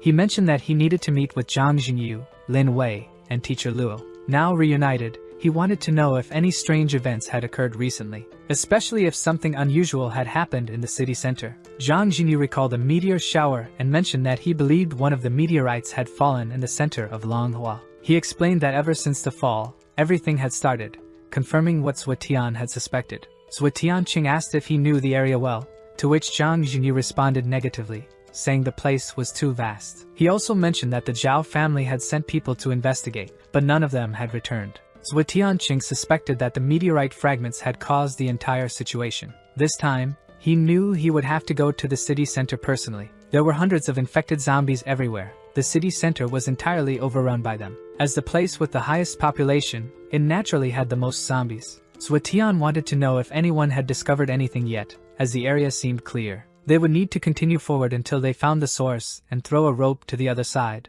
They had to cross and take a look to see if they could find the giant zombie. It was crucial to locate the leader, as a zombie evolves into a leader under specific circumstances. These leaders vary in size and shape. Some can even control hordes. That massive one also had the scent of a leader, but its evolution resulted in increased strength. That's why the others were trying to attack it. It was likely a gift from another leader. However, the zombies barely scratched it. It had meteorite fragments and, as a high-level infected, was absorbing them. Luo Lansha wanted to know if they were there just to find the leader this time. Suetian replied affirmatively, explaining that the drone's coverage was limited, so they had to investigate personally. Gao Fei noticed something unusual and asked Suetian to approach the wet spot cautiously. Upon inspecting, he found it odd that this was happening. The city was teeming with zombies, yet that street was empty. How could there be a safe place there? Something was off. The three continued observing to see if they could find any signs of activity. They noticed that there were indeed people there. They appeared to be survivors. Suetian wanted to go down and take a closer look. Meanwhile, down below, some questioned the leader about why there were no zombies around. He reassured them not to worry, explaining that he had asked others to patrol the area earlier. Of course, that place had plenty of supplies. It was also easy to defend once they got there. He expressed confidence that the little one and the horde also knew they were distressed. The horde had already taken many of their brothers. They had barely managed to survive. He said that if they were lucky, they would find a place to continue living. This was the leader's wish, urging them not to worry about their fallen brothers, who were now resting. The leader asked them to trust him. As long as he was alive, nothing would happen to them. He urged them not to be so sad and promised they would return home together. Everyone believed in him and wanted to leave. He asked everyone to stay close to him, but suddenly, someone threw a can in their direction. The leader immediately drew a machete or something similar to defend himself, but it turned out to be 2 curious young men. When they realized they were human, they angrily asked who they were. Gao Fei and Luo Lansha responded that they were survivors like them. The leader, appearing experienced, told his companions and the newcomers to hide, knowing there might be more people around. He then approached and clarified that they shouldn't misunderstand. They were merely passing through. After overhearing their conversation by chance, he mentioned that he was also interested in the same place they were. Suetian suggested they all go together. 2 minutes before everything started, Suetian and his friends had been listening to their discussion. Gao Fei speculated that those people might also be strong. From what he could tell, they were survivors. Suetian remarked that it was impossible to be strong unless there were at least 10 people at stage 2. Luo Lansha found it amazing that the street was so clean, suggesting someone was operating in the shadows. They decided to follow the group, thinking they might gain some clues, and thus, everyone went together. Suetian Ching instructed them not to reveal their strength when they arrived at the destination. Now, along with the group, Suetian Ching said he was interested in the place they had mentioned. The leader noticed there were 3 of them and was surprised there were still survivors. He wanted to know where they had come from. Gao Fei explained they were from the city center. The group thought they must be strong to have escaped the city center and wanted to know who these 3 were. Lei was the leader there.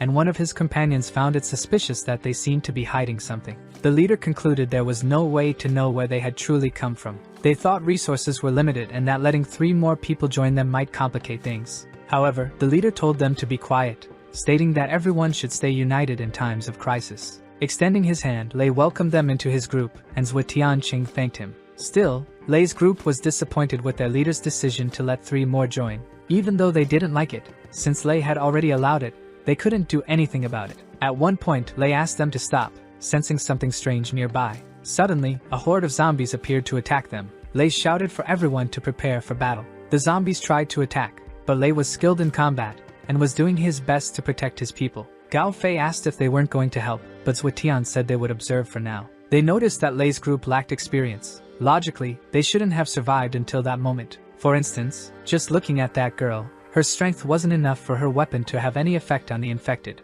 And that guy, the one they called the leader, his speed and strength weren't bad. Could he be at stage 2? People at stage 2 should be well known in Manhua. Had anyone ever heard of a brother Lei? Zhuo Tianqing thought that reaching stage 2 alone was enough to be called a genius. Yet, he should have heard about him before. Something was very wrong. Zhuo Tianqing sensed the presence of the zombies but did nothing. However, Gao Fei wanted to fight back. He was stopped by Zhuo Tianqing, who put a hand up to prevent him from acting. Seeing this, Lei's group asked why they were just standing there and not attacking. Zhuo Tianqing remained silent as a zombie growled near him. Then, Lei arrived and punched it. The force of Lei's punch sent air rippling far away, while Zhuo Tian simply stepped aside to let him attack. Afterward, Lei, known as Brother Lei, asked if they were okay. That act left Gao Fei and Luo Lansha puzzled by Zhuo Tianqing's attitude. They told Lei that it had been dangerous, and that they were lucky to have him as a hero. Lei said they were all survivors, so of course, he would help everyone, glancing at Zhuo Tian and calling him brother. He asked if Zhuo Tian was okay,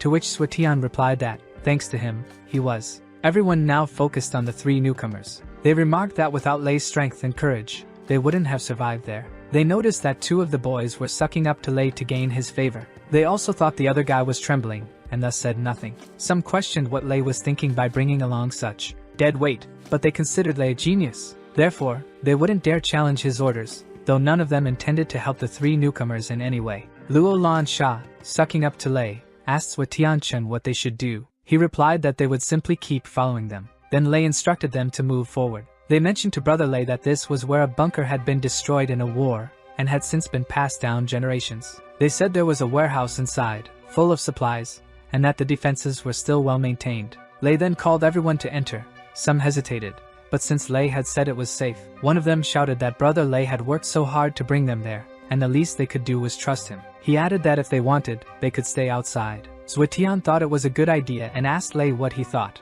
Having 2 people keeping watch outside could help them handle anything that came their way. Lei agreed, saying that if they wanted to stay outside, they could, and that if they saw anyone unfamiliar, they should just alert the group. Thus, the 2 who were afraid stayed behind, and the rest entered. By that point, Zhuo Tianqing already knew what was happening and had a plan to deal with it. Some of Lei's subordinates commented on how dark the place was despite everyone being there. Lei asked them to remain calm, explaining that the generator couldn't sustain power for long. Gao Fei felt something was off and quietly mentioned it to Zhuo Tian, who had also noticed. Lei explained that 2 weeks ago, he had been just a survivor who had recently evolved. He said 2 of his brothers had also evolved, and they built a small camp nearby. He added that everything changed when they discovered this bunker, where they found many other companions. He said that even though many of his comrades had been sacrificed, he thought it was worth it. He admitted it might be difficult for them to understand, but once they saw it, they all would. Gao Fei wanted to know what kind of madness he was talking about, while Zhuo Tian asked if they had noticed the smell. Gao Fei and Luo Lansha were stunned as Zhuo explained that it was the smell of blood, something he had sensed since they entered. In that place, the smell was getting stronger, and it was at that moment that Chief Lei announced they had arrived. He flipped a switch, and an extremely bright light nearly blinded them. Zhuo Tianqing, still able to see a little, noticed something strange, something covered in tentacles. It was a creature with numerous red markings. Chief Lei informed everyone he was about to introduce them to it. Standing before the creature, which resembled a giant octopus full of tentacles, he declared it was God. Lei was convinced this was God, his God, and that he had brought fresh sacrifices to it. He ensured this God wouldn't reject his humble offering, bowing in reverence to the creature. He revealed what had happened to his former comrades. All of them had been sacrificed. The current members were disillusioned, realizing he had lied about their former comrades. He insisted that they should all feel honored, as not everyone could become like God. At that moment, the creature was nearly awakening from its rest. The ritual was close to completion. In a strange, wet, grotesque voice, Lei told his companions they must offer their bodies. They asked if he was crazy, thinking no one would agree to something like that. Desperate, they tried to flee. Meanwhile, 2 people from outside rushed in, panicked. They informed Chief Lei that they were in trouble. A horde of zombies was approaching. They warned there wasn't much time left, as the zombies were nearly upon them. At that point, Chief Lei stabbed one of the zombies, offering it as a sacrifice to his god. He claimed that this being was about to become God's offering and should feel proud. After that, he threw the body toward the tentacled creature, which caught it midair like a dog snatching a treat. The still alive man screamed to be freed, but the tentacled creature simply opened its mouth. Moments later, they all heard the sound of his body being crushed by the creature's bites. Chief Lei, clearly out of his mind, declared that God had said everyone would be sacrifices that day. Zhuo Tianqing, with his usual cigarette in his mouth, said he finally understood what Lei's plan was. He pointed out that Lei had restructured the entire street to block zombies. He noted Lei had even gone as far as gathering a horde to make things more convenient, acknowledging his effort. But Zhuo added, it was a pity because he had figured out his plan from the very beginning. Zhuo Tianqing looked at Lei and asked what his problem was, pointing out that, in front of God, Lei was merely an insect. He stated that all of them would be sacrificed, ensuring their disappearance. Zhuo Tianqing flicked his cigarette but toward the head of the ranting Lei. The blow knocked Lei to the ground. Zhuo then told him to face reality. There was no God in this world, and if there were, it would undoubtedly be him. At these words, everyone stared at him. Seeing the body on the ground, the creature launched an attack to snatch it. Anticipating this, Zhuo Tian dodged. The creature ended up grabbing only the body on the floor. After enveloping it with its tentacles, it raised the body as if it were a trophy. It energized the body, causing the person to open their eyes and begin growling. After imbuing him, Chief Lei grew to an enormous size. Zhuo Tianqing ordered Gao Fei to lead everyone out and block the zombies. He believed that with Gao Fei and Luo Lansha, everyone would be safe. He noticed that Chief Lei had undergone a zombification process, which had significantly increased his strength. Furthermore, he seemed to be in the middle of stage 2 at that moment. Finally, Chief Lei charged at him with full force. With a brutal attack, Zhuo tore off the giant zombie's arm, but it was futile. As the wound regenerated, it also strengthened Lei's muscles, making him even more powerful. Zhuo Tianqing knew that if this continued, Chief Lei would keep growing stronger. Meanwhile, some members of Lei's group were being attacked by zombies. It was too late. They shouldn't have trusted that imposter. They were in serious trouble. However, Luo Lansha was there, doing her best to help as many people as possible. At that moment, they realized that the girl who once seemed weak was, in fact, incredibly strong. Gao Fei asked if they were there to feed the zombies or fight them. Saying this, he threw one of the zombies far away, preventing it from devouring a group member. He thought to himself, why did he always have to handle this sort of thing? Luo Lansha asked if he would rather fight the giant monster. He replied that he preferred the zombies, as the monster inside was nothing compared to the horde outside. He thought it better to do something more virtuous and purge the evil with his firearm. At that point, the group realized the two were strong and had been hiding their true power. Gao Fei instructed everyone to stay close to him, promising to defend them somehow. Meanwhile, the battle with the giant tentacled monster was becoming increasingly intense. Zhuo Tianqing was enjoying the challenge, as it had been a long time since he fought someone as strong as that monster. However, the tentacled monster was proving to be even stronger. It seemed that as long as its main body was intact, he couldn't get rid of it. Letting the monster grow even stronger would be too dangerous. Zhuo Tianqing drew his sword from his back and threw it at the tentacled monster. The monster, realizing it wasn't hit, smirked, but Zhuo Tian told it to look behind. When the monster turned, it noticed that the large entity had been struck, and Zhuo Tian remarked that the target had always been that thing. Zhuo Tian then maneuvered past the massive monster to strike his primary target. He began slashing at the strange orb-like structure and told it to feel the force of his attack.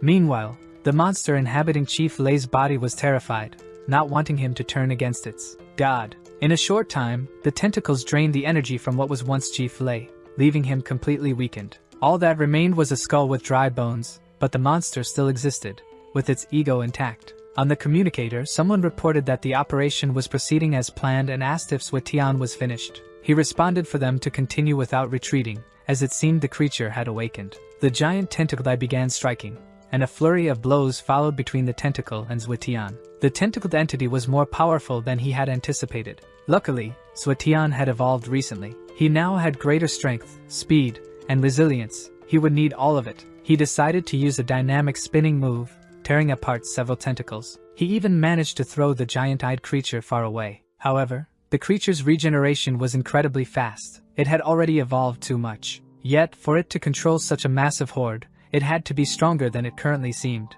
On the communicator, someone asked how things were going. Suetian replied he was fine and inquired about the outside situation. Gao Fei reported that the zombies were much more aggressive than before, but they could still manage. Suetian Cheng warned that something was very wrong. He explained that the shapeshifter was the leader and could have other strong zombies nearby. They should remain vigilant. He assured them he was handling things and would pay closer attention to all movements. However, it seemed he was caught in a hallucination where his mother was calling to him. He thought such a thing was impossible. On the communicator, Zuetianqing shouted, asking what was happening. He heard Gao Fei ask why his mother was there, as the mirage attempted to touch his face. Now in tears, Gao Fei said it was too late to go back and begged for her forgiveness. Smiling, she told him it was okay. "I'm laughing," she said, trusting him. After turning into a monstrous being, she invited him to go to hell with her. On the communicator, Zuetianqing heard his friend shout, "No!" Looking at the entity before him, Zuetian realized this was all it's doing. He called out to Luo Lan Sha, but she didn't respond. She, too, was caught in a hallucination. Her long-lost father had found her, comforting her as she cried, saying she had grown up. She ran to him, jumped into his arms, and hugged him. Zuetianqing urged her to calm down, as it was an illusion. Zuetianqing was saddened, seeing even she had been caught in the hallucination. He couldn't afford to delay any longer. The evolved muscles wouldn't work against this entity any further. He began cutting the tentacles with his sword, telling the monster it wouldn't be able to block him. Finally, he pierced his sword into the shapeshifter's core, but upon striking it, there were reactions. He began hallucinating about his ex-girlfriend, Xian Xian. In his vision, she appeared with his sword lodged in her stomach, looking at him and saying she hated him. He was holding the sword, which pierced the creature with a large eye, but in his hallucination, it was his ex-girlfriend, who had died in another life. Slowly, she transformed into a monster. That monster accused him, saying he had promised to find her and never abandon her. It kept asking why he had left her behind, while producing a weapon from behind its back. Calling him a liar, it tried to hold his attention as much as possible. When it attempted to attack him, he suddenly woke up. The monster was incredulous, asking how he managed to resist. He told the monster that he was a universal type, and, even though mental strength wasn't his strongest trait, it was more than enough to resist such a trick. The monster collapsed and transformed into a piece of tentacle. Looking at it, he grew furious, realizing the thing had tried to deceive him by impersonating Xian Xian. For that, it would meet its end at his hands. Zuetianqing was blinded by rage at the shapeshifter's audacity to use such a hallucination against him. Using his deceased girlfriend was a terrible idea. Without hesitation, he threw his sword, slicing the creature in two. After doing so, not only did the zombies collapse, but his friends also fell unconscious. A large meteorite fragment fell to the ground. After defeating the shapeshifter, he realized that the zombie had absorbed a fragment, forming another one. It must have been stronger. It was a standard fragment, the kind with much weaker evolutionary energy.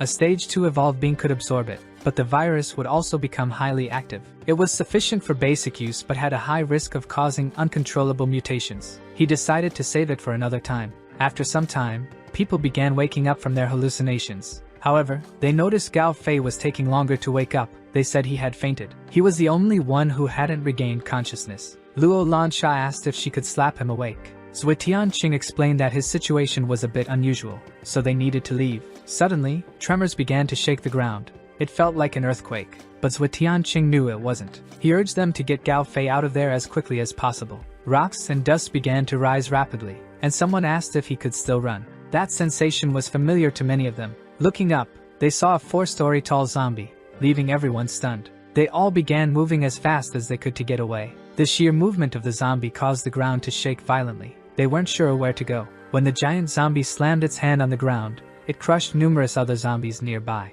It was in a foul mood, wanting to destroy everything that moved around it. They feared that if it remained out of control, it would ruin the bunker. Someone quipped that if they had the energy to talk, they should use it to run. Zuetianqing told everyone to flee as quickly as possible, while he held the monster off for as long as he could. Luo Lan Sha carried Gao Fei on her back and dashed away while Zwe urged them to hurry. The gigantic monster lifted its feet, causing massive tremors with each step. Fighting and surviving against such a colossal creature would be no easy feat for anyone. However, its massive size didn't give it an advantage over Zuetianqing's agility and skill. He leaped onto its hand to get closer to its head and pierce its eyes. Once close to its eye, he drove his sword into it, causing the giant creature immense pain. Through his communicator, Suetian heard his friends confirm they had escaped. He responded that he understood. He continued stabbing the massive creature while his friends watched from a distance. Luo Lan Sha, watching the scene, thought only of how much she wanted him to survive. Suetian Qing was exhausted, having fought for so long,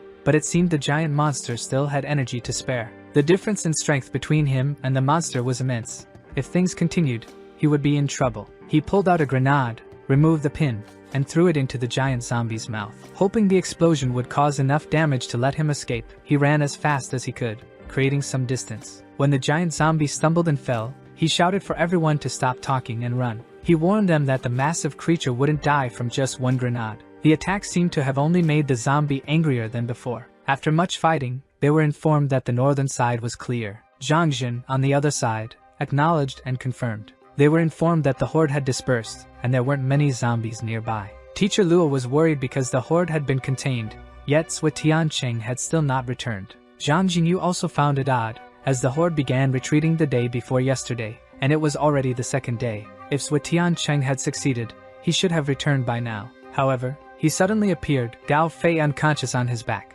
calling for all the evolved members. This caught some of them off guard. They wanted to ask what had happened, but he said it wasn't the time for answers. He explained that they were facing a serious problem. One of the men observed the situation and thought it was impossible for him to have 10 evolved members under his command. Lin Wei asked what was happening and why he had summoned everyone so urgently. Regarding the zombie, Suetian Cheng had already explained it to everyone, and they were expected to be aware. The zombie could detect the location of the fragment and might come for it at any moment. One person raised their hand and asked why they didn't just get rid of the fragment to stop the zombies from pursuing them. He explained that if a zombie got hold of it, it could evolve again and even gain intelligence. This would put more than just them at risk. He knew they were scared and apologized for involving them. But as everyone knew, there was no negotiating with zombies. If they wanted a safe place to live, the only option was to eliminate all the zombies. One of them asked how strong the zombie could be. Suetian Qing said that since they were all at stage 1, the young master of the Zhao family was at the beginning of stage 2.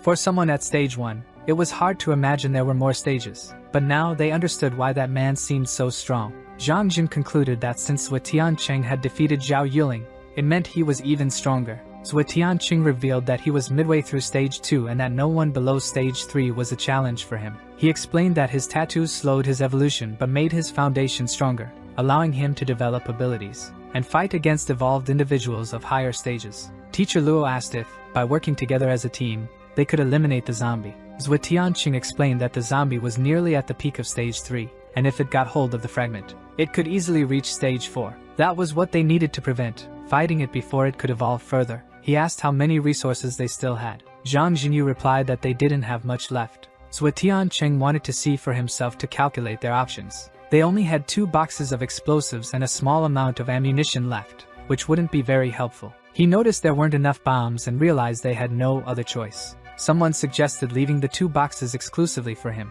Suetian Cheng asked why. The person explained that, not to be misunderstood, they owed him for saving everyone and wanted to contribute. The man, who worked in construction and was skilled with explosives, said he could use the 2 boxes effectively. He claimed he could easily bring down a giant building. Someone asked if he intended to use the explosives on the zombie. He confirmed, saying he could control the detonator and timing of the explosion but would need help. Suetian Cheng asked Zhang Jin to find people to assist him. He also asked Lin Wei if she could handle setting up traps, but she said she couldn't. Suetian Cheng asked why, and she explained that while he was away, she had used the Zhao family's resources to set up a workshop, and his weapon was almost finished. She couldn't stop now. Suetian Cheng was impressed that she was already working on it. She asked if he wanted to see it. Lin Wei explained that, as he had requested, she tested several materials and chose titanium. This choice ensured the weapon's durability. Suetian Cheng asked how soon she could finish it. She replied that in about 10 minutes, she would put the mold in the fire.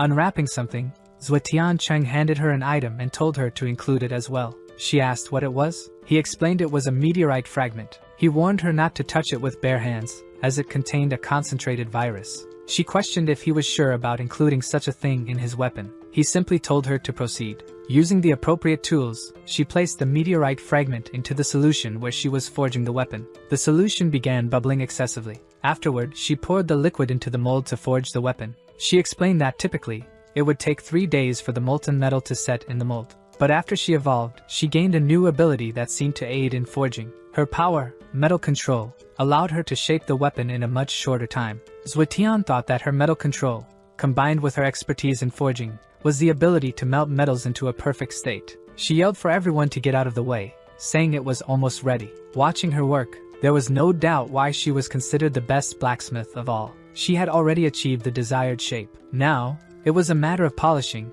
sharpening the tip, and adding the final touches. It would be ready in no time. Zhuetianqing asked how much time she needed. She replied that half a day would be enough. She added that after finishing the weapon, she would take it to the battlefield as quickly as possible. Zhuetianqing asked if they needed more time and how Gao Fei was doing. Luo Lansha said she had tried everything to wake him up, but he showed no signs of consciousness. If not for his breathing, she would have assumed he was no longer alive. Zhuetianqing took a look and asked how long he had been like that. She replied it had been 2 days. He thought this shouldn't be happening. Gao Fei wasn't supposed to stay unconscious. Being affected by that zombie's ability shouldn't have been enough to keep him down, especially since he was mentally strong. He asked her to turn away, suspecting something might be wrong with Gao Fei's tattoo. She asked what he was doing. He explained that, as he thought, the tattoo was feeding on him. That was causing the coma. She could hardly believe he was in such a state. Zhuetianqing explained that usually, only people at stage 3 fell into a coma like this. Even then, it typically happened after confusion with a meteorite fragment, which helped the evolved improve their bodies. She was excited because this meant Gao Fei would become much stronger. However, he explained that while the coma was beneficial, it was also a major problem. This state, called inner demons, would bring out his worst fears. If he wasn't strong enough, he could go insane or even become a fallen one. He asked her to assign someone to watch over him in the room and said all they could do was wish him good luck. As he was leaving and had already placed his hand on the door handle, he thought he heard something from Gao Fei. After saying all this, Luo Lansha felt sad, fearing he might not be able to overcome the inner demons. She wondered if the same thing would happen to her when she reached stage 3. Then an idea struck her. Her spirits lifted so noticeably that it caught attention. Zhuetianqing asked what she was thinking. She awkwardly replied that it was nothing, just concern for Gao Fei. He rolled his eyes but didn't dwell on it, as they were informed that a zombie had already arrived. They noticed it had arrived very quickly, so Zhuetianqing told her to prepare for battle. He warned that the trap wasn't ready yet. He told them to continue working on it. Meanwhile, a gigantic monster was heading for what it wanted, the meteorite fragment. Iguatu, in charge of detonating the dynamite, needed at least 10 more minutes. Zhuetianqing said he would hold it off for that time. The people pointed at the giant monster, marveling at its strength as it tore off part of a building. Now everyone was terrified as the massive creature headed toward them. Zhang Jinyu found it suspicious and ordered everyone back to work if they wanted to survive. He speculated that the monster had noticed their presence. Zhuetianqing decided to draw its attention to their location. One of the team didn't like this plan at all, but it wasn't their decision to make. Using the meteorite fragment to lure it,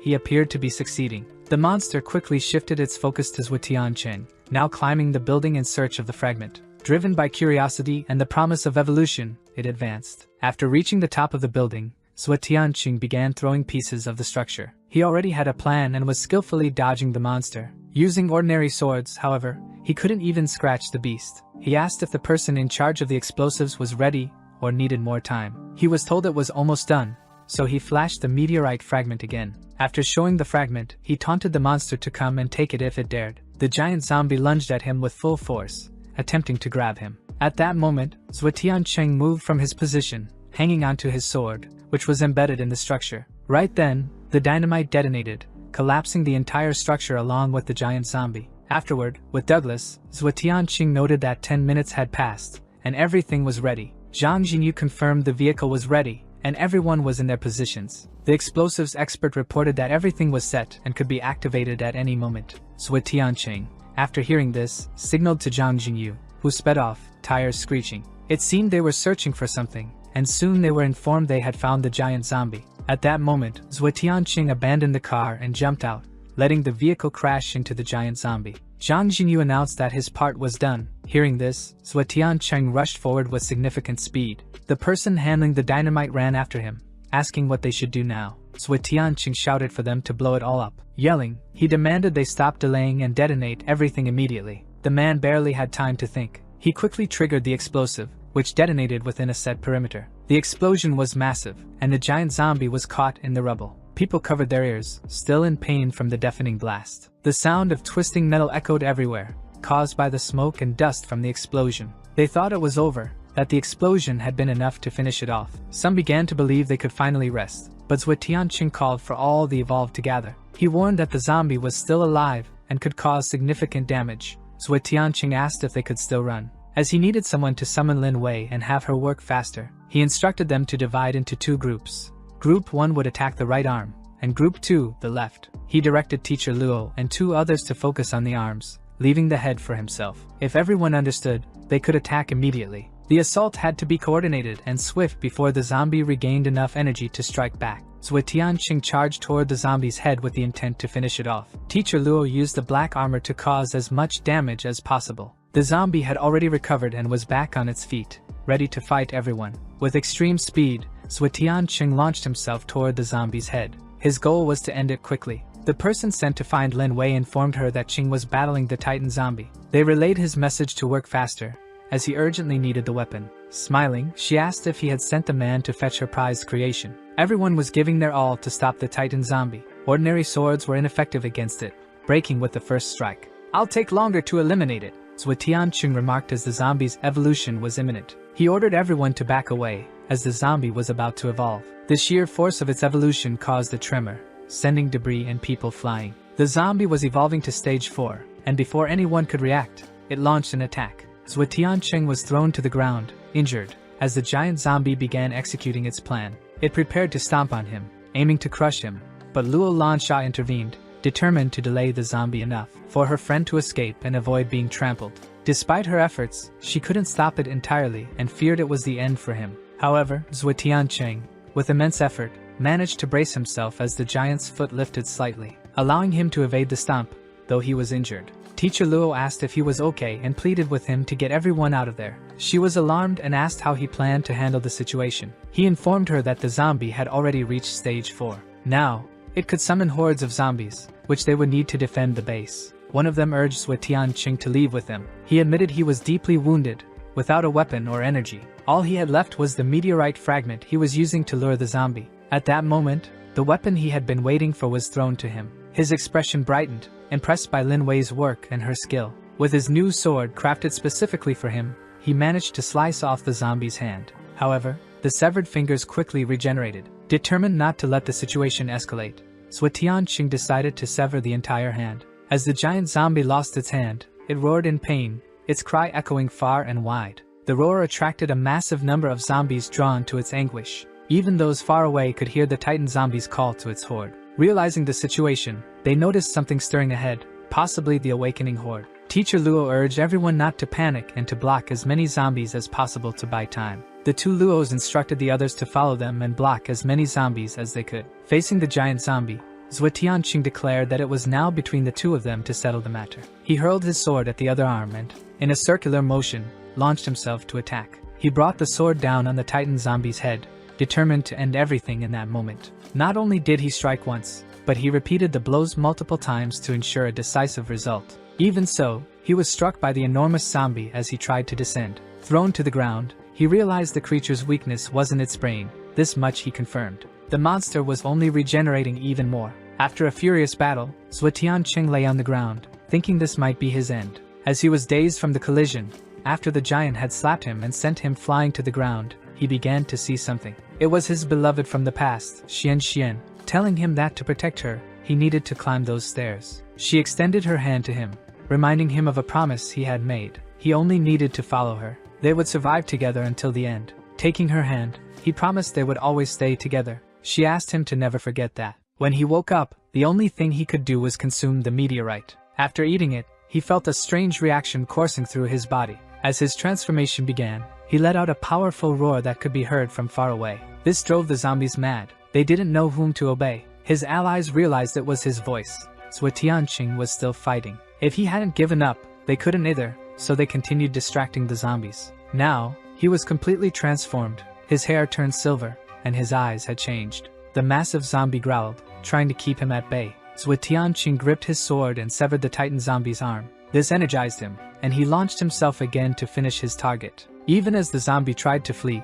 he pursued it relentlessly. After bringing it to the ground and exposing its ribs, he saw the meteorite fragment. With a devilish gaze, he drove himself through the zombie's body, tearing it apart from one side to the other. Its entire being was scattered, and after that, exhausted and slowly returning to his original form, Zhuo Tianqing collapsed. But in his hand, he held the meteorite that had given the zombie life. Zhang Jinyu quickly arrived with a van. He rushed to Zhuo Tianqing's side and confirmed he was still breathing. Relieved that his friend was alive, he pried the meteorite from his hand and then passed out while still holding it. Unable to open either of Zhuo Tianqing's clenched fists, they carried him as he was. His hands were rigid, making it unwise to force them open. They loaded him into the van. His body was covered in tattoos, and he still gripped his sword. Both hands remained tightly closed, with tattoos adorning his body. When he opened his eyes, he found himself in the spiritual space. Previously, he had only entered this space when he evolved to stage 3 and needed Xian's help. This time, he had entered on his own.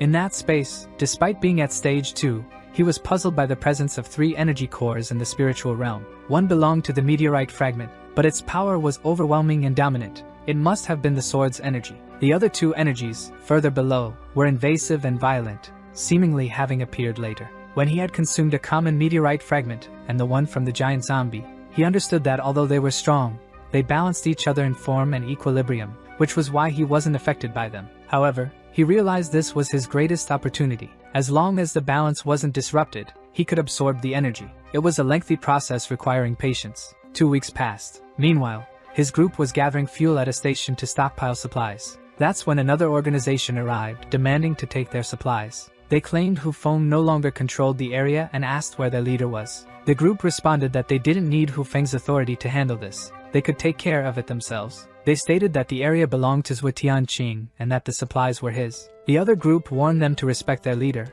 but the demand was ignored. Frustrated, they returned to report the incident to their leader, explaining that Zhuo Tianqing was no longer respected. They also mentioned they hadn't seen Zhuo Tianqing for nearly 2 weeks and had heard he was injured. Upon hearing this, their leader quickly sought information about Zhuo Tianqing's condition. When told he was fine, they expressed gratitude for the concern. The leader said it was good to know Zhuo Tianqing was well, as he had become a hero after defeating the giant zombies. In addition, they heard about Zhuo Tianqing's battle against the Horde, and everyone held great respect for it. However, after the arrival of that leader, they decided to take only what they had already gathered and leave the rest. One of the subordinates asked Hu Feng how he could let them go just like that, especially since they had their eyes on it. They had been eyeing that post for a long time, but Chief Hu Feng, with a somber air, said they would have everything that belonged to them. When the group that went to collect gasoline returned and reported what had happened, Zhang Jinyu found it hard to believe that Chief Hu Feng had done nothing and let them all go. He asked them to return quickly and be very careful on the way. All this time, Hu Feng and his group had clashed with them. Today, he went personally and did nothing. Zhang Jinyu realized something was very wrong. He must be planning something big. He wished Zhuo Tianqing would wake up soon and was informed that people from the Pacific region were there. When he asked how many people, they said 6, and all of them were evolved, which immediately made him think that 6 evolved individuals could only mean trouble. He asked them to take the group to the guest hall because he needed to speak to those 2 people. The Pacific region with 6 evolved individuals was not a good sign. He had to call the 2 Luos. They had been training hard because they wanted to become strong enough to never face such a problem again. Both of them had experienced moments when they couldn't do anything to protect Zhuo Tianqing during a critical situation. No matter how much they trained, they felt it was not enough and that they were not strong enough yet. However, both were pushing themselves to extremes to achieve good results. Professor Luo mentioned that her last attack should have broken the sound barrier. Proudly, Luo Lancia said she had just created that ability and called it supersonic. Professor Luo congratulated her, noting she had already surpassed the midway point of stage 2 in a short time. She wanted to resume training immediately, but Professor Luo advised against being impatient and striving to evolve too quickly. That was when Zhang Jinyu arrived and informed them that the Pacific region had sent some evolved individuals. They said they had no time for interruptions and wanted to continue training. Luo Lancia asked why they had to go if it was just a few evolved individuals. Professor Luo wanted to know why another group had sent evolved individuals when Zhang Jinyu was still in stage 1. That's why she thought she should go to help him. So the 2 decided to assist him. The group had already gathered and was discussing a few things. All of them were trying to figure out where their leader, Zhuo Tianqing, was. Zhang Jinyu said they could talk to him instead of the leader. Even so, he thought there couldn't be anything so critical that those 2 couldn't handle. Zhang Jinyu asked her if the matter was so important that it couldn't be discussed with him. The person speaking noticed the two were in stage 2 evolution, but the red-haired woman recognized Professor Luo. When they were in the blood bank, she asked if the person with her was the one they had been waiting for. Probably, she replied affirmatively, then said she would get straight to the point. She explained they were there because they wanted to join forces and work with Zhuotian Chen. Zhang Jinyu couldn't believe that 6 evolved individuals wanted to work with them. She continued, saying they should know that the Pacific region no longer existed. During the Horde attack half a month ago, every part of Manhua was attacked, including the Pacific region. She explained they had Zhuotian Qing to restore order, but the region was in complete disarray. And after the Horde attacked, the Pacific region was destroyed, which is when Hu Feng approached them. He took his men to the Pacific region, secretly recruiting many people and rebuilding the area. Now, he had a lot of strong individuals in the Pacific region, and his force was stronger than ever. Luo Lancha questioned how, while they were fighting a giant and a horde of zombies, that scoundrel Hu Feng had been taking advantage of the situation to grow stronger. Neither of them liked the conversation, but Professor Luo asked her to sit down and calm herself. Zhang Jinyu asked Lin Lin to continue her explanation for everyone. It was explained that the people from the Pacific region following Hu Feng was not necessarily a good thing. Then why had they chosen to come here? At this moment, there was a tense reaction. It was said they knew Chief Hu Feng wasn't a leader worth following. He was very cunning, and whenever there was discontent or complaints in the camp, he would send the dissatisfied group to the most dangerous places, essentially sending them to their deaths. The group present had all come together after escaping from him, so going to Maple Nest was complicated. And also because they had heard that Zhuotian Cheng had fought against the Horde, and they deeply respected him for that. Zhang Jinyu said he was more than happy to have more evolved individuals in the group but would need to explain a few things. The camp, at that moment, was in development, so it couldn't afford to engage in a fight with them. Lin Lin said she already knew the response would be like that. They weren't as simple as they appeared. Then, one of them, who was still hooded, removed the hood and revealed himself. It was Bruce, from the Zhao family. Immediately, Zhang Jinyu noticed his presence, and knew he followed Zhao Yunxing. It was said that his leader had died, and it was Chief Hu Feng himself who had done it. Zhang Jinyu was confused because it had been said before that Hu Feng wanted to rebuild the peaceful region. It was explained that he was after something. This piqued Zhang Jinyu's curiosity. However, the redhead warned she would explain everything. She began by saying that after Zhao Yunxing's family was destroyed, some of their assets went to the peaceful region, and of course, Bruce went with them. However, there was a box, Zhao Yunxing's wildcard. Bruce said the leader never let anyone touch it. Only when they reached the peaceful region did they realize the situation was far from good. Additionally, Chief Hu Feng was also in the peaceful region, and their location had been revealed.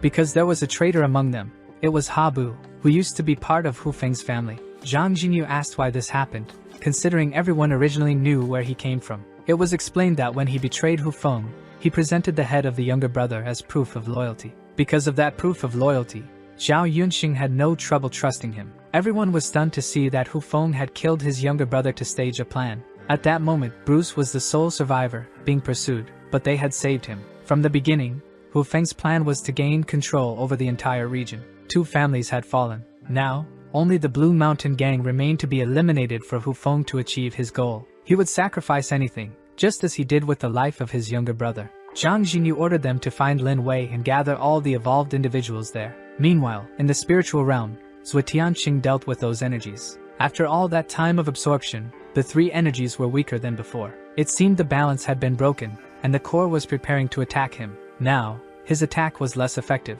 If it were earlier times, things would have been tough for him. However, he realized he was being carried. Someone was asking to go slowly and not drop her. It was time to listen to what was being said beside them. The conversation was about attempting a war against Hu Feng. They said they shouldn't be deceived by Hu Feng's innocent appearance. He was a threat. From what he could hear, Zhang Jinyu was going to wage war against Hu Feng. That person used to be extremely strong in a past life. Their strength couldn't be underestimated. And the last time he heard, he was at the peak of stage 2. At his speed, he might already have evolved to stage 3. All he could do was absorb everything quickly and leave as soon as possible. Professor Lu said that Hu Feng's side was busier those days, occupying almost the entire territory. Zhang Jinyu ordered them to retreat with the defenses they had. It would now be difficult for Hu Feng to attack. Lu Lancha thought they couldn't just stay on the defensive, as they lacked resources to maintain it for long. Professor Luo said there was no need because she observed Zhuotian Cheng's energy, and he was about to wake up. Xiao Shui also wanted to fight,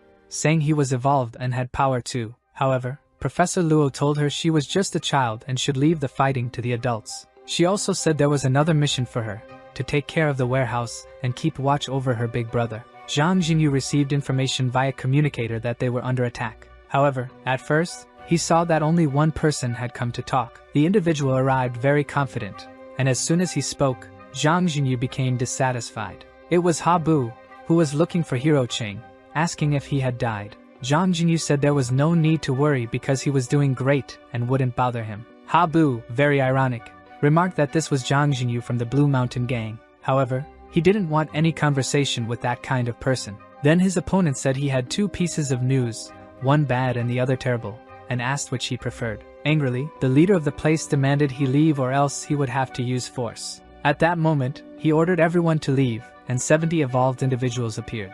Everyone was in complete shock. Luo Lancia was sweating, as 70 evolved fighters were an overwhelming number. The red-haired woman shouted that they should have noticed, during the horde attack, there were some mutant zombies. Many people evolved after fighting them, using the crystals that zombies left behind. Habu mocked them, asking if they were acting tough because so far, they were only talking. He kept asking where Zhou Tiancheng was, saying he had unfinished business with him. He continued to taunt, saying he didn't care if Zhou Tiancheng showed up or not. All he can do is die, he sneered. Upon hearing this, Luo Lancia tore out all his hair. With a quick and precise strike, she left him with a strange cut and nearly bald. She told him that whether Zhou Tiancheng appeared or not was none of his business. He tried to attack her in retaliation, but she glared at him and said that if he wanted to take her on, it wouldn't be with such a weak skill. He'd better train until his next life. On the communicator, Chief Hufeng wanted to know how things were progressing. He had already checked and found no signs of strong fighters nearby. It seems Wu wouldn't appear.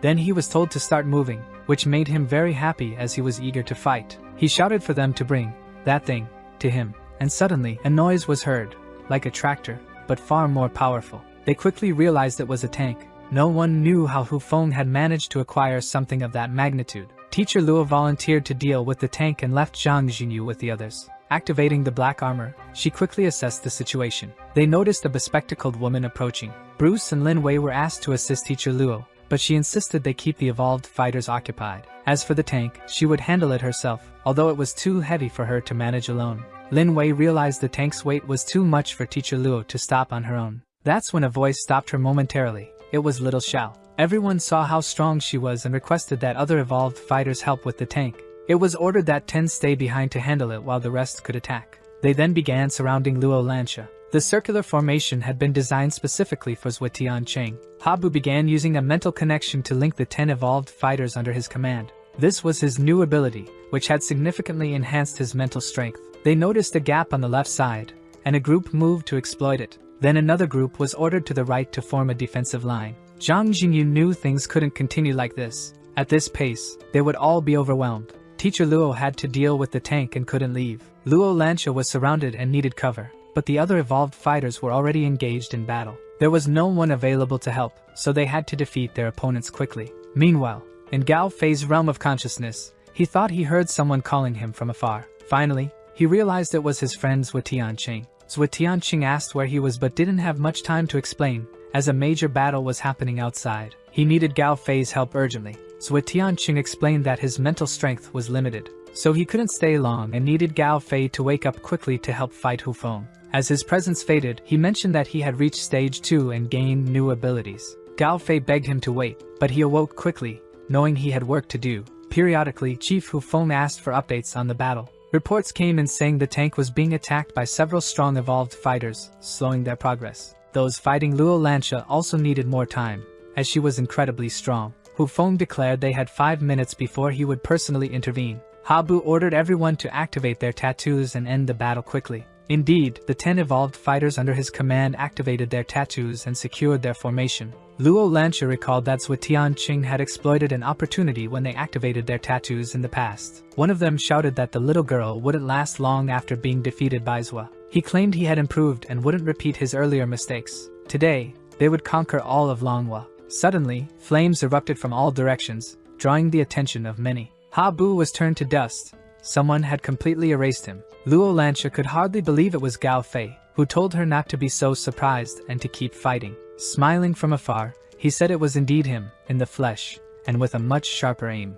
Professor Luo and the others were pleased to see that he had awakened. He told everyone to fight with all their might because he would provide cover for them. Reloading his weapon, He said he was ready for the job and couldn't wait to get started. Zhang Jinyu said he would leave him in charge, as he needed to start warming up. The news that Habu had been eliminated quickly reached the chief, who asked again for their position. They reported that there was a sniper firing, and his ammunition felt like cannon blasts. They said it was terrifying. They explained that his bullets curved and were explosive. Not only Habu but the entire vanguard had been wiped out. He ordered them to find the sniper's position, but they reported they couldn't, as they had no way to counter him. They described how those curved bullets were incinerating their forces and that they couldn't dodge them. As soon as that guy arrived, everything shifted in favor of the enemies. They asked the chief what they should do now. However, on the communicator, all he could hear were gunshots and a few words he couldn't make out. Suddenly, a voice called out, asking if he could guess who it was. Hu Feng said it could only be the very strong sniper everyone had been talking about.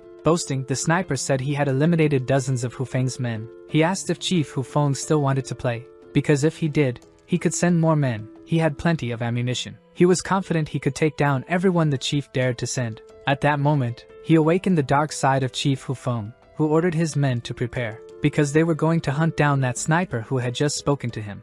Our video ends here. If you enjoyed it, please like and subscribe to the channel. Until next time, bye bye. The men then shout and order the girls to be eliminated. Lu Lansha asks Gao Fei how things are going with Yu Feng. The teacher is shocked by the number of men still coming. Gao says the surroundings are clear and these must be Hu Feng's last reinforcements and that they'll fight to the end. Gao says he'll take care of everything alone to get Hu to make a move, and Lu thinks he'll be exposed. Confidently, he tells the girl not to worry because he knows how to handle himself. He soon begins firing several explosive shots from his sniper rifle from a distance. The soldiers report on the communicator that they're losing too many people and won't be able to hold on. Their boss says he's already located the sniper on top of a building and will handle it. Gao Fei fires repeatedly while singing a song for fun. At that moment, the boss asks if the boy is done playing. He notices the sniper doing well and realizes the kid got there fast. In a threatening tone, he says the young man can't come out of this alive. He then invites him to join their side, but Gao Fei says he's already with another group. The boss exclaims the boy is stubborn and says it would be a waste to eliminate him like this. He then places the tip of his fingers on the enemy's chest and delivers a 1-inch punch that sends the young man flying with the impact, making him bounce off the ground several times and ending up badly hurt. Gao wonders how he can be so strong if he barely touched him, and finds it strange. Hu admits that his opponent is strong but not good in close combat. Suddenly, the sniper fires with a gun, but Hu catches the bullet with his hand. However, Gao Fei smiles confidently, still holding his weapon, and the bullet Hu was holding slips from his fingers as if it had a life of its own, then explodes behind him, leaving him in shock from the blast. Hu Feng realizes that the sniper can actually control the bullets from his gun. Wounded and filled with hatred, he states that Gao Fei will be eliminated. At that moment, he starts running away, and Hu Feng orders him to stop. He begins chasing him at high speed across rooftops, until the boy points his gun in his opponent's direction. The bullet explodes and he fires again, but Hu Feng dodges and keeps chasing him. He blocks a punch, and the rooftop chase continues, until the critical moment when they reach a fence leading down to the street. As Hu Feng closes in from behind and says the fun ends now, Gao Fei removes his sunglasses and looks deep into his pursuer's eyes. This leaves him confused as Gao says his work there is done and now it's someone else's turn. A person comes down the stairs and comments that Hu Feng has been doing well since the last time they met. Upon recognizing the newcomer, the man with the goatee is shocked. He says it's time to settle things with Zhu Tiancheng, while Gao Fei was singing and shooting, claiming to be having a blast. He then notices that Long Hua's hero is awake, and they know the fight is about to end quickly. Our protagonist appears and notices his friend's new ability, finding it interesting. Gao Fei asks if he's referring to his ability to make bullets explode and curve. He explains that it's like he possesses the bullet, infuses it with his virus, and can control it. He also discovered that if he gives them a push, they can curve, and Zhu asks how they explode. Showing around, he explains it detonates through kinetic energy once it reaches a certain speed. The farther it goes, the stronger the explosion, comparable to a mortar. He says he can possess 3 bullets at a time, but more than that, and he loses control. Zhu Tiancheng asks if his friend is now a 3-shot bazooka, and Gao agrees. Happy, our hero says the sniper's offensive potential is now greater than his. They plan to defeat Hu Feng so Long Hua can finally have peace and end the war. Zhu tells Gao to lure the enemy to them, since he's currently hiding. Our protagonist shows an earpiece to connect with Hu Feng, saying Gao knows this area best. He also reminds his friend to go all out, since he's a stage 2 peak level expert. With great confidence, Gao tells his friend to watch, then calls out to Hu Feng through the earpiece. Taking off his clothes, he says that wiping out the Zhao family and taking control of Manhua wasn't everything. After all, to control this world, you need power, and annihilating the Zhao was just a way to grow stronger. However, his true goal was always something else, and several red veins are visible all over his body. Seeing a large red crystal on Hu Feng's chest, the protagonist's friend becomes frightened. Right after that, he throws an extremely powerful punch in an attempt to hit Zhu Tiancheng. A lot of smoke and debris fly from the impact, but he notices the target dodged it. Our protagonist realizes Hu Feng is interested in the polymer crystal. Thinking about it, he suspects it's made of meteorite crystal polymer. He knows that high-level zombies hunt other infected to expand their territory. That way, the meteorite fragments that fall become their battle rewards. Humans enhance their evolution through virus concentration, and there's a chance a polymer will form in the body. Zhu is certain Hu Feng evolved quickly using meteorite crystal polymers. At that moment, the protagonist activates his transformation and says it'll be fun to play with his target. After being insulted by Zhu Tiancheng, the man gets angry and charges at the boy. As soon as he throws a punch, our hero retaliates and they clash in a power struggle. His blow is blocked by Zhu Tiancheng, which startles him with the boy's potential. He sees that the boy's armor can block even his precise explosive hit head-on. Outraged, he rushes in again, trying to land another punch on the armored boy. He lands another strike, but once again it's blocked by Zhu Tiancheng, who says if he keeps punching, he'll eventually break the armor and Zhu will be left defenseless. Right after that, he delivers another powerful punch at our hero, causing an explosion. With multiple strikes coming toward the protagonist, he braces himself to block the blows. Zhu Tiancheng's armor starts to break apart a bit, revealing skin underneath. Slightly tired, Hu Feng says Zhu won't win just by defending, and Zhu starts counting. Zhu blocks 37 attacks with his armor, and whose attacks are full power strikes from stage 2. Suddenly, Zhu starts regenerating his armor, formed by muscle reinforcement.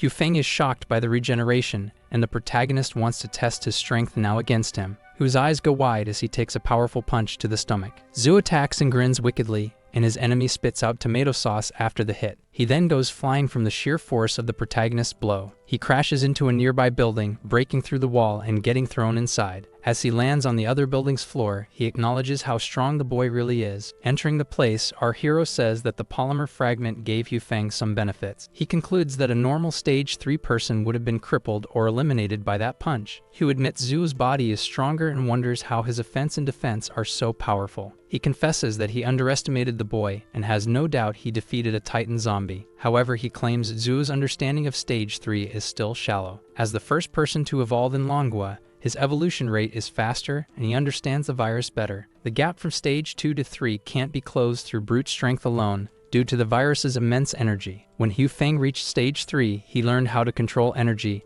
and Zhu is shocked by this. After all, only at stage 3 can one use the virus properly, gathering and controlling its energy. The Emperor of Fists, Hu Feng, managed to reach that level and also controls the virus's energy. Hu Feng admits that Zhu Tiancheng is the first person to earn his admiration like this. He says that sometimes the right decision is worth more than years of hard work, and he gave Zhu a chance, but the boy wasted it, and just before attacking, he says Zhu Tiancheng brought this on himself. He attacks the boy with everything, generating intense wind around the punch and shouting for him to die. As he delivers the extremely powerful blow, Hu Feng notices something strange. He's stunned and wonders how this could be happening, because our protagonist managed to stop that massive punch with the palm of his hand, telling Chief Hu Feng that his energy is still greater than his. With his hand held by young Zhu Tiancheng, he repeats that he can't believe this. He asks how he can control energy while still being stage 2, since that should only be possible in stage 3. Our hero says there are many things Hu Feng still doesn't know about him. Zhu Tiancheng's hand, imbued with energy, begins to wrap around his enemy's hand. The enemy screams in pain as the hero's energy engulfs his arms and injures him. He wonders how a stage 2 evolved could possibly be this strong. Over the comms, Hu Feng's soldiers bring bad news, saying the tank is almost at its limit. One of the soldiers says the enemies have surrounded the tank and are pounding on the hatch. Desperate,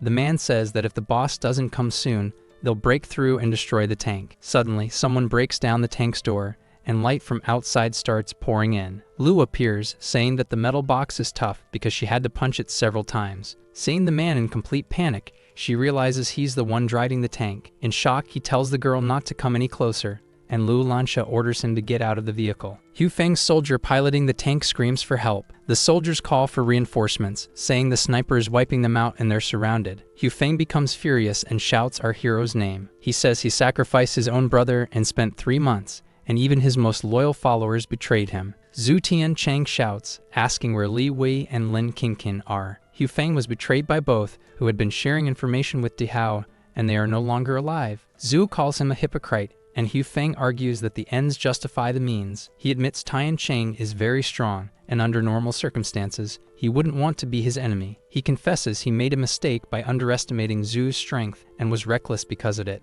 Now that they've come this far, there's no turning back, and he charges a punch full of energy in his fist. He then delivers a powerful punch that releases a gust of wind as it nears Zhu. With glowing eyes, Hu Feng unleashes the precise explosion and screams with full force. When the blow hits, Zhu Tiancheng is thrown into the air. He crashes into a nearby building, destroying the structure upon impact. All of our hero's companions watch the scene in shock and horror. Lu Lansha panics and screams that they must help Zhu, but Gao holds her back. He asks the girl to stay calm because Zhu Tiancheng can handle this alone. With a grim expression, he says that in a battle of this level, there's no way they could help. Lu Lansha agrees, and they remain silently watching the scene from a distance. After hitting the building, our protagonist stands up and coldly looks down. With his armor shattered, Zhu Tiancheng stares intensely at the ground. Hu Feng says that the testing is over and that Zhu's armor can't block his strongest attack anymore. In a dark tone, our hero Zhu demands to see his enemy's true power, who prepares his attack, which he learned in Stage 3,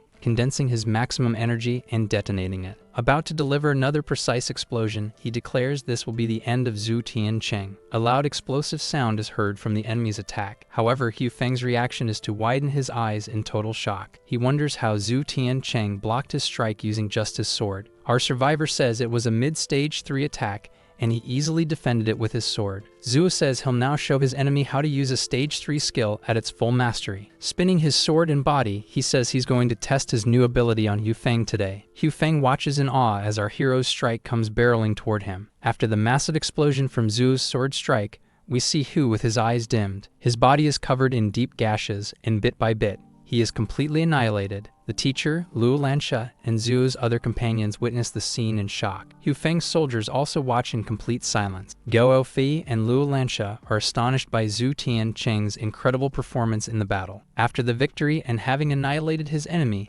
our protagonist raises his clenched fist high, with a faint smile on his face and his hand lifted in a symbol of victory. All his allies cheer joyfully and celebrate the victory in the war against Hu Feng. Gao Fei starts running and tells him to go after Zhu, and Lu tells him to wait for her. The enemies realize it was an attack from Zhu Tiancheng and remark on how powerful it was. Our protagonist slams his sword into the ground with force and leans on it, exhausted from the fight. This powerful attack from Zhu cost him 90% of his viral energy, and he won't be able to use it again for a while. As soon as Gao Fi and Lu Lansha see Zhu, they get excited and call out to their friend. Our protagonist is surprised to see them and asks if they have any meteorite fragments. The moment they hand over the fragments, Zhu Tiancheng puts them in his mouth. They ask Zhu if he's using the crystals to regenerate more quickly. Lu Lansha realizes that if they had more crystals, they'd be invincible by regenerating during battle. Our hero recalls what happened to the young master of the Zhao family. Because it's way too risky to eat several crystals in a short amount of time, the protagonist handles the virus well by eating just one crystal, and now they need to clean up the mess in Manhua. Gao asks how much he's regenerated,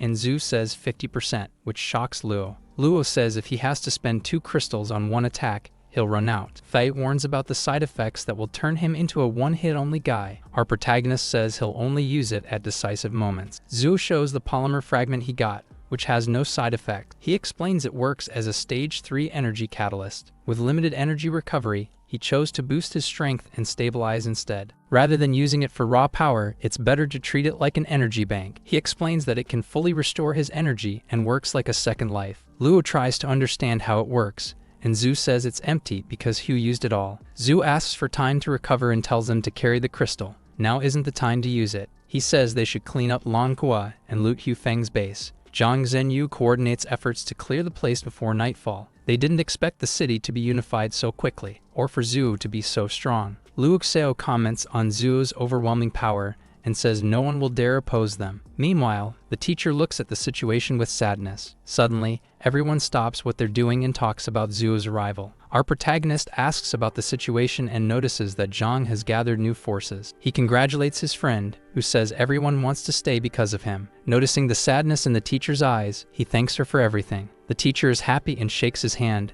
and people cheer for the gesture. Zhang announces they'll celebrate that night for having defeated Hu. All the soldiers rejoice and wish Zhu Tiancheng a long life. Everyone gathers around a bonfire and drinks to celebrate the victory. Our survivor says he'll leave the Manhua base to the men. Lai Wei and Lin Qinqin appear injured, and Tiancheng is happy to see them. Wei explains they were imprisoned for being traitors to Hu Feng's army. He also says they would have been eliminated if Hu Feng had won the war. Zhu says they'll have an important role in managing the new base. Happy that everyone is alive, they prepare the rooms to rest. Our hero says those two are trustworthy and will be useful now. He mentions that Lin Wei and Bruce will be two major forces in building the new base. Our protagonist says he'll leave the city the next day. His friend tells him to take care and find his girlfriend as soon as possible. The protagonist realizes that this time he didn't lose an arm, and the city will thrive with him. He's happy to finally be able to go after his girlfriend. The teacher wanted to say something to Zuo, but she changes her mind and leaves. Meanwhile, Gao Fei gets extremely drunk and is carried by others. He's taken to his room by several people and collapses on the bed from how drunk he is. As he gets up to go to the bathroom, we see someone peeking through the window. This person breaks the window with a mug and tries to invade his room, but Gao Fei hits them, and the hooded figure starts running. Gao Fei doesn't let them escape and starts chasing after them. As he gets closer, he tells them to stop running. However, the person runs much faster than he does and gets far ahead. Gao Fei realizes they're even faster than Luo and loses sight of them. Meanwhile, we see the little girl training punches against a tree in anger. Gao Fei notices she's training late at night again. Gao rushes off to warn our protagonist about what happened. He explains that it was a hooded speedster, and Tiancheng thinks they came from somewhere else. The two of them decide to leave the city quickly and search for Zuo's girlfriend. They share cigarettes and say Luo Lansha has been very irritated lately. Our protagonist knows it's normal because she hasn't been evolving like the others. The hero shows a fragment that can form new tattoos and help her evolve. He thinks it's better for her to improve her mindset and get rid of that impatience. He believes it's better if she realizes things on her own, rather than hearing the answer from someone else. The two decide to rest and hit the road early the next morning. Our protagonist asks how long a certain person plans to stay hidden. He knows that Professor Luo Xiao has something to tell him. Our hero noticed from the beginning because her black armor emits a special aura. The professor seems sad because he'll be leaving the next day to search for Xuan. She hasn't decided on her plans yet and doesn't think it'd be a good idea to go with him. Very shyly,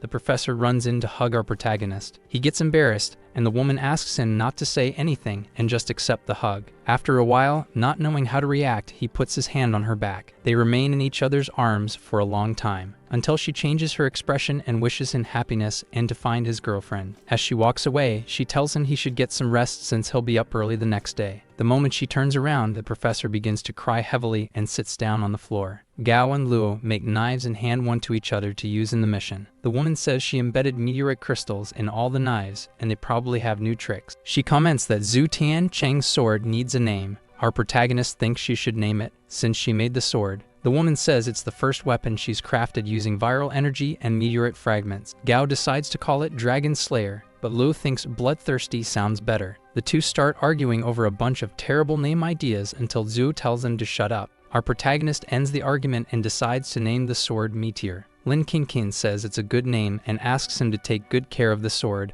as it's the best weapon she's ever made. Bruce shows up yelling for our hero, saying he's coming with them on their journey. Zhu tells him not to go because the place is dangerous, but Bruce says he can only grow stronger by following him. He says he's not afraid of danger and will do anything for them. Our hero says Bruce has great potential and can learn the evolution techniques from Zhang, but Bruce insists on going with Zuo and says he'll only change his mind if he gets beaten to the point he can't stand up. Our protagonist agrees to that and punches Bruce hard in the stomach. After taking the punch, he gives in, and Zhu says they wouldn't be leaving today if he hadn't done that. Zhu says it was a pleasure meeting everyone and promises to return as soon as he finds his girlfriend. Everyone wishes him good luck and promises to throw a party when he comes back. After that, our protagonist tells Gao Fei to step on it, and they hit the road. After some time with our protagonist driving, Luo asks why the professor didn't say goodbye. At that moment, he remembers finding a paper in his pocket while he was alone in the room. It was a letter from the professor saying she'd go find a safe place and hope to see him again someday. Our protagonist tells the girl the professor probably wasn't feeling well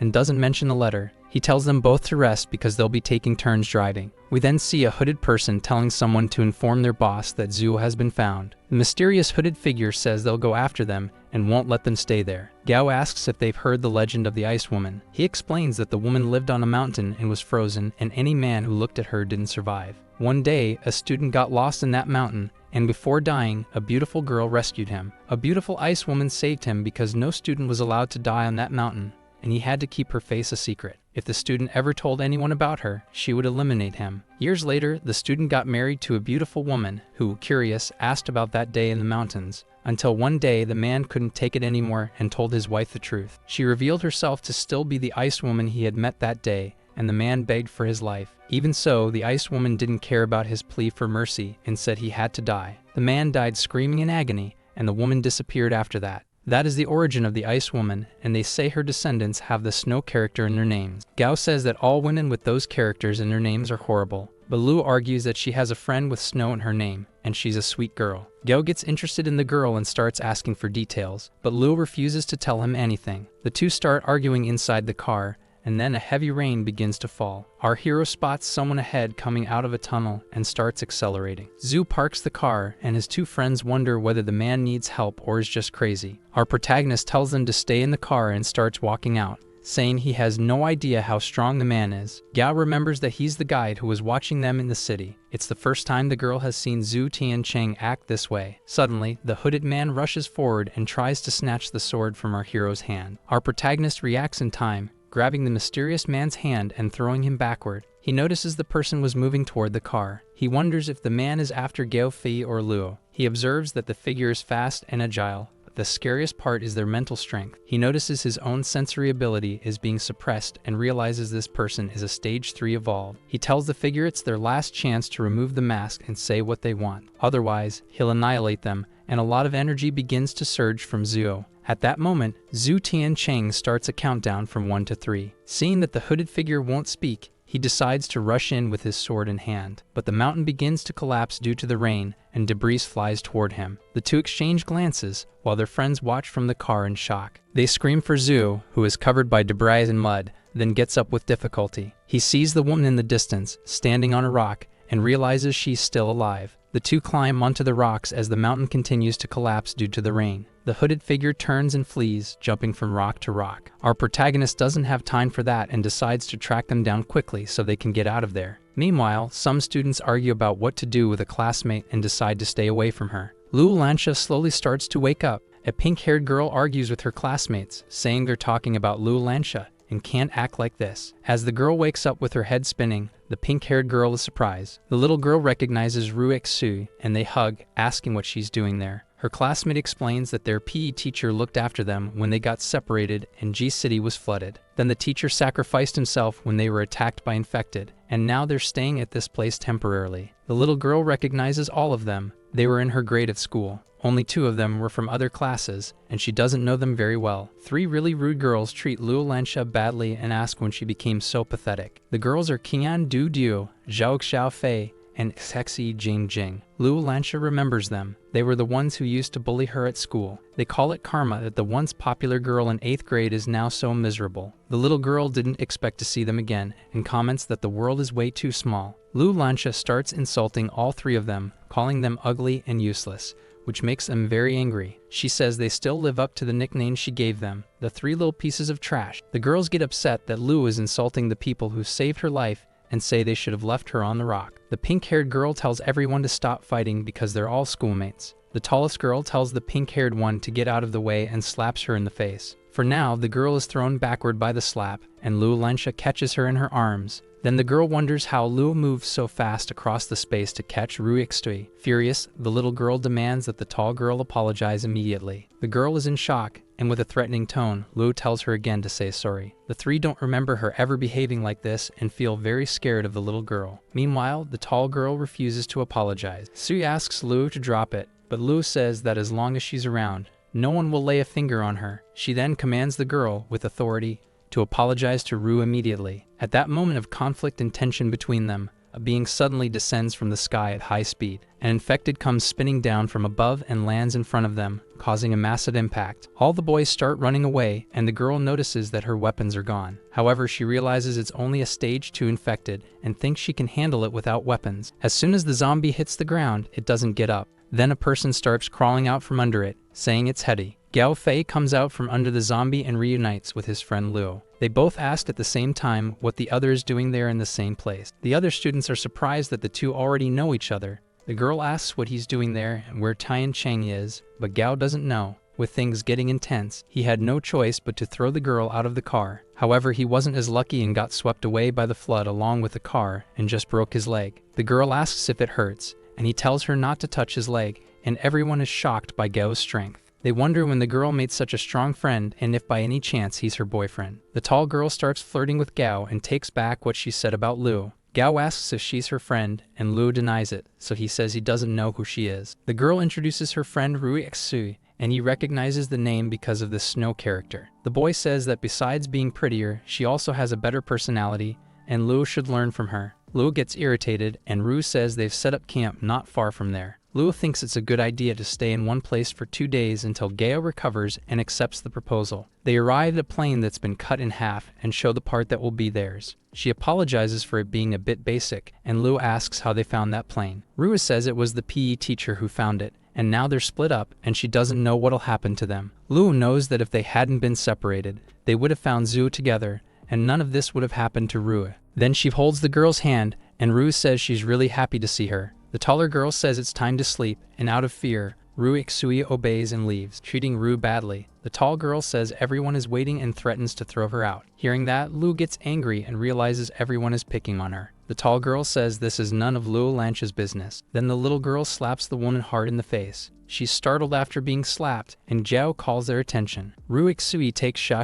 away, but Luo Lancha tells them to wait, saying she won't hold back if she sees the girl messing with Rui again. The girl storms off, furious at Luo Lancha's arrogance. Zhao says he got involved in the fight so the girl wouldn't annihilate Shosha. With his sensory ability, Gao Fei finds these people strained. Luo needs rest because she used her viral energy to survive the landslide. Besides, she would die if a stage 3 zombie appeared, since she has no sensory abilities. The two friends start meditating and focusing on the virus energy. Gao opens his eyes and notices the energy manifesting strongly around Luo Lancha. The other students comment that they already sent people on patrol and the two must be asleep. The tall girl is angry at Luo for acting like that because of Gao Fei. The girls talk angrily about her and insult her appearance. They talk about joining Gao's group just because he's an evolved boy. The tall girl suggests buttering him up and seducing him to get him to take them away. The two argue over who will try to hit on Gao Fei. One of them decides to go, saying no man can resist her charm and body. Su doesn't think it's a good idea, and the tall one says that even being Luo's friend, she should pick a side. She asks if Xu thinks Luo Lancha will still like her after finding out something specific. They decide to bring Gao Fei to their side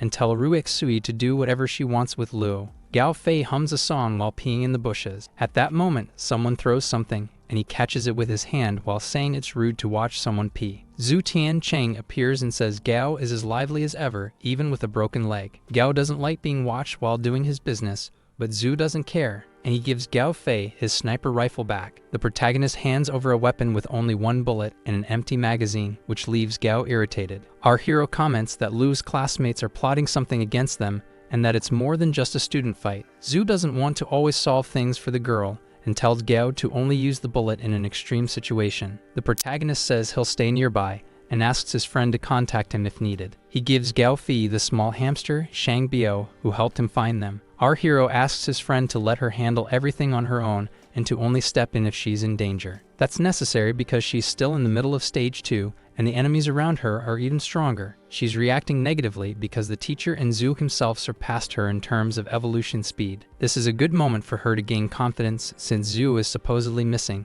and Gao is injured. Gao fears she won't do well under pressure, but Zhu believes she needs to improve her mindset and handle things independently. Zhu asks him not to underestimate her, saying her potential is no less than his, and Gao promises to play his part. The protagonist asks who Gao thinks has more potential, and Gao says the teacher because of the black armor. Zhu believes her potential is the lowest because, besides the skill to overcome obstacles, black armor has a peculiar trait. Those infected by black armor become cannibals, and even while conscious, only evolve by devouring their own kind. Our hero asks his friend how many people there are with black armor, and then he says goodbye. Before leaving, the protagonist warns that he sensed a zombie horde approaching within 10 minutes. Gao Fei is completely shocked and wishes his friend had said that earlier. Gao Fei starts running and gets angry that his friend took so long to warn him. Once the plane arrives, he plans to tell the girl as soon as possible. But at that moment, someone throws a tree trunk, and he catches it easily with one hand. The girl gave him a support piece to test. After all, to survive the apocalypse, you need to adapt. Lu Lansha crafted a support using metal pieces from the plane and is making weapons and traps. Gao Fei remembers what his friend said about the girl developing a strong mindset. The friend said she doesn't need to stress so much because she's already strong. In a grim tone, the girl asks what would happen if a stage 3 zombie showed up right now. After all, Zhu is missing, and Gao is injured. She also tried to locate Shang Biao and failed. Trembling, the girl says she can't rely on others forever. Confident, she says she must take on this responsibility, and Zhao realizes he underestimated her. Suddenly, they hear a scream for help from the students, and Gao notices the zombies have arrived. We see the students screaming and fleeing from a horde of ferocious zombies. One of them gets caught, and the other boy can't save him, watching his friend being devoured in front of him. The zombies start running at high speed, and Luo wonders why there are so many of them. Gao Fei starts climbing onto the plane and tells the girl to climb up too. The girl says not to worry because he's injured, and she'll handle it. The other students also begin climbing the plane to survive.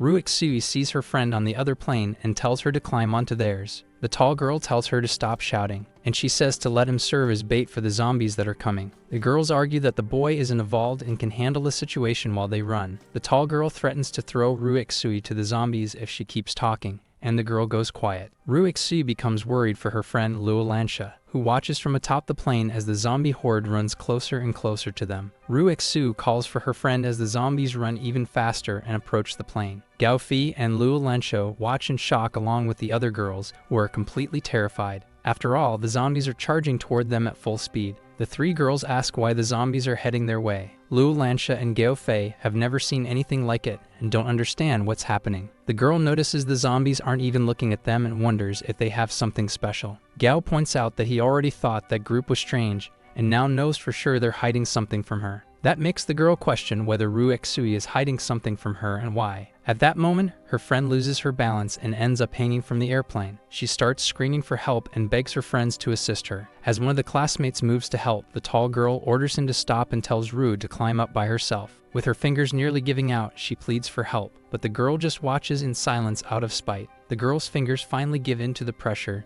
and she begins to fall toward the ground, where a horde of zombies awaits. Suddenly, the little girl moves swiftly and saves her friend by catching her midair. Everyone watching the scene is shocked by the sudden and agile movement from the little girl. Lu Lansha runs at full speed, stepping on the zombies' heads while carrying her friend in her arms. She tells Ru to stay behind her so she doesn't get bitten, while the other three girls get really annoyed. They even start wondering if Lu Lansha has become evolved. The tall girl says she just got lucky and is about to be devoured by the horde. The zombie horde begins approaching quickly, and Ru screams for her friend to be careful. With a single move, Lu pierces 3 zombies at once with a wooden stake. Furiously, she spins and strikes all the zombies around her, injuring them. The 3 girls see her strength and realize she has truly become and evolved. A classmate notices she's standing out just like Zhu Tian Cheng. She finds the wooden stake useless and snaps it in half, creating 2 sharp weapons. She tells Ruixui not to leave the spot and charges alone toward the horde of zombies. She dashes toward the creatures and annihilates them with ease. At that moment, the students decide to follow them, fearing it could be too late otherwise. The bully girl feels conflicted but ends up following them too. Everyone gathers around the campfires, including the students and the trio of Gao, Luo, and Ru. The tall girl hydrates herself while complaining that her day was horrible. She also says she's had no luck ever since they ran into Luo,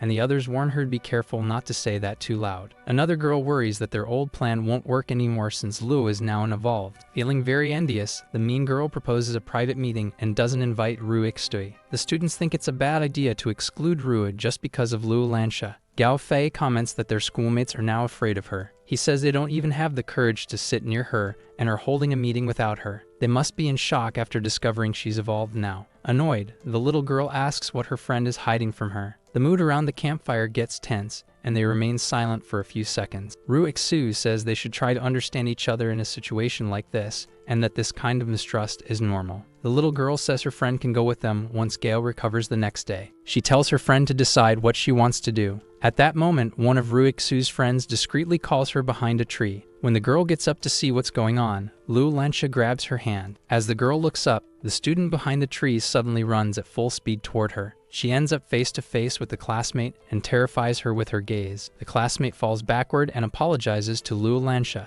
Ru asks her to stop, but the little girl tells the classmate to say it to her face and stop hiding. Sue goes with her friend to see what they have to say. Meanwhile, the two friends eat fish around the campfire. Lu Lansha asks what the group leader would do in her place. Gao Fei tells her to be herself and not act like the others would. He says his leg will be fine by the next day and that in the meantime, she should do what she feels is right. Meanwhile, we see the protagonist walking through very tall grass. He starts to smell something foul, and when he parts the plants, he sees a decomposing corpse. It's the third corpse he's found with this green mutation that merges the zombie with the vegetation. It has the same markings as the other corpses he saw, and he wonders if it can absorb plant genes. Suddenly, the hamster Shang Bio jumps off his back and starts running and leaping quickly. Our protagonist wonders how corn can grow into a full field. He notices they're not ordinary plants. After all, they're extremely resilient. She then makes a slash with her sword through those lines to see what's on the other side. As soon as she cuts them, she realizes they're zombie plants, and beyond them lies a city. Ruixui tells her friend that as soon as Gao Fei gets better, they'll leave. The other students think about persuading and begging Lu Lansha to take them along. The mean girl, knowing her, is sure she'll only take Ruixu with her. At that moment, the mean girl threatens Ru, telling her she should refuse if Lu offers to take her. But Ruixu doesn't have the courage to do that, and the mean girl suddenly has an idea. She says they just have to make both of them become like them,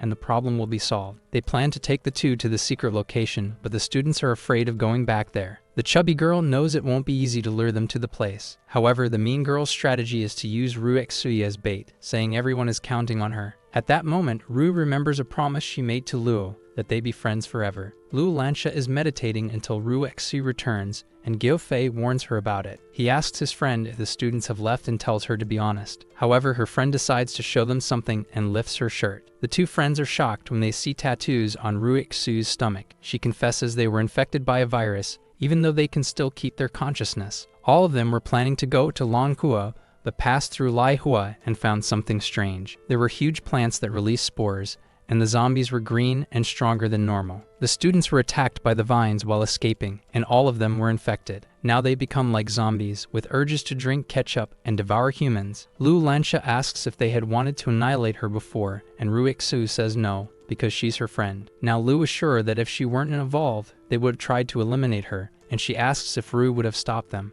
Ruixu reveals their real plan and says the others want to turn both of them into zombies too. She knows that with their strength, once turned, they'll never go hungry again, and she admits she's at her limit and has no other option. She reveals she doesn't want to betray Luo because they're best friends, and she begs them to take her away from the others. Lu Lansha asks if Ruixu still remembers their promise. Ruixu says she does and holds her friend's hand, saying they'll be friends forever. After that, the little girl steps forward to confront the traitorous, lying students. We then see a vast field of zombie plants. The students are waiting for the two to be brought there by Ruixui. The mean girl says Ru won't have the guts to betray them, and that when the two arrive, they won't go hungry again. As soon as the two arrive with Ruixui, the students hide. The two survivors look around and notice the enormous zombie plants. The students ask why the lines aren't moving and think the plants might be dormant. Suddenly, the little girl disappears, scaring the mean girl, who wonders where she went. Behind the students, a loud explosion goes off, startling them with the sound. They wonder if it was a grenade or a cannon shot, until they see Gao with a rock in his hand. They question how he's so strong and begin dodging the rocks being thrown. With precision and perfect aim, Gao Fei hits the students one by one with the small stones. The mean girl watches all her friends get hit in just 1 second.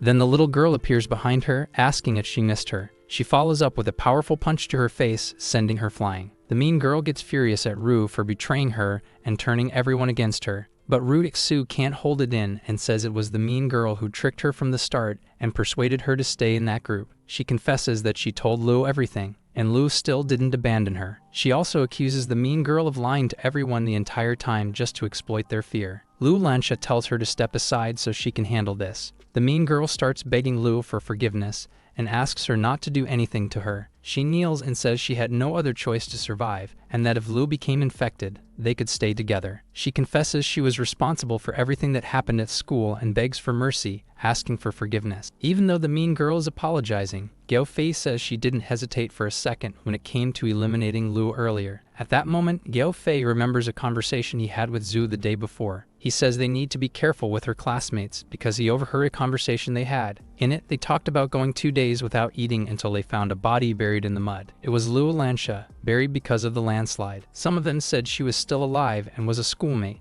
but the mean girl intended to eat her. Seeing that no one opposed it, she was about to devour the girl when Ru Xu stopped her. They started fighting, and Ru Xu was protecting the little girl, who was also a classmate. Gao Fei was nearby at that time and heard every word they said. Because of her own incompetence, she leads everyone to their grave and doesn't even spare her classmate, saying she has no right to beg for her life and deserves something worse than death. Gao Fei offers to eliminate the girl, but Lu Lansha says it's her issue to deal with. The girl keeps begging Lu not to do it and promises to do whatever she wants. But the girl doesn't listen and lands a spinning kick to the mean girl's face, leaving her seriously injured. In a threatening tone, Lu Lansha tells her never to appear in front of her again. Crawling, the tall and mean girl leaves, obeying her. The other students see their friend fleeing and wonder what to do. As soon as they receive a threatening glare from Lu Lansha, they also start running away quickly. Gao Fei asks if she's going to let them live, and Lu says she doesn't want to be like them. He's impressed that even after all that happened, she's still acting rationally. Suddenly, the zombie plants start to move, and the little girl asks who's there. She says she felt like she was being watched by someone, though Gao didn't sense it. She feels like she's seen things that aren't real and decides to go back. Gao Fei gives a small smile, knowing that Zhu Tiancheng is hidden behind the plants. Our protagonist assumes she's improved and didn't expect to see zombie plants in this place. The trio returns to the forest near the campfire. The girl asks how Gao's leg is doing, and he says it still needs a bit of time to recover. Lu Lansha explains to her friend that the breathing technique helps regulate physical condition. She promises that Tiancheng will teach that technique too.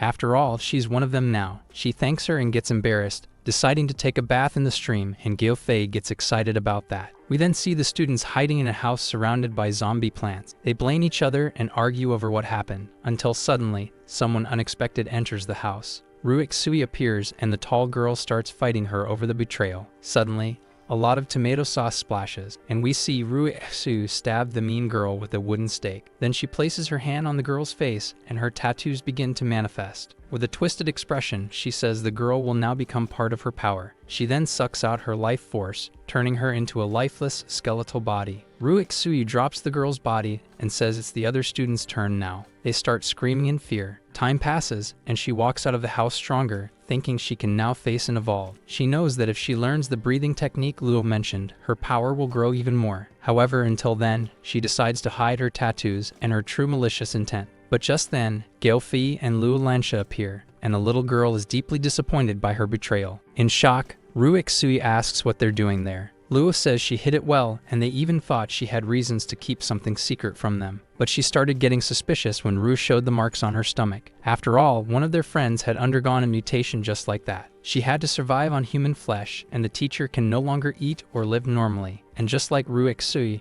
she also has to commit cannibalism. Lu didn't know that, but after Gao told her what Zhu said, they suspected Ru planned to absorb the group. The little girl didn't want to believe that her childhood best friend would do something like this. Very sad, the girl is devastated by her friend's sudden change. Crying, Ru Xui says that Lu Lansha has no idea what she's been through lately. She was excluded and ignored because of her frail body and only survived because she begged. She had no choice and had to do anything, without dignity, to stay alive. Angry, Lu Lansha slaps her childhood friend in the face. The girl says she had no choice before, but she did now, when she chose to betray her, saying she could have escaped with her now. After all, when they had that meeting, she knew what they were planning and still went with them. She even taught her the breathing technique because she wanted to get stronger. She gave her several chances and choices, but Ru Xui didn't take them and still eliminated her friends. Even so, she decides to give her one last chance now and starts to take her with her, but Ru refuses. She asks Lu Lansha to let her go, and the girl obeys, pushing her away, telling her to look around and asking if she still remembers their promise. But Ru starts laughing and says she's no longer her friend, calling her naive. She says that in the past, she admired Lu Lansha for being popular and even swore to be her best friend forever. She confesses she's already fed on other people, and the first was their teacher, who wasn't evolved. Ruixu says that absorbing evolved people increases evolution speed even more. She asks her friend to become one with her. After all, they'll never be apart and will be best friends forever. She grabs the small girl's arm, and her tattoos begin to appear, but she can't absorb her energy. Luo says that being in stage 2 gives her resistance to the virus, and she can only be absorbed if eliminated. Completely possessed, her friend says she ruined her last chance and becomes furious. But the small girl says that's the wrong answer and punches her in the mouth. A punch so strong it eliminates her, and Luo Lansha feels sad for having done it. She recalls a memory where the two of them were happy and made a pinky promise. They promised to go to a flower field together after graduating. Returning to the present, she sees her friend lying lifeless on the ground and starts to cry. And she knows that at least she kept the promise of seeing a flower field together. Gao Fei celebrates, relieved that this situation is finally over. He notices he didn't have to use the one bullet he received from his friend. Suddenly the ground begins to shake, and he wonders if it's an earthquake. Seeing a crater open in the ground, and a huge carnivorous plant swallows Ruixu's body. The massive zombie plant rises from the earth, and its vines begin attacking the two friends. They start running, but several tendrils sprout from the ground and release a strange gas. The two inhale the gas and realize the pollen has viral energy that drains their own. Both lean on each other as they grow weak, and the girl says she only has one tattoo left to use, and it won't last long. With her only tattoo activated, she starts running at high speed while holding her friend. With great effort, she's getting close to escaping with him in her arms. She lets out a loud scream from the strain and jumps to reach the other side. As soon as she lands, Lu tells Gao they made it out, and he says that was a close call. Another huge crater starts to open in the ground, and both are very scared by it. Two new giant zombie plants appear from the ground at that moment. Lu Lansha says she'll buy time and tells him to go ahead as she charges at the plant. She makes several jumps to reach the zombie plant's mouth, using wooden stakes to cut the vines in half. The girl continues her agile movements, slicing the vines of the colossal zombie plant. Gao Fei tells his friend to move out of the way and points his firearm at the plant.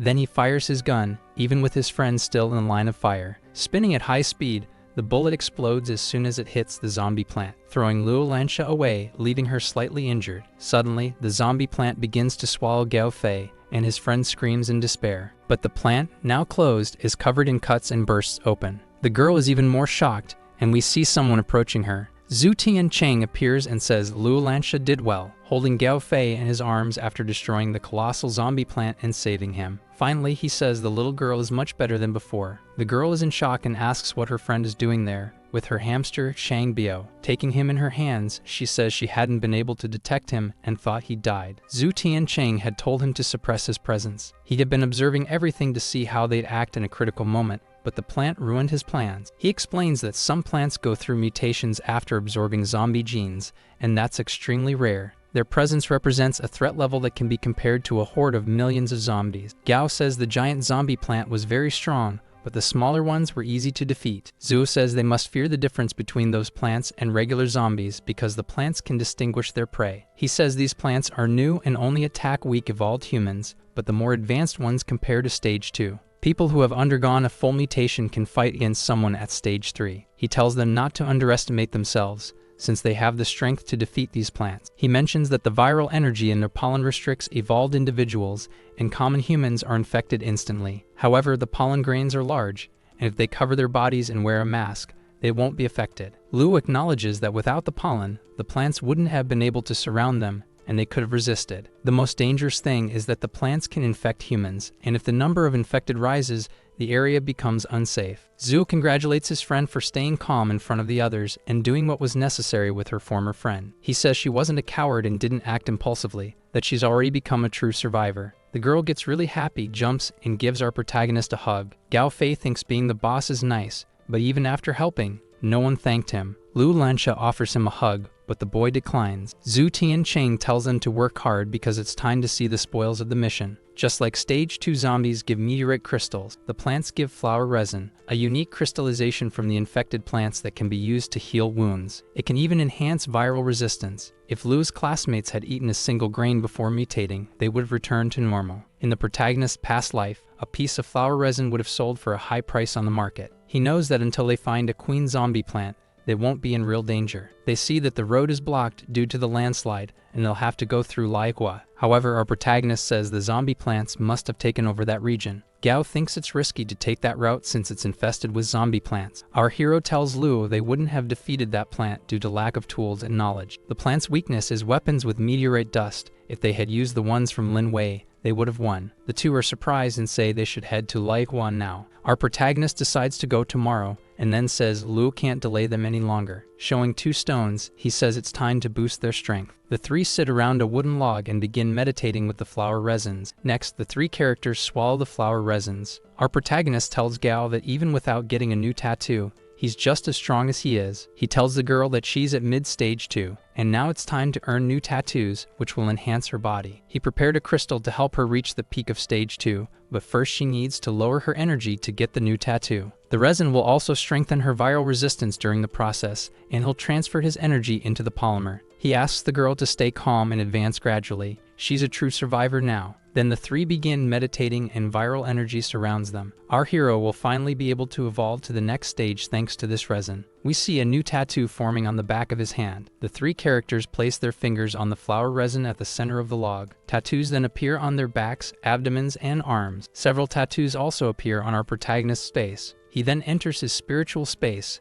a vast white screen, the same place he visited last time when he absorbed the power of 3 meteorite fragments. Suddenly, he notices a dark blot floating in the air and wonders what it is. He feels an intense mental pressure and wonders if it's the leftover energy from those 3 fragments. He thinks that with his current strength, he can control that energy without a problem. Placing his hands on it, he realizes the dark energy is the part he couldn't absorb before. Then he comes out of the trance as the refinement ends. Holding a small black hole in his hand, he realizes this is the quintessence of viral energy that was inside the fragments. How much this will help now depends on the other 2, who are still in the refinement process. Suddenly, he senses a strange feeling coming from his sensory ability. Our protagonist notices that his mental strength has increased, and he's seeing beyond. The range of his detection now reaches 50 meters with sharp precision. With this increase in mental power, he can now compare himself to most stage 3 mental types. Our protagonist becomes very eager to see how strong he'll be once he reaches stage 3. His 2 friends begin to wake from the trance, and Zhu says they were quick. The 2 of them gained a new tattoo due to the power he transferred into the polymer. Our hero asks them to show their new abilities, and Gao decides to go first. He makes 2 small throwing knives levitate using the power of his mind. He also makes them spin rapidly around him using telekinesis. The protagonist notices that this speed is enough to threaten a stage 2 evolved, and normal people wouldn't even get close.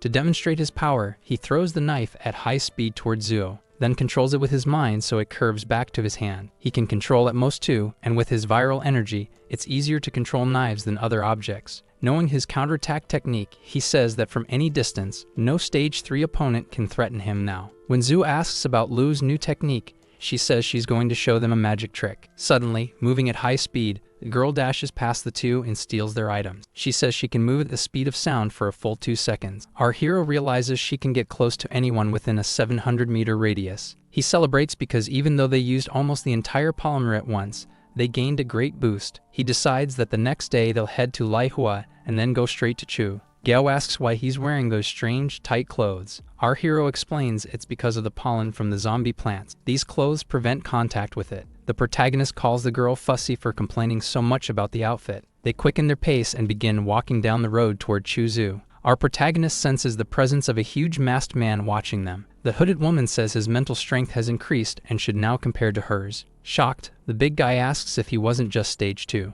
The woman has no idea how he got stronger, but she knows he has no ill intentions. The big guy understands now why Zhu always vanished and reappeared right in front of him while he was observing. He asks the woman if they should stop them. After all, they might get infected entering the city. She says it's not necessary. They're strong, and she knows the girl is safe at his side. Arriving in Laihua, the city infected by zombie plants, they notice the city is eerily quiet, like a tropical forest. The protagonist says zombie plants have high vitality and turned an entire city like this in just 10 days. Using his sensory ability, he detects a zombie horde to the left and decides to go right. Shang Biao looks to the left and starts going the wrong way. Immediately, the hero thinks the hamster might have sensed something and decides to follow him. He wonders why the hamster led them toward the zombie horde. They spot several green and evolved zombies infected by pollen, comparable to stage 2. They turn into plants upon death, and he knows these zombies will only get stronger with time. He thinks the hamster brought them here because it's hungry. The hamster starts running straight into the middle of the horde. Our protagonist stops the girl from following him.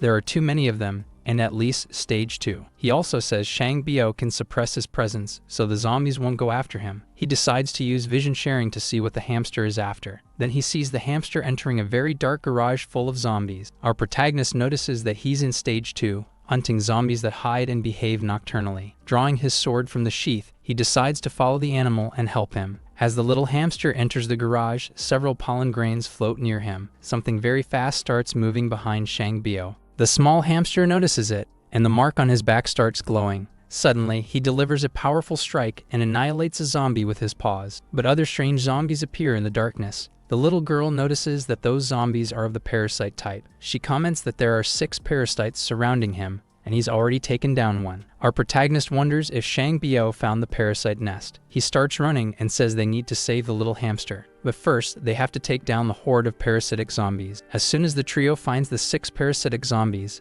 a battle is about to begin. The 6 zombies start moving very quickly to attack the hamster. The hamster notices them and manages to kick one of the zombies before being attacked, launching it far away while another zombie glares at Shang Bio angrily. But at that moment, the parasites back off and a giant zombie dog appears in front of the hamster. Suddenly, the protagonist appears and begins slicing through zombies and plants. He tells his friends that after defeating the zombies, they must destroy them again to prevent them from turning into plants. The trio starts attacking several zombies, stopping them from transforming into plants, until they climb on top of a bus to gain aerial advantage. Our protagonist knows the hamster can survive but suspects it has found the parasite nest. The advantage is that parasites naturally infect other species. There's usually a strong zombie in their nest who acts as the host, and it's stronger than the evolved ones. They decide to stay nearby and wait for the hamster while continuing to defeat the infected. At that moment, they spot Shang Bio fleeing from a giant zombie bulldog. The hamster quickly jumps onto the bus and lands on Lu Lancha's shoulder. While the massive bulldog glares angrily at them, the protagonist realizes it's the host. He sees that the plants are affecting other creatures in the city, and that the dog was infected by the pollen and turned into that. Our protagonist stares down the bulldog, thinking his theory might be correct. The other parasitic zombies tremble in fear when they see the massive dog, which suddenly jumps and barks thunderously, charging toward the heroes. Our protagonist doesn't waste time and charges up a massive punch, landing it right in the bulldog's face, causing it to crash to the ground immediately. The hamster celebrates, and the zombies get extremely angry at Zhu Tian Cheng. In the midst of the smoke, the dog keeps barking and comes out growling. We then see the parasitic zombie riding the giant bulldog with its tongue embedded inside the dog's body. Our hero thought the dog wouldn't allow itself to be parasitized, but he was wrong. The parasitic infected hides on the bulldog's back, coiling itself through 2 tubes into the zombie dog's back. At that moment, the creature leaps ferociously and swiftly toward the trio on top of the bus. Zhu Tian Cheng tells them to be careful of the zombies nearby and says he'll handle the bulldog, which charges at Zhu, and he quickly delivers a punch to the monster, sending it flying through the air with the impact of his powerful strike. While the monster is still airborne, our hero appears behind it and jams 2 fingers into its nostrils. Then he slams it hard into the ground,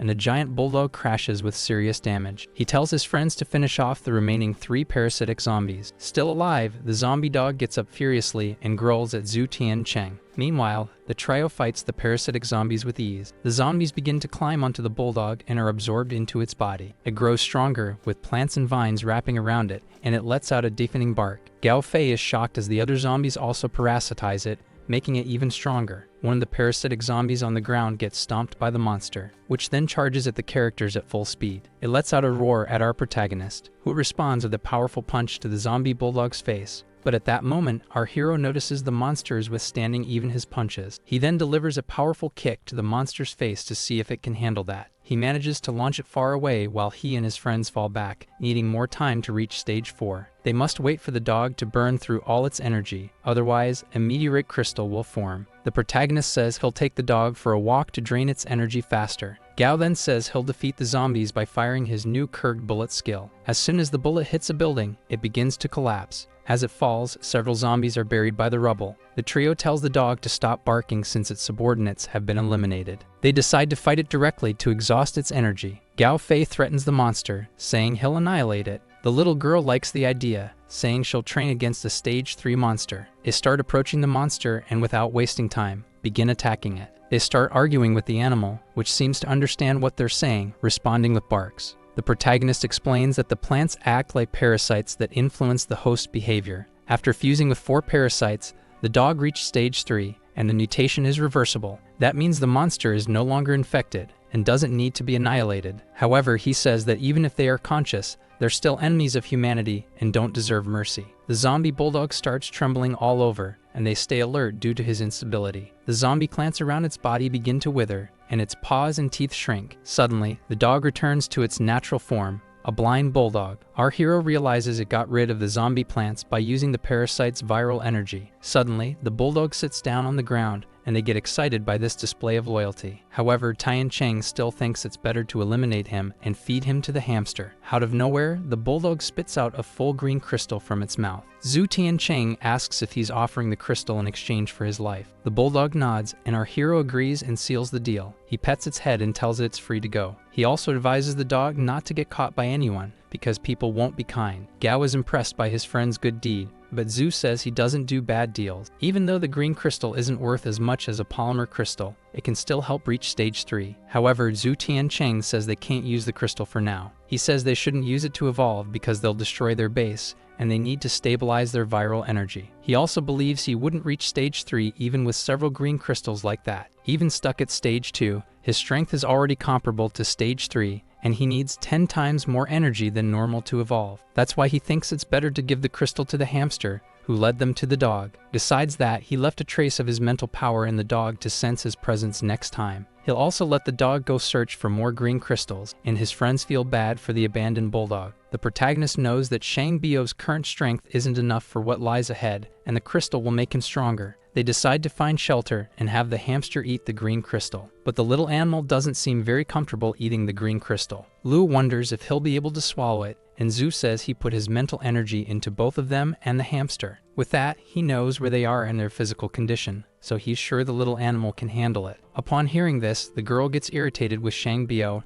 and shoves the crystal down his throat. So she forces the crystal into his mouth, and everyone watches to see how he'll react. Suddenly, he seems to fall asleep standing, and everyone finds it strange, except the protagonist, who says it's normal. Out of nowhere, the little animal's eyes pop out, and his owner gets very worried. After that scare, the pet collapses on the ground and immediately falls asleep. Our hero says he must be evolving and that they'll have to watch over him overnight and leave the next day. Abruptly, they hear gunfire and realize there are humans nearby. Lu Lansha notices it's getting dark and they don't have the courage to leave the shelter. Our hero says the place isn't safe. Hearing gunshots is like hearing zombies walking around. He finds it strange that humans are surviving in a city overrun by zombie plants. It's supposed to be a dead city. He decides to go out now and tells them to grab the hamster. The trio gets startled because the gunshots don't stop, and they wonder if it's a horde of infected. They start running, and our hero tells them to turn a corner when he hears the shots getting closer. But suddenly he tells his friends to stop and begins observing something strange. Then they all start watching closely, a man aiming a gun and shouting for someone to get away from a woman. The man holding the gun is in tears and keeps shooting, yelling for the person to stay away from her. He's shooting at a child with flowers growing from his back and yells at him to stop devouring someone, because it's his own mother. He keeps firing non-stop, but the woman already appears to be dead. Tian Cheng explains that the zombie plants infected his son and made him kill his own mother. Lu Lansha believes that the survivors should know they need to eliminate infected people immediately. However, the protagonist argues that the son might have remained conscious, and his friends are shocked. After all, people infected by the plants sometimes lose control over their bodies and minds, don't they? Maybe the boy did it fully aware of what was happening, and the father just can't bring himself to eliminate his own son. The protagonist says not everyone is capable of making logical decisions in such situations. The father tells his son to stay away until he drops his weapon and falls to his knees, apologizing. He cries heavily and begs for someone to end his life. Meanwhile, his son also begs and cries, pleading for someone to kill him as well. He approaches his father, confesses to having killed his mother, says he deserves to die, and no longer wants to live. The boy keeps begging his father to kill him, but the man can't bring himself to do it. The child tells him to hurry up, until suddenly the plants on his back grow larger and he screams. That's when Lu Lansha appears and kicks the boy in the face, sending him flying far away. Zhu knows that ignoring everything in an apocalypse is rational, but they're still human, and he likes that about Lu. The girl hands a weapon to the father and says that if it were her own dad in this situation, he would have already finished her off. She says her father was a soldier who followed every order, and left her alone for 3 years like an orphan. She says the boy is lucky to have a father who still cares about him even after all that. The small survivor says the weapon is his and he can choose what to do. After hearing the girl's speech, the father apologizes to his son and doesn't hesitate to shoot. She returns to the group and with a sorrowful look, thinks she might not have done the right thing by interfering. Zhu believes she did the right thing because the man is just a regular survivor of the plant infestation and will be useful. The man cries over his son, and the team approaches, telling him they should go somewhere else and find shelter. They show sympathy for his family and say he needs to swallow his grief. He refuses the weapon but thanks them for saving his life, and Zhu insists that he keep the revolver. The man allows them to ask anything, and Tian Cheng asks about everything that happened in that city since day one. The father says that the plants appeared overnight 2 months ago. Zhu asks if there were any visitors around that time, and the father says a group came from Chu.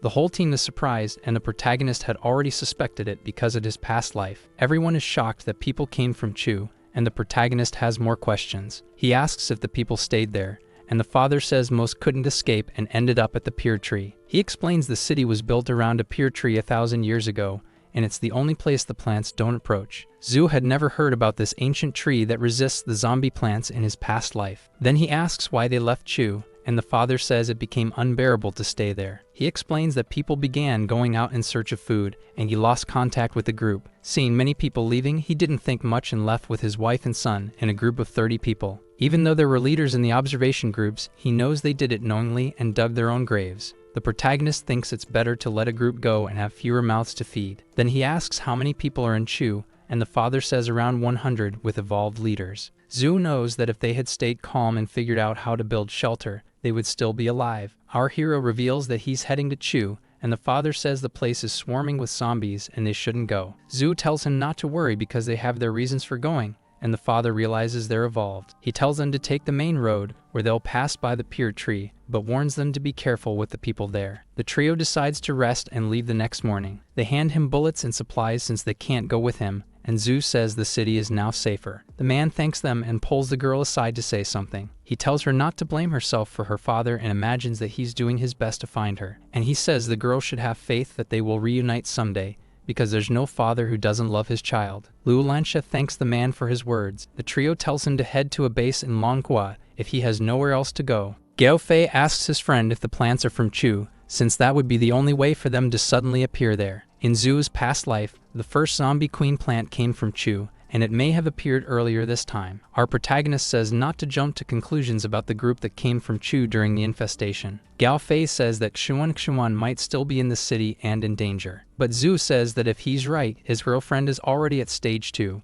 which surprises the others. He adds that she's different from them and has a talent for it. When he found her injured, he didn't know about evolutions, but later realized she was already stage 2. He remembers she used to think a lot, and they never talked much about what was on her mind. But this time he thinks he'll be able to help her a lot and find out how she got hurt in her past life. With her stage 2 strength, no kind of zombie will bother her, and they'll get there in time. Suddenly, our protagonist tells everyone to stop when he sees a cloud of green gas. At that moment, he understands why that man and his family were the only survivors out of 30 people. He tells Lu to grab vines from a weak zombie plant and Gao to get leaves from an evolved one and cover his sniper rifle. He also tells them to wrap the leaves around their shoes so there are no gaps. They complain because zombie plant leaves are sticky, but Zhu tells them to obey. He also reminds them not to make any noise, as it's the only way to get through there. Zhu knows they won't understand, but they must not forget what he just said. They begin crossing that area covered in zombie plant leaves. Suddenly, they see several people entangled in monstrous plants, crying out for help. They pass by various zombie plants and vines,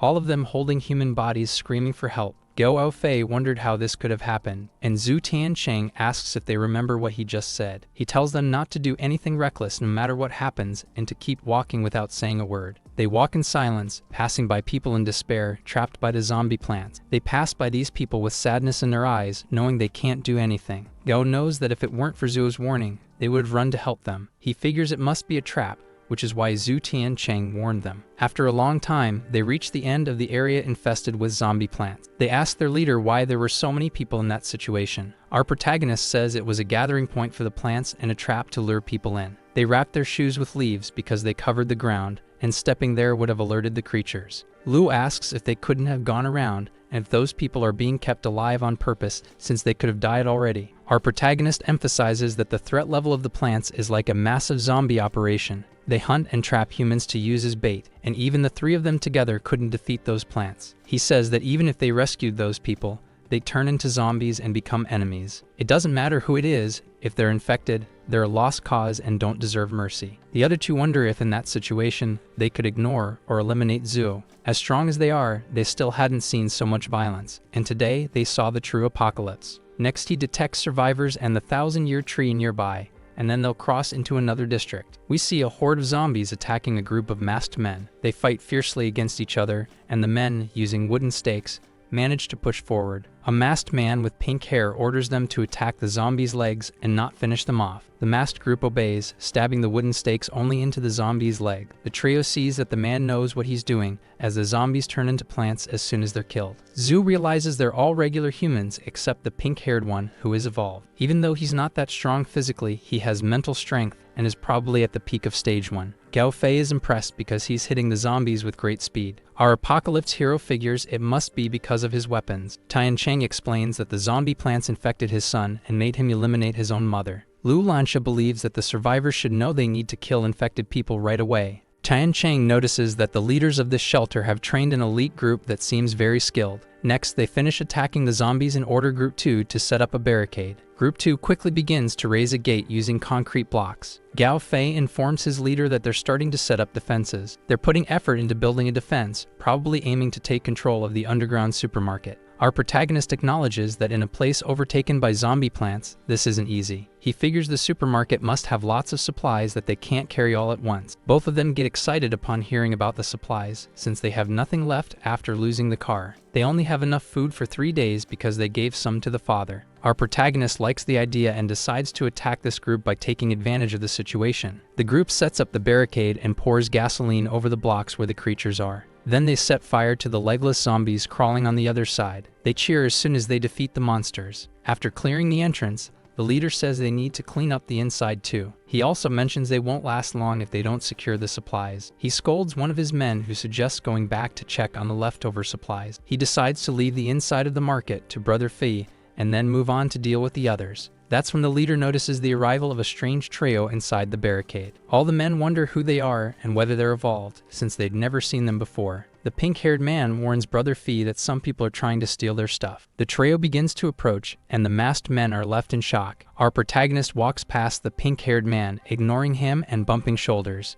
The man tells them to stop, saying they got there first, and asks what they want. Our hero signals the little girl to act, and she starts running behind the man. With terrifying speed, she takes down all the masked men. Then she moves behind the pink-haired man and tries to punch him, but the man vanishes before the punch lands, leaving the trio startled. The pink-haired man says they worked hard to clear that area, and now these people are going to loot it. He realizes they're not from around there, and his group is shocked they made it through the plants. He tells them not to interfere and says he'll deal with this group even if they're evolved. Then he appears behind Zuo and puts a knife to his neck, saying they're not entering the market. Suddenly, 2 clones appear and place knives at the throats of the other 2, ordering them to leave. The pink-haired man realizes that Zhu Tiancheng must be the leader. Just as our protagonist tries to elbow him, the man disappears. When Zhu activates his special ability, changing the color of his eyes, the man's clones vanish. Gao Fei and Lu Lansha realize they were just illusions. The real man, who was actually far away, falls to his knees, drenched in cold sweat. Tian Cheng acknowledges that the man's ability is good, but his mental strength isn't enough to affect him. Yang gets scared because Zhu suppressed his mental power,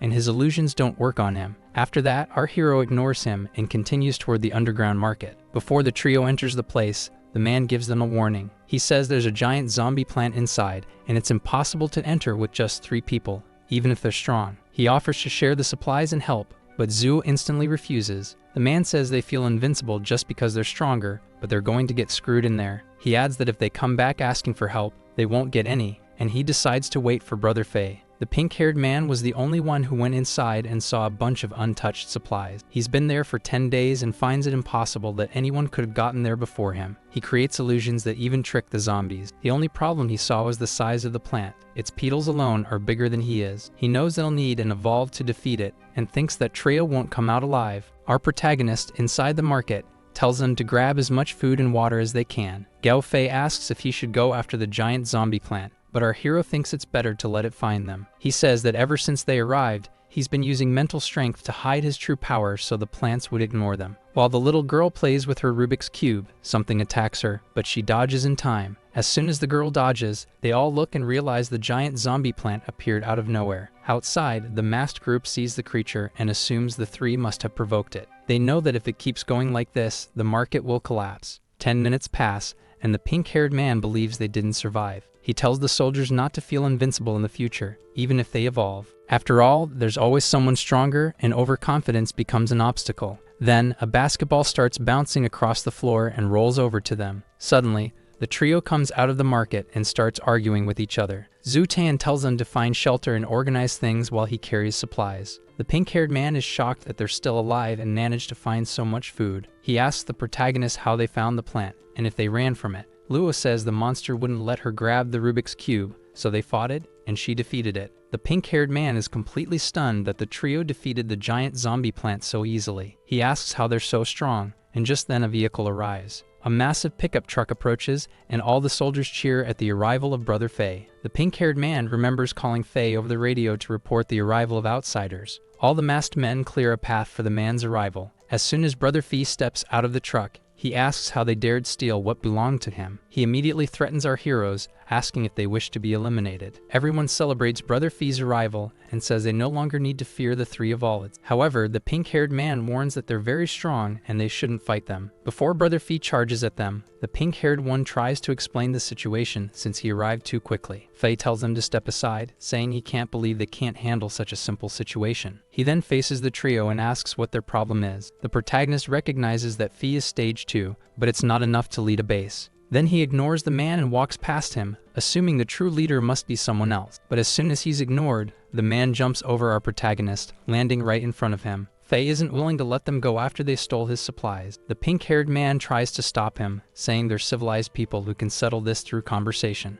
But Brother Fei ignores him, punches him in the face, and says he doesn't want to be a pacifist. Zhu Tiancheng threatens the man, telling him to drop all the supplies or there will be a fight. Once again, the protagonist ignores the man and walks past him as if he doesn't exist. The soldiers do nothing while Brother Fei gets furious. All the soldiers get ready, and Fei charges at the trio with great speed. He closes in behind Zhu Tiancheng, preparing a powerful punch. But with ease, Lu Lansha blocks the punch with just one hand. With her other hand, she keeps solving her Rubik's Cube. Then she tells the man not to bother her and throws him far away with all her strength. She finishes solving her Rubik's Cube as the man crashes to the ground, getting a bit hurt. The pink-haired man tells his brother to calm down and says the trio dealt with the plant in the market. He says the three were strong enough to defeat a plant like that and are stronger than anyone there. Fei is stunned to hear they took down the plant with ease and complains to his subordinate, who replies that he didn't allow him to say anything earlier. Then Brother Fei decides they should immediately go after that trio. On the city streets, our protagonist says they managed to gather a lot of supplies. They divide who will carry the food and who will carry the water, so the girl's speed is infected. The little girl says the evolved one who created illusions was pretty strong,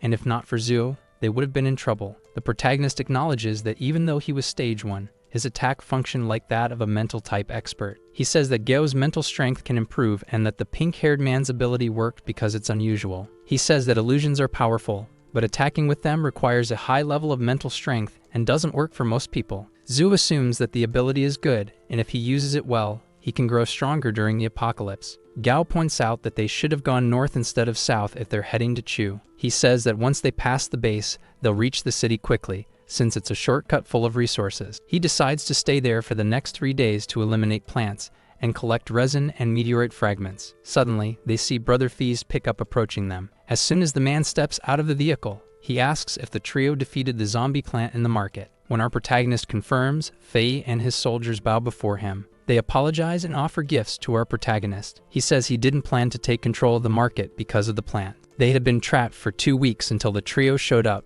so he decided to give them gifts. Our hero accepts the gift and asks if they all came from the pear tree. The protagonist says he heard about this safe zone and understands that they're the observation group. Fei says they went out looking for supplies around the pear tree and were forced to go there because of the difficulty. They wanted to bring the supplies back to the safe zone, but the road was blocked by plants. Luckily, the people in the group knew how to fight, but the safe zone is out of food and won't last. Zhu understands they came after the trio to ask them to clear the path. According to their route, they'll pass by the safe zone in 1 hour, and they'll clear the way regardless. The man thinks they're hesitating, as even for 3 evolved individuals, facing the plants is difficult. The leader asks if, when they reach the city, they can fight some plants to help them. Our survivor asks about the special weapons they saw them using against the zombies. Faye immediately hands one of the weapons to Zuo and says they were made using wood from the pure tree. Just as Zhu suspected, those weapons contain viral energy, and they repel zombie plants. The only problem is that they wear out after a few uses and can't compare to the weapons Lin made. Zhu Tiancheng thanks him but says he doesn't want to take the special weapons. He also asks if they collected a lot of flower resin, and Faye looks confused. Zhu says some plants produce resin, and the man remembers. It heals wounds and neutralizes the virus.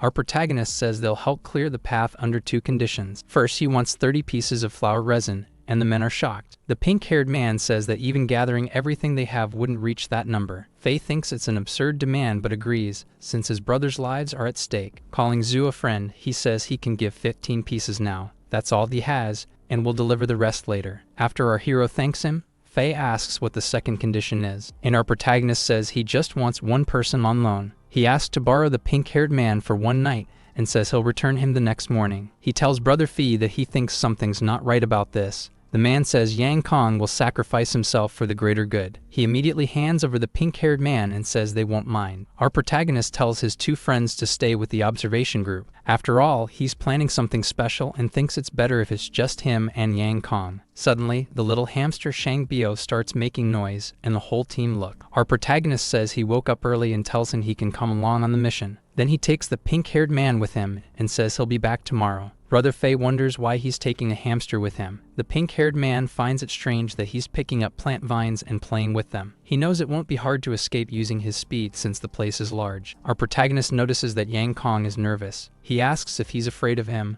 and the man says no. Even if his ability is neutralized, defeating him wouldn't be easy. Our hero tells him to relax, because if he doesn't do anything stupid, he won't be attacked. What they're about to do is very special, and nothing bad will happen if he does exactly what Zuo says. He tells the man he'll find out soon, but in the meantime, he should cover his foot with the leaves. The man refuses to cook that, but our protagonist forces him. He asks what they're going to do now, and Zhu says they're heading to a specific place. They begin passing through that area filled with plants and hanging people. Yang Kong gets scared of going through, saying his friends were eliminated in that place. He kneels down and begs to be spared, claiming the plants are too strong and going through there would be asking for death. Zhu Tiancheng tells him not to worry because he knows what he's doing. He calls it the corridor of the infected and knows there are other blockades like this along the way. He knows they wouldn't have been stuck there for 2 weeks if it weren't for that blockade. Yang confesses that all the roads were blocked and the one his brother mentioned just has fewer plants. Zhu asks if his ability can make the plants ignore their presence, and Yang says only for 20 minutes. He tells him to activate it as soon as they enter so the plants ignore them, and Yang is to wait for his next order. Then our protagonist starts walking through the area with leaves wrapped around his feet, until one of the bodies moves and our protagonist tells Yang to be careful. He asks Tian Cheng why they came there, and he replies it's to eliminate. He explains that the plants are controlled by another one they need to find and destroy. Yang is doubtful about that, and Zhu says most plants would normally attack, but these are waiting. Kong explains that because they didn't know that many friends died, and the place became forbidden. Zhu Tiancheng finds something and comments that there's a matriarch underground in this area.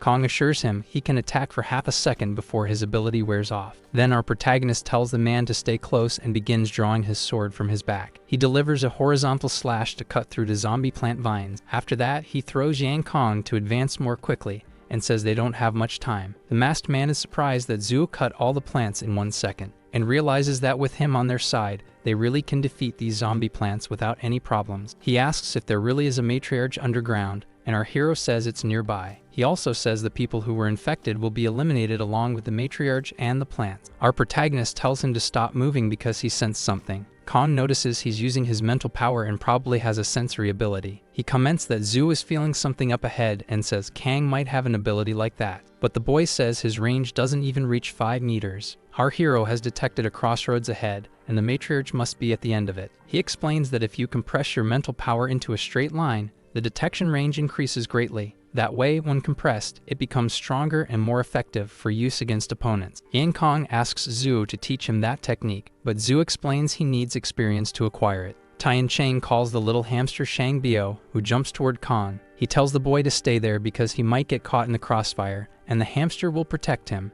After all, when he attacks the matriarch, the smaller plants will go crazy and Yang's ability will lose effect. The boy is shocked that the hamster is there to protect him, and Zhu tells Yang to stay there until he returns. As our protagonist advances to the end of the corridor, a sinister presence watches his approach. With several red eyes watching in the darkness, he strikes his sword on the ground and tells them to come out. Several evolved zombies emerge from the shadows. Our hero recognizes 2 claw types and 2 rippers protecting the matriarch. On top of that, a black demon approaches with dark skin, 1 eye, and enormous claws. The black demon is at the peak of stage 3 with black scales, possibly stronger than a stage 4 zombie. This makes our hero assume the matriarch is very strong and that the spoils will be worth it. Our protagonist holds his sword and asks if they're all going to get beaten at once or not. As soon as the first zombie charges at him, our hero quickly slashes it with his sword, but it survives and our protagonist realizes stage 3 zombies are aware. To finish off the claw-type zombie, he delivers another blow. However, just as he's about to strike,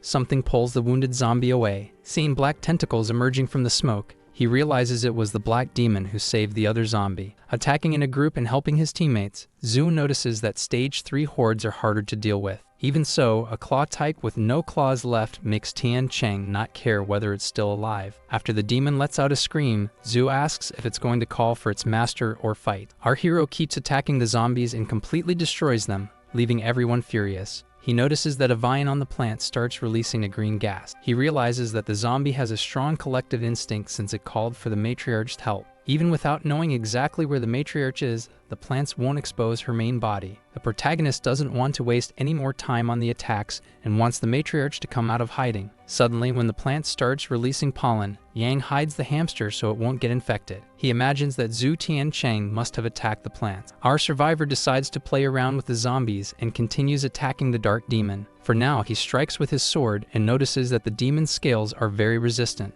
Then, using all his strength along with his sword, he throws the monster far away. He starts running and decides to attack the 4 remaining zombies since the dark demon is even stronger now. But the real danger to him are the claw types, which have more lethal attack power. So he activates his viral energy ability, his eyes turn black and red, and his hair goes white. And he ferociously attacks the claw-type zombies, completely annihilating them. He manages to obtain a high-quality green stage 4 crystal. The dark demon roars at him, while 2 more zombies jump on our protagonist. He dodges them easily and appears behind them, landing a blow with his sword. After defeating the slashers, he acknowledges that they're strong fighters, but their backs are weak. Seeing the dark demon alone, he tells it to give up now because it's nothing without the claw types. He realizes that the demon's defense is tough, and even weapons with meteorite fragments can't hurt it. In that case, Zhu Tiancheng decides to test the giant flaming sword against it. Alone, the dark demon gets scared and starts doing something strange. Its tentacles begin thrashing and growing behind the monster. At that moment, a large zombie flower capsule forms. It slowly begins to open, and our protagonist just watches. He understands this is the matriarch, who waited for her underlings to be eliminated before appearing. The matriarch's vines quickly strike toward Zhu Tiancheng. He easily cuts the tentacles with his sword. The matriarch then wraps the dark demon with her vines and starts accelerating its evolution. Our protagonist makes a great leap with his flaming sword in hand to try to stop it. As he attacks the demon, he notices a swap occurring, an ability of stage 4. Right after, our hero is struck effectively by the creature and thrown far away. However, he recovers, dodges the next attacks, and slices off some of the monster's tentacles. Then he drives his flaming sword into the ground to stop one of the enemy's strikes. After this exhausting battle sequence, Zhu Tiancheng stabs his sword into the ground. He realizes that an older version of himself would have lost his life to those attacked. He recognizes that a stage 3 demon is harder to defeat than any person of that level. He knows that if he wants to win this fight, there's no other choice. He can use a maximum of 3 attacks, since unleashing the meteor's full power is costly. Even thinking it might be impossible, he has 3 attacks to defeat both enemies, so he looks deep into the dark demon's eyes. While running, he slices one of its limbs with his flaming sword. He makes the monster scream in pain and weep after his powerful blow. While our protagonist executes the sword strike, the creature tries to counterattack. But before getting hit, our hero spins around and lands the cut. He destroys the monster's arm and immediately goes in for another strike. Next, he punches the dark demon in the face and charges at the matriarch. When he reaches her, he prepares to deliver the 3rd and final blow. After attacking some zombie plants, he also finishes off the dark demon for good. He starts feeling very tired, as those attacks drain too much energy. Suddenly, he hears a noise coming from behind. He sees a huge and terrifying zombie plant. With a sunflower shape, sharp teeth, and red eyes, He understands that it's the matriarch. He realizes that she preferred to sacrifice a dark demon rather than expose herself. The creature's vines attack our hero at high speed, leaving Zhu immobilized. She had planned this from the beginning and had been hiding. The matriarch's desire is to turn him into a zombie to replace the black demon. At that moment, our protagonist's body is completely entangled by the matriarch's vines. The matriarch starts feeling pain when our hero cuts her tentacles using his sword. After cutting the plants, Zhu realizes the matriarch is clever, as she waited for him to use all his strength. In his hands, Tian Cheng holds a large crystal that will assist him. He recovers his viral energy using a green crystal, having already used up everything from the polymer. While fighting the matriarch's monster, he charged the polymer with the crystal's energy. That way, he promises to defeat the matriarch and collect her flower resin. The matriarch gets angry and launches her vines at Zhu Tian Cheng. Yang Kong notices that the matriarch has started to move in the area. Meanwhile, the little hamster begins to walk away toward the zombie plants, and the pink-haired boy, having no other choice, follows Shang Bio. He tells the little animal to come back immediately, as Zhu will be furious if he dies. Suddenly, in the place where Yang Kong had been standing, the matriarch appears, destroying everything. He quickly realizes that Shang Bio saved him, and her tentacles strike toward Yang. They are swiftly sliced in half by Zhu Tian Cheng's massive sword. The pink-haired boy is relieved he's still alive, and Zhu says he can't take care of him right now. Terrified, Yang Kong starts dodging, realizing the plants are enraged. The pink-haired boy begs the hamster to do something, since it's supposed to protect him. He becomes completely terrified when he hears the matriarch screech. Unexpectedly, the boy is swallowed by one of the matriarch's zombie plants. However, the digestion doesn't go well, and it starts to reject Yang Kong's body, until it finally spits him out whole, hurling him to the ground. The pink-haired masked boy is grossed out and notices the paw of a giant furry creature. He sees a transformed hamster with sharp claws and a strong body. He even wonders if it's really Shang Bio, now about 1 meter tall. The hamster vanishes and begins to sprint at high speed toward the plants, slicing many of them with his sharp claws and shredding them completely. The pink-haired boy didn't expect the hamster to transform like that. Zhu notices that he awakened his combat ability, which is of the transformation type,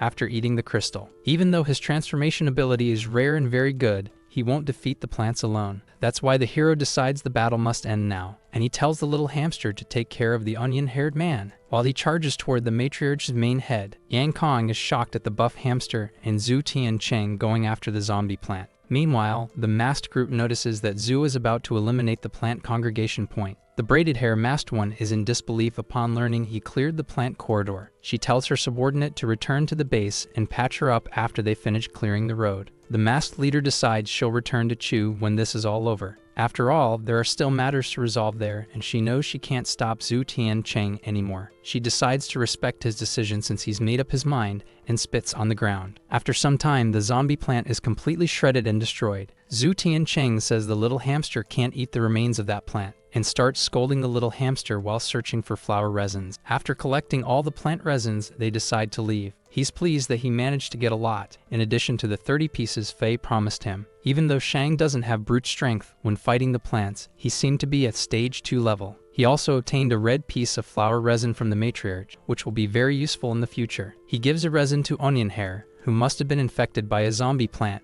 This will increase his viral resistance. Yang Kong eats the piece of flower resin but is extremely disgusted, and begs Zhu Tian Cheng not to mention what happened that night, as it was humiliating for him. Brother Fei is happy they came back and thought something bad had happened. Then he asks Yang Kong what they did the night before, and Yang pretends not to understand. He starts vomiting as he remembers everything that happened, wishing he could forget. The duo asks if he got anything, and the protagonist says he got a lot. Fei asks if they can go now after having lent Kong, and Tian Cheng asks him to lead the way. The brother hopes to be able to clear the path, since besides him and Kong, there are 3 more evolved ones. Upon reaching the corridor filled with plants, they notice how huge they are, but if they attack together, they can handle them. Zhu knows they lack coordination because they grew independently without the matriarch, so it will be safe to defeat them there. He asks Faye if they fought zombie plants before. He understands Zhu is trying to evaluate their potential. Faye assures him that everyone there is an expert and won't be a burden, and that he has a plan to defeat the plants on their own. He asks Yang to lead the entire group and take care of the plant on the right side. They plan to clear the path before nightfall. Faye tries to show confidence and boost the group's morale in front of the trio to earn their trust. The brother decides to run one drill to make sure the plan will work when the time comes, showing confidence to the group. However, Zhu Tian Cheng says the plan is good but too slow. Faye panics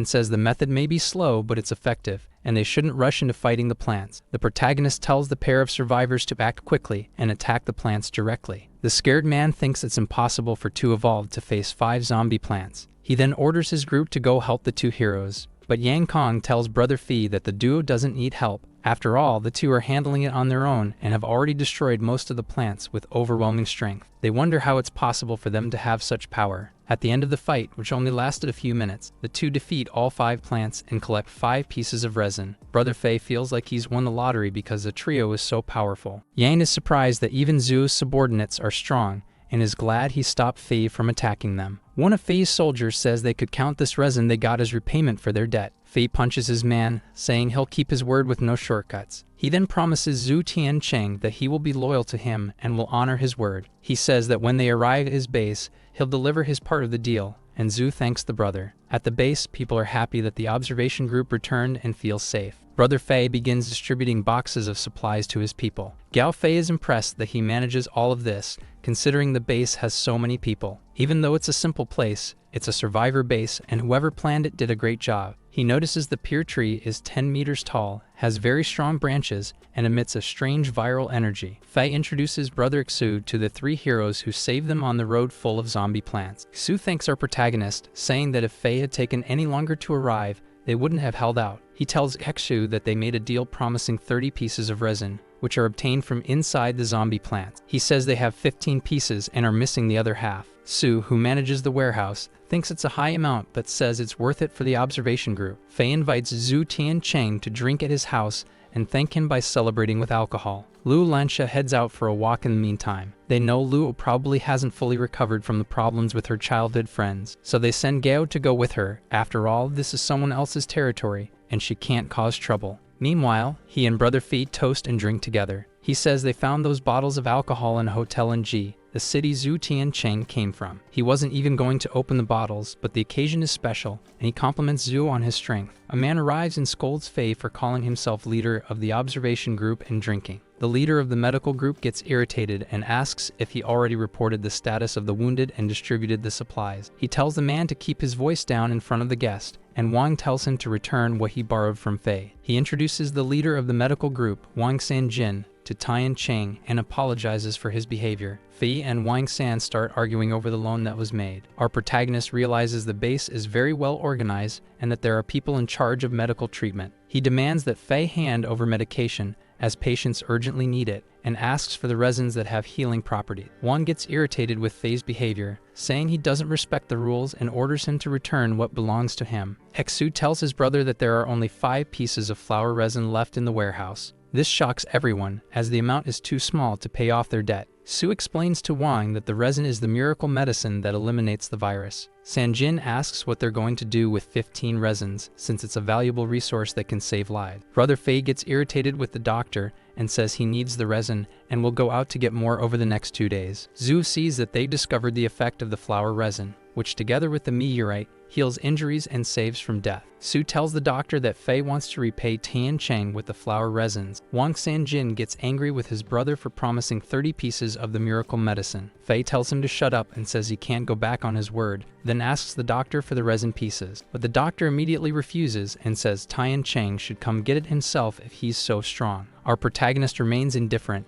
realizing that the doctor won't do him any favors right now. He tells Wang to stop ruining the mood and says the flower resin can wait. Wang Sanjin notices he's someone new and asks if he came from outside. Hu introduces Zhu Tiancheng to the doctor, who's still angry with Brother Fei. Fei says he's breaking the rules of the base, where outsiders must be registered in the group. He tells him to bring the all-powerful guy who saved them and says Sanbian runs the base, threatening the man. At that moment, the protagonist stands up and tells the doctor to say it to his face and repeat what he said. The doctor realizes he's the one who saved them and starts feeling an overwhelming pressure, growing fearful of him. Fei tells him to stop ruining the mood and let them finish their drink, and asks him to bring the resin. Wang Sanjin continues to hesitate about giving all the resin to Zhu Tiancheng. Suddenly, the drink cans fall to the ground, and everyone wonders if it's an earthquake. They inform Wang that something happened to the old tree, and everyone is shocked, including our protagonist. The branches of the old pear tree start thrashing as if alive, destroying the ground around it. People become afraid of the tree's wrath and start fleeing. One of the branches charges fiercely toward a child who is nearly struck, but Lu Lanxia saves her with her high speed. Gao Fei is ready to step in as they wait for Zhu Tiancheng. Suddenly, they notice the branches of the old tree stop moving. Lu Lanxia tells the little girl that everything is fine and tells her to go find her family. At that moment, the girl's mother appears and hugs her daughter, crying. The little girl points at Lu Lanxia, saying she saved her. However, the mother seems to blame the two of them. All the people start gathering around her, blaming them for the tree's rage. Dr. Wang shows up and asks if it's their fault the tree got enraged. He says they were looking at and touching the tree while no one was watching, and that's why it started attacking. He starts asking where the two of them are from and says they can't just do whatever they want with the tree. Seeing that the two are ignoring him, he gets very angry and asks who their leader is. The duo says no one warned them about this, and they had no way of knowing they couldn't interact with the tree. Wang Sanjin demands they bring their leader, and Lu Lanxia mocks the doctor. At that moment, Zhu Tiancheng arrives, asking what happened. The doctor realizes the two are with the outsider. Fei shows up and says the three of them are friends from the observation group and asks people to forgive them. Then he apologizes to his people, saying the newly arrived friends don't know the rules. The doctor, irritated, asks what they did to enrage the tree, since that had never happened before. He says they owe the group an explanation for what caused this. Brother Fei calls San Jin crazy, and Lu asks if he's accusing them of doing it on purpose. Wang says they enraged the tree goddess, whom they must protect, as she gave them a second chance at life. The population starts turning against the group, agreeing that the doctor is right. Everyone starts conspiring against the group, thinking they should be expelled from the base. Wang Sanjin is doing all this just to avoid handing over the 30 pieces of miracle medicine. Brother Fei says he doesn't need to go that far over a few pieces of resin. Fei orders the observation group to clean up the mess caused by the tree roots in the city. He says the group will handle the damage, and as long as they're there, Wang San won't do anything against Zhuo. Fei admits he never cared about the base rules set by the doctor. Tan Cheng says that this problem was caused by them, and Fei doesn't need to take responsibility. So he uses his enormous sword to cut through the thick tree roots left behind. The entire group is surprised by his strength and how easily he cut all the roots. He did it with a single strike, and Fei acknowledges that not even Sanbian could have done that. Then, our hero throws his sword near Dr. Wang Sanjin. The doctor falls to the ground in fear and asks what Zhu Tiancheng wants. Wang Sanjin collapses again in fear of Zhu Tiancheng's threat with the sword. Wang Sanjin orders everyone to stay away from him. The protagonist says he noticed that the doctor is trying to expel them from the base because of the resin. The doctor claims they caused it and that he's doing this for the sake of his people. Fei offered 30 pieces as a reward since the group was saved, but the doctor doesn't care about that. His brother gets upset when Dr. Wang Sanjin calls them a bunch of weaklings. He points out that his brother's conduct is terrible because he drinks with subordinates and disrespects the rules. He says a bunch of weaklings like them aren't worth 30 pieces since they'd barely bring in any resources. Fei's brother starts crying and apologizing to the people at the base for his flawed behavior. He apologizes for lacking the courage to go far in search of resources and for not being strong enough to protect his teammates. Seeing Fei blaming himself for disappointing them, Zhu tells him he doesn't need to cry over someone like that. He says not to blame himself because cities have limited resources and it's normal to have trouble finding them. Meanwhile, the doctor is doing all this because he can't stand seeing 3 outsiders like them inside the base. He doesn't deserve that guilt because he doesn't know the hell they went through to feed these people. People start to agree and say that Da Fei has done a lot for the base and the resin doesn't compare to their worth. Wang asks if they'd gone crazy agreeing with strangers since he's the one who treated all their wounds and illnesses. Because of these 3 outsiders, they're turning against the doctor, and if it weren't for him,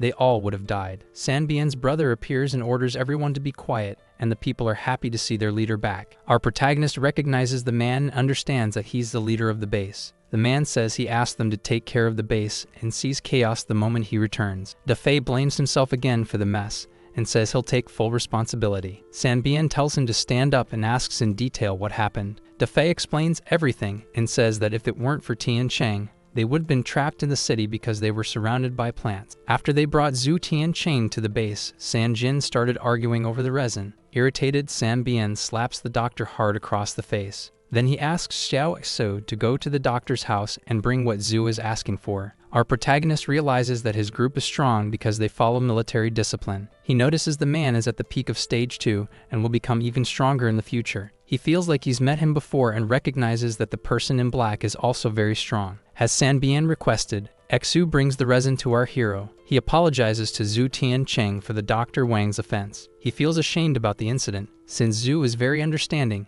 and hands over the reward. He asks if Zhu would like to join their base and lead the observation group. Zhu doesn't even think twice before refusing, saying they're leaving because they have other matters to handle. Meanwhile, Sanbian holds a meeting with them. He slaps Dr. Wang again for his behavior. The doctor tries to justify himself, saying they broke the rules by touching the tree and that his experiments with the resin were going well. Sanbian says they can get more resin, but they can't bring people back to life. And if it weren't for Defei, they would have become enemies of those 3 strong evolvers, and they couldn't handle that. The doctor is shocked to learn that the 3 are even stronger than the leader. Sanbian said that Defei will be in charge whenever he's not at the base from now on, and he tells the doctor to keep taking care of the wounded and not to interfere in base administration matters. Meanwhile, the hooded woman listens to everything from behind the door. The woman says that Zhu recognized her but didn't say anything, and maybe he considers them a threat. The young lady decides to keep following them and tells Sanbian to stay at the base. She also says that Wang Sanjin is very unstable and tells him to keep an eye on the doctor. The group asks why Zhu Tiancheng is in such a hurry. Zhu says the base isn't normal and that he's never heard of a tree that should be stage 4 and repels zombie plants. He was rejected by a strange viral energy when he tried to use his mental strength for analysis. Gao Fei remembers they touched the tree because they felt a strange aura coming from it. He finds it suspicious that the 5 evolved ones in the base aren't doing anything about the tree, even though it could be a threat. He also says that the man with braids is with the person in black who chased him. He knows they've been following them since Longhua and watching from afar since the landslide. The protagonist says they don't need to overthink their intentions because it'll be easy to defeat them. However, he felt a strange and familiar aura coming from the 2, and that's the only reason he didn't attack them earlier. Gao Fei asks if they cleared out the plants along the path they're about to take. He asks why the zombie plants have returned, since it's been a while since they defeated them. Our hero notices that these are stronger than the previous ones and at a high level. He decides to take a different route and knows their growth shouldn't be this fast. The trio crosses without facing the evolved and gigantic zombie plants. They take several detours and find a plaza that our hero thinks feels strange. The closer he gets to the area,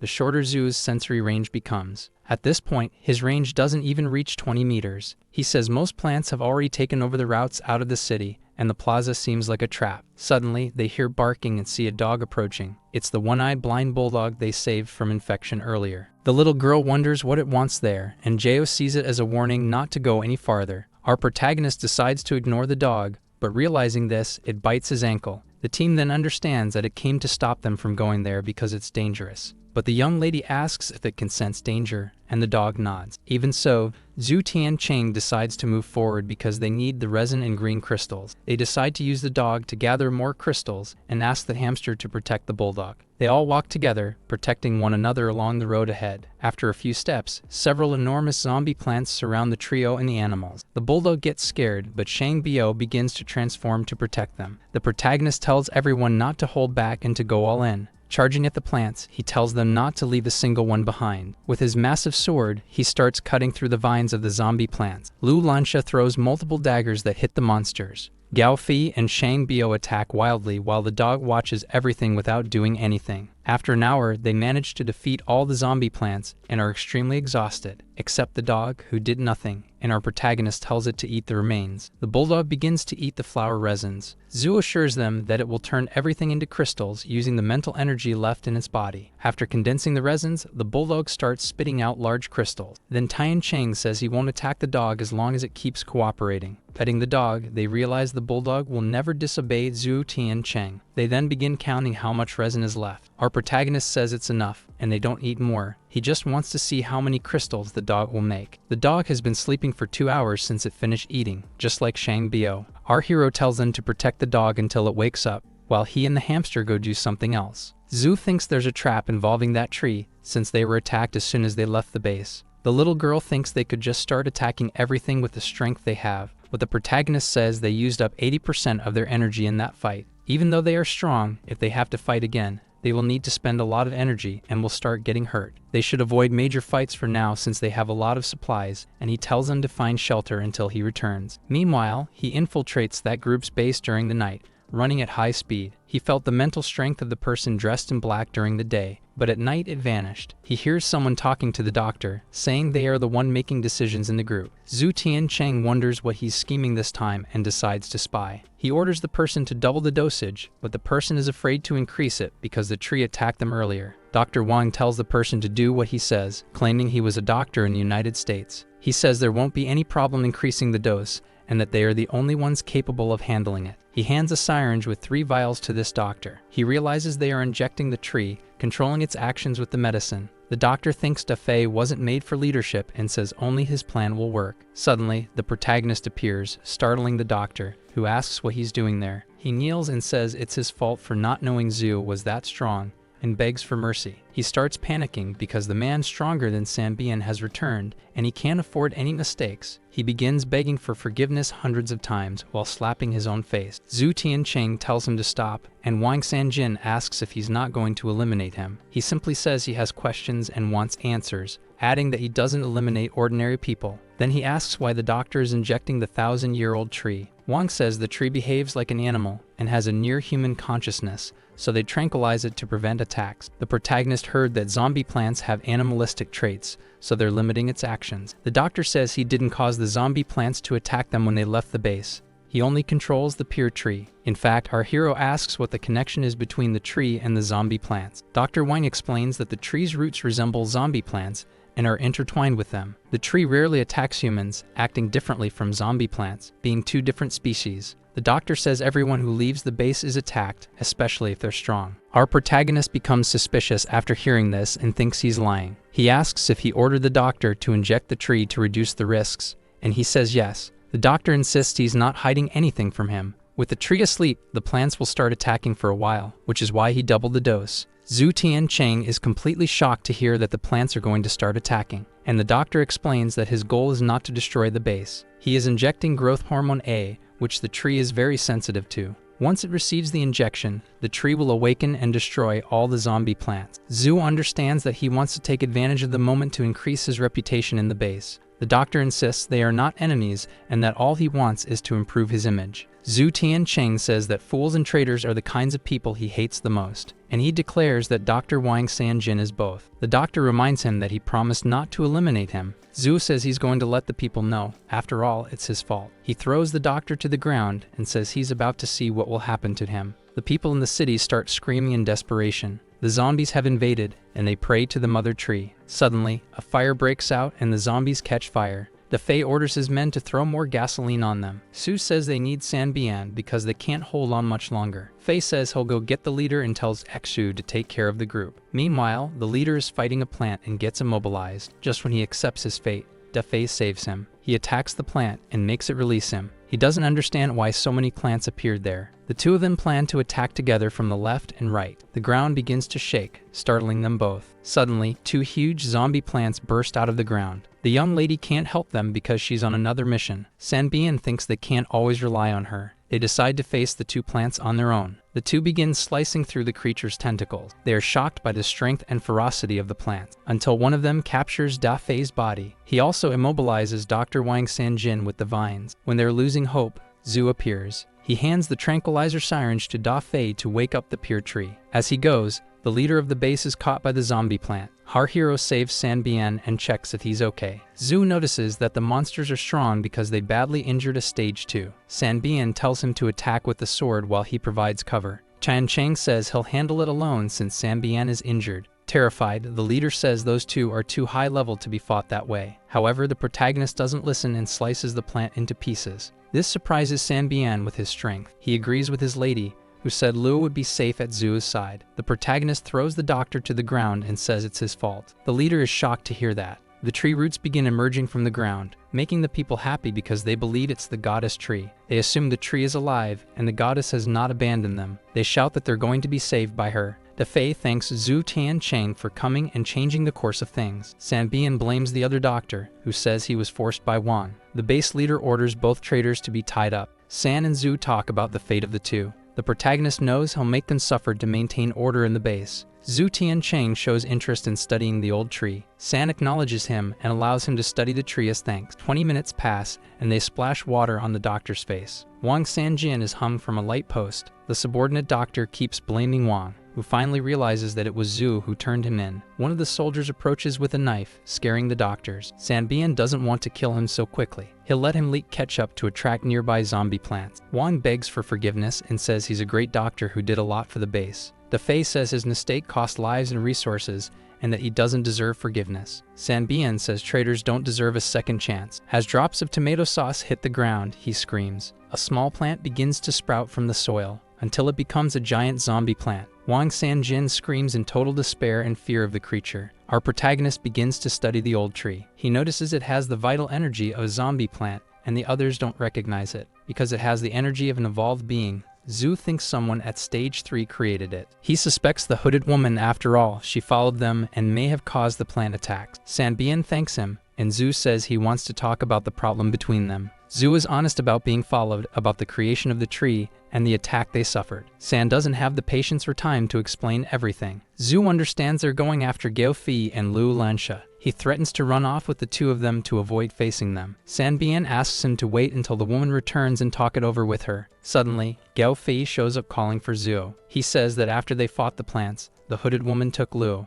Everyone there is shocked by the news. Gao didn't save Lu because the person in black is strong, and he was also fighting the plants. The two prepare to rescue the little girl and Shang Bio. He points his sword and tells Sanbian to spill it. The leader asks him to calm down, and Dafei is frightened by the scene. Sanbian says the woman took Lu Lansha. Dafei puts the pieces together and realizes the little girl is Lu. Our protagonist already knew they were after her. San assures him the woman won't hurt Lu Lansha. Zhu realizes not even San knows when the hooded one will return. Bian doesn't know how she'll treat Lu, or if she'll return to the base at all. Threatening the man, Zhu demands Lu be returned unharmed. He decides to handle things his own way. He grabs his sword and says she'll come back as soon as he cuts down the tree. The two become desperate and try to negotiate with Zhu Tiancheng. Using telekinesis, Gao floats knives to their throats, telling them not to even think about moving. They don't even try to resist, and Dafei calls his men. Yang Kong respects Zhu and doesn't want to fight, but he can't allow the tree to be attacked. Zhu Tiancheng says his side won't suffer losses because they're stronger. Kong asks him not to cross the line, and Zhu demands a messenger. Dafei doesn't allow the tree to be damaged, even if it means they have to fight. Fei says that since they're cornered, they might as well start attacking. Before Zhu can begin the attacks, someone tells him to come in. Everyone thinks the voice came from the tree goddess who has awakened. Tian Cheng and Gao Fei watch the voice coming from the tree. As the roots make the ground tremble, a crater forms in the ground and she tells them to enter. She promises that Lu Lansha won't get a single scratch. Zhu recognizes the voice and tells Gao Fei to follow him into the hole. Gao Fei warns him it could be a trap. They begin crossing a very long tunnel.